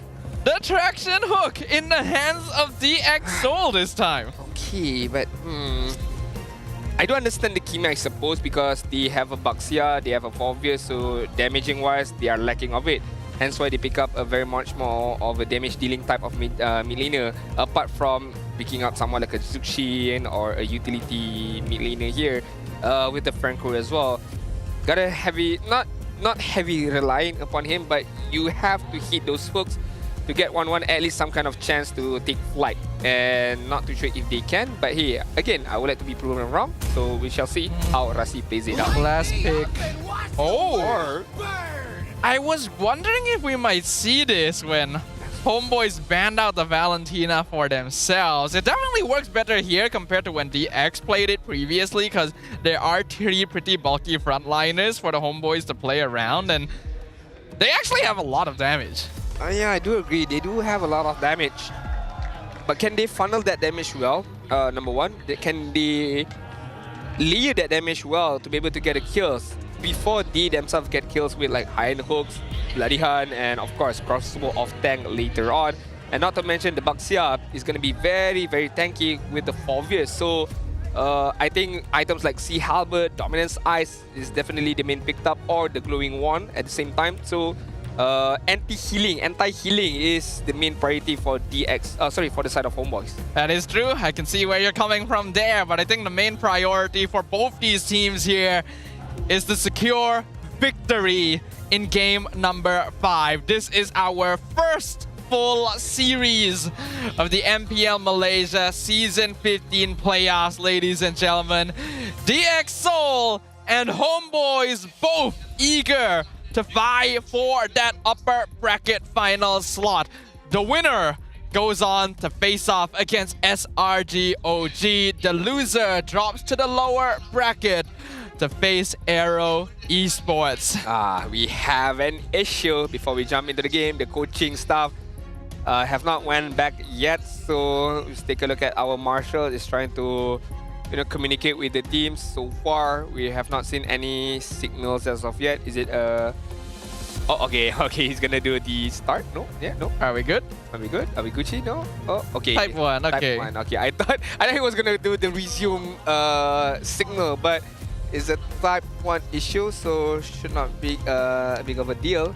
But so far, Sadafa, are you enjoying the playoffs matches that we have, or would you like to see more? Are you technically disappointed? Who knows? You might be disappointed. I mean, I think in general, I've been pretty satisfied with the growth that we've seen from some of our teams. I've been pretty disappointed with the performance of certain teams, but well, they're not here anymore. So oh, wow, foreshadowing something, huh? Yeah, I mean, if you don't do good, then you don't go far. Of course, that is how it is, right? If we take a look at the draft for this specific game, right? This is the most important match for both of these teams. Again, whoever wins moves up, facing off SRG OG Sport. Whoever loses, it's okay. It's not the end of the road yet, but their next match will be 2 more weeks to go. There is an ample of time for them to be able to fix any of mistakes, and they will be facing AERO Esports. That is a big matchup as well, because we've seen AERO Esports can play really, really well, but they can get overburned very, very easily at the same time. Looking at this game, are you inclined, if I were to give you the choice to, be in HomeBois camp or DX Seoul's camp, who will you pick? This is actually a pretty execution-heavy game, and I think that's exactly how we want it. What will determine this game is not a total advantage in draft. It is all up to the players themselves. For the final time in the upper bracket semi-finals, we return to the land of Dawn, where a single victory is the final step needed to move on to the next stage of the competition. A brand new era faces off against a brand new legacy for a single throne. This is Champions Army, and this is where they begin their own journey to victory and to supremacy as well. DX Seoul up against HomeBois, game number 5. Last match of the day, as we take a deeper look at the emblem to pull yourself together to be able to use the Flicker and of course the Inspire by 1-1 and Franco much more often. Meanwhile, in the side of HomeBois, look at the Xbox right now, Festival of Blood, and a bit more health to just play around. Secretary gonna be used by Amal here to secure the Little Wanderer. This is an Xborg EXP lane, not a jungle pick. Oh, MLQT also taking a lot of beating from SkyZ right off the bat. This is one of his signatures. Early stages, we can see SkyZ winning that laning phase. That's pretty good for the side of DX Seoul. But to be fair, we're talking about goal laners, we're talking about marksmen. It's not about how you begin, but it's about how you end those fights. This is what is important. Amal, he's level 4. Meanwhile, Kimin also level 4. Hook, Starlium Beam into the hook. First blood to Kimin. Easy combination from Storm and Rasi right now. And I feel like that is what they need to do even more when it comes towards the mid stage. But you have to remember, I think one more hook. Yep. Oh, that was a slight miscommunication. Who's gonna hook? Who's gonna stun, man? Gotta communicate much more better right there. Hold on. Ivan? Okay, he's fine. Okay. What I'm afraid of is what happened to HomeBois in game number 4, where early hooks, yes, they managed to get a kill. But once, let's say, MLQT gets a good farm off, Ima gets a good farm off, it doesn't matter who you hook, as long as you have a proper positioning, you're still fine. Yeah, it really came down to the mid-game dynamic of the draft as well. Kimin gonna get the first turtle of the game, and instantly start walking over to contest the orange buff. I think he's aware of the fact that Amal did do some vertical jungling, so he's hoping to match. But Vel is here building up those flame stacks. Ivan catches 2 with a fist break, but the Infernal Pursuit doing some good damage. Last Insanity, the Iron Hook flicker pulls back Amal! But they trade junglers. Kimin gets burnt away, and Vel flickers out. But Storm picks up the double kill. If Destruction connects, MelQT not able to finish off SkyZ. Almost finishing off SkyZ right there, but MelQT gonna be more careful. Very, very low health, but forces SkyZ to quick call. Nope, he's gonna stay in the lane because he has the healing capability. But what happened on top lane just now was very, very good for the side of the EXO. And I'm not too sure how in the world Rasi he found MelQT. The Iron Hook is the final right of the HomeBois gold laner. I was about to compliment the first hook he did against Amal, but Fede Strike. Gonna be blasted as well. Neither team is holding back for game number 5, man. The gold laners are traded once again. It's like, if you die, I die. I can't let you die alone. I have to follow you right now. And that's what happened between SkyZ as well as MelQT. If he's cracked. Locks down Rasi in the mid lane. Traction Pulse pulls in too, but Rasi, he knows he's not getting out of that one. That's an easy setup by Ivan. And the follow-up was very good as well from Amal as well as Izanami with the Fede Strike. So the lead that DXO has early on right now has been taken care of. Only 500 goal lead in the 4th minute mark. So far it's been very chaotic. As you mentioned, Adin, not a very notable goal lead for either side. I think Amal does have a slight EXP lead. He has been farming a little faster than Kimin, but not by very much. Spear of Destruction actually nearly hit Storm in the base. I think he was just checking if anyone was there. Almost right there. The EXO and HomeBois, none of these teams have a good grasp of the momentum of this game. It's very, very back and forth between one and another. And right now, they're gonna engage on Vel. He's stuck inside the turtle pit. Last Insanity comes out. Fistcrack connects with this guy in front of pursuit. Amal steals the turtle away, but SkyZ looking for the crossbow set of finishes of Vel. It's a turtle for a kill. I think it's still benefit for the EXO. Although they did not manage to get a turtle, but managing to get a kill is far good enough for the EXO, because there will be one more turtle that is gonna come out later on, and this allows SkyZ to get the turret on the bot side. Meanwhile, HomeBois are gonna do the split pushing on the top side. This is a very even matchup here, guys. I was not expecting this. You can tell that both teams are really putting it all on the line. They know what is at stake. They're not eliminated if they lose this, but their path forward going to be a lot more difficult. Traction Hook going to be dodged with a flicker from Izanami. HomeBois don't want to get caught now. Kimin moving forward very, very aggressive here now. Forcing Izanami for the Fede Strike to force away the enemies. I don't think HomeBois should take on this team fight. Vel has to use the last Insanity defensively as well. Iron Hook going to miss. HomeBois avoids the fight. I think they're just trying to set up the map for MelQT to split push. Yeah, I definitely agree with you right there.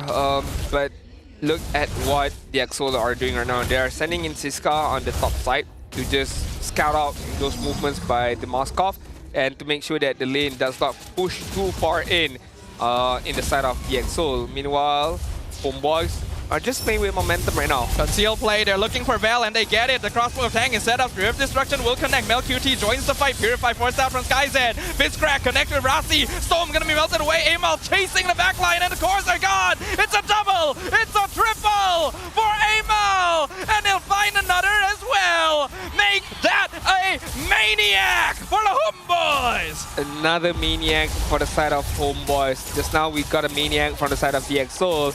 Right now they are just trading blows. It doesn't matter whoever gets it, but it's always going to be the 1-1. It's always going to be the jungler at the same time. So HomeBois right now 1.5k goal lead.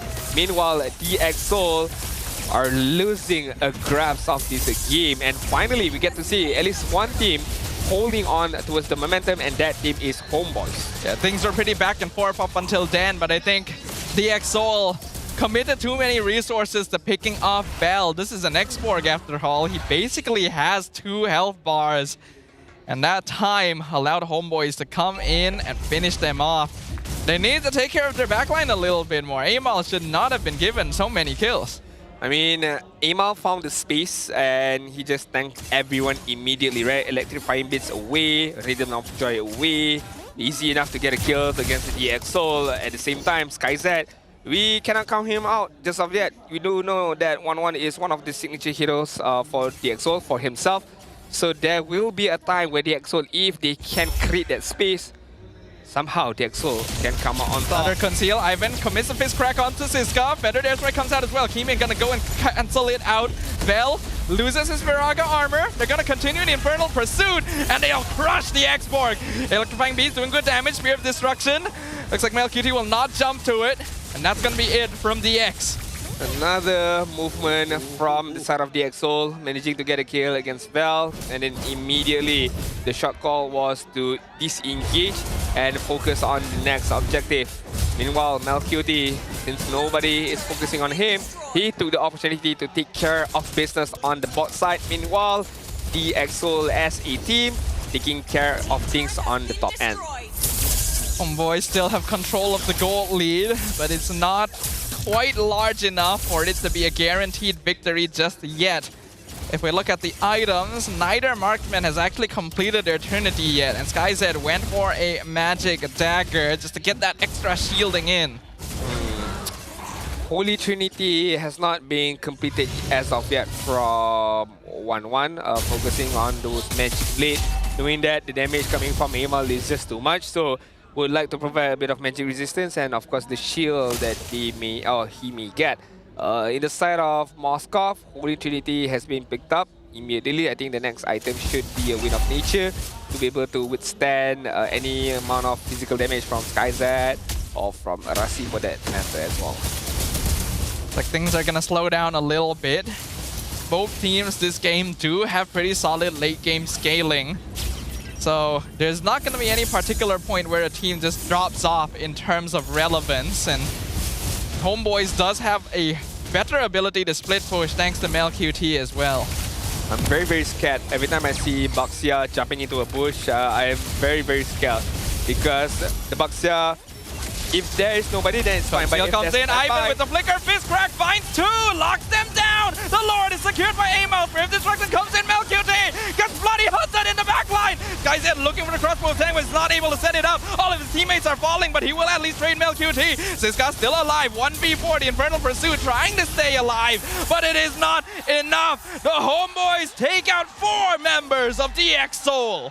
Good engagement from DXL just now, understanding the SOD is going to come from Melcutie. Good bloody hunt, but it was all too late because HomeBois, yes, one member of themselves gets the bloody hunt. That is Melcutie. That is very unfortunate, but the others, Amal, Izanami, Ivan, all did their job immediately, taking care of 3 members of DXL, and that was Storm Kimin at the same time as Siska right there. It was only the one alive at that particular moment. Rasi with the hook into the bloody hunt. Vel loses his armor. Traction Pulse pulls him back in. SkyZ picks up the X-Borg.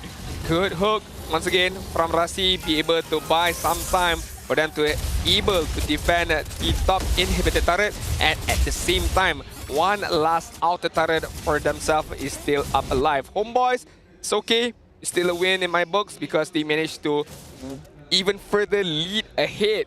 4.8k goal lead. Not only that, the map control is also within their hands. Let's take a look at itemization right now. Holy Crystal, Bloody Wings, and of course the Winter Crown on the side of Joy, the Blood Wings as well. So more shields, more magical power as well with the Holy Crystal, and of course the Starlam side. On the side of Moskov, looks like still trying his best to pick up that Wind of Nature most likely. And 1-1 is not that far behind. Maybe one more item that she needs would be the Golden Staff, but not too sure if she's gonna get it immediately.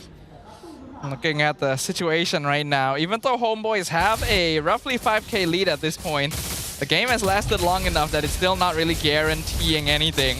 Wind of Nature is complete on Melcutie, so he has a bit more freedom to play aggressively now, and it's actually very important for HomeBois to get Amal and Melcutie set up in the backline. If they're able to remove SkyZ and Stome, the rest of DXL are not actually much of a threat.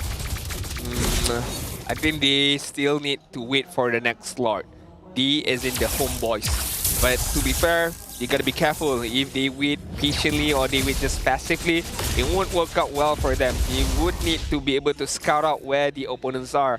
Are they gonna push on the top lane? Are they gonna push on the bot lane to ensure that the minions are pushing against from their own base? Take it for an example on the top side. Moskov clearing up the wave before the Lord spawns, less than 7 seconds. Then even if he continues pushing in this top lane, he can SOD away to join any particular team fights. Teams are taking this slowly. The EXO actually going to be the first ones on the Lord, HomeBois, making sure housekeeping is handled. But Ivan is here to scout things out and make sure the EXO know it's still risky to try and force this. It's very, very risky. At the same time, it's very calculated risk at the very least. It's not just simply taking risks, but without any particular benefit. Right now, as we take a look at the mini-map, I can see SkyZ and also Rasi starting to move upwards. But yeah, I feel like he knows something is not right.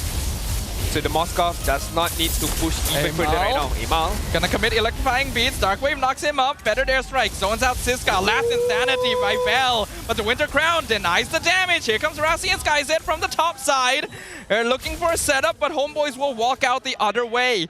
And this entire time, MLQT is still split pushing. Look at Moskov. I mean, just still on that top side. Just still providing some troublesome right now for the side of HomeBois. Again, knowing that he can come immediately with the SOD, so it does not matter for him to be on that top side. Meanwhile, on the bot side, Imam just not clearing the wave, just focusing on, okay, is anybody gonna come? Just trying to get more information, but at the same time that they're doing this, they're not overextending, right? Ivan is not too far ahead, but it's just far enough to be able to scout out the side of the EXO, to know where the members of the EXOs are.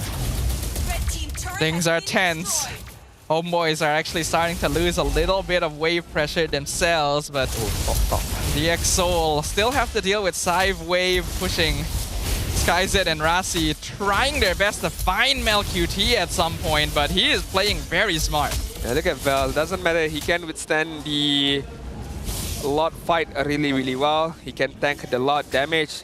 Less than 18k of health. SkyZ is here as well. The EXO are trying to force it actually. Last Insanity comes out. Ama Kimin secures the Lord Ray of Destruction, connects with the Lord Pit. Rasi goes down, Kimin goes down, Siska's melted. All the frontliners of the EXO are gone. SkyZ's in the back line, but he's not able to get the crossbow out. It's a double kill for Amal.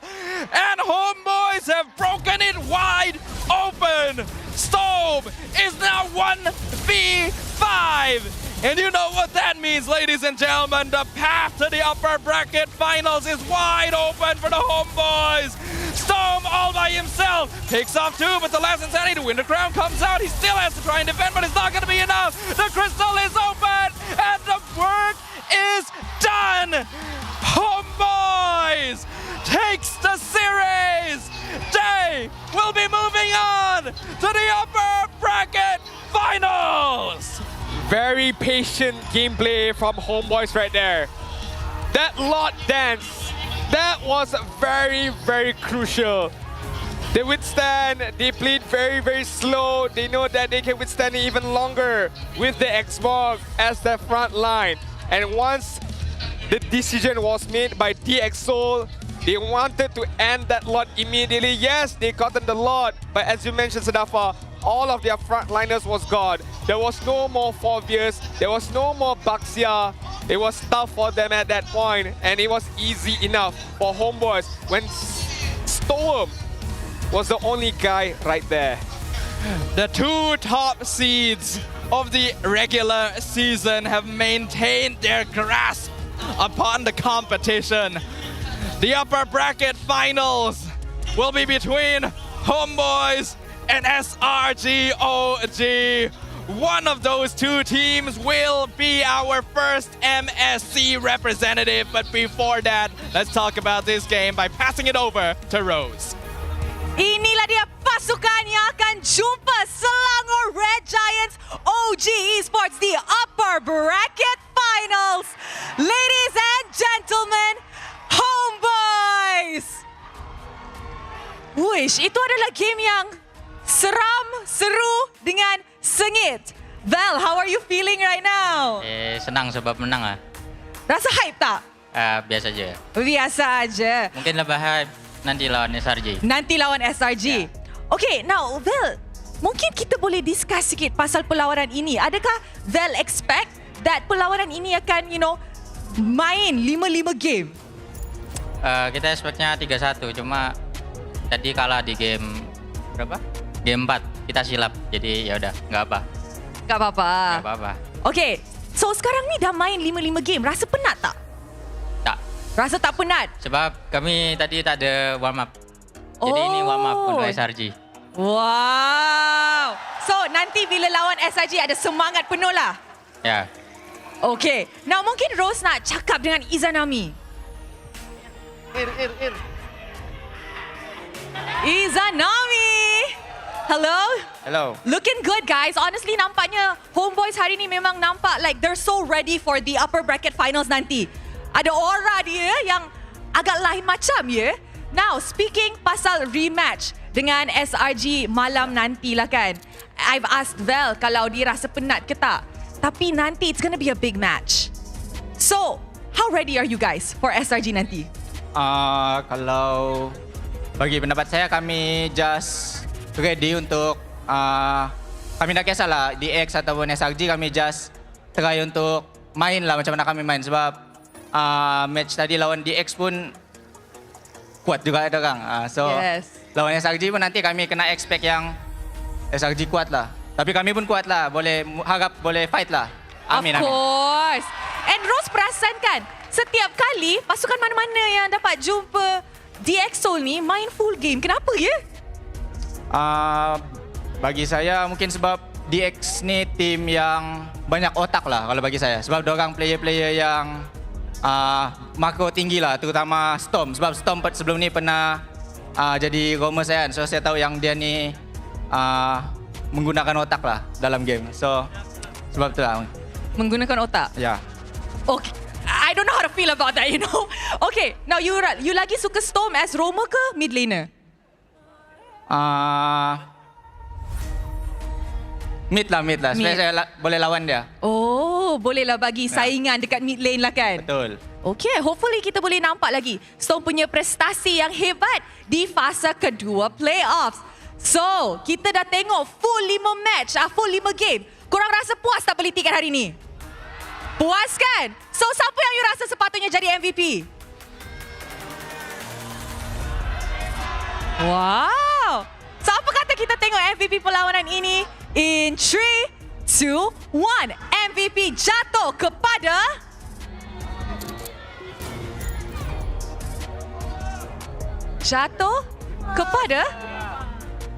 Oh. Emal! Wow, Emal. Amazing game. Tapi Rose nak tanya, kenapa tiba-tiba game kedua Benedetta jungle? Sebab Coach suruh. Okay, nanti coach suruh lagi tak pick pelik-pelik ke tak? Secret? Ada. So, you guys are saying you guys have a secret weapon yang akan keluarkan di upper bracket finals nanti? InsyaAllah ada. Okay. And of course, okay. And also, perlawanan ni sengit. For your matchup against SRG, apa expectations Emal untuk matchup ni? Expectation?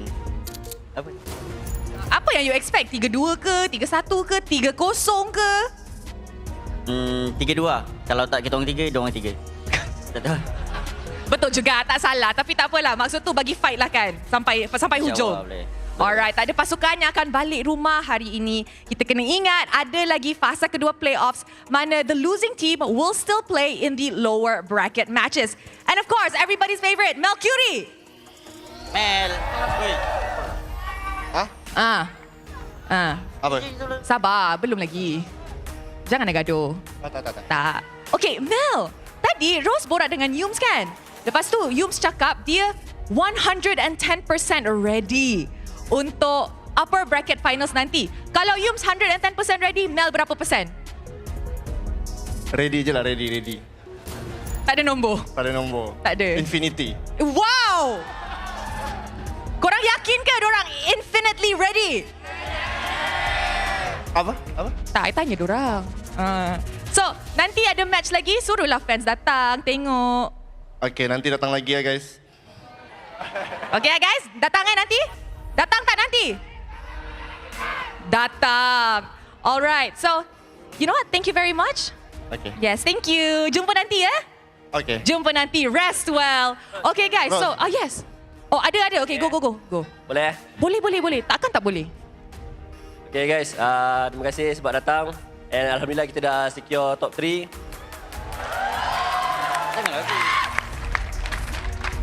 Tapi kita takkan pernah cukup lah dengan apa ni. Tapi tetap akan bersyukur lah. Tak sedih, happy. So, terima kasih guys yang sentiasa ada dengan kita orang. Terima kasih semua. Jadi, terima kasih di Dividend and Estate. Alright guys, so jumpa malam ni kan. Thank you, Ellie. Terima kasih. Alright. Ivan ada last word. Ada, okay. Apa yang last words-nya? Oh, troll je. Okay, tak apa. Jangan troll nanti. Apa bracket finals? Tu jangan troll. Sini boleh troll. Alright guys, terima kasih kepada HomeBois. Once again, congratulations. And of course, kepada semua orang yang tengah nonton live stream ini, jangan pergi ke mana-mana sebab sebentar lagi, kita punya Poji ada post-match insight bersama dengan DXO. And with that, let's throw it back to the casters to analyze apa yang jadi dalam full Best of 5 series ini. Casters, back to you guys. Thank you so much, Rose, and of course the HomeBois boys as well. And good game, well played. Congrats to them managing to secure the upper bracket final spot and one step closer to MSC, to Riyadh as well. And to be fair, like Amal said, and of course like Izanami said at the same time, DXO are not, just any ordinary team. Hence why it went until the end. Hence why it went until, 5th game that we've gotten to see. And hopefully whatever it is, HomeBois managed to learn from that match. Going up against SRG OG is going to be a different beast to be able to beat team right now. But they can definitely relish in their victory as of right now. With that, HomeBois officially secure at least top 3 in MPL Malaysia Season 15, and they have a chance to move on to represent Malaysia at MSC. This final Game 5 was a close one. The first couple of minutes were really back and forth, but that very first Lord fight really made a huge difference and showed why I was a little concerned for DXO. HomeBois have so many tools, have so much damage for controlling the team fights. And if we can recall back on how HomeBois won that game is when they managed to take over or take out the two frontliners of DXO, which was the Baxia and the Foviers. Without this true frontliner, Skyset can't do anything about it, Rasi can't do anything about it, even Stowen was left alone in that final defense to be able to clear all those minions wave, but he could not. Only one man could not do the job up against the 4-man members of the side of HomeBois. And to be fair, going back to what you said, this officially puts HomeBois in the top 3 spots. And honestly, there is a vast improvement. Just to recall, last season they did not make it to the playoffs, but they were still in MPL. They did not lose their slot. With less than 1 season, less than a year of changes, he managed to get top 3. That is a Cinderella story for me. It's one of the most effective lineup revamps that we have ever seen in the history of MPL MY, and HomeBois should definitely be very proud of themselves for being able to come this far in such a short time. The series definitely wasn't the cleanest. There's still some things that can be worked on both sides. And they're not going to have a lot of time to work on it because HomeBois is going to be facing off against SRG OG right after this. DXO can lick their wounds, prepare themselves. They'll have quite a long period to prepare for their next matchup against AERO Esports. That is going to be an interesting matchup as well, right? DXO up against AERO Esports with 2 weeks of break as well. Feeling refreshed, feeling rejuvenated at the same time. So I would like to see those phase 2 playoff be very different kind of a gameplay. But HomeBois, they won't have much time to rest. Although, if I'm not mistaken, we're gonna start at 8. So they do have roughly about 2 hours of rest to be able to recalibrate back whatever they want to do, and of course to get back their energy at the same time, to be able to eat at the same time, to get more energy to fight against SRG OG later on. But so far in this particular game itself, look at the rich guy Amal with 900 GPM. The carry is going to be Amal as well, 42k. 82k amount of damage being taken by Vel, and the best wingman is going to be with Ivan with 14 assists. So all in all HomeBois all the way stay true to their gameplay and managed to get a win with a scoreboard of 16 and 10 overall. HomeBois, how should I say, good showcase from them, but to be fair, there were some mistakes happen, especially game number 2 and especially game number 1, but they bounced back very well in game number 2 and in game number 3, just showcasing that it is possible. Even if they go down against SRG, let's say 2-0, they can still come back. They should not doubt themselves. And they said on the stage that they didn't warm up before coming in to play today, so they treat this as the warm-up. And I think it's a very good warm-up. I think it's taught them a lot about their weaknesses and things that they need to prepare for, especially going up against SRG OG right after this.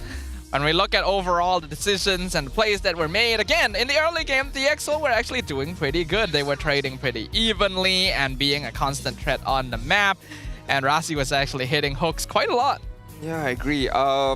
We do have one segment later on, and I would like to focus on that segment is with OG and of course DXO. I would like to hear what are the thoughts on the coach or whoever the representative are later on. What are their thoughts on this game? Because honestly, DXO played well throughout this whole series. Yes, a few mistakes here and there cost them the game, but all in all, in general, in terms of drafting, it was quite good. Although there was one game with the Xbox jungle did not go too well. But again, the EXO looking like a true contender. Is just that HomeBois were the better team in this full best of 5 match series. HomeBois have definitely improved a lot, but DXO again proved to us that they are a team to be feared. Going from starting the season as an MAL roster to being able to go face-to-face with one of the top teams of the season is an indication of that growth. With that, we'll go ahead and take a break for this match. We'll let Poji take over, and we'll see you guys later for the upper bracket finals. Terima kasih Lafel, akan saya korek dan juga kongsi dengan korang semua. Dan sekarang saya bersama dengan Kimin dan juga Coach Teo. Jadi, the first question is for Coach Teo. So Coach, after today's match, so which area do you think that you need to improve for the upcoming matches? Maybe we just only need to improve also our hero power and also the rotation, and even our mistakes. We need to review our mistakes. Because usually, even we get the snowball early game, sometimes my player is still doing mistake. Even we already get our snowball. Okay, understand. But then again, for your next match is against AERO Esports, which is the only team to secure a point against Selangor Red Giant OG. So, based on your opinion, what do you think that you need to do to go against them? We need to read their draft also, even their hero power. Because in terms of rotation and game style of AERO, I think just a normal. Because we know already how to fight against AERO. Maybe we just only need to shut down Hazel. Oh, shut down Hazel. Yeah. Nice one. Alright, sebab saya tanya dekat dia untuk soalan yang pertama tadi, sebab selepas lah daripada game pada hari ini game ni, apa yang perlu dia perbaiki untuk upcoming matches, dan dia cakap dia perlu perbaiki dekat hero power, dekat rotation. Maksudnya all the basics balik, micro dan juga macro player dia, sebab kadang-kadang player dia terlampau agresif sampai terlupa benda-benda macam tu, small mistake lah. Dan soalan yang kedua saya tanya, untuk bertemu dengan AERO Esports ni kan, sebab satu-satunya tim yang berjaya dapatkan point daripada Selangor Red Giant OG. Jadi dia cakap apa yang diorang perlu buat adalah tetap sama, review balik hero, jaga hero pool, dan yang paling penting sekali, shut down Hazel. Hazel, dengar tu. Alright, tapi soalan seterusnya kepada Kimin. Alright Kimin, kalau kita tengoklah tadi kan, dekat dalam game yang pertama kita memang nampaklah Kimin is too OP. Tapi tak jangka dekat dalam game yang pertama, game pertama tu dah jadi, game kedua dengan ketiga tiba-tiba jatuh. Actually apa yang berlaku sebenarnya? Untuk game kedua tu sebenarnya mistake individu lah. Mistake saya kan. Memaksa untuk team fight tanpa kita tahu yang link pun scaling kan. So tak boleh nak paksa tapi saya buat kat. So kita orang dah apa orang kata dah lose early tu and HomeBois pun press kita orang. So kita orang macam susah nak comeback and kalah. Untuk game ketiga.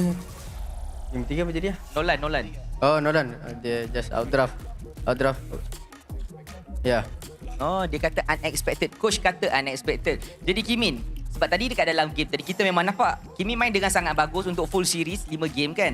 Tapi ada dekat komen-komen yang cakap kemana hilangnya Kimin playoff. Sebab semalam korang ganas. When did Kimin playoff go? The aura suddenly be saying. Well, I think saya rasa tak hilang pun ada je lagi saya rasa. Cuma hari ni rezeki tak mihak pada saya dengan tim. Alright. Jadi persediaan untuk menghadapi AERO Esports lagi 2 minggu. Apa yang boleh nak cakap kepada pasukan lawan dan juga peminat sebelum kita throw back kepada caster? Untuk AERO Untuk AERO, give a good fight lah. Kita orang dapat masa 2 minggu ni untuk training kita orang punya hero apa semua. So be ready lah. And untuk fans juga, jangan lupa datang sokong kita orang. Kita orang bukan buat yang terpayah next match nanti. Budak-budak taman tadi, budak-budak taman? Budak taman pun dia orang takkan tak datang lah. Takkan tak datang Betul. Baik. Itu dinamakan sehati sejiwa bersatu padu teguh demi DXL. Thank you coach, thank you Kimin. Itu sahaja daripada saya untuk info-info penting sebelum mereka bertemu dari 2 minggu lagi. Dan sekarang kita nak tengok apa kata caster dengan info-info yang telah pun disalurkan. Tanpa kita melengahkan masa, let's go. Thank you very much, Mr. Popo G, with the interview segment. And I like how Coach Theo did mention about the hero power. They need to fix on that. A bit of drafting as well, and also the decision making from the opponent. And when asked about, okay, what are your thoughts on AERO Esports, you know, of course you still have 2 weeks of break before facing off AERO Esports. Coach Theo mentioned about focusing down on Hazel, and would that be a good idea? Because you still have to focus on Kim, Zakif playing really, really well, Kusei as well with the Granger we all seen in game number 1 just now. So I think Coach Theo, you need to focus a lot more. It's just not about the Hazel effect. I do agree Hazel is a big factor, but a lot of the other players are very, very good as well. I do think that out of all the teams that we have remaining here, none of them are going to be as easy to take down as just targeting one specific player. Yep. Every single player is just as strong if they're able to make it this far. It's going to be very interesting to see what comes up next, and I'm really glad to see the players are able to learn from the mistakes they made so quickly as well. Once again, another reminder to you guys, a last call in fact, because the playoffs phase 2 tickets will be released in 2 hours from now, 8 p.m. later, where you'll be able to grab tickets for the final few matches and the grand finals of the season. Yeah, multiple devices. Do remember that. Okay, so that's all we have for today. Before we take a shorter break for the upcoming match is the upper bracket finals. See you guys later and peace out, guys. Winter. Masa jauh. Pasal Nauti masa jauh. Winter. Play together. Masih on me, guys. Gang. Let's go, Masya. I see you. Kanan, guys. Kanan. Masya mati ya? Mid. Kanan. Aku betul lah. Santai. Optan. Aku paksa. Masukin not, guys. Klik. Try. Loktor. No. Sedap ke? Konsil. Tengok boxnya guys, boxnya. Nih, diangkat gua. Gua pecah sih. Aman gua. Pecah guys. Pecah. Yang atas dulu. Nice. Mati. Sini. Tengok Mel. Aman. Link. Dah aman. Dah. Fokus atas lagi guys. Masih boleh tahu enggak? Ya masih boleh atas. Dapat. Benar. Kau diangkat. Aman, kuat imu. Pasti guys. Depan. Let's calling ya. Nih, kritik nih. Pecah. Aman aja, bro. Aman aja, bro. Kasih tahu siapa HomeBois. tahu sama HomeBois. Kau nggak dapat tarik, kau pegang belakang. Guys, perang. Kau pegang belakang, kau pegang belakang nih. Banyak lo itu. Nice. Aman. Menang cok, menang. Aman, santai. Kau pegang belakang aku, aman. Ayo bisain. Ayo. Bisain. Mid. Hati-hati dong, dia berangkat kau guys. Nice. Bunuh lu. Orang dulu. Udah enak. Nice. Aku. Franco, vacuum. Ayo kenapa blink low. Bakap Z. Depan. Coba. Simi. Tadi one kimi. Enter ball. Banyak gaya. Nice Dan. Banyak gaya. Let's go guys. Boleh. Nih. Dapat 2 guys. Mati stormnya. Nice. Nice. Gitu. Aman rata nih. Tinggi. Ini depan aja. Depan aja bro. Aman bro. Nice. Cakep. Aman. Aku berkorban untuk kaman. Aku digigit. Boleh. Ayo guys. Let's go. Fokus perang. Pecah di gua berat. Aman. Aman. Mati. Ayo. Bisain. Atas. Bisa bawah. Emal. Enak. Ayo sudah. Boleh. Nice. Alhamdulillah. Nice bro. Alhamdulillah.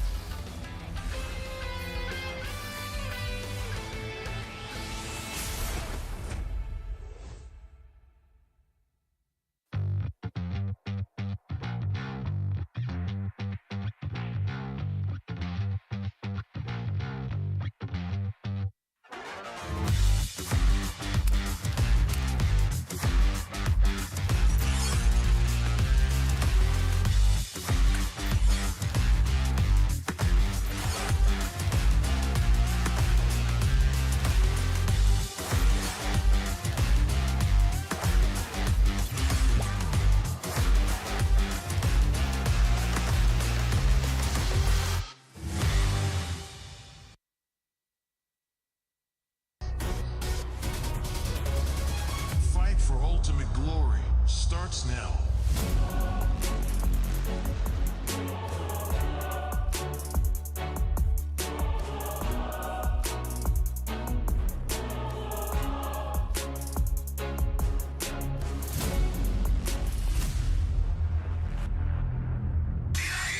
Mobile Legend M6 Swiss Watch. Kerap menggaru kulit kepala disebabkan kelomomor, masalahnya lebih mendalam. Gunalah Head and Shoulders menembusi 5 lapisan untuk membasmi kelomomor dan kegatalan. Bebas kelomomor sehingga 100%. Head and Shoulders diuji secara dermatologi. Minna! Utsumaki Naruto ga kaette kita zo!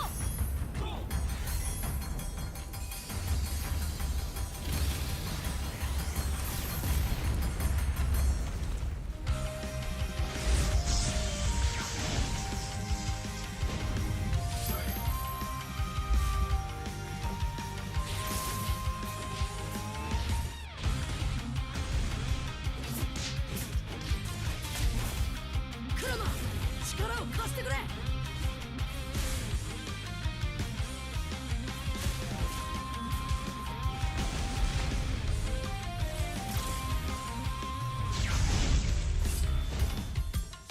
っしゃ、第7班ここに復活だってばよ。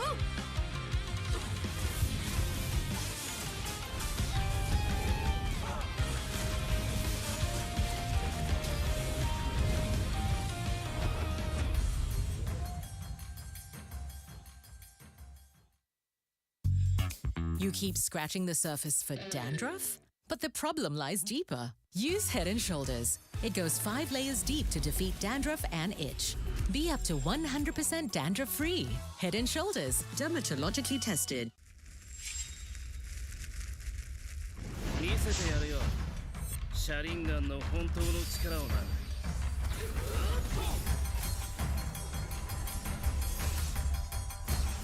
力が湧いてくる。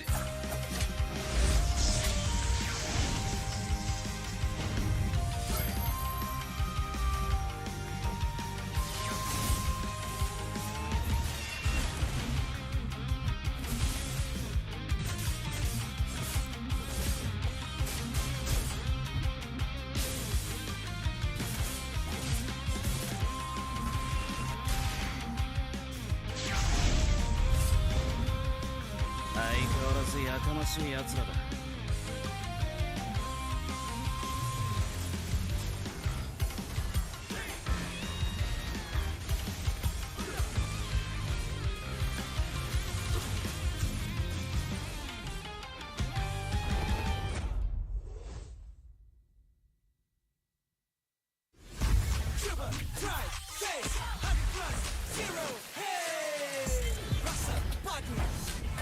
Tanpa kalori, yo, tanpa kalori.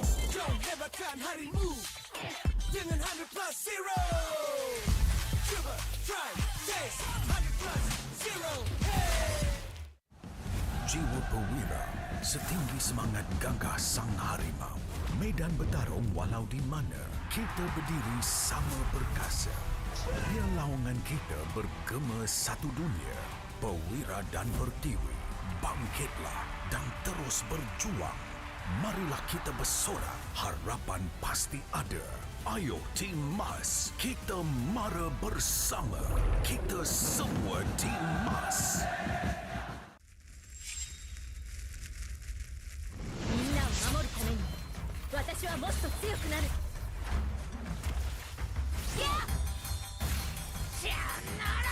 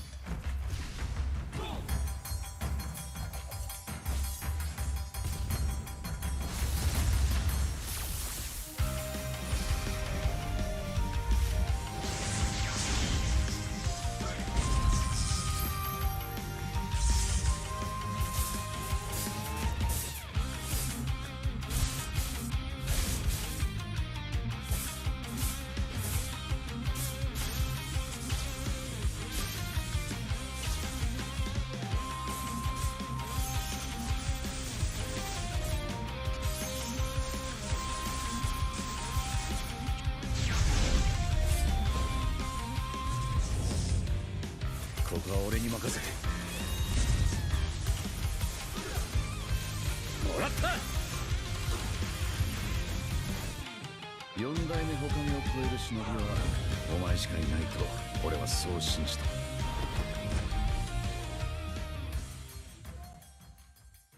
Ini 5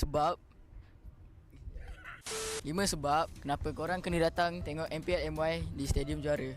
Yang pertama, korang dapat tengok kita orang main dan tim MPL lain main secara langsung. Kedua, boleh jumpa player depan-depan. Bruh. Yang ketiga, sebab ada booth Vamos. Keempat, tiket murah, RM10 je. Last sekali, yang penting sebab ada saya lah.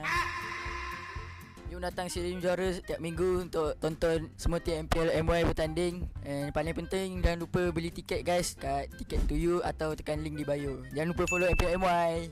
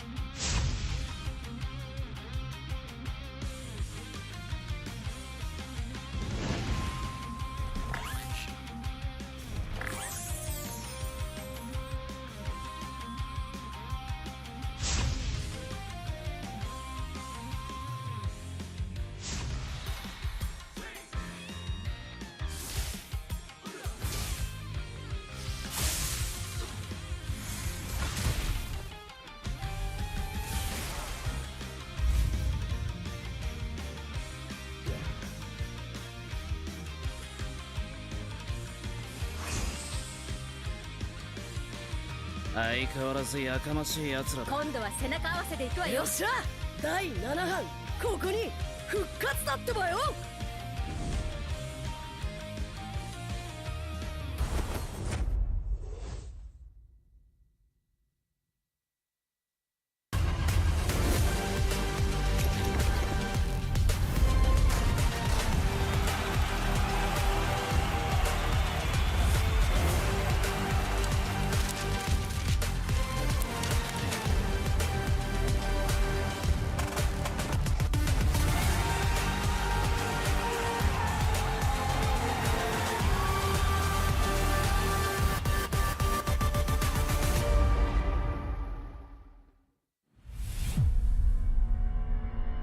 Trofi MPL Malaysia, dia adalah simbol untuk tunjuk kejayaan satu pasukan.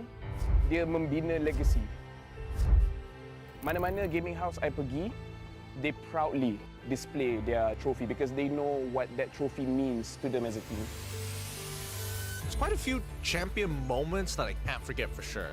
When HomeBois won their very first championship, that was a very pivotal moment because HomeBois has never really gotten to that length of the tournament. Rasanya trofi season 12 tu betul-betul bermakna untuk saya lah. Last saya dapat trofi tu season 3. So saya tunggu lama lah untuk pegang trofi tu. Season 3 saya menang atas usaha yang kuat. So bila first kemenangan tu rasa macam tak percaya.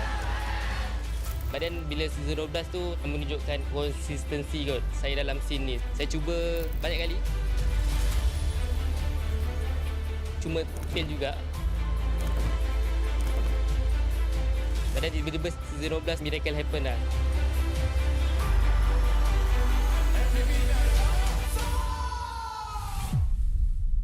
Season yang saya tak boleh lupakan is season 9 sebab itu first time saya champion. Dan saya dapat MVP pada season tu lah. Masa Grand Final season 9, saya ada teman Momo sebab dia gunakan sniper. Tapi sekarang saya baru sedar yang kita orang dua tak communicate dan saya pun nervous jugalah. So yeah, sorry Momo. SRG did it so handedly as well. Haven't had like champions who've dominated that hard in quite some time. Time season 13 bermula, Maria from WTM datang interview saya dekat sekolah saya and saya ada cakap saya boleh kalahkan Chibi or being better than him, then it's just come true lah what I said.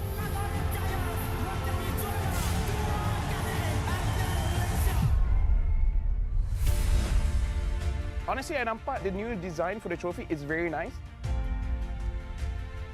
For me, trofi baru ni adalah signal kepada semua pasukan that kita kena tinggalkan cara yang lama and start bergerak dengan cara yang baru.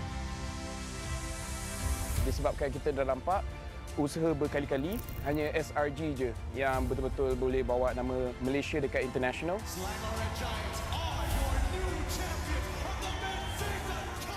So pastikan you come very prepared. Hopefully dengan trofi baru kita pun akan nampak banyak player baru ataupun organisation baru yang boleh step up and wakil Malaysia dekat international.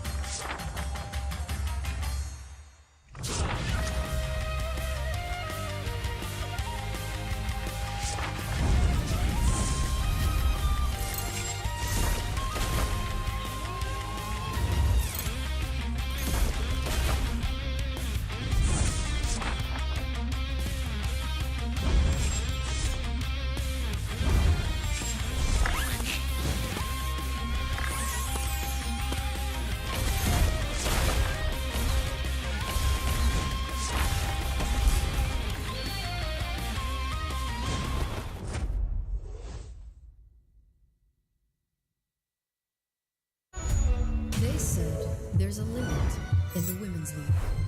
In MWI, we say limit? Watch us bounce. From the MWI queens everyone knows, to the stars who came out from nowhere, to the ultimate champions. Now, MWI is expanding greater than ever. Turkey, EECA, Africa, Mongolia, and beyond. We're stretching the map wider. MWI, where dreams get louder. This isn't just a tournament. It's your passport to the world stage. A spotlight for women in the EWC. No rules, no ceilings, no limits. Just this. We're vibrant. We're ready. We're limitless.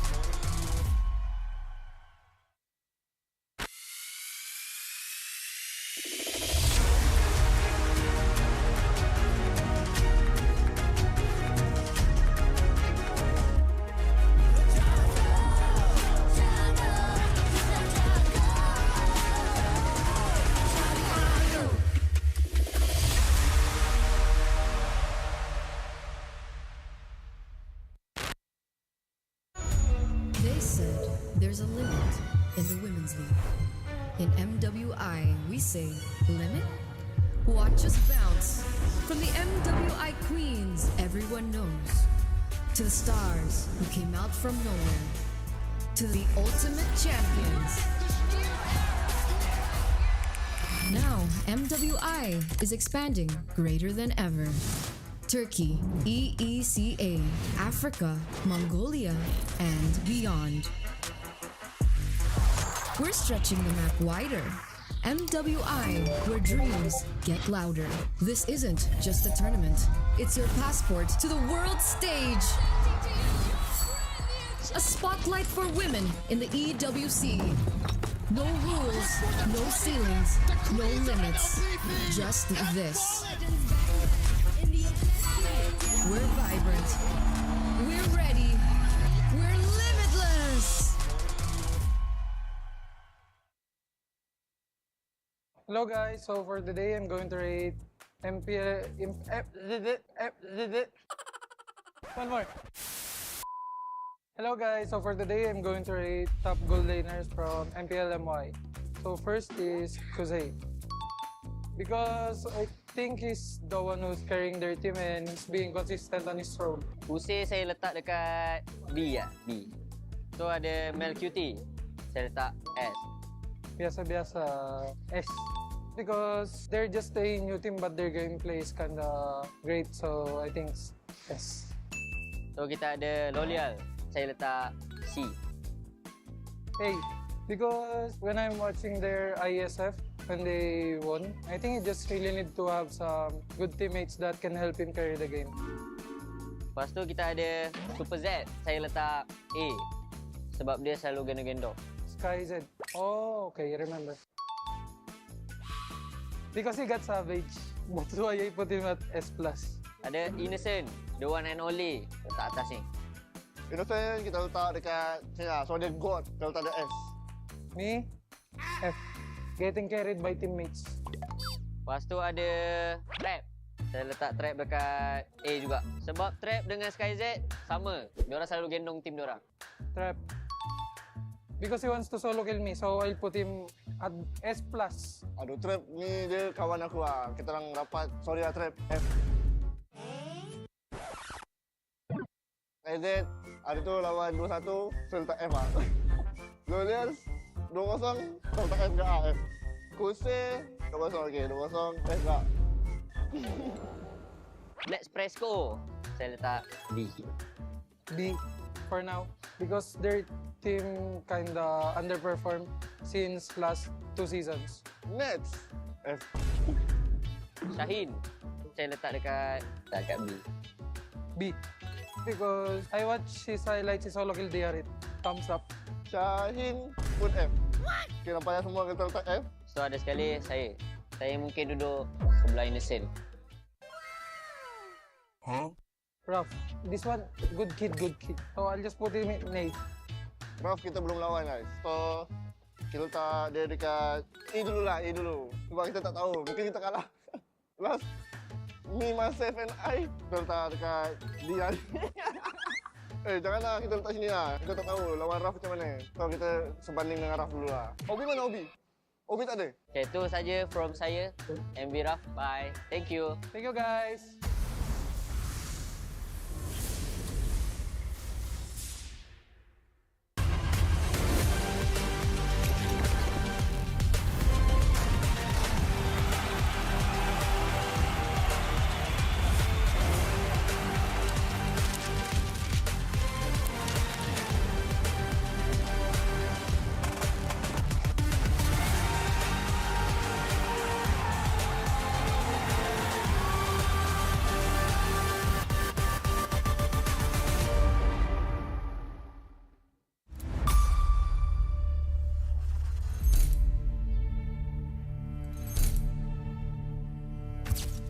Kami dekat regular ni selalu menang 2-1 dan kalah pun 2-1, dan boleh jadi kat playoff ni kami boleh menang 3-1, boleh menang 3-2. So lebih banyak match saya rasakan tim kami lebih kuat.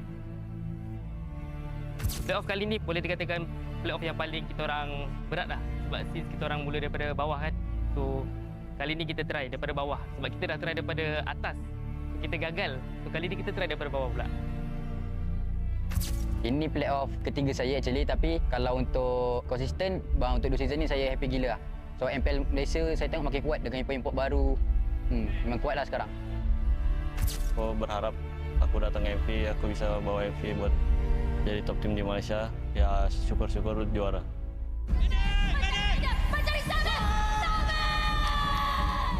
Triple kill, Gordon! Let's go!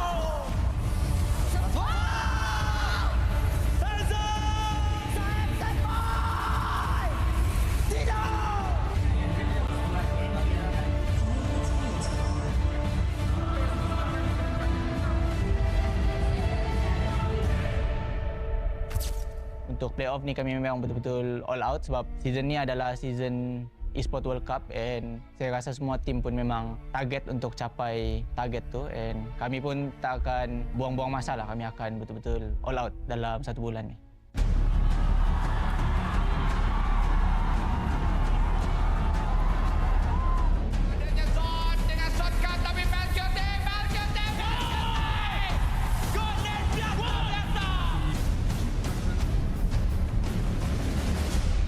Kalau tengok daripada regular season, punya future untuk repeat tu, I can say 80%, but kita tak boleh, content or comparison lah dengan apa yang kita ada. Kena still hustling lah for that goal.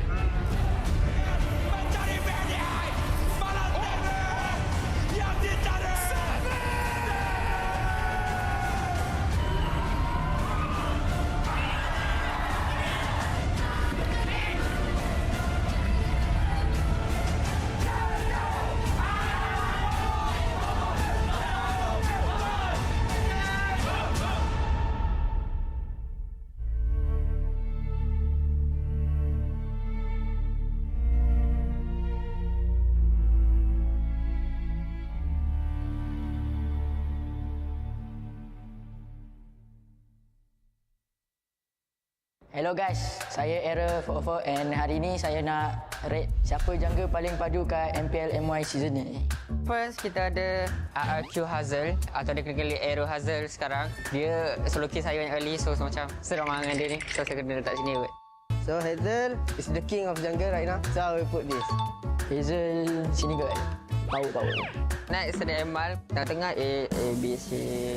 Mungkin saya tak C kot. Jahat lah. Dia nombor 2. Tak boleh lah. Biar B. Emal, I think A. Emal ni padu juga. Maybe A kot. Match, saya dah lawan ke? Oh, dah. Saya tak D lah. Design, tak payah cakap. Max ni rasa kurang bila saya lawan dia. C lah. Oh, Kimin. Uish, dia dah house. Saya boleh letak C kot. Kimin ni juga dia bagi impact kat team DXO lah. So, maybe A lah. Uish, siapa ni? Oh, tak kenal ni. Ni out of data. So, saya tak tahu. Saya tak bawah. Guys, kita ada S. Final boss. Sky sini lah. Uish, Team Ray. Saya tak A. Lazir, C. Lazir. Sini kot. Sekarang kita ada Chibi, The Goat. So, The Goat kita akan letak S. Dua ni Goat kan? B ke A ya? B lah. My idol. Alamak, ada Goat yang kedua. Ketiga. Kita letak A lah. AERO, C lah. AERO 44. Sini lah. Weh, ada Prime Zahid juga. Respect sikit lah. Zahid, B lah. Zahid ni power juga. S. Weh, GB. Saya geram dengan dia. Tak apa. GB D lah. GB A lah.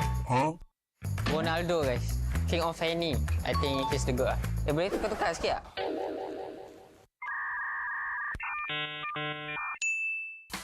Kita tukar. Chibi still the best. The god of the good. The reason saya tak Gabriel kat F sebab kalau korang tengok screen ni dia, uish, saya ada nampak satu komen daripada owner dia, Sagam. Uish. Saya as user Fanny rasa macam tersakiti tau tengok Fanny dia. So, tak mahal Gabriel tapi it's true. Ini boleh lah, power kat lah. S. Hazel letak aku kat mana Uish, apa ni? Cupu dia. You what? Mudah. Ini kids, boleh lah. Wih, ada idol saya, Sekis. Dia di S karena dia menang, ya jadi jago. Cibi saya letak A aja. Karena dia sering masuk internasional kan, jadi A aja. Error 404 ya? Nggak tahu sih, dia juga baru main dikit kan. Letak D. Yang kalah kita letak bawah aja. Iqmal belum pernah lawan, tapi kayaknya jago. Derby. Prime Season 9. Jago nih, jago. C aja. You what? God Funny. Yes. Lalu ada apa? Kimin. Karena dia menang lawan kita orang, kita letak A aja. A. Oke guys, ini rating dari gua. Jangan lupa buat nonton terus MPL MY dan juga dukung AERO. Yes, thank you. Goodbye.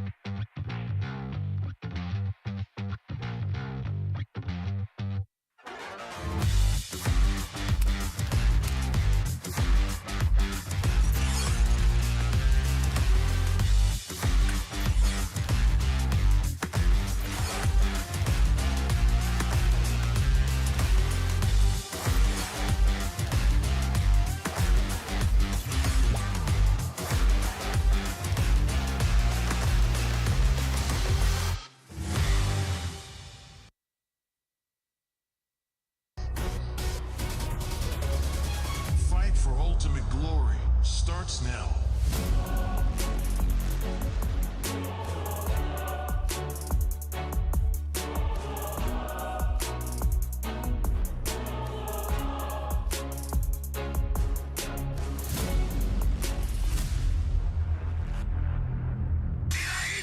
Mobile Legend M6 Swiss Watch. Kerap menggaru kulit kepala disebabkan kelomomor, masalahnya lebih mendalam. Gunalah Head and Shoulders menembusi 5 lapisan untuk membasmi kelomomor dan kegatalan. Bebas kelomomor sehingga 100%. Head and Shoulders diuji secara dermatologi. Minna! Uzumaki Naruto ga kaette kita zo!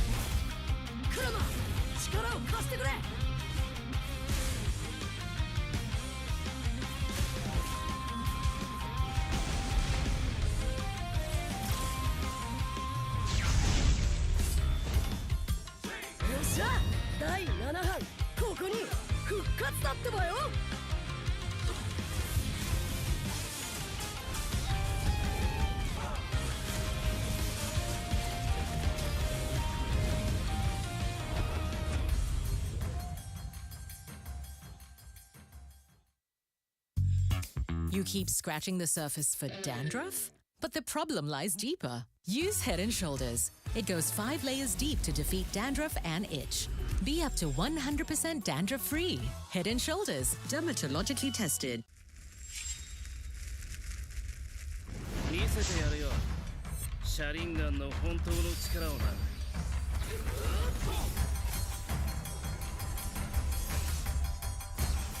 力が湧いてくる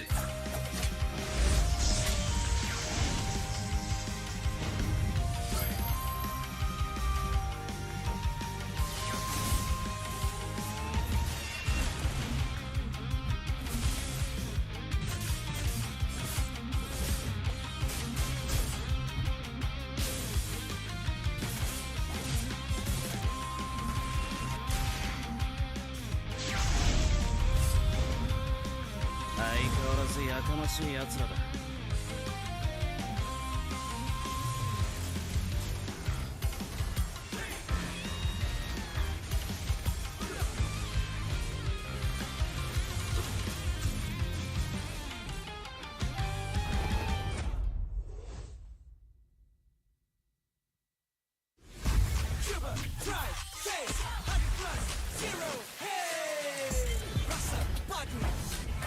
Tanpa kalori, yo, tanpa kalori. Don't lewatkan harimu dengan 100 plus zero. Cuba, try, taste 100 plus zero. Hey. Jiwa perwira setinggi semangat gagah sang harimau. Medan bertarung walau di mana kita berdiri sama perkasa. Biar lawangan kita bergema satu dunia. Perwira dan pertiwi, bangkitlah dan terus berjuang. Marilah kita bersorak, harapan pasti ada. Ayo Tim Mas, kita mara bersama. Kita semua Tim Mas. みんなを守るために私はもっと強くなる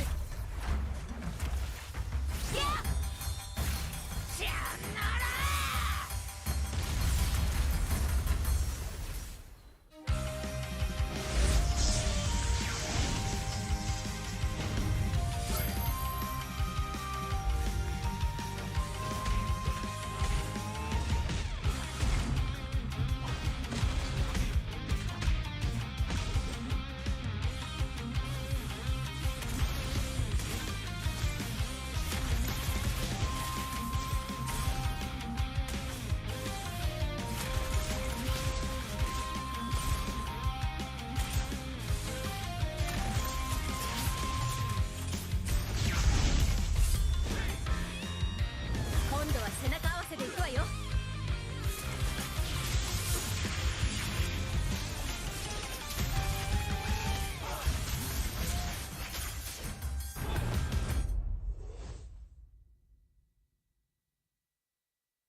Rakan muda, coba cita murnimu. Rakan muda, oh yeah. Bersemangat wajah terus berusaha, keazaman terus membara. Yakin boleh, rakan muda, rakan muda.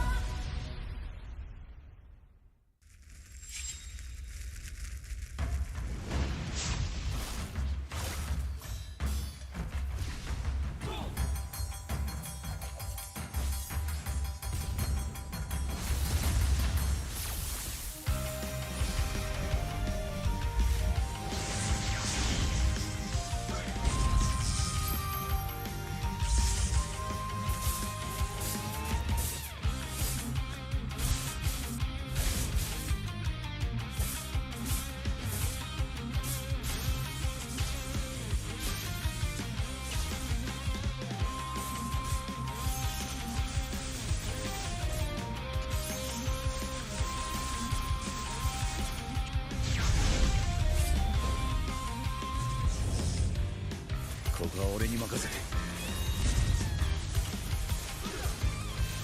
もらった。4代目他目を超える忍びはお前しかいないと俺はそう信じて。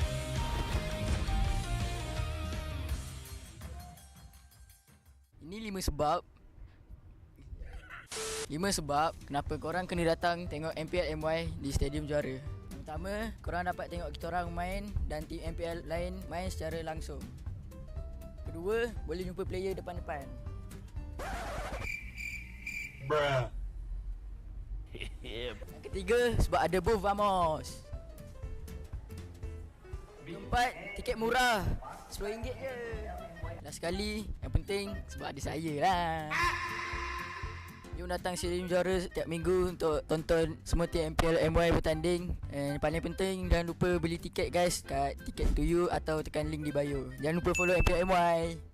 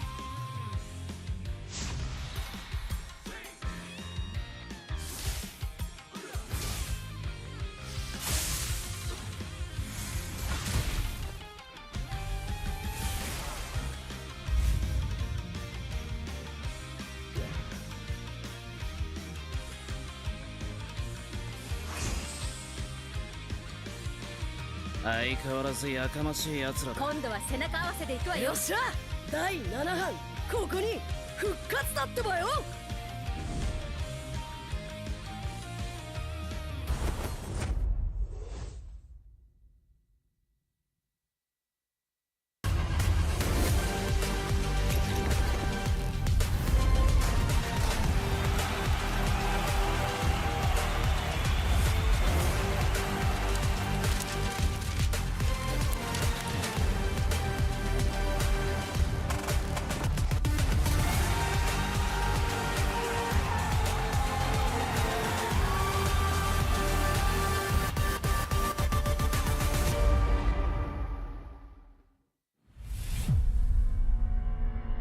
Trofi MPL Malaysia, dia adalah simbol untuk tunjuk kejayaan satu pasukan. Dia membina legasi. Mana-mana gaming house I pergi, they proudly display their trophy because they know what that trophy means to them as a team. There's quite a few champion moments that I can't forget for sure. When HomeBois won their very first championship, that was a very pivotal moment because HomeBois has never really gotten to that length of the tournament. Rasanya trofi season 12 tu betul-betul bermakna untuk saya lah. Last saya dapat trofi tu season 3. So saya tunggu lama lah untuk pegang trofi tu. Season 3 saya menang atas usaha yang kuat. So bila first kemenangan tu rasa macam tak percaya. But then bila season 12 tu menunjukkan konsistensi kot saya dalam scene ni. Saya cuba banyak kali. Cuma fail juga. But then tiba-tiba season 12 miracle happen lah.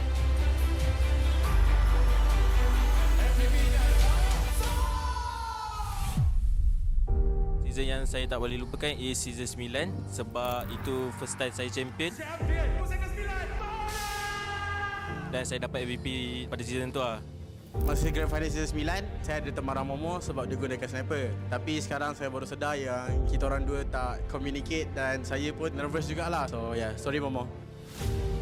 SRG did it so handedly as well. Haven't had like champions who've dominated that hard in quite some time. Time season 13 bermula, Maria from WTM datang interview saya dekat sekolah saya and saya ada cakap saya boleh kalahkan Chibi or being better than him, then it's just come true lah what I said.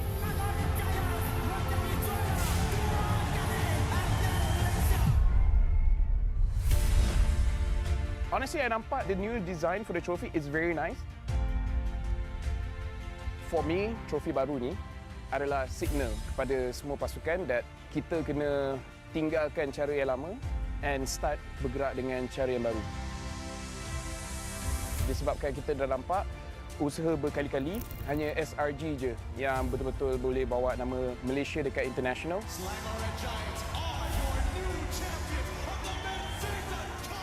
So pastikan you come very prepared. Hopefully dengan trofi baru kita pun akan nampak banyak player baru ataupun organisation baru yang boleh step up and wakil Malaysia dekat international.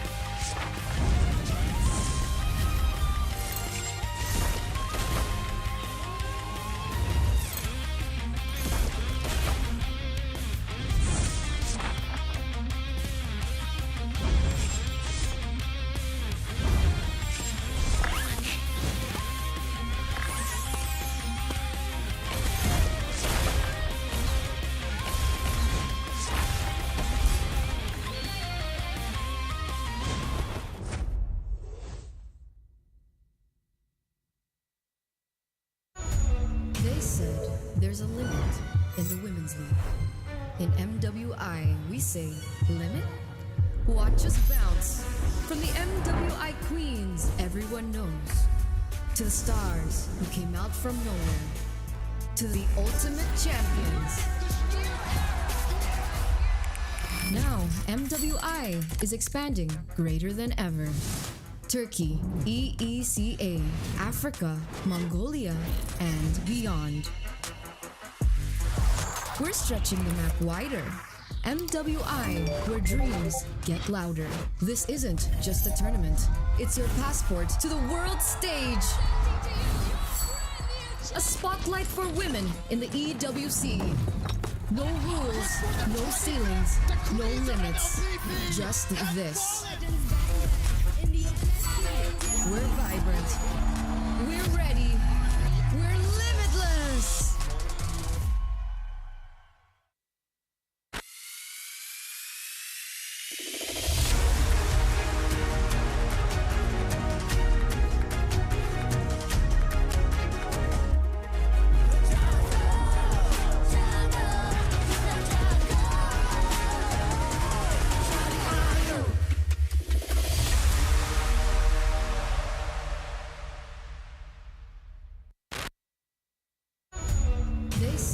There's a limit in the women's league.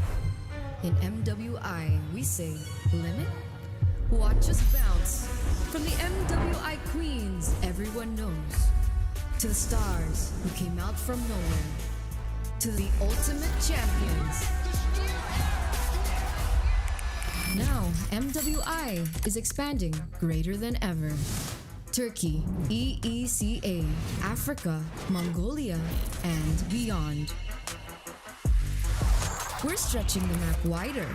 MWI, where dreams get louder. This isn't just a tournament. It's your passport to the world stage. A spotlight for women in the EWC. No rules, no ceilings, no limits. Just this. We're vibrant. We're ready. We're limitless. Hello guys, so for today I'm going to rate MPL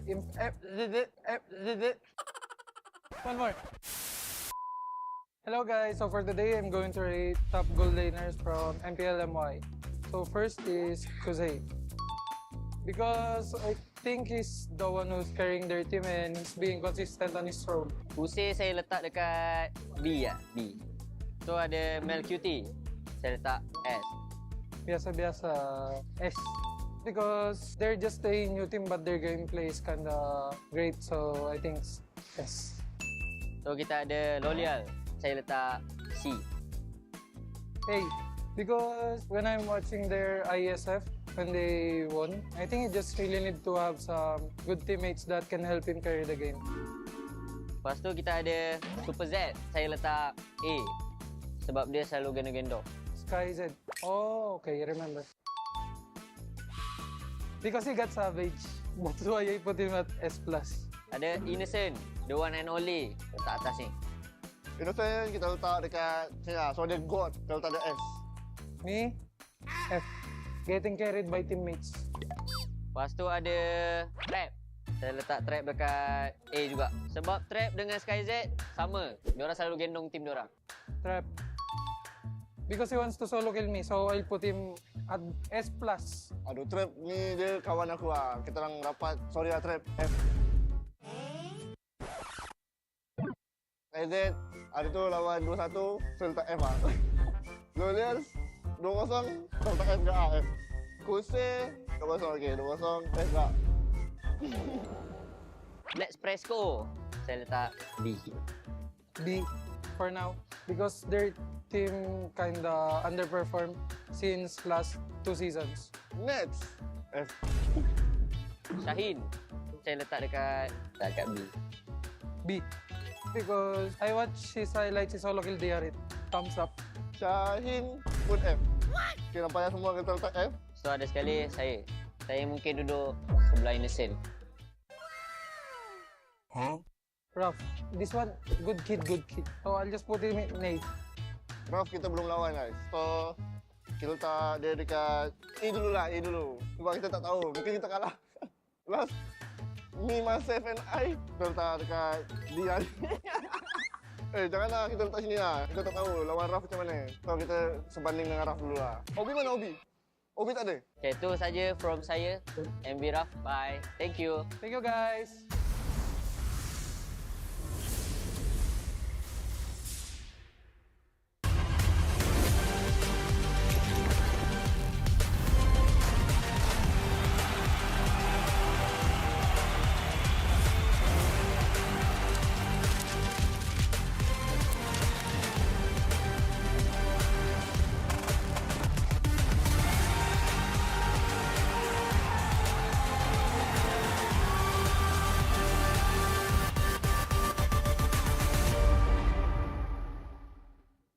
Hi guys, I'm Yubs. So today I'm going to put the player on the list.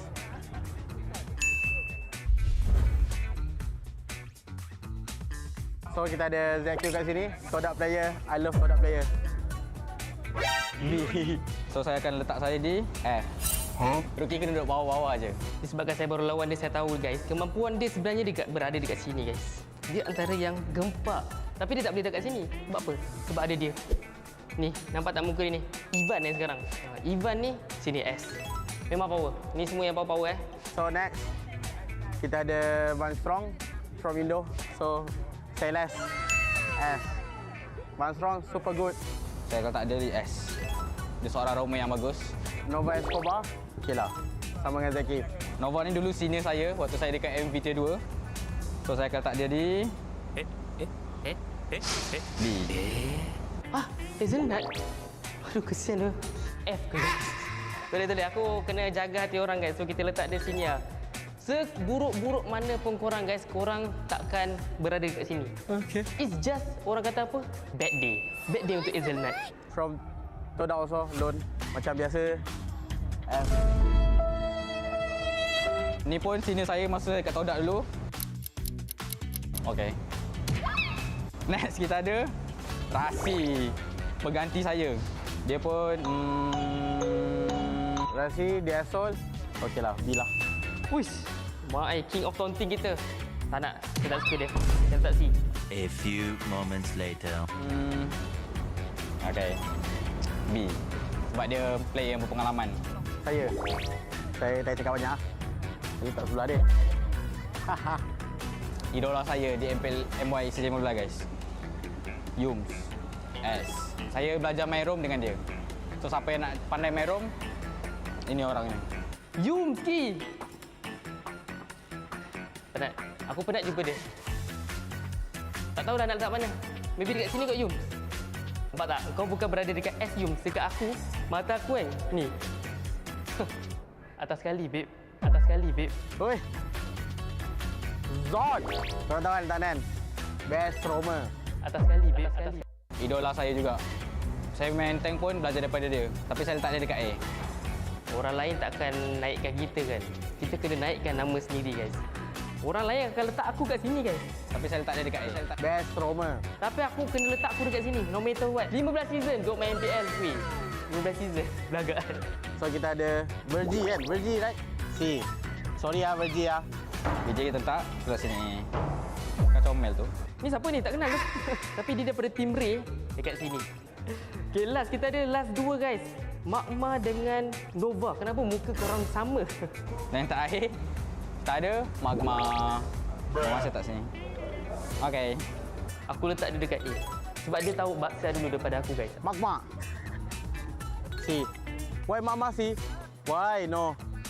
I'm the one who rate or you? You're the one. Dan last kali Nova Escobar. Disebabkan kau kalah lawan aku, Nova. Tapi kau power juga. Kau lama kan main. Aku letak kau B lah. Seorang-seorang boleh. So ni guys, antara list yang saya punya tier lah tier. Korang jangan kecam pula. Sekati aku lah. Aku punya tier bukan tier korang kan. Okay? Enjoy. Ya, dah. Bye-bye. Saya nak kena training lagi.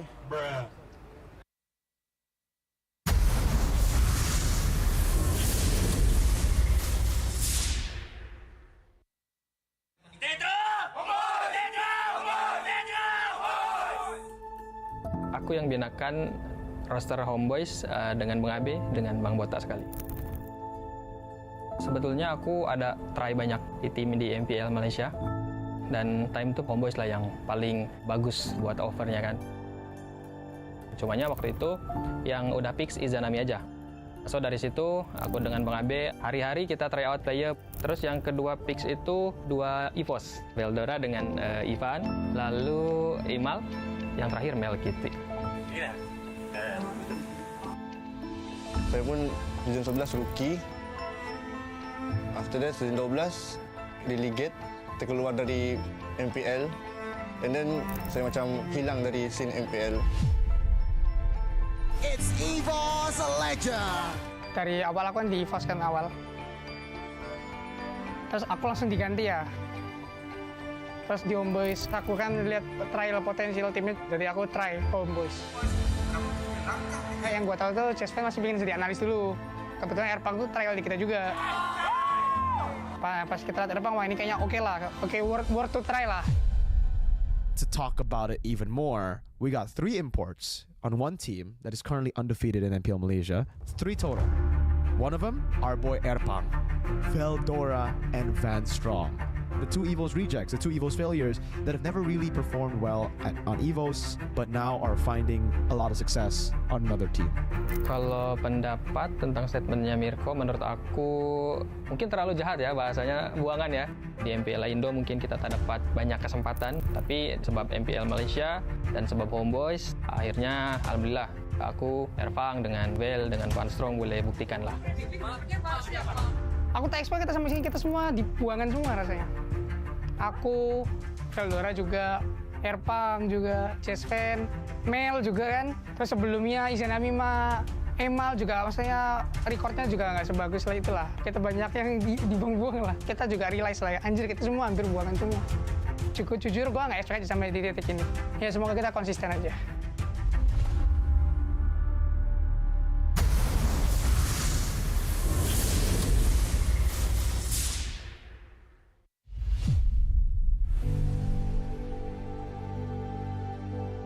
Maybe with our lineup for the past 3 seasons, maybe this is the best one. On our first season, the crowd's favorite is HomeBois. Then the second one, we're kinda shaky. We go to lower bracket, we lose a lot of games. So I think this is the best one.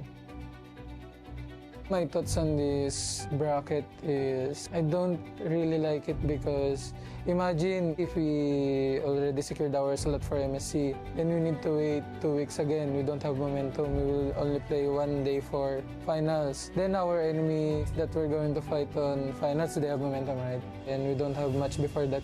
So you'll go to lower bracket? No, we'll still take it. No choice.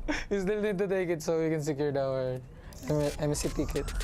For AERO, kita orang ada beef sikit dengan korang. Sebab korang curi 1 point daripada kita orang kat regular season. Just careful lah dekat playoff. Good luck guys! Just destroy each other. See you at upper bracket.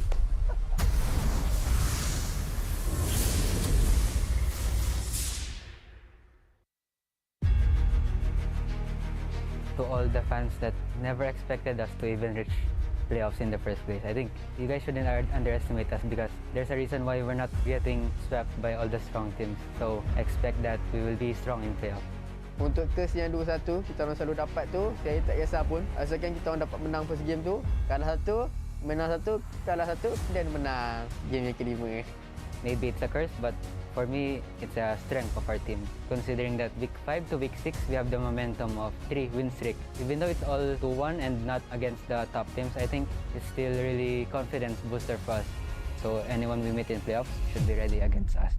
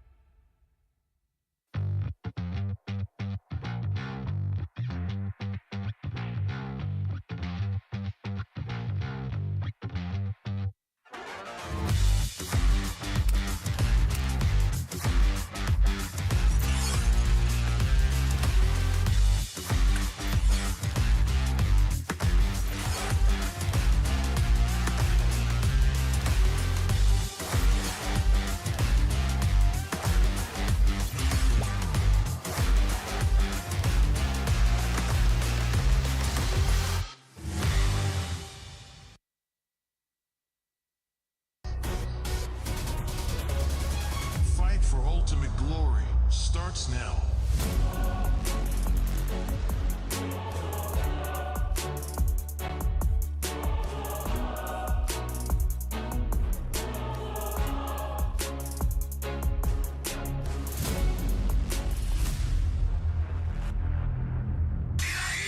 Mobile Legend M6 Swiss Watch kerap menggaru kulit kepala disebabkan keluh mumur, masalahnya lebih mendalam. Gunalah Head and Shoulders menembusi 5 lapisan untuk membasmi keluh mumur dan kegatalan. Bebas keluh mumur sehingga 100%. Head and Shoulders diuji secara dermatologi. Minna! Utsumaki Naruto ga kaette kita zo!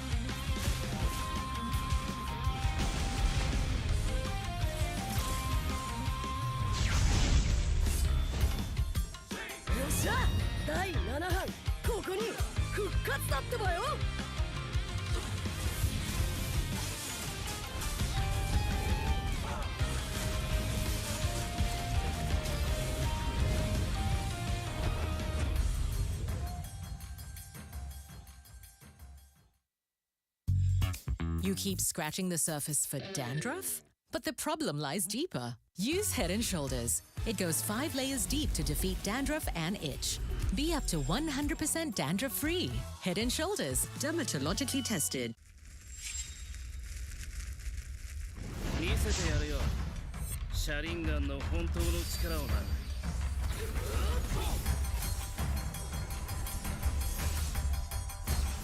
力が湧いてくる。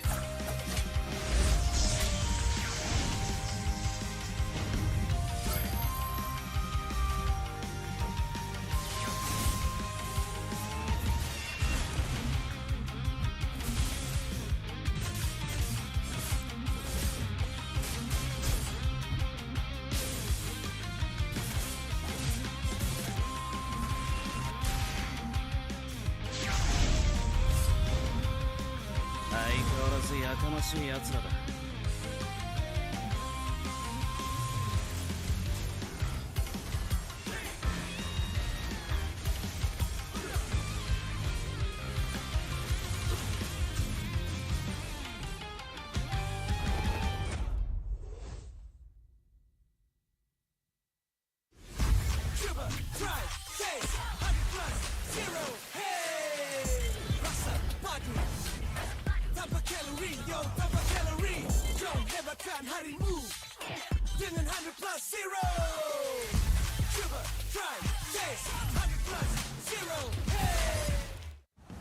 Jiwa perwira, setinggi semangat gagah sang harimau.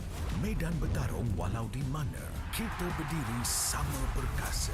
Biar lawangan kita bergema satu dunia. Perwira dan pertiwi, bangkitlah dan terus berjuang. Marilah kita bersorak, harapan pasti ada. Ayo Tim Mas, kita mara bersama. Kita semua Tim Mas.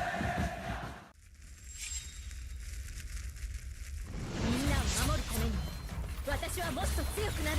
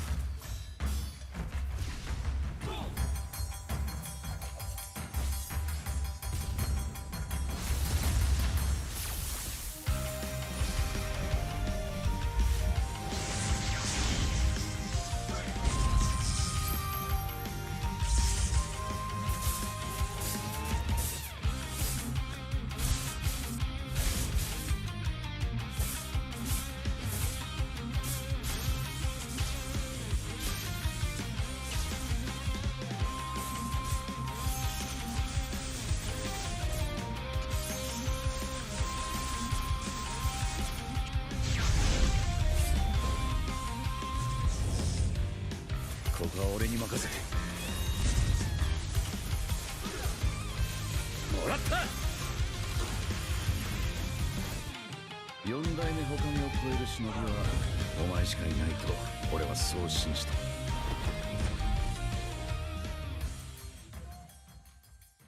Ini 5 sebab kenapa korang kena datang tengok MPL MY di Stadium Juara. Pertama, korang dapat tengok kita orang main dan tim MPL lain main secara langsung. Kedua, boleh jumpa player depan-depan. Bruh. Yang ketiga, sebab ada booth Vamos. Keempat, tiket murah, RM10 je. Last sekali, yang penting sebab ada saya lah. Jom datang Stadium Juara setiap minggu untuk tonton semua tim MPL MY bertanding. And paling penting, jangan lupa beli tiket guys kat Ticket to You atau tekan link di bio. Jangan lupa follow MPL MY.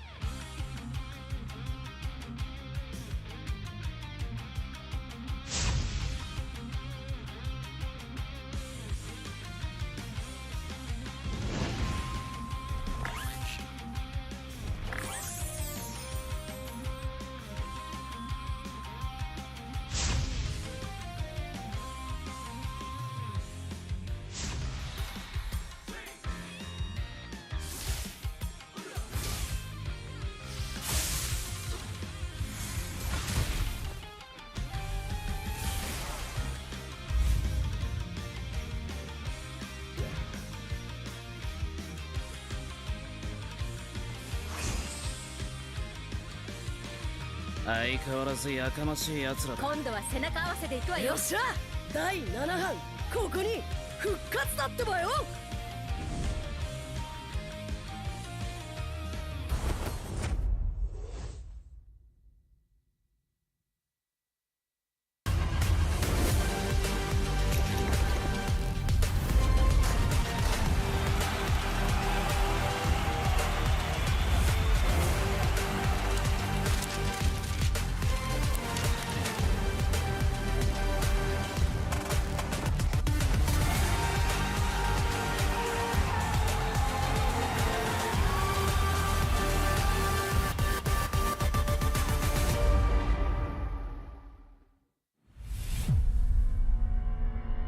Trofi MPL Malaysia, dia adalah simbol untuk tunjuk kejayaan satu pasukan.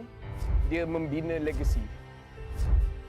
Mana-mana gaming house I pergi, they proudly display their trophy because they know what that trophy means to them as a team. There's quite a few champion moments that I can't forget for sure. When HomeBois won their very first championship, that was a very pivotal moment because HomeBois has never really gotten to that length of the tournament. Rasanya trofi season 12 tu betul-betul bermakna untuk saya lah. Last saya dapat trofi tu season 3. So saya tunggu lama lah untuk pegang trofi tu.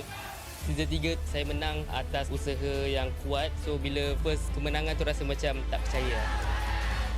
But then bila season 12 tu menunjukkan konsistensi kot saya dalam scene ni. Saya cuba banyak kali.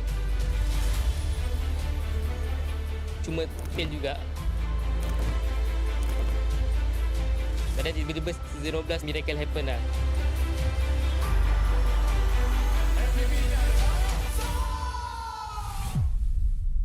Season yang saya tak boleh lupakan is season 9 sebab itu first time saya champion. Dan saya dapat MVP pada season tu lah.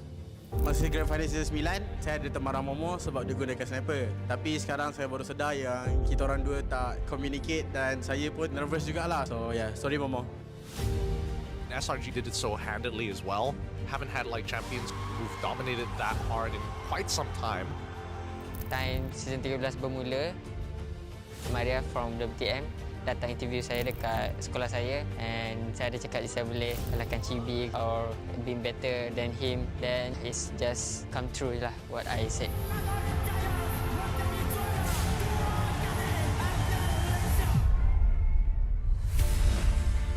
Honestly, I nampak the new design for the trophy is very nice. For me, trofi baru ni adalah signal kepada semua pasukan that kita kena tinggalkan cara yang lama and start bergerak dengan cara yang baru. Disebabkan kita dah nampak usaha berkali-kali, hanya SRG je yang betul-betul boleh bawa nama Malaysia dekat international.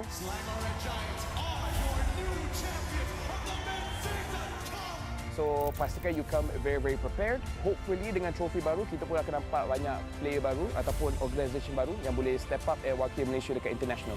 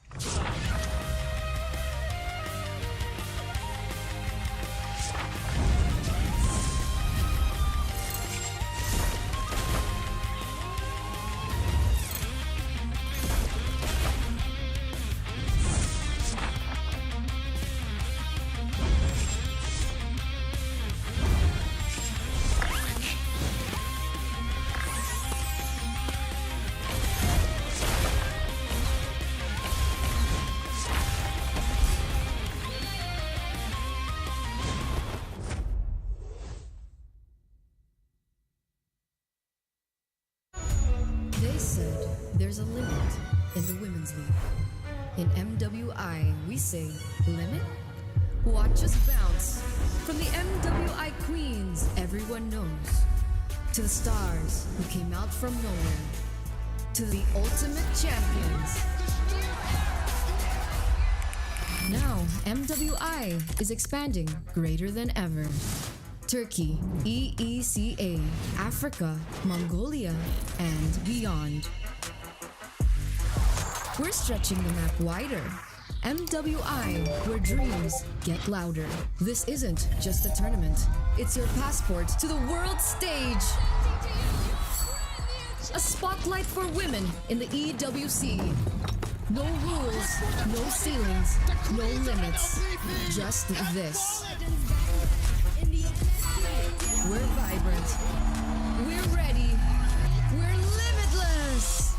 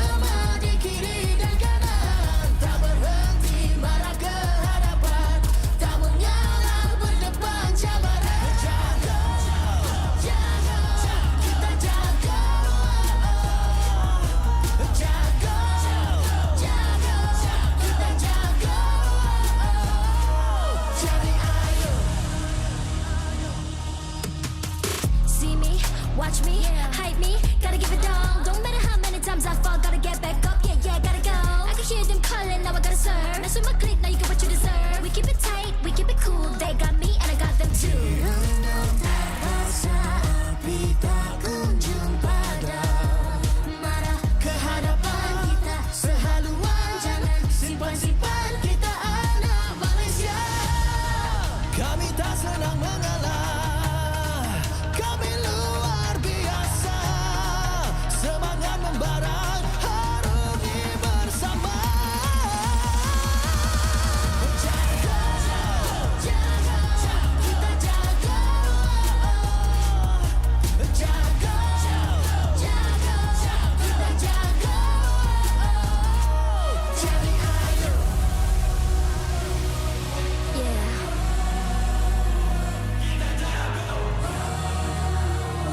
Are you ready?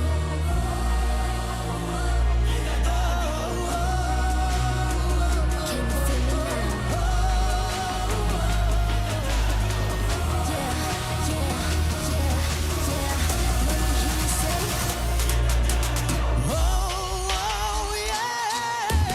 Langkahlah sama-sama langkah, bergema di kiri dan kanan, tak berhenti marah ke hadapan, tak mengalah berdepan cabaran. Jaga, jaga, kita jaga.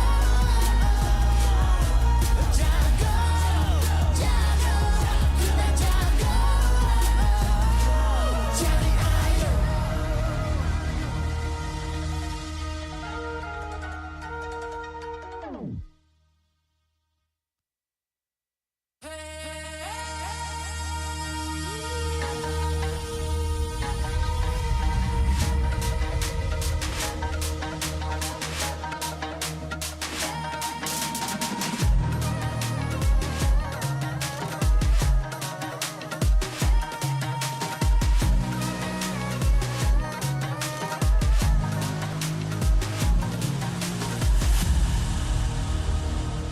Aku hembus kata zimat.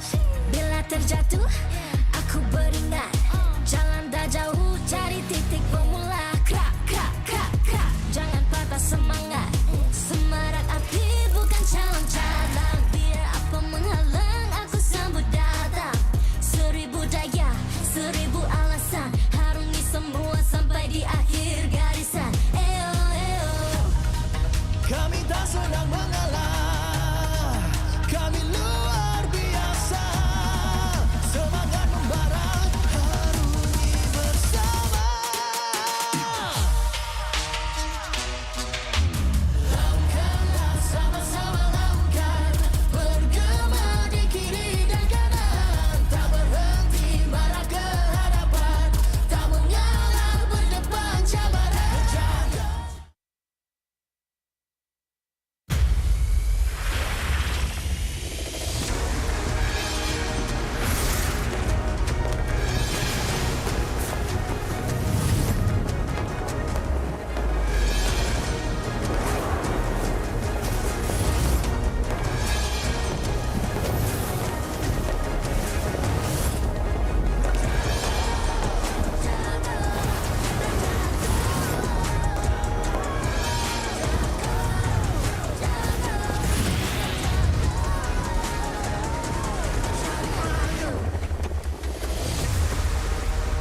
MPL Malaysia Season 15 is powered by Moontar.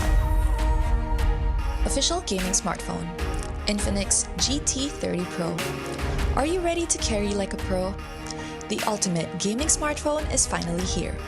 Introducing the GT30 Pro. Equipped with all-day full FPS system, you'll experience 0 frame drops, just pure, smooth, stable gameplay all day long. Powered by the MediaTek Dimensity A350 5G chipset.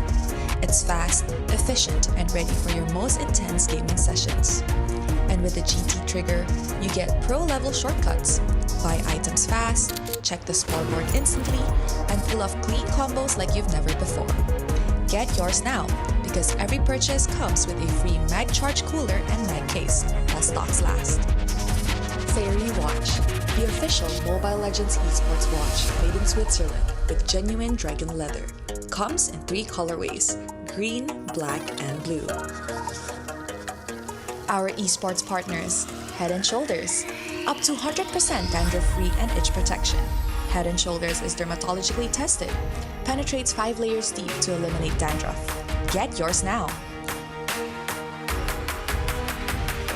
And thank you to all our strategic partners. 100 Plus, Players, Astro Arena, MPL Merchandise, MPL Ticketing, supported by KBS, ESI, Rakan Muda, MESF, PSM. Musim ke-15 di pentas kebanggaan ini, and this is the moment that we've all been waiting for.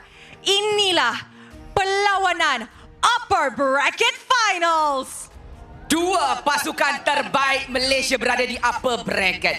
SRG OG Esports dan juga HomeBois Esports. Tapi cuma satu yang bakal berjaya untuk ke Grand Final, Rose. Yes, indeed, Poji. Now, kalau kita tengok balik dekat record kedua-dua pasukan lah kan, SRG OG masih lagi ada clean record daripada regular season sampai ke Phase 1 Playoffs. HomeBois pula dapat kalah match lawan SRG sahaja. And of course, ini bukan sahaja rematch ataupun match membalas dendam. Match ini sangat-sangat penting sebab pasukan yang menang match ni akan layak ke finals and mendapat tiket pertama ke MSC. Bila kita bercakap macam tu, Rose, sebenarnya saya ada benda sikit je. Saya nak leak. Jangan nak leak. Tu kerja lah, Fel. Dah. Please, tu kerja lah, Fel. Awak ni Poji, bukan lah, Fel. Okay. Tapi I rasa sebab you buat macam tu lah kan, kepada semua orang yang akan datang ke Phase 2, kita ada special something untuk korang. So, jangan lupa untuk prepare semua device sebab pukul 8 tadi, pukul 8 nanti, tiket akan keluar. Fastest fingers first. Will we see the same people ataupun new people akan datang? So macam tadi lah, Sid ada cerita, Lafel ada cerita. Bila tiket keluar, sampai 20 lebih minit nak kena tunggu. Siapa lambat tak dapat, Rose? Itulah tu. So untuk semua orang dekat sini, I rasa kalau korang nak datang ke playoffs fasa 2 juga, standby lah kan? Betul. Tapi, ada tapinya. Ada tapi. Apa tu? Kita nak tengok audience prediction. Oh, okay, audience prediction adalah wow, what a thinking. What a thinking. 86% kepada Selangor Red Giants OG Esports. Wow. Tapi ini hanyalah prediction, Rose, sebab pentas pembuktian sebenar adalah dekat Land of Dawn. Yes, betul tu. They will battle it out in the Land of Dawn, and of course, the best team will get the first ticket to MSC. Tapi sebelum kita nak bercakap pasal MSC, players, apa kata kita nak bagi semangat sikit dekat fan-fan yang ada dekat sini? Boleh tak boleh korang? Kita bermula dengan HomeBois dulu. Saya cakap stay true. Korang HomeBois, boleh tak? Boleh? Stay true! Stay true! Oi. And of course, kepada side ni pula, our defending champions. When I say Selangor Red Giants, are you ready? I nak dengar your support dengan semangat, boleh? Selangor Red Giants, are you ready? Nampak bersedia, nampak bersemangat. Tapi macam saya cakap, Rose, segala-galanya bakal terjawab dekat Land of Dawn. Tapi tanpa kita melengahkan masa, saya rasa pemain-pemain dah tak sabar nak tunjukkan siapa juara sebenar. Ini pentas kebanggaan kita dan tanpa kita melengahkan masa, Rose. Casters, take it away. As the smoke clears and the dawn rises, the time has finally come to lock in our first MSC ticket for MPL Malaysia. Welcome, ladies and gentlemen. You are watching the upper bracket finals between SRG OG and HomeBois.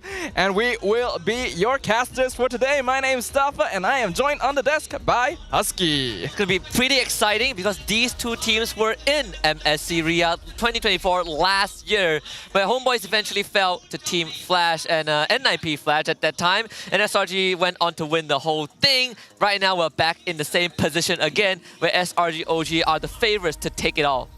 Of course, they are the favorites, but they may not necessarily have the easiest path forward. So I think it's very important for them and for all of you guys watching at home to refresh with zero sugar, zero calories. I almost messed that up. I haven't had my 100+. The same great 100+ taste that you have always loved, because no matter the occasion, sugar-free and calorie-free 100+ Zero is here to keep you replenished so you can get the most out of every moment. Making sure that you are recharged, refreshed, and rehydrated for the most intense matches that are about to hit the Land of Dawn. We've seen 9 games today on the big screen, and all of them have been pretty jaw-clenching, right? Some landslides, some close victories, some epic comebacks, and some unexpected results. There was a crack in the universe, in the timeline, that we would have had DX Seoul against SRG OG, but even if that wasn't a reality, I still feel that I'm satisfied with what we've seen today. Yeah, I'm really happy with how much growth we've witnessed from every single team in the playoffs thus far, and I'm really happy with the top 4 that we still have. But now we got to talk about the top 2. The winner of this best of 5 series moves on to the grand finals and becomes Malaysia's first MSC representative.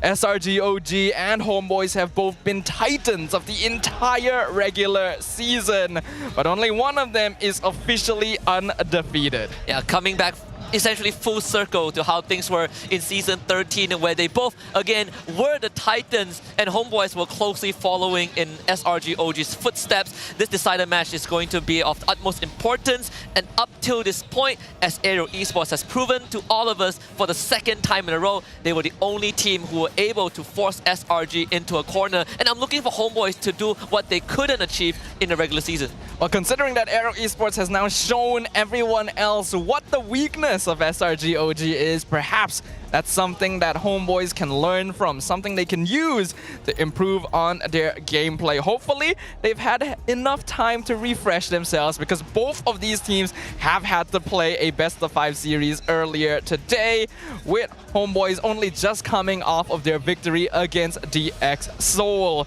But there's no time to rest. This is it. This is the most important one. If you can take a victory here, your path to MSC is the easiest it possibly could be. Yeah, a direct indirect slot into the main stage. No more wildcard shenanigans, but most importantly, you can wait until the grand final Sunday on phase number 2. You don't have to go to the lower bracket gauntlet, which entails a possible 2 full BO5s. 2 teams are already waiting down there, right? DxO and AERO Esports will face off at the start of phase 2. So for now, I think it's very important for these 2 teams to get their tickets. And speaking of tickets, once again reminding everyone that tickets for Phase 2 are going to be released and ready for purchase at 8 p.m. What time is it right now, Husky? It is 5 minutes away from ticket release. Make sure you guys get your devices ready if you guys want to catch Phase 2. The grand finals is obviously the big spectacle. You don't want to miss it. Yeah, you definitely don't. And again, a lot of people are going to be expecting SRG OG in the grand finals, and we are just trying to find out which is the team that's going to join them on that big stage happening in Stadium Juara, which I can't wait for it already. We have 2 weeks, you know, and Hari Raya Haji in between. I think at the end of the day, HomeBois are the ones that need to prove themselves today. They definitely are. And now it is time for the hot topic of the day, the hot topic of the season, honestly, the hot topic of the recent MPL MY history as a whole. What does it take to take down SRG? In Season 13, this was a fleeting thought. Season 14, it became a theme. Season 15 still remains an unanswered question. I think we've brought it up multiple times on broadcast, regardless of whether SPS or MSC or M6 or even in the local league. Early game is where teams need to look at, right? Drafts that can help them accelerate the game pace.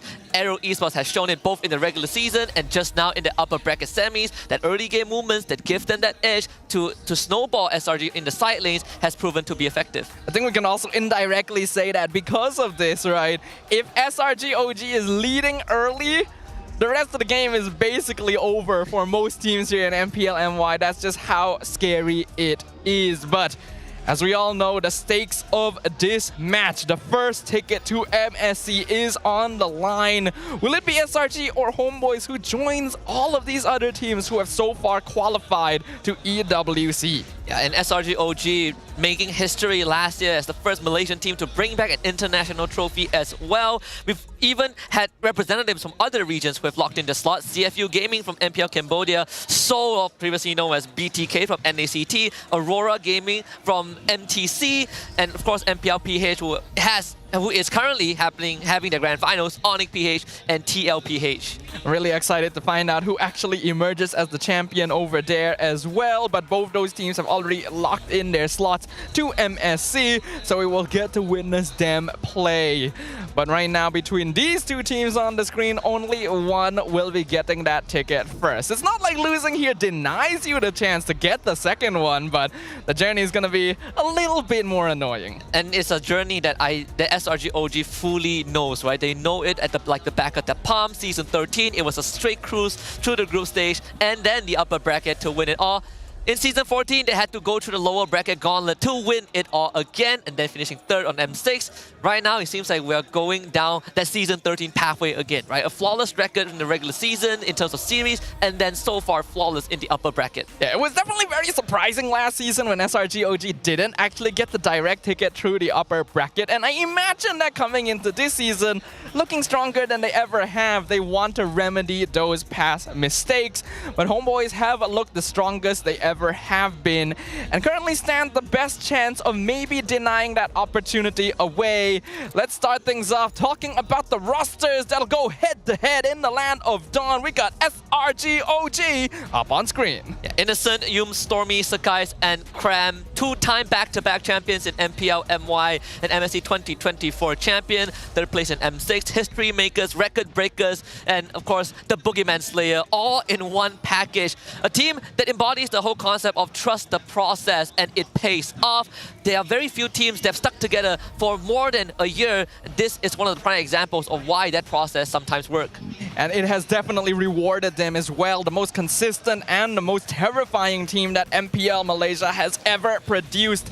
This is the team to beat. This is the team to take down. And they are not going to make it easy. Today's challenges will be none other than a brand new legacy and era of the HomeBois, with Mel QT, Ivan, Izanami, Amal, and Vel looking to challenge the throne. And even though it is a completely new roster in an old legacy name, this team has a lot of history because ever since Season 13, they've been really dying to get that trophy back. This organization has failed 2 seasons in a row, but now it seems like they're on track to do it again. Hopefully, they put up a good fight. This has been a season of rebuilding, a season of many things to look forward to. And I am definitely looking forward to what is going to be coming up with this. The teams are ready to walk up on stage, so let's get our upper bracket finals started. Only one side will make it to the finals. Let's see who it is. Extending their winning record against AERO with a 3-1 victory today. Now, they're just one step away from securing their ticket to MSC. Will Coach Arcadia's draft and strategy lead them to yet another grand finals? Ladies and gentlemen, your MSC champions, Selangor Red Giants, OG Esports!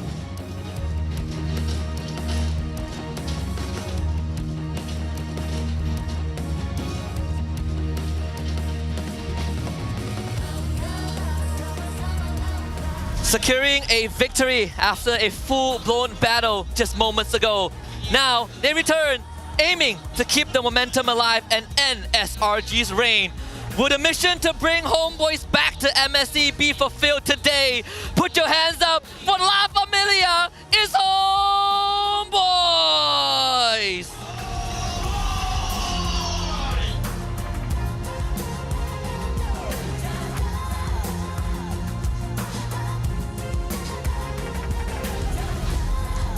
Introducing the coaching staff of both teams alongside head of League Ops Franklin to ensure fair play and professional integrity in the matches. On the side of SRG OG, we have Coach Arcadia and Azora Vecchi. And for the HomeBois, we have Coach Erpang and Jespen.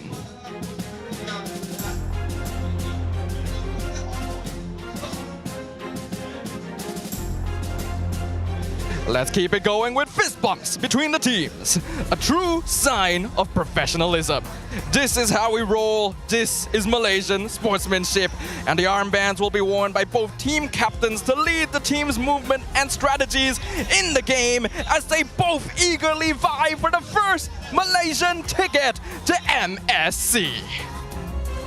Riyadh, Saudi Arabia beckons, but the only way to get on that flight, to get that check to the direct entrance is through this BO5. And SRG OG and HomeBois have exchanged some fighting words. You know, SRG OG is claiming that HomeBois said that they haven't revealed their full power. So Ozora Vecchi says, bring it on. And last time they met in the regular season, it wasn't even a close contest. SRG OG stunned HomeBois, Coach Erprang and Jespen with innovative draft and unexpected picks that really caught them off guard. Let's see how much HomeBois have evolved. Up until now, SRG OG have kept their first pick win rate at a very, very high 92%. AERO Esports being the only team that has actually drawn blood against the Red Giants. Like you say, Husky, in their meeting in the regular season, HomeBois got completely dumpstered. Let's see if they have the strats needed to take him down. Yeah, and of course, we asked some of our colleagues, including you, the ways that teams can utilize to take down SRG OG. Of course, Poji, you know, let go just play. I'm pretty sure that's one way to do it. But a lot of the consensus are either you stop Cram or you take over the early game.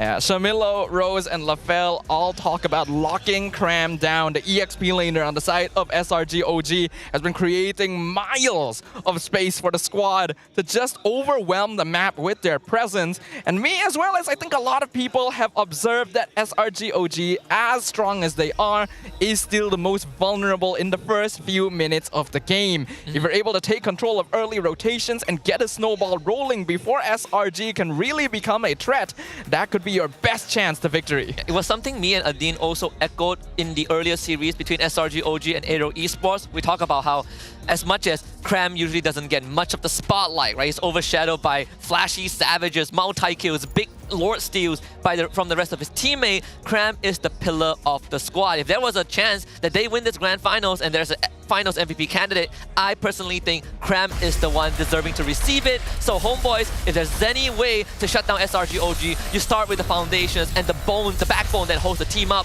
is Cram. Well, let's kick off building those foundations in the very first game of the series. A best of 5 allows both teams time to experience and figure out what makes their opponents tick. But both these teams have had the chance to witness the other side play in the Land of Dawn. Let's see what they've learned from it. SRG OG instantly gonna ban out that Baxia, and the Fanny can be removed by HomeBois. And this is already a very different start if we just make comparisons between the last time that they met, where Baxia was open both games for SRG OG and HomeBois respectively, but also the prioritization on Kimmy was SRG OG's kind of go-to. On top of that is also the Phobias, right? The SRG OG was able to get their hands on, the glue, excuse me. So clearly for SRG OG, they come into this, they ban out the 1-1 and Baxia.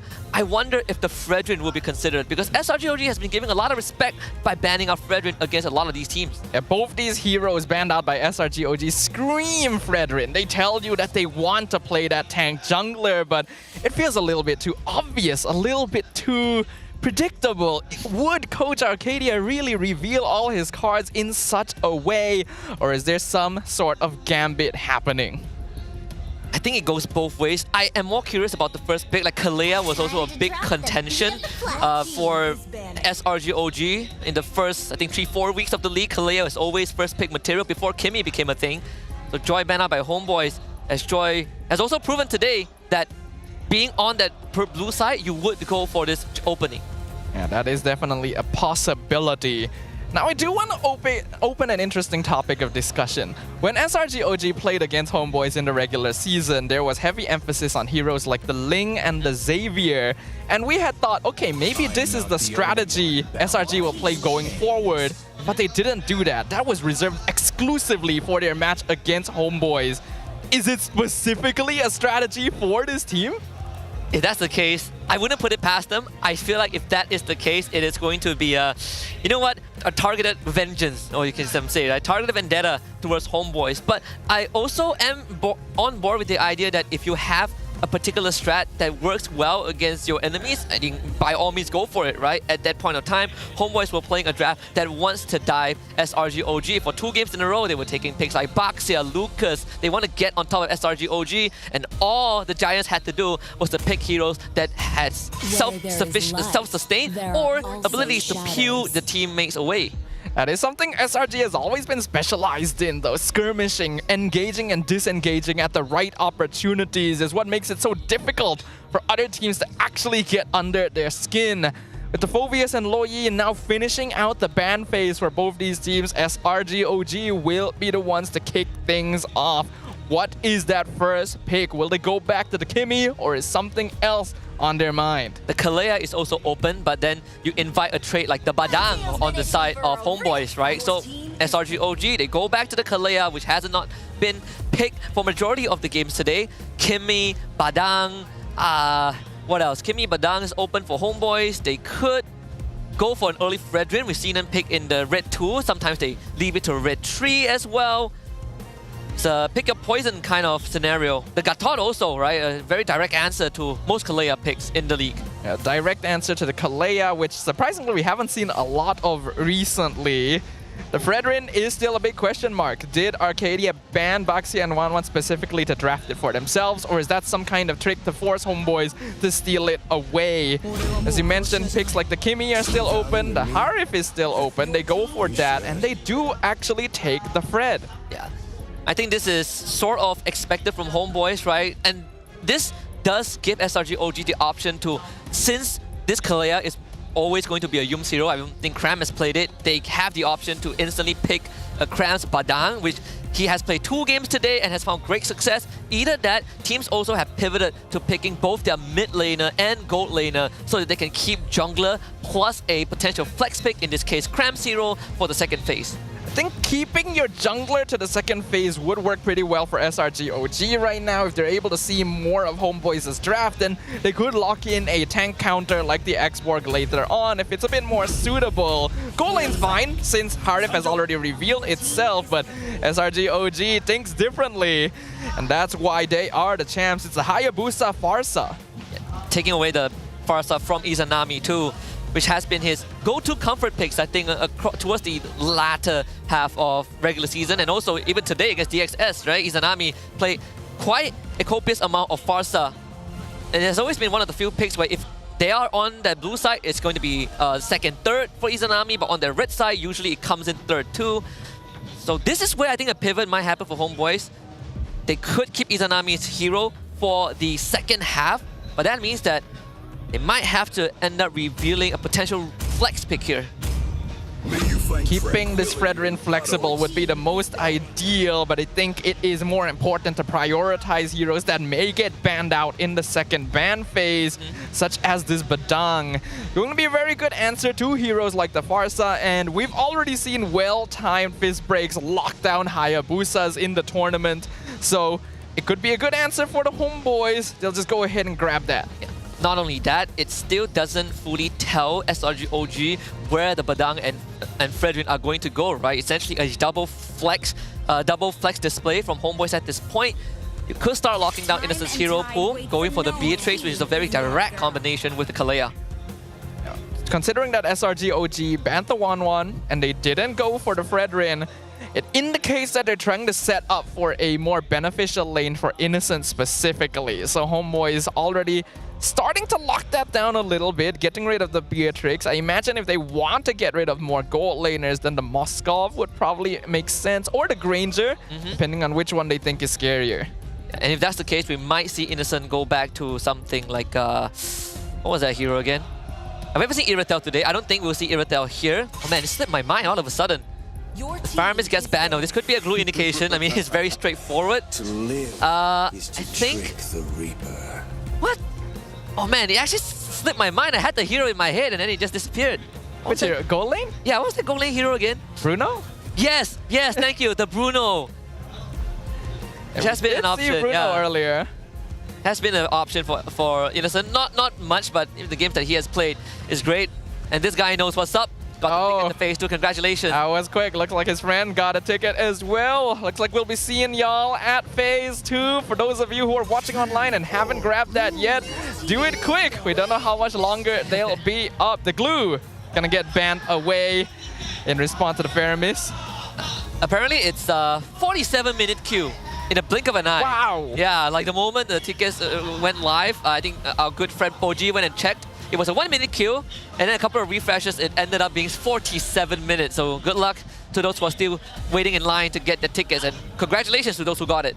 And better to get in the queue rather than miss out on a chance to get the tickets, right? You can just leave it on in the background. Hopefully you move through it pretty quickly. Yep. I've had this experience in because I went traveling in Japan, and you know this place Kichi Kichi that sells the omu rice. Very viral one. Yes. So we tried to queue for it. And let me tell you, it says it opens at 10 a.m. 10 a.m. I refreshed the website, get into the queue, within 20 seconds it closed. Man, that's rough. It is rough. That is very, very rough. Oh, another guy with a ticket in the crowd. You can see how happy he is. That could be you if you get a ticket right now. The Masha ban as well from SRG. Big respect to making sure that they're still aware of the potential flex of both these heroes. And Vel's Masha is a scary one. Only 2 teams have found great success with Masha, right? And finally enough, they actually faced off against each other just now, DXS and HomeBois. There's another flex pick from Vel that was quite popular in the MPL, at least regular season, that we haven't seen today, the Edith. Right, he's picked a lot of Edith in the regular season, but at this point in time, that hasn't really been shown just yet to Sin for Izanami.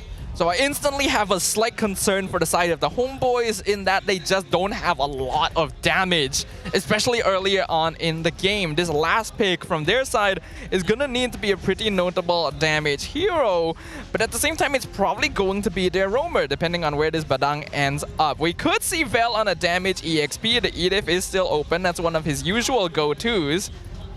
Unless we see him on the Fredrin again. And then they pick like an assassin, right? That like is true. Suyo is still up. The Ling is still up. The, I don't know if you want to go Alpha, though we did see Alpha in MPL PH. Couple of options left for HomeBois. The finishing pick to Rizla. Coming online for Cram and a Moskov for Innocent. And Moskov is an Innocent classic and typically a hero that does well in lane against the Harif, so that makes a lot of sense. But Crams to Rizla is something we have not seen in a very, very long time. We're getting treated to a lot of old classics today here. And earlier, that was done by Amal. He actually played a lot of interesting assassins in the jungle, bringing back the Benedetta and the Nolan.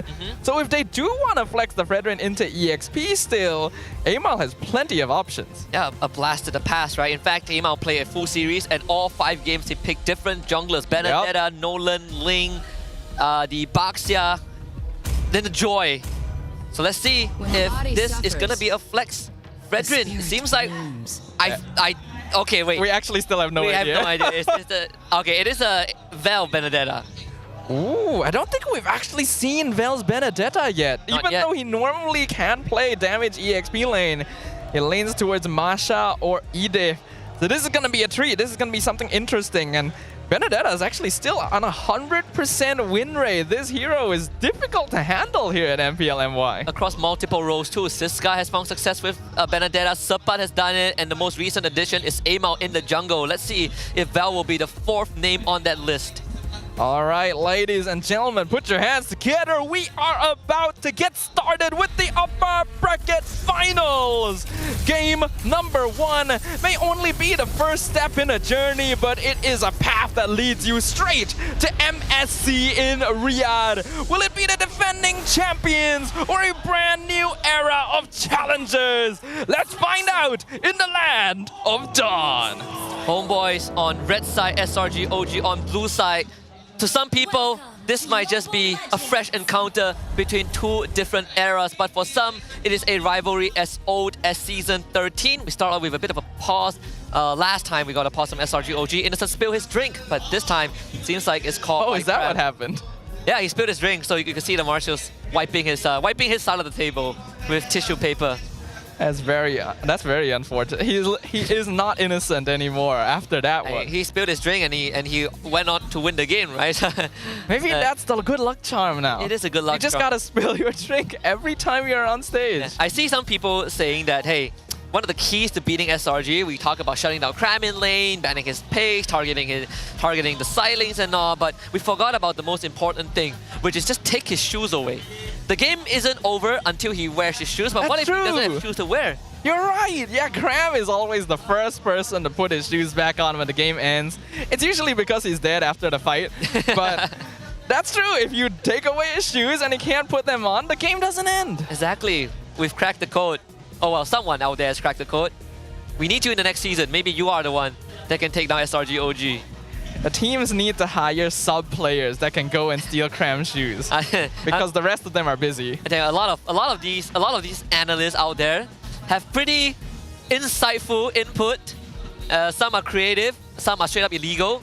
But we'll leave the stealing up for interpretation, whether you think it's the right thing to do or not as we hop back into the game. Well, I know what is legal. That is stealing the victory. That is stealing the buff potentially because Ivan is here. Yeah, so Yunus will have to go back him up.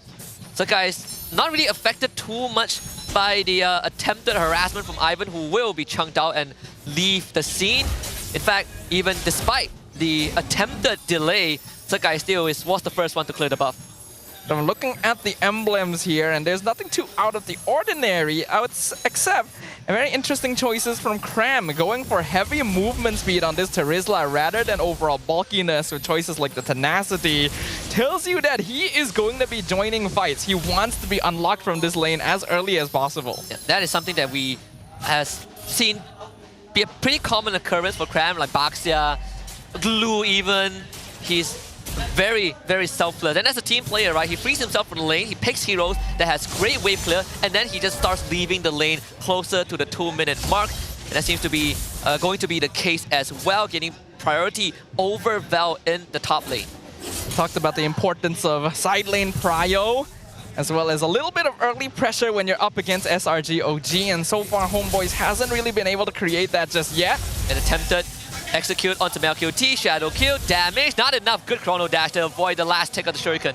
MelQT surviving there is very, very important. You cannot allow a Hayabusa to get a kill with his first Ogi shadow kill of the game. That sets up a very dangerous precedence. They do find Sakai, who will be chunked down low as the turtle is about to spawn. Val shows up middle lane to free up Izanami, as now they look to take priority over Turtle, but Izanami, he's not going to be level 4 just yet, but since Sakai is low, SRG OG would just give this one up. Ivan doing a great job of reconnaissance. HomeBois stopping SRG OG, and now are looking for Stormy, forces Flicker out. Sakai's in a very precarious position, and Cram, with the help of Stormy, Splash takes out 2.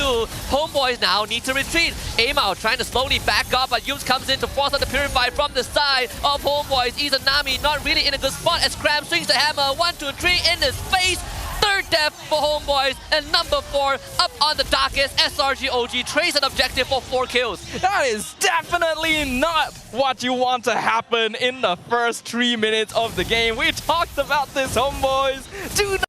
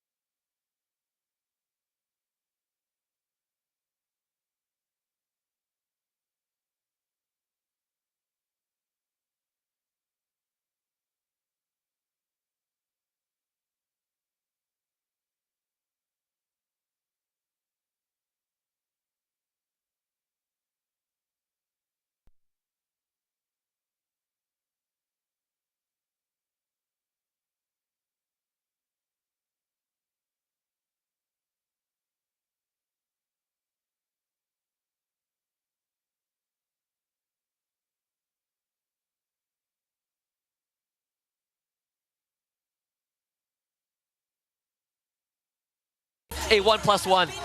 Very well done by the homeboys there, committing most of their resources to stop Innocent and getting a bonus kill on Yums in exchange. I think SRGOG themselves, though, were already ready to potentially give up on Innocent in the bot lane.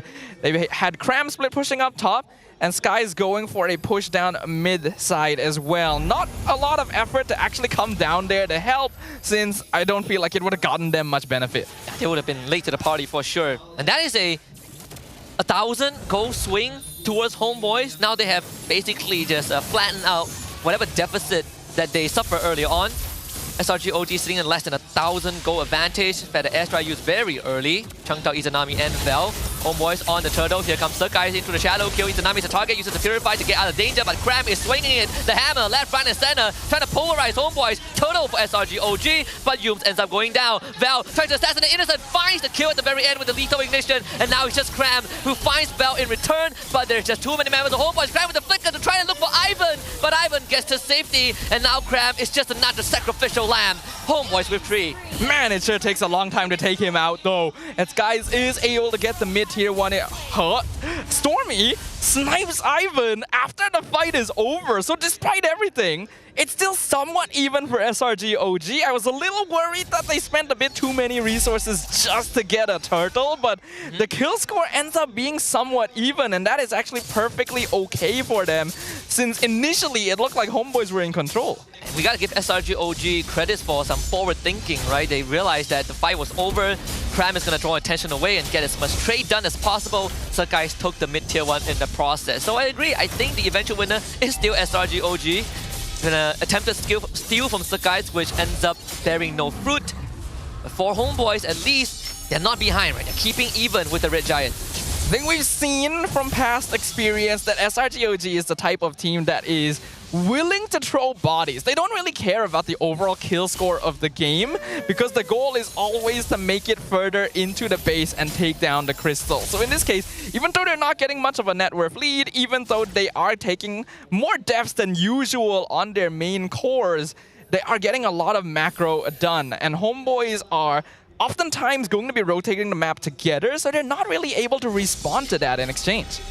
And because as a result of that, for the past few minutes, Sakai's has finally overtaken Amao in terms of experience. Even when you look at the items, right? First item, Genius 1 for the Farsa. In fact, the airstrike used very early on. Izanami got chunked just a little bit. Glowing on up next for Stormy. Innocent working towards his final item, the DHS Radiant Armor for Cram. I think SRGOG are ready for the skirmishes. Vel actually going for a fairly greedy build. Oh! Shadow kill, Izanami. Gets a low roll this time. Saves the Crimson Beacon and the Purify. Chunking out Izanami is also pretty good. Looking at the itemization, Vel is going for a second item BOD after the Hunter Strike, so not going for more economical builds on this Benedetta. Whereas Yum skipped the fleeting time, went for an Antique Cuirass to play more defensively. They get the bottom tier 1, but HomeBois wants this Lord. It's about reconnaissance. Vel has a good angle to come in. They get the Petrify on the Stormy, which blows him up, and Yums also cannot stay in the fight for any longer. A double kill for MelQT, and Cram left out to dry. Mega kill for Amao. Lord's gonna be for HomeBois, but SRGOG once more on the macro sense broke the holy defense bot. I think it's still worth it for the HomeBois there. They're able to get 3 kills. They get the Lord for free, and oh wow, Skies, you're playing with fire right there, sir. But really well played by HomeBois. They dive the backline instantly. They don't really care about Yums or Cram in the front, because they know that as long as they eliminate Stormy, they basically have no damage to worry about, since as long as they position correctly, Innocent cannot risk jumping to his SOD, and he chose not to, went for the split push instead. Despite all of that, the net worth score is still even thanks to the macro play that Innocent has been doing. Innocent and Sakai's, right? Taking, swapping roles every now and then. Holy Trinity now done for Innocent. At 10th minute mark, Lord spawning bottom side. Ivan does have the approach. So they're going to try and corral SRGOG so that HomeBois can get the mid-tier 1. MelQT also just completed his Holy Crystal. Oracle comes out from Ivan. Pretty notable item power spikes for the side of HomeBois. That'll make their team fights even more efficient. I think we're at the stage of the game where the HomeBois can actually afford playing 4-1. Vel can start matching up the macro, since I think even in a 4v5 situation, HomeBois are strong enough. And it's Eye for an Eye Petrify. So guys, takes on the challenge and survives. Here comes the damage block. Electro final blow. Good iframe from Val. So Sakai's gets nothing. Lord bottom side too. HomeBois looking for a potential pinch. There is the conceal play. Cram will put his body in front. Eats the taunt and everything from the rest of HomeBois. Stormy getting jumped up by Izanami, but still gets all 4 pops off. Bottom tier 2 falls, and Cram also goes down. All right. Much better for... Oh! SOD, Innocent! Goes in from MLBB and follow-up from Yums! Innocent!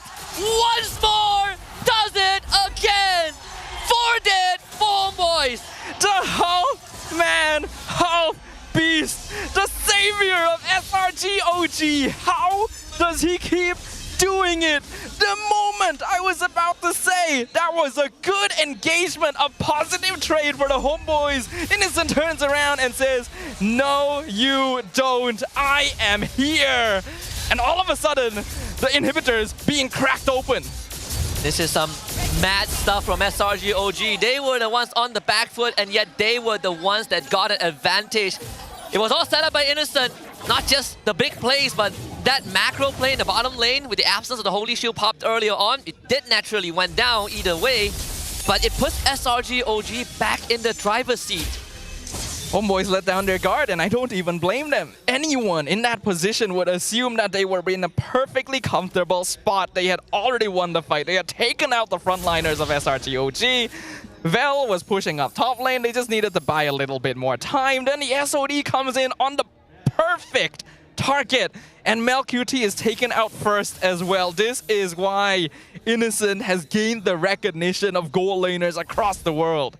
From the most doubted one to the most recognized one, it is a badge of honor, and no one can take away from him for sure, right? It took him a while, a journey to the Malaysian scene to make it happen, but to keep that for 3 seasons in a row is unprecedented. Next door up on the menu, Val getting jumped up by Innocent. Sakai is also here too, so Val needs to find a way to get out of this. There is Izanami nearby. Sakai goes in, Electro final blow. Again, Val denies the shadow kill.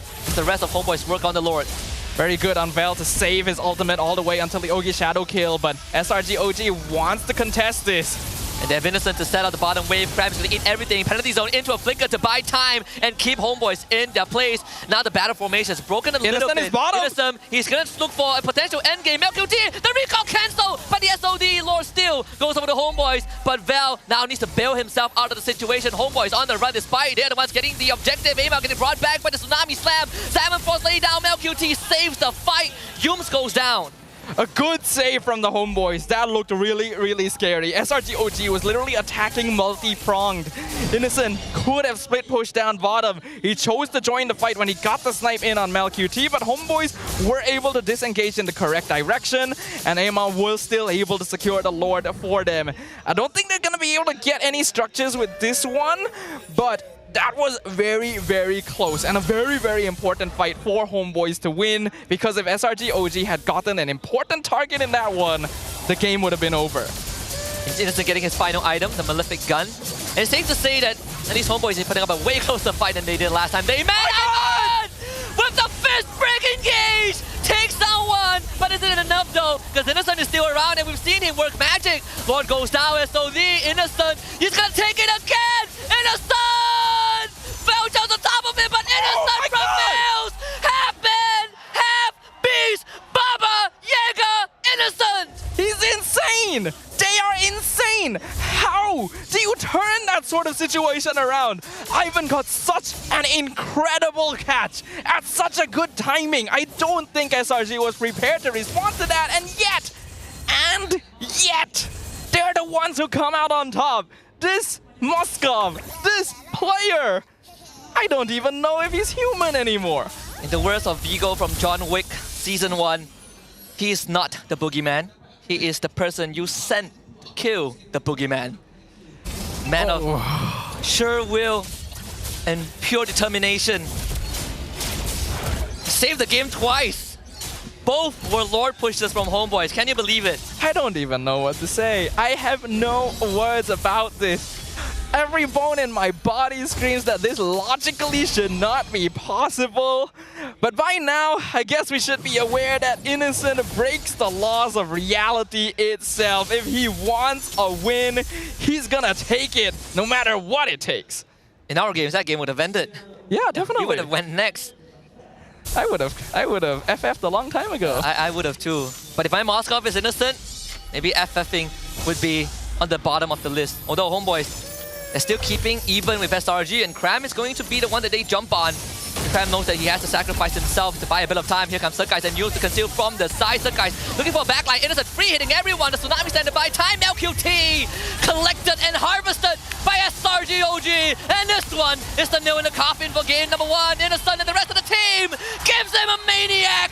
Innocent is just too damn good. SRG OG is just too damn good. Game number 1 taken. The perfect nail in the coffin. Innocent had been turning fights around the entire time, and for one last attempt, SRG OG shows we don't need to turn this fight around anymore. We are in the driver's seat this time. HomeBois humbled in game number 1. Every single time HomeBois thought that they can go from calling shotgun in the vehicle to putting their hands on the steering wheel, SRG OG keeps them at bay and even takes out the aux cable because they want HomeBois to dance to the tune, and Innocent is the conductor, the orchestrator of all these tangos. What a display, saving the team twice during an enemy Lord push and ending it off with a maniac. SRG OG truly setting the bar higher and higher every time we see them play. How do you even counterplay this? HomeBois did a good job. They did everything exactly as they needed to. Even though they did lose their first fight, they were able to turn it around, take early pressure, mid-game control, and those are the keys we pointed out. Having that control should lead you to victory as long as everything goes to plan. But the moment Innocent decides it is time for me to join the fray, everything fell apart. So it begs the question, was game 1 set up for success for SRG OG due to macro or due to just pure clutch mechanics from Innocent? I think it came down to the willingness of SRG OG to trade. The goal is to get maximum efficiency out of every exchange. If HomeBois is going to kill our marksman, we are going to find something else. We are going to create space by any means necessary, and that space was all the half-man, half-beast needed to become the MVP of Game 1. Yeah, with the Moskov, this skewered HomeBois like shish kebab, the power of family for once, unlike Fast and Furious franchise, did not stand in a whole threat, a candle to SRG OG. And this man right here on your screen, if there's anything that he has done to remind us that he was the one who got us through the M6 group stage at one point into eventual top 3 finish, this is one of those few reminders that he is still the half-man half-beast that we all knew from Season 13. There is a reason SRG OG was willing to try a 4 Protect 1 comp in this day and age around this man alone. And he continues to demonstrate that quality every single time he takes the stage. By the way, he did all of that without a Wind of Nature. He only had it for the last fight, and by then he didn't even need it anymore. I do think that HomeBois kind of lost the sauce a little bit towards the end. Stormy was doing a great job of playing Ring Around the Rosie with Vel, just buying as much time from the Benedetta as possible. And by the time Vel realizes his team needs him, it's already too late. Yeah, and throughout the entire game, HomeBois have made some great moves as well, right? At one point, it was like watching two Grandmaster playing chess. You know, you get a lane, we get the Lord, you get a kill, we take one back. But eventually, it was SRG OG thinking a couple steps ahead. And even at HomeBois' highest moments, which was Ivan's engaged in front of SRG OG's base, they still ended up losing a game. Oh, as someone who plays Rome, seeing how well Ivan set that up and what it resulted in breaks my heart. I cannot believe that I would be watching my screen and thinking, what? What else can I do, right? Like, I served up a full course meal. Here's your A5 Wagyu steak, perfectly grilled, medium rare, just how you like it, with some balsamic vinegar reduction, and then you drop the plate. Or maybe I drop the plate, I don't know anymore. Or in this case, Innocent made them drop the plate. Yeah, Innocent. He just trips you over, and there's nothing you can do about it because he stares you in the face and you realize I can't do anything to this man. Oh, man. Sheer terror up against Innocent. I feel like it's one of the games where I look at HomeBois and I think to myself, what do they need to adjust? I don't think the draft was a big of a problem. It certainly is a bit more technical than what SRG OG wants to achieve, but they've been putting it off to a very respectable degree. I think HomeBois are basically just lacking in a little bit of experience, especially on the international stage, because they were doing everything correctly. But what comes next? When they started splitting, going for that bot lane push, sending Vel up top, they were already in a comfortable position, but they forget what this Moskov is capable of, and they're not really in position to actually counteract it. That's fine. But after that, the goal needs to be to find Innocent. You cannot start a fight without knowing where he is on the map and ideally having good positioning over him. And I don't feel like HomeBois met those criteria, especially in that final fight. They, for some reason, chased Cram down half the river to try and kill the tankiest member of the team. I don't think that was smart. Felt like a tunnel vision moment, right? And even, let's say, they get the kill onto Cram, you probably lay down your Zaman Force. What comes next? And SRG OG, just through that itself, was able to punish HomeBois. We say that Cram is very selfless, and this entire game, it's not like he went full tank, he went War X first item, and he still was one of the hardest men to take down. As the body of the Smith right there, boys. It is so difficult to remove this Terizla. It's a similar situation to Fredrin. Even without items, you need to commit a good amount of resources to actually take them out. So even though normally, if you're able to take out the enemy main front line first, it's usually good for you, on certain heroes, you need to reconsider whether that is the correct choice. This one definitely was not, even in the objective distribution, right? It didn't feel like SRG OG was dominating, and I didn't think to any degree that they were dominating. It's just when it comes down to the important moments, when all the chips are down, SRG OG were the ones that win the gambit. They were biding their time. You're right, Husky. It did not look like at any point in that game until, Innocent, that they were actually winning. They were just trading. They were just like taking what they could in exchange for the lives that were lost by really aggressive rotations from the HomeBois. But sometimes that's all that's needed. Because normally, with the number of ganks and pressure that HomeBois had applied, they should be looking at a pretty comfortable net worth lead. There was never any net worth lead. SRG OG were always in the game. Yeah, either they were slightly ahead or they were even. We gotta look at the Hall of Famers. This game, of course, is Innocent as the rich guy, but MelQT still did the most damage overall. Literally everyone else is from the HomeBois. That's how much of an impact Innocent had himself. His GPM isn't really even that high compared to some of the numbers we've seen up there, but the fact that he was able to do that after dying twice in the first 5 or 6 minutes really speaks to the importance of trading for space. MelQT did a good job with damage. Amal was difficult to remove as the Fredrin, and Izanami was pretty annoying, but the results speak for themselves as RGOG have laid the first brick to MSC. And once more coming up with a pick that HomeBois might not have expected. In this case, the Terizla, right? Every other hero was what we've seen from SRG OG when we compare these two teams itself. Just today, I think HomeBois have shown, 20 unique heroes prior to this upper bracket finals, whereas SRG OG, they've only shown 11 in 4 games. That is a very, very big difference. I have the feeling SRG OG is the type of team that, you gotta make us show you more of our heroes. Look at this gold graph, and again, it is ridiculous to think about that HomeBois were leading in kills for most of the game, and they only ever got a 1k lead max. Yeah, that's the craziest thing. That was the first Lord. First Lord, Innocent clutched it. It's like, okay, whoopsie, we can do it again. Guess the second Lord, and look, no structures, right? 2 Lords, but no inhibitor conversions for HomeBois. And in fact, after the second Lord, it was SRG who ran away with the game. It is so impressive to see. And it is an indication to every team, once again, that the state of the game can change on a dime. You cannot afford to let down your guard anytime. Whether it be a small 2k lead or a 10k lead, a single mistake is all that it costs you. But in this case, it wasn't even really a mistake. It was legitimately just one man saying, it's time to take things into my own hands. Yes, I'd win. Actually, I'd win. Fine, I'll do it myself. Oh man, I mean, looking at just the conclusion of game 1, I'm looking ahead into game number 2, and I'm thinking, There's a chance that HomeBois is going to take that first pick. Is there any adjustments that they're going to make? I would boldly assume that we're not going to see a Benedetta being brought out anymore. They're going to try and give Amal the assassin jungler. But how is that going to affect their approach against SRGOG?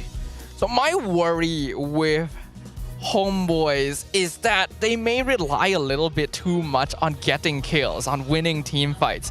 I think this is the same issue that allowed MV to get clean swept by DXS. There's a lack of adaptability and flexibility in the way you play the game. Even though you pick this Benedetta to try and match the macro of SRGOG, you can tell that Vel wasn't really doing that a lot of the time, and I feel like that cost HomeBois a lot more advantage than they should have been giving up. Yeah. And then even when Vel was doing it, which was, you know, into the mid towards late game, you have Surkais to deal with him, right? And it's not like Surkais needed to take him out. He just needed to stop Vel from functioning. And even when you look at the highlight reel, every single time something happens on the map, SRGOG always finds a trade elsewhere. Yeah, it's SRG just saying we are going to find some way to make this an efficient trade for us. And then this fight, the first fight, Vel decides, okay, you guys are fine, right? I can go split push somewhere else on the map. It completely turns around. And despite Ivan's best efforts to get this set up right in front of the base, this is what happens. I still cannot believe it, and I am watching it right now. I believe this is like the third time that Innocent had to press Purify. But for a majority of the game, HomeBois weren't even worthy of the Purify. And this was the final nail in the coffin. Vel gets a midway push, and suddenly his team goes down. He's chasing Stormy the entire time, and by the time he gets back, Amal is the only person left.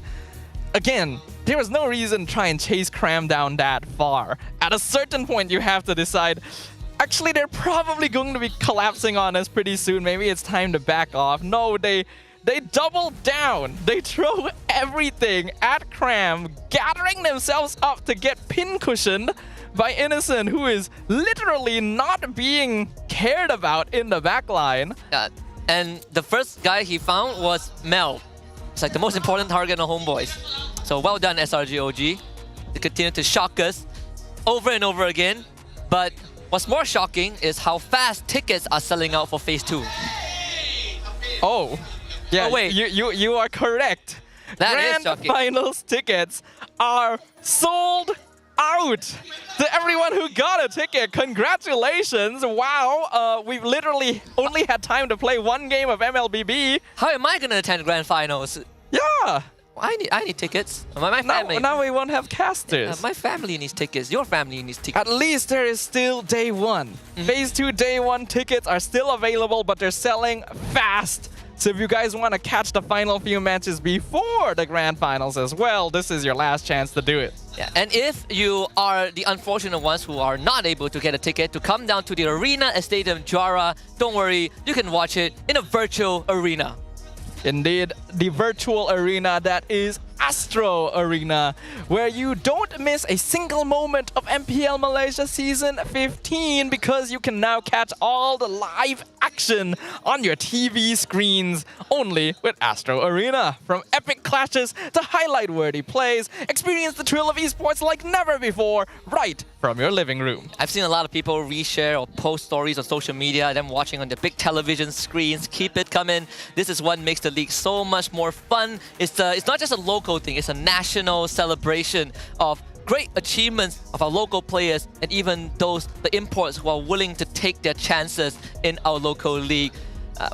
Which, even according to Merkel, right, up to this point, HomeBois, Coach Erpang, Jesven, Vel, Ivan, they were undefeated up till SRG, almost dropped against DXS earlier on, but still the second best team in the league. You look at the gap between SRG-OG and HomeBois in the regular season, not that much. Between HomeBois and the third seed, which at that time was Monster Vicious, pretty darn far, and yet here we are.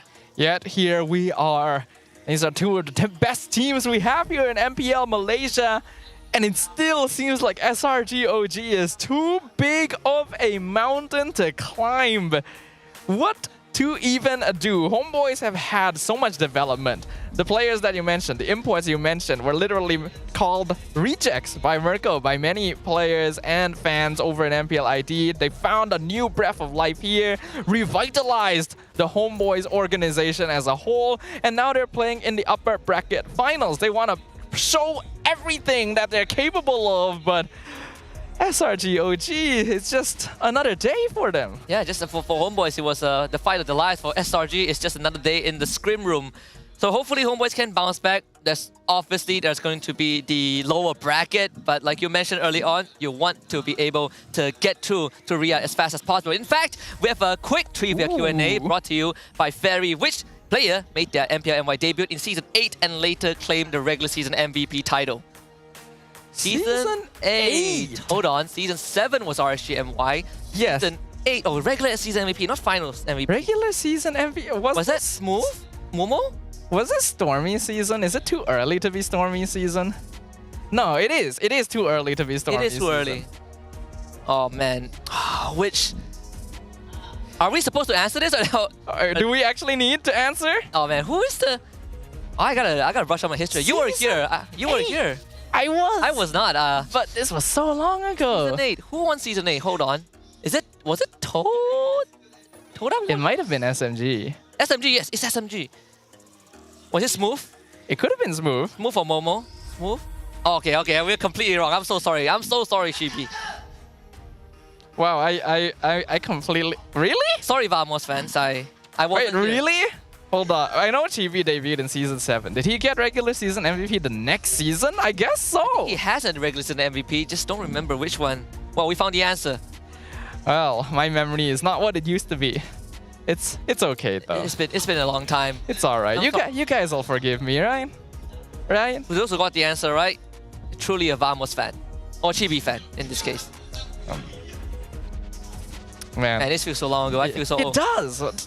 Dude, thinking back to it, it's insane how far we have come. How far MPL Malaysia has developed. Yeah, we talk about the regular season MVP, in Season 8. And this season was a completely different one, right? He has won a championship. He's finished runner-up 2 times. He's been to M5. He's been to MSC. He's been to M6. Right now going through one of the lower points in his career. We do hope he bounces back next season. But it does speak volumes of how much more competitive we've gotten. Last 2 seasons, it was only SRG plus HomeBois / Vamos. Right now, with SRG, with HomeBois, with DXS, with MV, we have AERO. I think we're moving in the right direction. We are definitely getting better and stronger with every season, and that goes double for SRG OG as well. You would think they don't need to anymore, but I'm really happy to see that this team is consistently pushing themselves.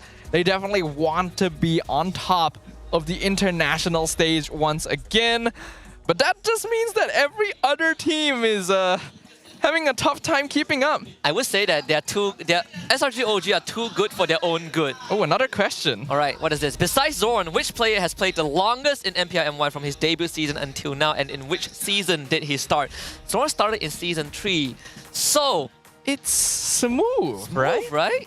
But I don't remember when he started. Is it Smooth or is it... I think this was before I debuted. No, not Momo. No Momo, right? Momo was after. I'm pretty sure Momo was also Season 7, actually. I was around in Season 5. Was Smooth around? I honestly, I can't remember. It was COVID season. I think it was Smooth. I think it was Smooth, right? It should be. There hasn't been much players that has played from the earlier days and still stuck around until now. But which season did he start? Could be Smooth, actually. That time it was Evo's SG who won Season 5 against Over Todak.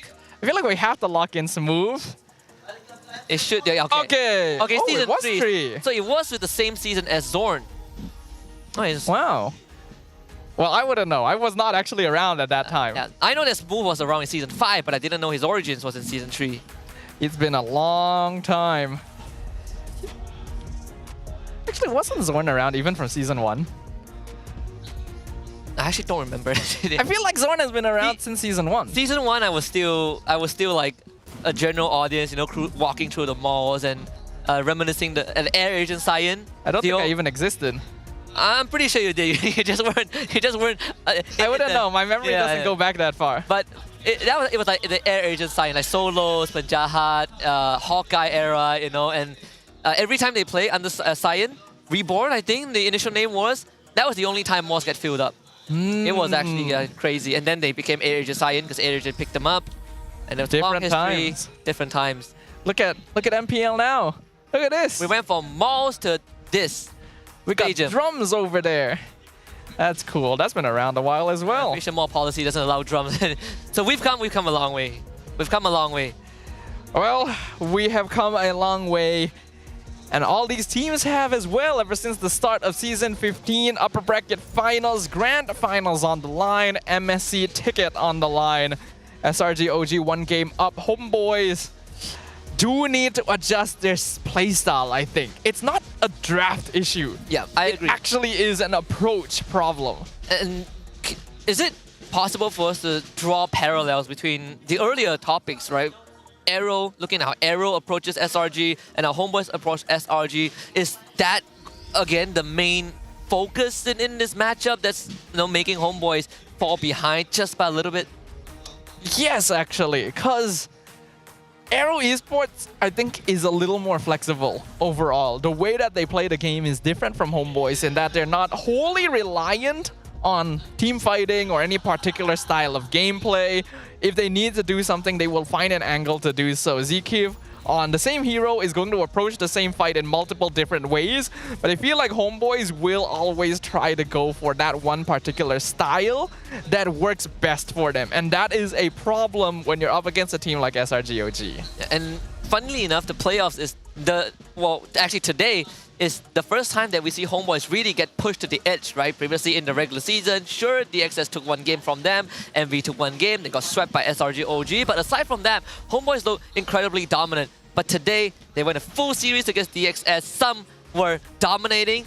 Right now, SRG OG swept in game 1. Let's see how much further can HomeBois be pushed. Yeah, I think HomeBois probably need a little bit of time. SRG OG gonna take a moment as well. We're gonna go on a short break and we will be right back with game 2. So make sure you guys don't go anywhere.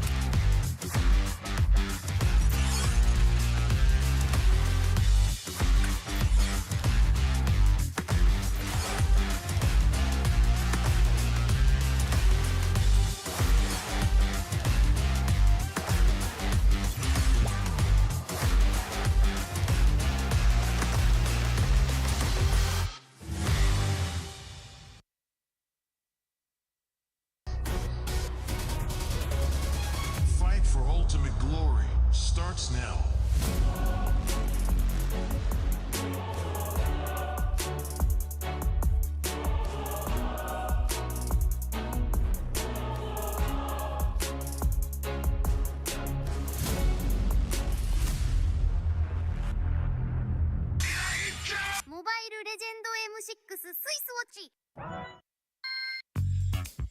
Kerap menggaru kulit kepala disebabkan keluh mumur, masalahnya lebih mendalam. Gunalah Head and Shoulders menembusi 5 lapisan untuk membasmi keluh mumur dan kegatalan. Bebas keluh mumur sehingga 100%.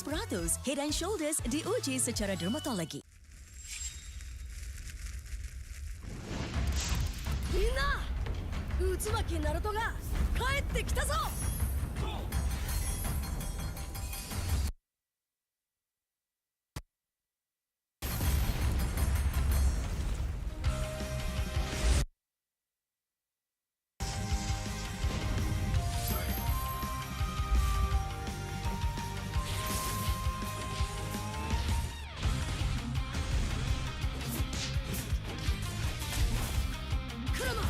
力を貸してくれ。 よ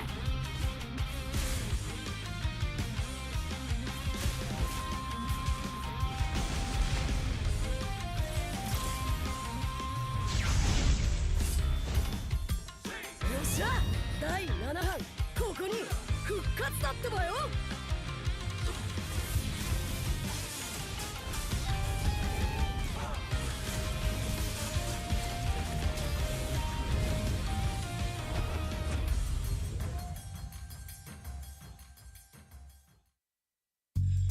You keep scratching the surface for dandruff? But the problem lies deeper. Use Head & Shoulders. It goes 5 layers deep to defeat dandruff and itch. Be up to 100% dandruff-free. Head & Shoulders. Dermatologically tested. 見せてやるよシャリンガンの本当の力をな。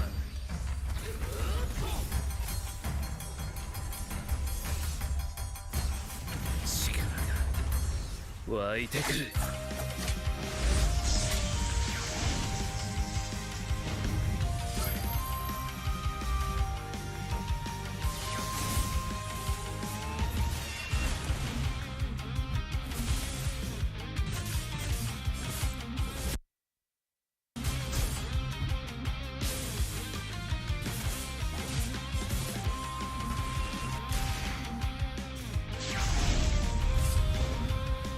相変わらずやかましい奴らだ。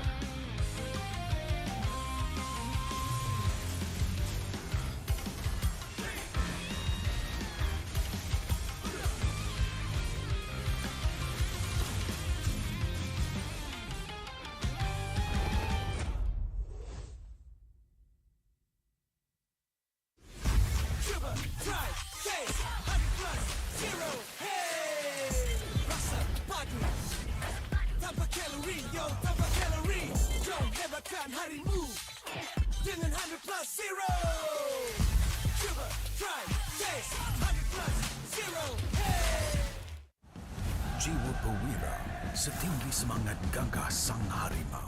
Medan bertarung walau di mana, kita berdiri sama perkasa. Biar lawangan kita bergema satu dunia. Perwira dan pertiwi, bangkitlah dan terus berjuang. Marilah kita bersorak, harapan pasti ada. Ayo Tim Mas, kita mara bersama. Kita semua Tim Mas. みんなを守るために私はもっと強くなる。やっしゃなら。 「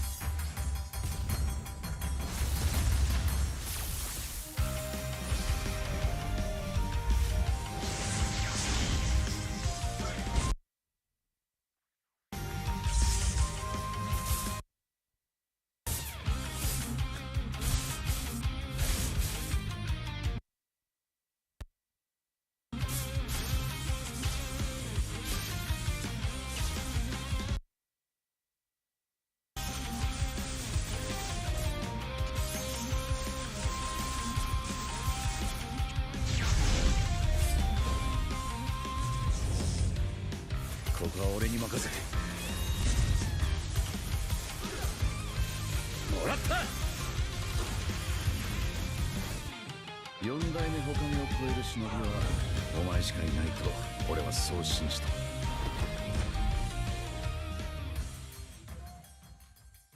Ini 5 sebab kenapa korang kena datang tengok MPL MY di Stadium Juara. Pertama, korang dapat tengok kita orang main dan tim MPL lain main secara langsung. Kedua, boleh jumpa player depan-depan. Bruh. Yang ketiga, sebab ada booth Vamos. Keempat, tiket murah, RM10 je. Last sekali, yang penting sebab ada saya lah.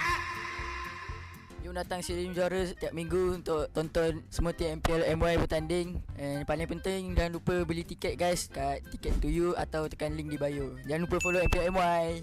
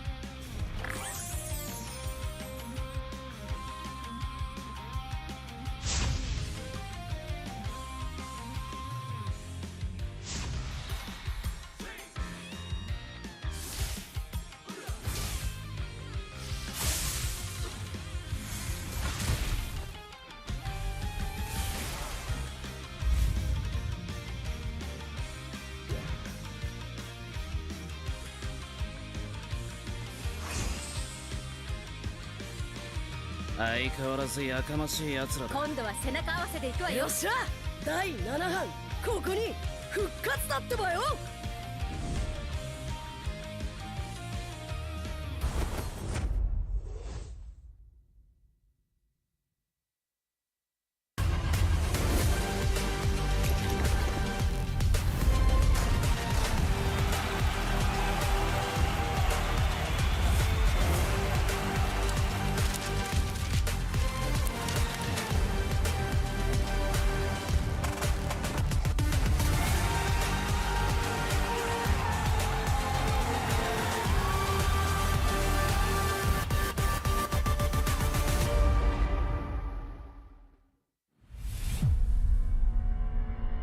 Trofi MPL Malaysia, dia adalah simbol untuk tunjuk kejayaan satu pasukan. Dia membina legasi. Mana-mana gaming house I pergi, they proudly display their trophy because they know what that trophy means to them as a team. There's quite a few champion moments that I can't forget for sure. When HomeBois won their very first championship, that was a very pivotal moment because HomeBois has never really gotten to that length of the tournament. Rasanya trofi season 12 tu betul-betul bermakna untuk saya lah. Last saya dapat trofi tu season 3. So saya tunggu lama lah untuk pegang trofi tu. season 3 saya menang atas usaha yang kuat. So bila first kemenangan tu rasa macam tak percaya. But then bila season 12 tu menunjukkan konsistensi kot saya dalam scene ni. Saya cuba banyak kali. Cuma fail juga. But then tiba-tiba season 12 miracle happen lah.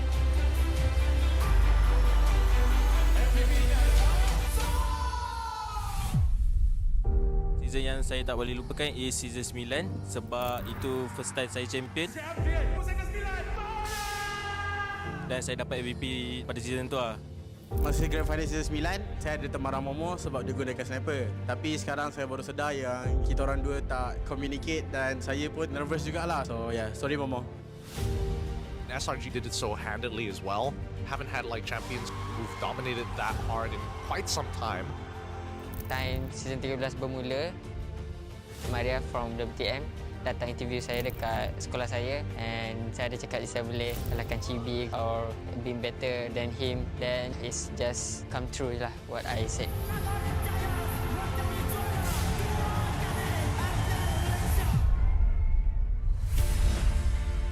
Honestly, I nampak the new design for the trophy is very nice. For me, trophy baru ni adalah signal.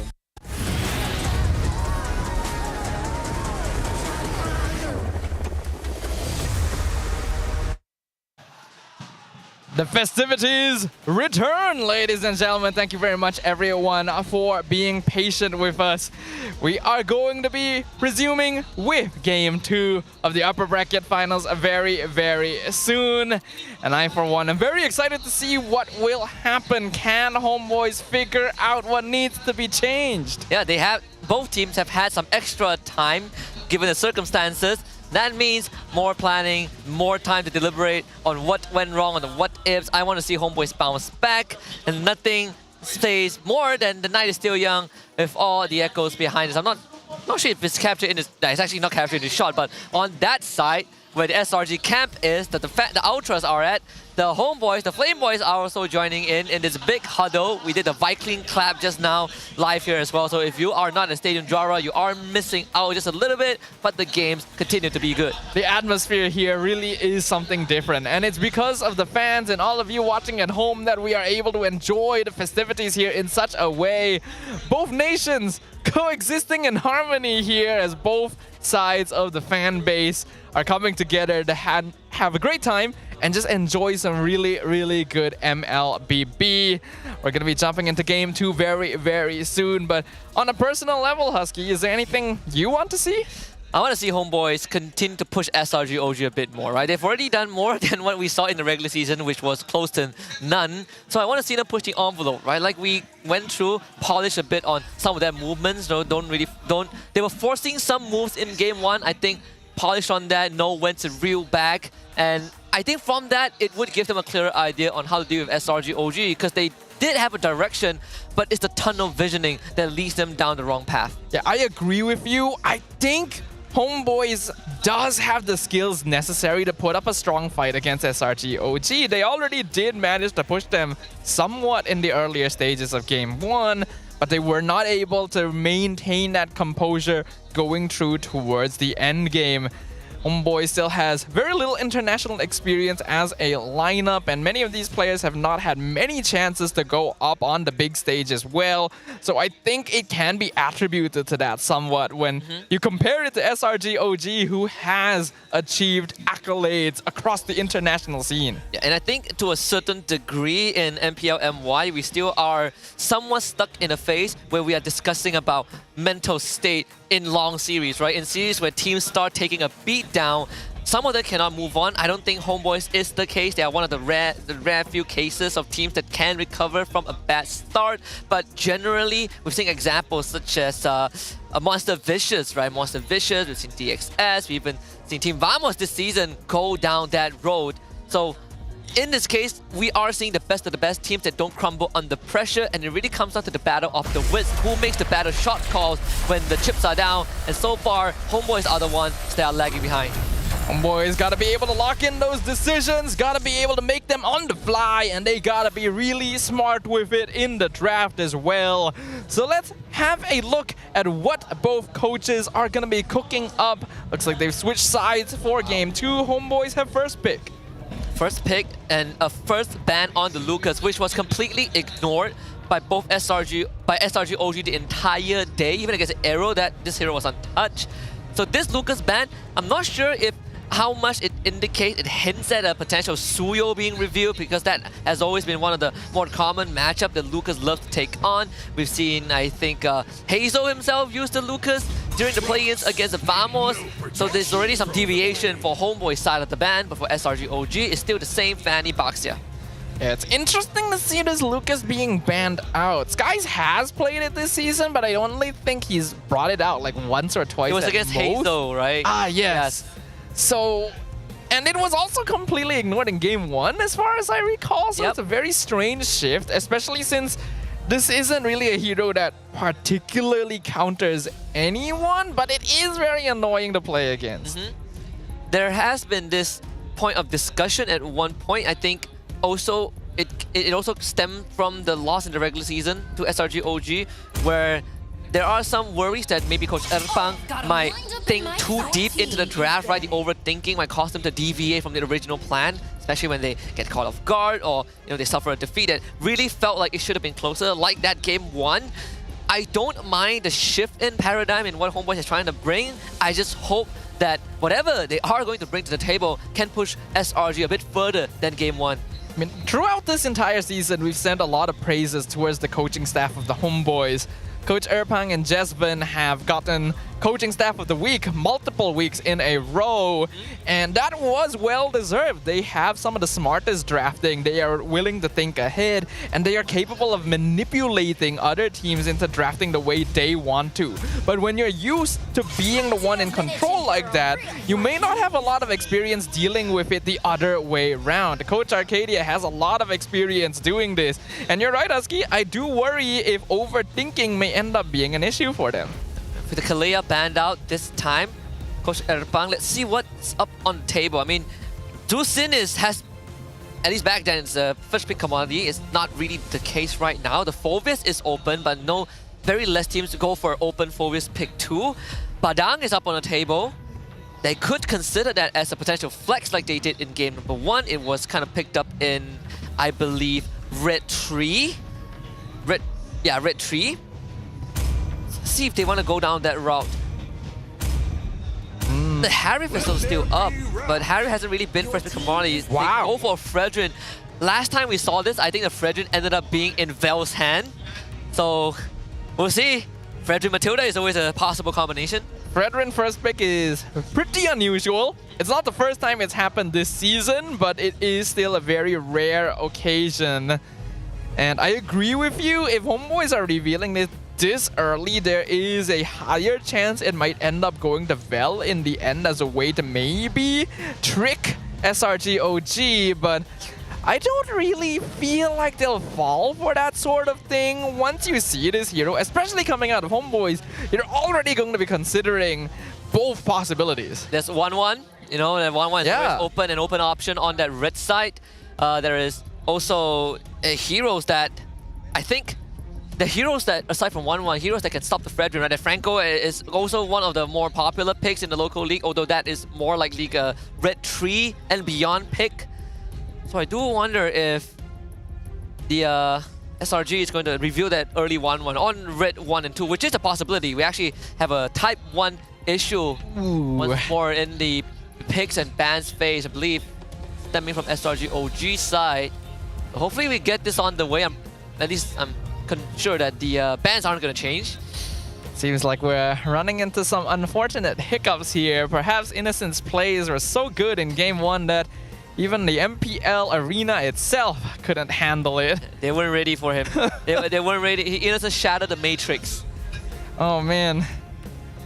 Funny enough, it is on SRG OG's side, so maybe it is Innocent. Maybe it is. Hopefully Innocent didn't spill another drink. Maybe that is actually the lucky charm now. Doesn't look like it. No, seems pretty dry over there. Last time we had a player needing to pay for anything technical in MPL MY was season 13, where Uryu did a mic drop. Yes. And then he was presented with, with an invoice during the award ceremony, and then he casually just flexed a stack of dough to pay for it. That was the last time we ever had something like that. That definitely exuded aura right there. I feel like we haven't had that in a long time, you know? No, we haven't. It's hard to top it, right? Like, remember his, what do they call it? The, his declaration on stage?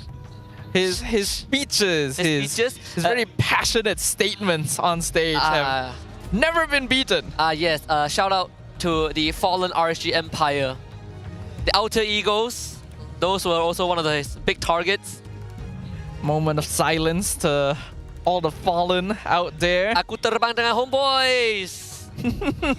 They didn't make it quite far, you know, considering the first season. At least his first season. They definitely did. Good old times. So much has happened. So much has happened. And yet, it doesn't feel all that long ago either. Hopefully the issues won't continue for too much longer. At the very least, again, it's happening before the game actually starts, so... Yeah, not like doing a Lord fight or base push. We've had our fair share of that in previous seasons. Wasn't pretty. You never want to be in that position. I think anyone who... Actually, no, this is not a well-permeated issue because we don't usually get the pause the game. Yeah, we don't usually get to pause the game. I was about to say like, oh, anyone who's paused the game before knows, and then I realized, the luxury. Oh, we don't do that here. We just lag out and then we pray. Or we just AFK. We just AFK. Or we just, you know, leave. I have this story where I was incredibly sleepy, but I decided to jump into a ranked game. And I fell asleep after picking my hero. I actually dozed off. I came back and the AI played my hero for 2 minutes. I won the game though.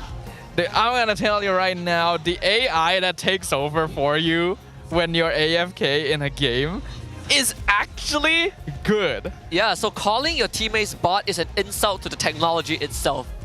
I still remember, this was a long time ago too. This was not even a recent thing. The AI has been pretty good for a while. There was once when I was streaming and one of my viewers picked Cho. He was actually playing Cho Roam. And then because his internet died out, he basically left the game, right? He was not there anymore. So the AI took over and this AI played Cho actually good.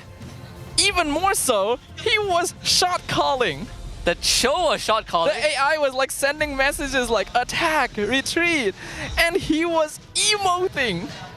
And I was like, oh my god, this AI plays Cho better than me.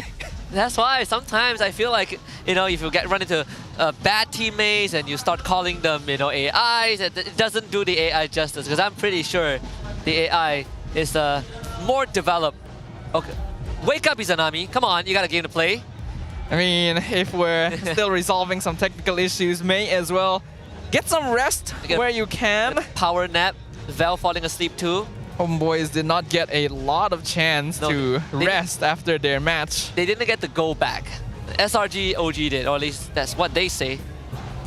This does wear you out though. I think as a player, right, just from a player's perspective, right, these kind of long delays starts to take a toll on you, right? It drains that momentum and it starts wearing on your psyche in a certain degree.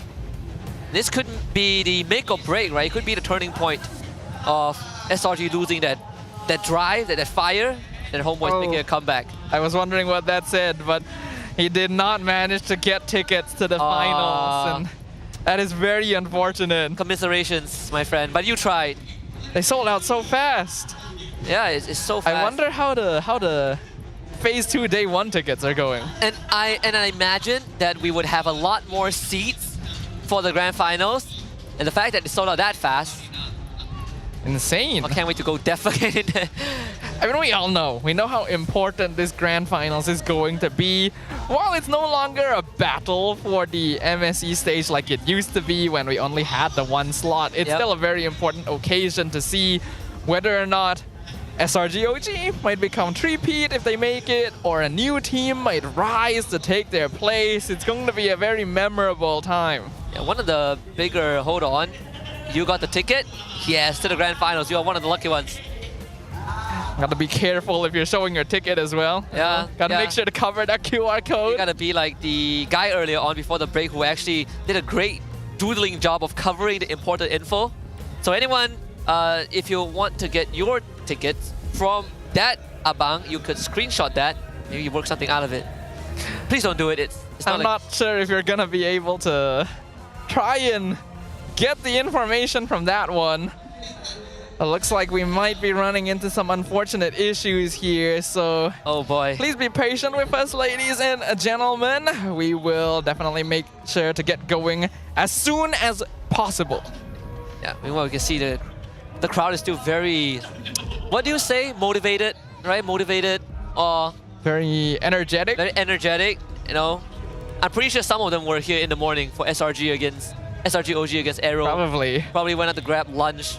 Or they could have stayed for the whole day, who knows? You know, there were viewers from the HomeBois DXS match who right after the match ended, straight away went to line up outside.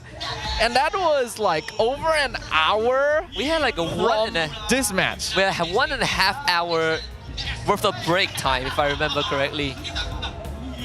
They were literally standing out there waiting in line for the next match to start, and it was still like over an hour away. So to all the fans who are so dedicated and who are so good at just viewing, at igniting the atmosphere, at making MPL MY just a great place to be. Once again, thank you very much, everyone. Looks like we are back in the draft. Ah, there it is, the 1-1 which we talked about, but also the Phobias, which was banned out in game number 1, I believe, by Coach Erpang. And remember, Cram's Phobias has been a force of nature to be reckoned with.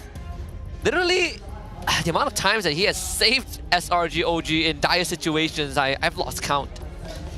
When Cram is playing this hero, it is not just a difficult body to remove from the map. He is going to find opportunities to flicker in Dark Wave, get a multi-person knockup. Oh boy. But there is the Angela. HomeBois had specifically been banning Angela in every draft against DXS, and we didn't know why. Now we do. Apparently, they themselves put a lot of respect on the hero. I have a feeling this is an Izanami Angela. I hope not, but then it would be Ivan Angela. I think it's Izanami. Yeah, most likely Izanami Angela. And a throwback to season 11, season 12, even earlier. But now it begs the question, right? Is this a pivot that HomeBois have prepped? Or is it a pivot because they started thinking in way between the lines? No, I get the feeling this is something they were intending to play at some point, because that's the only thing that would explain them banning it so consistently when DXS has never played the hero before. They're just respectful of it, because they probably have played it, they've trained with it, they've tried it, and they think that it is strong. I can see that it could be strong, and it works very well with both Redrin and Iritel. Can deny any potential kills chaining off of Crossbow of Tang with all that extra HP bar. SRG OG not really shifting the game plan though, they still go for their Suyo. Yeah, they saw Lucas get banned out, they realized that the matchup, there's no more joy in the pool. Suyo next on the line. At least compared to a Hayabusa, you have a lot more consistent damage, right? Dealing with Angela +1. So now it's time to hammer down on a mouse hero pool, Bandaling. So usually the best way to deal with an Angela composition is to pick hard single target lockdown like Cho or the Franco, so that when the hard guard comes out, you can just lock down the person and getting hard guarded, and you're basically CCing 2 players on the enemy team at once, but you're still going to need enough damage to actually melt through the shield. Thinking of something like a Farsa, right? Burst Mage's Farsa is the first that comes to mind. Cho, Franco, still the great pick-off heroes as well. Speaking of the devil, Franco's banned out. Wouldn't be surprised if they banned out the Cho as well. These are the most obvious heroes for dealing with an Angela. And I don't really know what else SRG OG would bring out if they get rid of the Cho too. What are the odds we see a Kaja? It's been a long time, but... I mean, there's Jawhead too. I know that there's always that fallback option of a Tigreal, but we've seen how Tigreal is just there's just so little margins of error for error. It's a bad season for Tigreal. It's a bad season. And it's very sad because I love Tigreal, but watching these players try to make the hero work has been a lot of suffering that I do not wish upon anyone. Lo Yi gonna get banned instead. I don't know, I think there are things worse than not being able to play Tigreal effectively. Like for example, if you play Natalia role with Execute, or Uranus with Revitalize.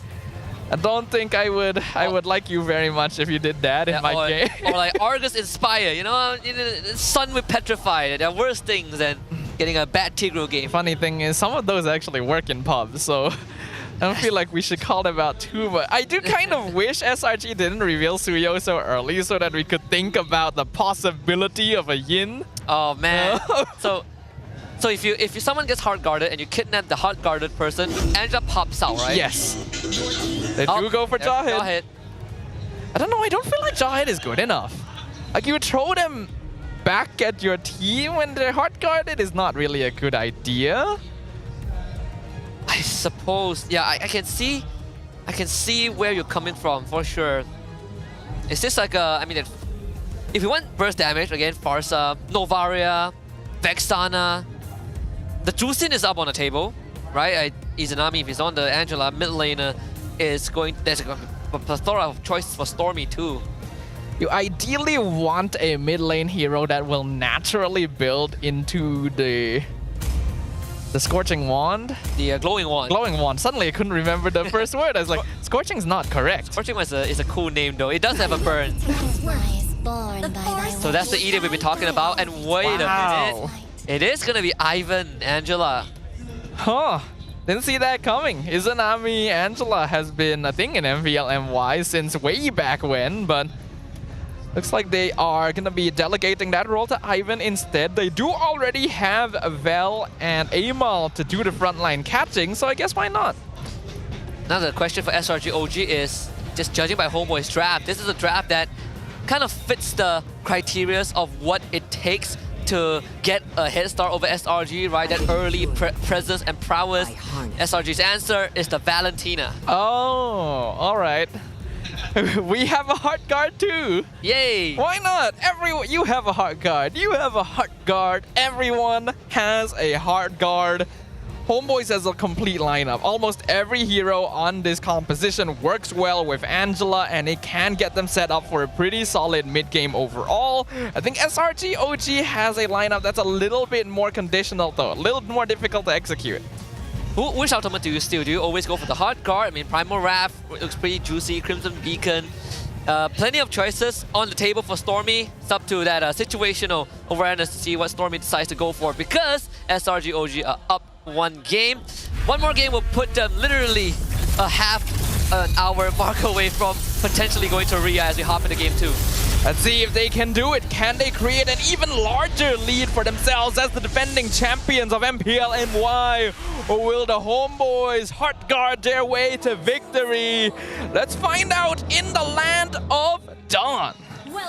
Not just using the heart guard to protect teammates, but also guard the hearts of the Flame Boys, who have been with HomeBois rebuilding phase for a full season. They were there at their lowest, and they were there, and now they are here when HomeBois are at the peak of that restoration. Of course, Love taps mid lane. Very smart way to keep Stormy away and just freeze the lane. They'll start missing out some minions too. Looking at Stormy, went for Impure Rage alongside the Penetration Emblem. So I feel like there is a good possibility that he's actually gonna go for Primal Wrath a lot more often. The first item will tell us whether or not that is the main goal, because we have seen Valentina's build Starlium Scythe and just steal the Edith ult the entire game. Oh yeah. And it's so easy to proc too, right? Any Shadow Strike, any dashes into a sneaky auto attack in between, the true damage, that extra hybrid magic vamp. Let's keep you topped up. On top of your passive, use the Flicker, Ejector Toss, and MLQT surrendered. First blood for Innocent. I had a feeling this was going to happen when I saw that Jawhead. It's not very good against the Angela when Heart Guard's available, so what do? You play faster than that. Amal? trying to keep Sakai's under control for the Lantern Flash stacks, but not enough. So Sakai's gets away. And with Innocent winning out that lane, that is already a great start for SRG. Really, really good start. Iritel ordinarily should be able to hold the lane just fine against a 1-1, but with Yume's intervention, that dynamic has instantly been flipped. And this is how you would play a jaw hit into an Angela comp. You have more pressure and mobility on the map, so you use that to create pressure. Up on the string into a Lantern Lift. Stormy really wants to save the flicker, but does not have a choice. Forced to use it. Cram and the rest of SRG OG power on the Amao as he goes down. Innocent! Gonna get picked off in a 1v1? That's an unusual mistake. Yeah, even forced out the Inspire, right? No crossbow tank for Innocent. Now the turtle fight breaks up. Flicker, left, right, and center. Izanami tries to disengage. Ejector from you trying to facilitate Cram, but Vel takes out Stormy. The guy ends up getting the turtle for himself. Now they get the Dark Wave pull into Vel. Primal Wrath finally unleash unstoppable force from Muse for the collection as HomeBois wants to keep the fight rolling, and Cram gladly takes on the challenge. He loves those on. Ivan is the next one. Jumps on the Amao. The guy now follow through with the Blasters, and Amao is in no man's land, and he does not want to go down because he just came back. Well, that was a long exchange right there. It started out pretty good with the initial gank from SRG OG. I thought that it was a mistake for HomeBois to try and contest the turtle when Amal was still there, but I think they were trying to buy time for him to revive and come back. And even though they did lose the turtle for it, they actually got a pretty alright trade, all things considered. So I think the board is actually kind of even. I agree. And the earlier kills that SRG OG got were under the condition that there were no hard guard. But that changes from this moment onward. Ivan has access to his ultimate, that extra shooting, and Hugh is going to be a big problem for SRG OG until those big burst damage or healing reductions come true. I'm still worried though. A Angela roam means giving up a lot of potential rotation pressure. If Cram is able to keep Vel in the lane, HomeBois doesn't have a lot of good ways of reliably starting a fight, and that's something that SRG OG could abuse. But it all comes down to how much itemization Ivan is able to get in. If the hard guard becomes tankier, it becomes more difficult for SRG. I do like the fact that Cram is making sure that the wave is going to be pushed towards him, and that's why HomeBois pulled the trigger on him. Puppet on a string into a couple of knockouts. Cram jumps towards Ivan, and now finds a way to disengage. His flicker is back up in 10 seconds, and that's more than enough time for Cram to stall it out. I think that's totally fine right there. Neither side is going to be heavily committing there, because it's highly unlikely either side is going to be getting that kill. I think HomeBois were just hoping to be able to zone Cram out before the turtle started, and they weren't able to do that, so he is here to fight. They are utilizing Ivan to make some macro plays, right? Push the wave in, crash it in the bot lane. So Cram makes the first move, and the ejector into a toss. Amao gets the help with the hard guards. The guys now will have to wait for its cooldown, but Amao dangerously low. Doesn't want to be there anymore. Vel wants to get a kill with the help of Amao, and Melqt will do just that. 2 dead on the side of SRG OG. So guys, next on the list, Izanami flickers, finds the lift, and Ivan follows up. Izanami falls. So guys, survive death. Even though guys survived though, that's actually quite a big win for the HomeBois. SRG OG tried to jump the gun. They tried to engage on Amal when the rest of them weren't in position to defend him, and it actually was a really good gap in the armor they were able to find, but the hard guard kept him topped up just enough to barely survive. And because of that, SRG OG actually overcommitted a little bit to try and keep the fight going. The board state will reset though, both junglers still alive. That's the Oasis up for Ivan. Still is waiting for his hard guard to come back up online, but SRG OG will decide to not contest his turtle. HomeBois can have it. Innocent with the Wind Talker. The guy's getting the pot tier 1. End of the day, just like clockwork from game 1, SRG OG, they give something up, but they trade it back. Even though they ended up throwing a lot more bodies than I think they would have liked initially, they are still holding on to a very slight gold lead. And there's just something about SRG OG, even though the goal lead is not very big, it's very scary. Yunes finds a big toss on the Amal, but the hard guard is going to come through right now from Ivan. A big taunt on the UMT is going to go down. The bodies now have to set up for Sakai's and Innocent to go for success, and they find a target with the crossbow tank. Izanami is no more. Innocent now will just hop left, right, and center. He is just styling on the HomeBois. 2 dead, 3 dead for the HomeBois.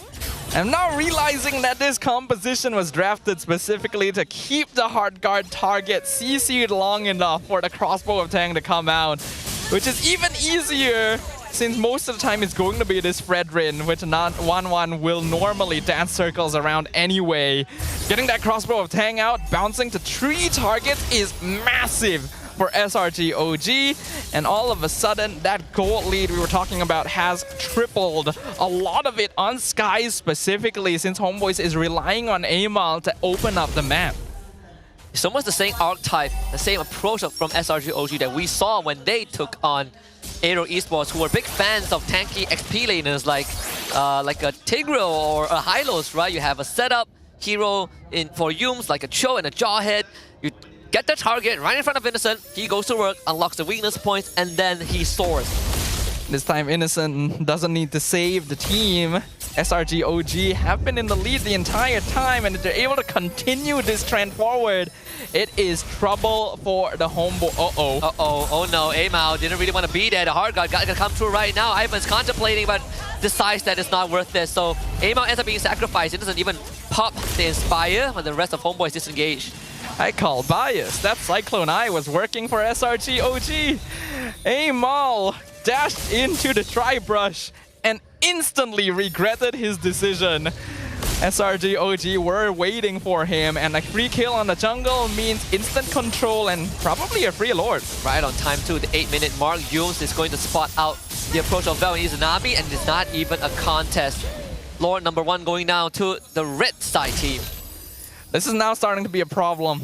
When you draft a composition like this from the HomeBois, you really need early mid control, and they do not have that. None of it, in fact. Their late game scaling is not quite able to match up to SRG OG, and the longer this game goes, the scarier it becomes. The final chance for HomeBois to actually turn this around is probably just in the next 2 or 3 minutes. I agree. I think the window has definitely shortened, just based off of the amount of events that HomeBois have found success. The solo kill from MLQT on the Innocent and the first turtle fight. That's pretty much it. Afterwards, these hard guards haven't really converted to much. At most, it's an even trade. And SRG OG, they're setting up double waves on all 3 lanes. Top tower will fall. HomeBois already having to play very defensively. This is the risk of having an Angela. You don't have as many heroes that can stand in front as you think, and even the tankier ones will melt instantly to SRG OG now. The hard guard is literally a non-factor. SRG do not care about it at the stage they're in. And Lord gonna be taking yet another tower from the HomeBois. Which is why I was wondering if it was the right call to put Ivan on the Angela, right? I think in this case, I much rather Izanami be on the Angela. Starling side for Stormy, a conceal from SRG OG. Just to push HomeBois back. The Lord successfully crashing on the bottom inhibitor. No structures would fall for HomeBois just yet. But SRG OG looking at a 6.6k goal advantage at 10 minutes. He already managed to bait out some resources from the HomeBois, including that Primal Wrap. The SRG OG are just waiting for a chance to start doing more damage. With Starlium Scythe now as well, Stormy will actually be another source of magic DPS that HomeBois have to be afraid of. Yums just needs to... Oh! Yeah, it's gonna flicker in for the catch. That's MLQT! That is the guy that should not go down, and yet SRG OG just surgical precision with their execution. 2 down on HomeBois, and now damage is going to be permanent on the base. Man, when you're trying to approach a stray animal, you know how you have to slowly let it get used to you being there? Well, I don't think they can ever get used to Innocent being up in the air. It actually destroys the crossbow. Tang and Cram ends up going down. But still, that's the second inhibitor of HomeBois being destroyed. So resuming that metaphor, they were trying to wrangle in MLQT. No, the Yums was basically letting HomeBois get used to him standing in front. And then when they drop their guard, flicker in, throw out literally the most important member. Doesn't even care if he dies for it because he already got what he wanted. It's now an 8k net worth lead for SRG OG. Looking at the itemization, Innocent has 5 items in, not including shoes, by the way. Even has the first component of the Rose Gold Meteor, so it's even more difficult to get rid of him. the small window that I said HomeBois could maybe turn this around, I think it's officially closed. I don't think they're coming back from this one. Yeah, I think Yums ejected that out of the window for sure. BOD for Sakai, he is so rich. Become unstoppable force and attempted Earth Shatter to cancel the toss, but still it comes through anyways. Aimao goes down. They commit the hard guard on the MLQT because he is the only one that can bring them back, and he's doing so good, so well, so far, but not good enough. Double kill for Sakai as Ivan ends up going down, and now Innocent has liberty to fly up into the air for a double kill. 4 down on HomeBois and Izanami to stare down the inevitable defeat of HomeBois in game number 2. A couple of slashes to the face, a monster kill streak for Sakai, and SRG OG Esports are just 1 game away from the ticket back to Riyadh. HomeBois is once again dispatched, and for SRG OG, it's as casual as taking an evening stroll down the streets of their neighborhood. No issues at all. The secret strategy, the Angela that brought out so much respect from the HomeBois, denied in an instant through smart drafting and a gameplay approach. Like you said, Husky, 1 more game is all that separates SRG OG from the grand finals and MSC. And our HomeBois really down in a pinch, backs against the wall. Last time it was an 0-2 defeat and they accepted it with grace. They admitted that it was an oversight on their end, but this one, I don't think it's an oversight. I think it could be overthinking to a certain degree, a bit of tunnel visioning from the side of the HomeBois to funnel into a strat that is so reliant on multiple angles of success in the first 8 minutes, and once that didn't happen, everything fell apart. I feel like it's the same issue I talked about initially. This team is too focused on a particular playstyle, and the Angela is very good for that playstyle, right? You want to play similar to Ube, basically stick together quite a lot. You've drafted an EXP laner that's meant to help catch. You have the Fredrin to form the front line so that your DPS can go to work, but SRG OG sees the recipe, and they've already done it before. They know how to overcome the odds, and once again, Innocent is our MVP. Fly high, my prince. You're gonna stay up there for a very long time. The hawk always eyes its prey, and so far, this guy has only been the predator. I don't even think there were moments where he felt vulnerable, and this time as the 1-1-5-1-7.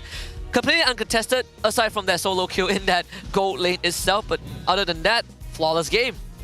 906 GPM, only a single death, and that was earlier in the game before Innocent was really even an issue to worry about. 80% kill participation on the 1-1. This is not a hero that's supposed to be able to join fights very early on, but Yums coming to gank his lane right at the beginning and then using that momentum to continue snowballing their main carry. SRG OG already had this game figured out. Even from the get-go, right? They were theory crafting a little bit. This first pick Fredrin into an Angela reveal in the next sequence. For SRG OG, we kind of were on the money, right? We say that HomeBois wanted to ban out cash heroes because that's what SRG OG is looking for. Franco, Cho both got caught out. But then that jaw hit came true, and it was just enough for SRG OG to get a snowball rolling. Manning out the Cho and Franco obviously makes a lot of sense. It's a very smart choice to do that, and I think it was actually perfectly fine for HomeBois to leave Jawhead open, but they have to be aware that picking up this hero means SRG OG has a plan for it, and that plan is to kick things into high gear right from minute 1. And HomeBois were not prepared for that. They were just trying to play it slow for that Angela level 4 to use the contest the turtle. But when they already lost that initial advantage to play for, they became less and less relevant. We saw so much investment into just keeping Stormy at bay, right? Forcing him to really back off, lose the wave, not reach level 4 on time. But it ended up backfiring because at the end of the day, all that commitment amounted to nothing when SRG OG were getting early kills before Ivan hit level 4. And even when he did hit level 4, he only found minor degrees of success in like what, the 4th minute. And after that, SRG OG didn't even consider this Angela to be a thing. You can hard guard all you want. We're just going to completely disembowel you regardless. In fact, it's just only going to prolong your suffering. That's the situation we are looking at here. SRG OG were so unfazed by the Angela that the Suyo lock-in was instant. It almost made you wonder, huh? Did they see this hero? Did they think about it properly? They did. They're used to this. Yeah. This Suyo melted Amal so fast, even with hard guard. It was a buy one free one for sure. And I think on top of that is also, wow, Amal, you sure have a lot of missing health. This is exactly what my Soul Sever likes. So, ooh. It is, actually thinking about it, it's pretty interesting because tap Soul Sever is basically the opposite of Appraiser's Wrath. Yep. Right? Like, yeah. And he has War Axe, so true damage. Amal died so fast, he actually could not Appraiser's Wrath. Yeah, poor. I don't feel like we saw him ult like once. I don't remember either. I don't think he even had time to get enough energy points. Yeah. Man, SRG OG are so oppressive every time. Just looking at the stats here even, Cram did almost as much damage as Izanami, which was the highest DPS output from the side of the HomeBois. MelQT couldn't do anything. He already got ganked in lane. Every time he joined the fight, it was already over. I feel like he needed to play a little bit more safely, but unfortunately, Iritel isn't the type of marksman that can really start pushing the map the same way Moskov does, so he has to join, and well, that just doesn't end well. Yeah, I think HomeBois also felt that the window is closing faster than they anticipated, and it's a Hail Mary attempt, right? If we don't try to force something and we just let SRG OG take control, we might never bounce back. And they took their chances, and just like game 1, certain gambits just ended up not benefiting them. And like you said, Sadafa, they didn't need Innocent to clutch it out this time. SRG OG were in full control from the get-go. SRG just needed to play the game exactly the way the draft was designed to do, and there was nothing HomeBois could do to counter it because they had committed all their pieces to this strategy. They put all their eggs in one basket. And when someone breaks a hole in that basket, all your eggs fall out. And then you have no eggs and you have no chance of winning. I do feel like it could also be a couple of, I think, the lack of situational awareness. Maybe, you know, HomeBois getting slightly sloppy with those earlier decisions as well. For example, MelQT getting into a trade with Innocent, who had Inspire. He pops a spin, but yet he's hard shoving waves when they had no idea what use was. And this was probably the last semblance of potential we saw from HomeBois. And right after this, there was just nothing left. That was the last play that they could actually do something with. After that, they're positioned aggressively, but they're not respecting the potential crossbow of Tang. This is the fight that got things started and basically set the fate of HomeBois in stone only 6 minutes in. You gave Innocent a double kill.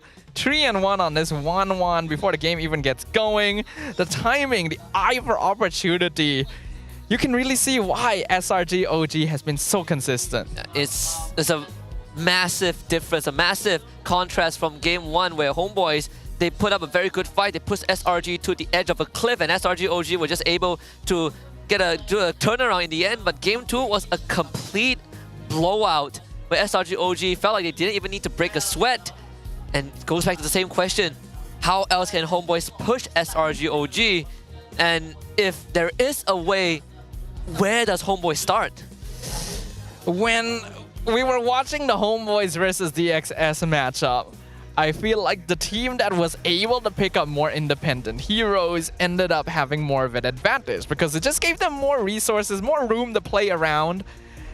I think they just gotta go to that, right? Just draft heroes that are able to push the map, maybe take fights on their own without needing to rely too heavily on having the numbers advantage, because you're not getting enough out of that. Yeah, just like there is a bit of a shadow, a husk of game 1, but even more reliant on that early game execution, right? Game 1, at least we have something like a Benedetta, but game 2, Evangela, it's just very tough to pull off.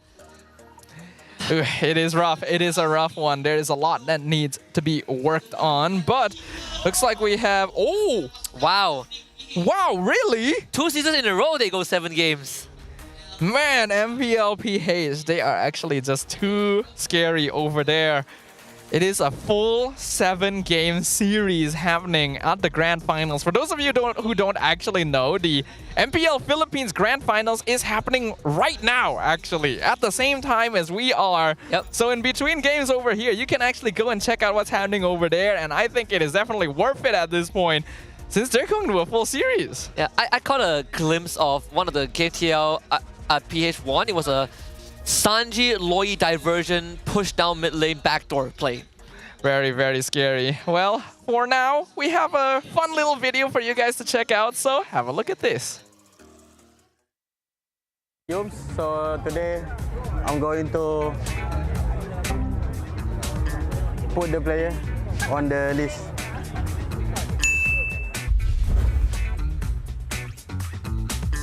So kita ada ZQ kat sini, Kodak player. I love Kodak player. B. So saya akan letak saya di F. Rookie kena duduk bawah-bawah aje. Disebabkan saya baru lawan dia, saya tahu guys, kemampuan dia sebenarnya berada dekat sini guys. Dia antara yang gempak. Tapi dia tak boleh dekat sini. Sebab apa? Sebab ada dia. Ni, nampak tak muka dia ni? Ivan ni sekarang. Ivan ni, sini S. Memang power. Ni semua yang power So next, kita ada Van Strong from Indo. So say less. S. Van Strong super good. Saya kalau tak ada di S. Dia seorang Roma yang bagus. Nova Escobar, okey lah. Sama dengan Zaki. Nova ni dulu senior saya waktu saya dekat MVT 2.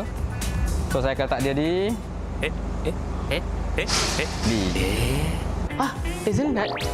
Aduh, kesian tu. F ke guys? Boleh. Aku kena jaga hati orang guys. So kita letak dia sini lah. Seburuk-buruk mana pun korang guys, korang takkan berada dekat sini. Okay. It's just, orang kata apa? Bad day. Bad day untuk Hazelnut. From Toda also, loan. Macam biasa. F. Ni pun senior saya masa dekat Todak dulu. Okay. Next kita ada Rasi. Pengganti saya. Dia pun Rasi, dia Sol. Okey lah, B lah. Wish. Mak king of taunting kita. Tak nak. Saya tak suka dia. Saya tak si. A few moments later. Okay. B. Sebab dia player yang berpengalaman. Saya tak cakap banyak. Saya tak sebelah dia.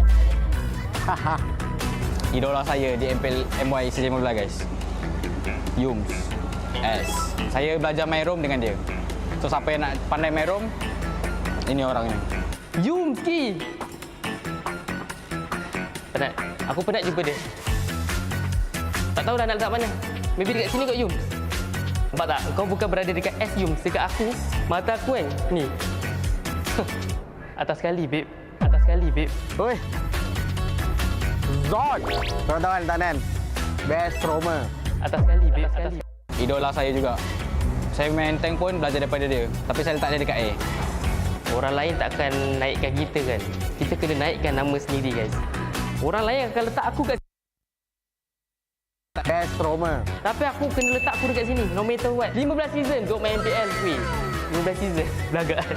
So kita ada Virgie kan? Virgie right? C. Sorry ya Virgie ya. BJ kita letak sebelah sini. Kacau Mel tu. Ni siapa ni? Tak kenal ke? Tapi dia daripada tim Ray dekat sini.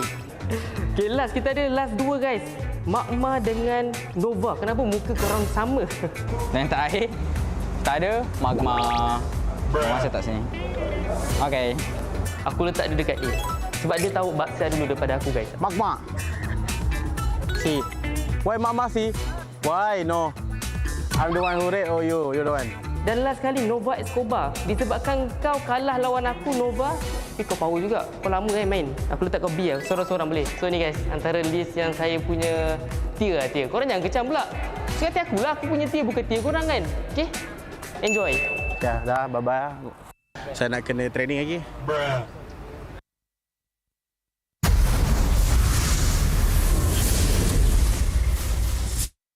Our roamers certainly are characters, all right. We have Yums the Troll, Zorn the Recall guy, Recall King.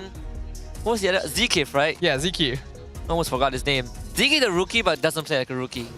ZQ deserves so much respect, man. I am so impressed by what he's been able to do. So it's good, you know, and he learns from both Yums and Zorn. They are the goats of Rome here in MPL Malaysia.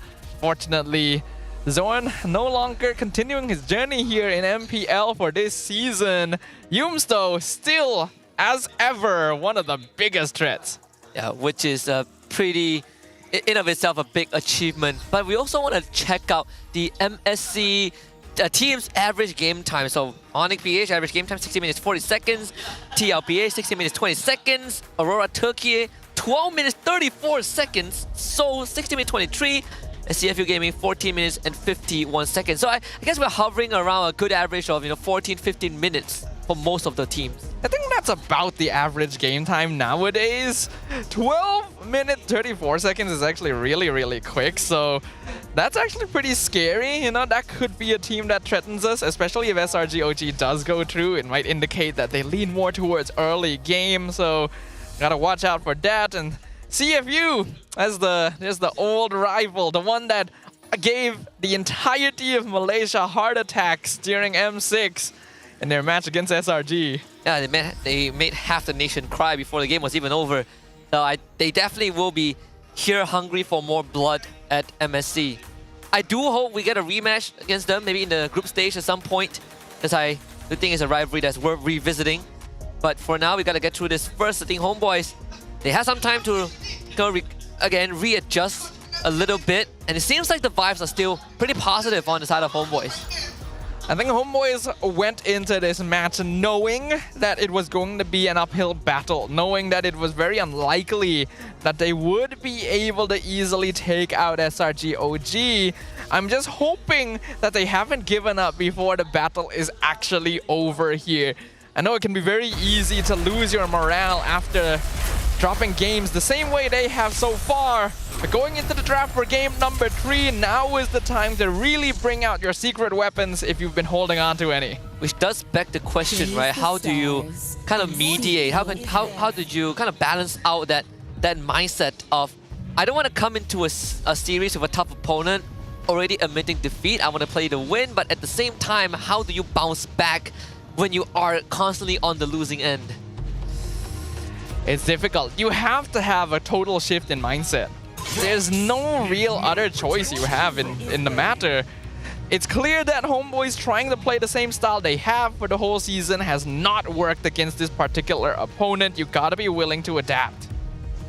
Let's see if they adapt in the draft. SRGOG certainly has changed it up a little bit. I mean, we still throw in that Loi ban. I believe that was shown in game 1 or 2.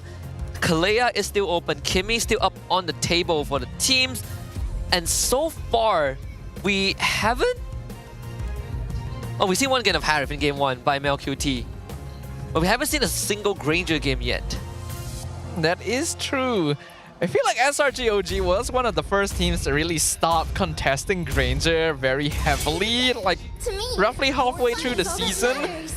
And other teams started following suit. It's still a very solid goal laner, but compared to others in the hero pool nowadays, it's not quite as prioritized. SRGOG still ban out the 1-1, so the ever-present question of Fredrin will exist. It feels like it's a bait at this point, right? Like the conditioning HomeBois to be like, hey, there's no 1-1, do you want the Fredrin?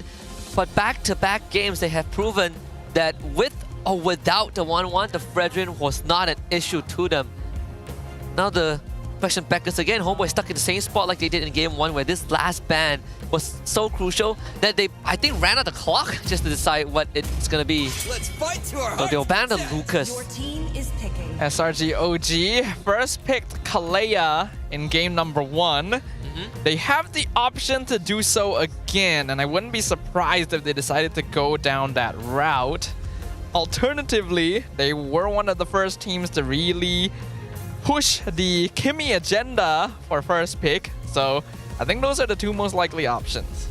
Yeah, but they could take the Kalea, and then we've seen the answer to a Kimi pick from SRG, right? Backline divers like Ling, the Hayabusa, just assassins in general. The Joy is also still open, so Coach Erpang is forcing a trade too. Do you want that Joy, or do you want the Kalea? As strong as Joy still is, I don't really think it's first pick material, so Kalea is gonna get locked in first here for SRGOG. HomeBois now have to think about this very, very clearly. Hero picks like Kimmy may be solid, but are vulnerable to backline dive. I go for the Badang first. So what I did have the Badang in mind too. So Badang Joy is now the option. The ball back into SRG OG's court. Kimi still up. They could also get a Harith for themselves, which is pretty open right now. Harith is pretty good. But is it really necessary for them to lock it in this early as well? Phoveus is already taken off the table, so that's one obvious Joy counter. Ooh, that sounds like a Fredrin and a Kimmy from SRG. So they themselves take it. The last time there was a Fredrin frontline on the enemy team, HomeBois, they gravitate towards a Red Tree Franco too. It was also the way that they dealt with the Kalea as well with the Franco, but then you instantly expose this Badang to be an XP lane. So HomeBois, again, another important decision that they need to make. And I personally feel like Badang XP right now, at least in the situation, it's not good enough. Gotta look for something else.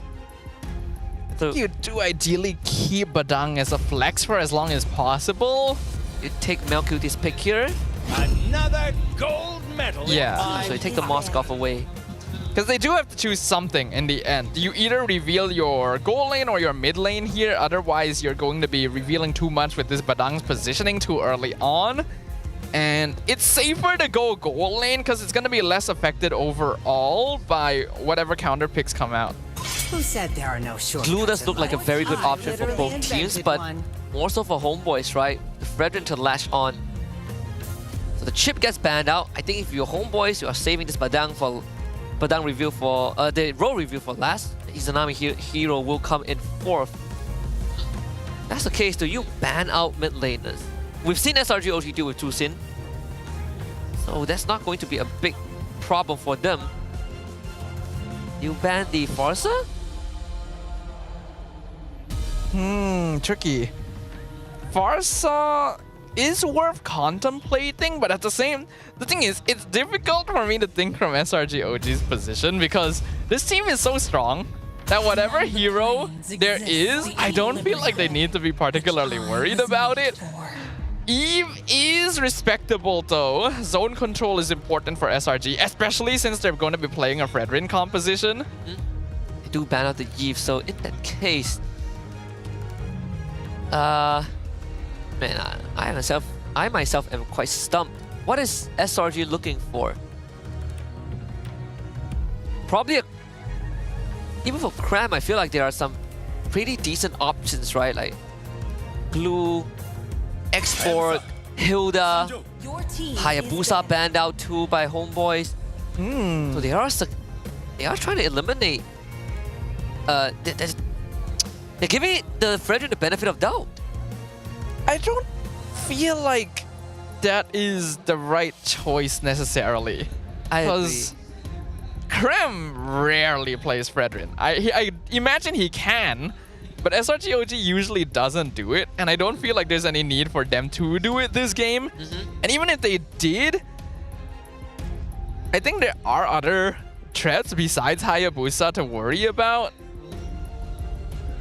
I would assume this is to protect MelQT, which is usually the fail-safe that they go towards, right? So the Tusin does end up getting banned out by SRG OG.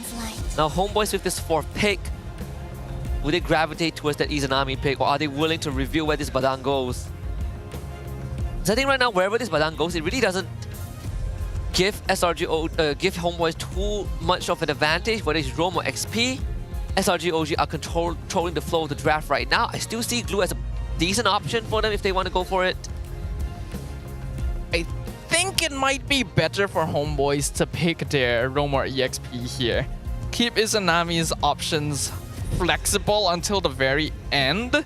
Since SRG OG are clearly a bit more wary towards the mid lane as of right now.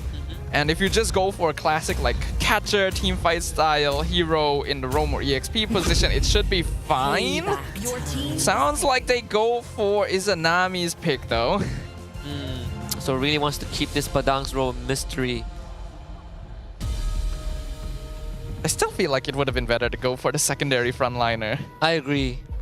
I feel like revealing all of your DPS options is very risky when SRG-OG is able to lock in 2 picks here. Yeah, it's either that, or if you do it on, let's say, blue side 2 and 3, and then your last 2 picks is to kind of cement the team comp and protect that front line, protect the back line. In this case, the glue, I felt like you were seen coming from a mile away for SRG-OG, and now they just gotta wrap it up with a bow tie for Innocent. Granger, Harif, and what was their Oyster? Probably Granger, I think, in this case. Still flex Kimmy too. Chivalry is dead. The Clint. Wow. Only picked 1 time the entire season, and it was by Innocent as well, so... Against AERO too. Yeah, it is a hero that he's comfortable on, but is a little bit more vulnerable compared to other pickups that Innocent will usually play. The glue pick is something that would have been manageable if HomeBois did actually keep the mid lane option until the end, then they could come out with a Faramis since there'd be no more threat of Valentina. But they don't have that option. They go for the Terizla. Alright, so fighting fire with fire. Doesn't completely solve the issue of glue, but hey, now there are ways to reach the back line. Find Stormy and Innocent. It's not a good target to grab too if you're a Kalea. Well, all things considered, HomeBois' draft is actually not bad. They have good CC, the front line is solid, and they actually have quite a lot of DPS. Early game is handled by the Farsa, then they have scaling into late game with the Joy and the Moskov. SRG actually needs a little bit more time to come online, because Clint as well as Kimmy both do need some farm before they really become annoying in teamfights, and the rest is just meant to slow down the game for them. We'll see how this one pans out. Second clean appearance, courtesy of Innocent. SRG-OG enters game number 3 to land of Dawn on blue side with HomeBois on the red side. And from this point onwards, HomeBois cannot afford to take any losses, or SRG-OG will book the tickets to the grand finals of MPL MY Season 15 and a straight trip to Riyadh. It is the upper bracket finals match point for SRG-OG. Can our defending champions lock down a clean sweep? Or will the HomeBois finally find the momentum they've been looking for the entire series? Only time will tell. For now, doesn't look like there's anything too aggressive happening in terms of jungling. Both sides just proceeding at the typical pace. No mid lane priority given over to SRG-OG with his Kimmy around, so it's going to be a big bit of a nuisance. Should see Amao right about now. It's coming in for purple buff. Good secure on the Little Wanderer for Sakai's too. So keeping up the pace, right? Fredrin doesn't naturally clear as fast as compared to heroes like Joy, Hayabusa, Suyo, but in this case, the facilitation is helping him out. Looking at the emblems, Cram actually went for the Impure Rage. So that's actually going to be really annoying for Vel to deal with. I do not think he wins this lane, and Cram is already pressuring him very hard. When you combine that with the mobility emblems, once again, SRG-OG will typically have the numbers advantage. Tank emblem as well, right? Usually we see some variations where you go for the common emblem for make up for the mana cost, but in this case, the durability is all Cram needs. Sakai putting the taunt onto Ivan, a follow-up with the Tidal Strike, first blood in hand for the Fredrin. They are so fast. How do you even react to that? The moment Skies hits level 4, he goes to the mid lane. I think the goal was Izanami, but then he spotted Ivan and realized, well, this works as well. And they force out the Purify from Izanami too. There's also the chain CC layering from SRG-OG, right? There really is very little room to react to it. Not to mention that it's a Kalea who just staggers you for days on end. Vel finally hitting level 4. Izanami though will not have that luxury. The HomeBois will be forced to surrender the first turtle over to SRG-OG. SRG-OG really loves mass CC compositions. Here comes Amal. They force the penalty zone with the flicker. Amal trying to chase down Stormy. And we eventually get on top of him, but a lot of time has been spent. Cram now finds the backline. There's 3 members of HomeBois being controlled. Amal wants to connect his turtle, finds nothing with it. Ivan tried, but it's not good enough. Cram finds the execution onto Izanami as Ivan ends up falling in the front line too. HomeBois just could not get a favorable trade. Getting a single kill on Stormy there is not worth it for the HomeBois. They lost a turtle for it, and even a kill onto Izanami and Ivan. They need the Badang especially to remain relevant. The further he falls behind, the more difficult it's going to be for him to actually open up the map. And SRG-OG basically played that perfectly, right? They just gave up on protecting Stormy because he's not actually worth that much right now. There's completely fine. SOD connects, Innocent flickers. No follow-up available for HomeBois. I think that was necessary. Really good decision-making happening for Innocent right there. You might normally think maybe I can try to survive this without using my battle spell, but he also got a short peek at Ivan's presence and knew if I don't flicker here, I am dead. And Cram, once more, he's just moving out the map first. Mid-lane priority continues to be in favor of SRGOG, thanks to that Kimi itself, one full level ahead of Izanami. This is once again a really bad spot. We talked about this even before the series started. If SRGOG is leading the first few minutes, the game is kind of over. Against a team that generally is slightly slower and likes to be more conservative with their early movements like HomeBois, this is an even detrimental position to be in. We just saw the endless battle picked up by Innocent. So this lane is effectively over for MLQT. There is no winning angle in a 1v1 scenario. He's not going to get priority anyway unless Innocent lets him be. And SRGOG slowly amassing that goal advantage and now leading by 2.1k. HomeBois needs to make a choice very quickly. They need to give up on part of the map to get some kind of advantage somewhere. I think the ideal would be in the gold lane, just let Vel fend for himself somewhat, but their initial attempt didn't actually amount to anything, and that gave Innocent enough presence to manipulate the wave the way he wants. Yeah, it seems like HomeBois, they're stuck on the top side. Not really sure if there's an angle to even go for attempt to steal, but they will try. Planetary Zone into a fish crack will do the job. Stormy ends up going down again. Yums on Izanami just to buy time, but Cram arrives as Yums goes down. So guys will walk away with the objective. SOD now connects from MLQT. It's going to be a follow-up though. It seems like he's not going to take it. So SRGOG gives up 2 bodies for an objective. Normally it wouldn't really be worth it, and yet somehow it feels like it is. Again, Stormy is not worth that much at this point, and Yums is going to be a sacrifice a lot of the time. Skies did not bat an eyelid. He was just on that turtle the entire time as his teammates were falling all around him. Another move onto Innocent, an attempt made. Aim out, finally finds the electrocution. Innocent going down, traction post, could dash from Ivan to get away from that. Okay, that is actually a positive exchange for the HomeBois. That is not a trade that SRGOG was actually able to salvage. And getting a kill onto Innocent will allow them to reset pressure in the goal lane somewhat. It doesn't really do much to even out the net worth lead, but it's a good start. Yeah, and they will continue to put on the pressure in the bottom lane. Yums, the next victim, is Anami with the collection. All right, keep doing this. That's all HomeBois needs to do. SRGOG might be willing to trade some bodies, but this is starting to add up to a number that's not really worth it for them in the long run.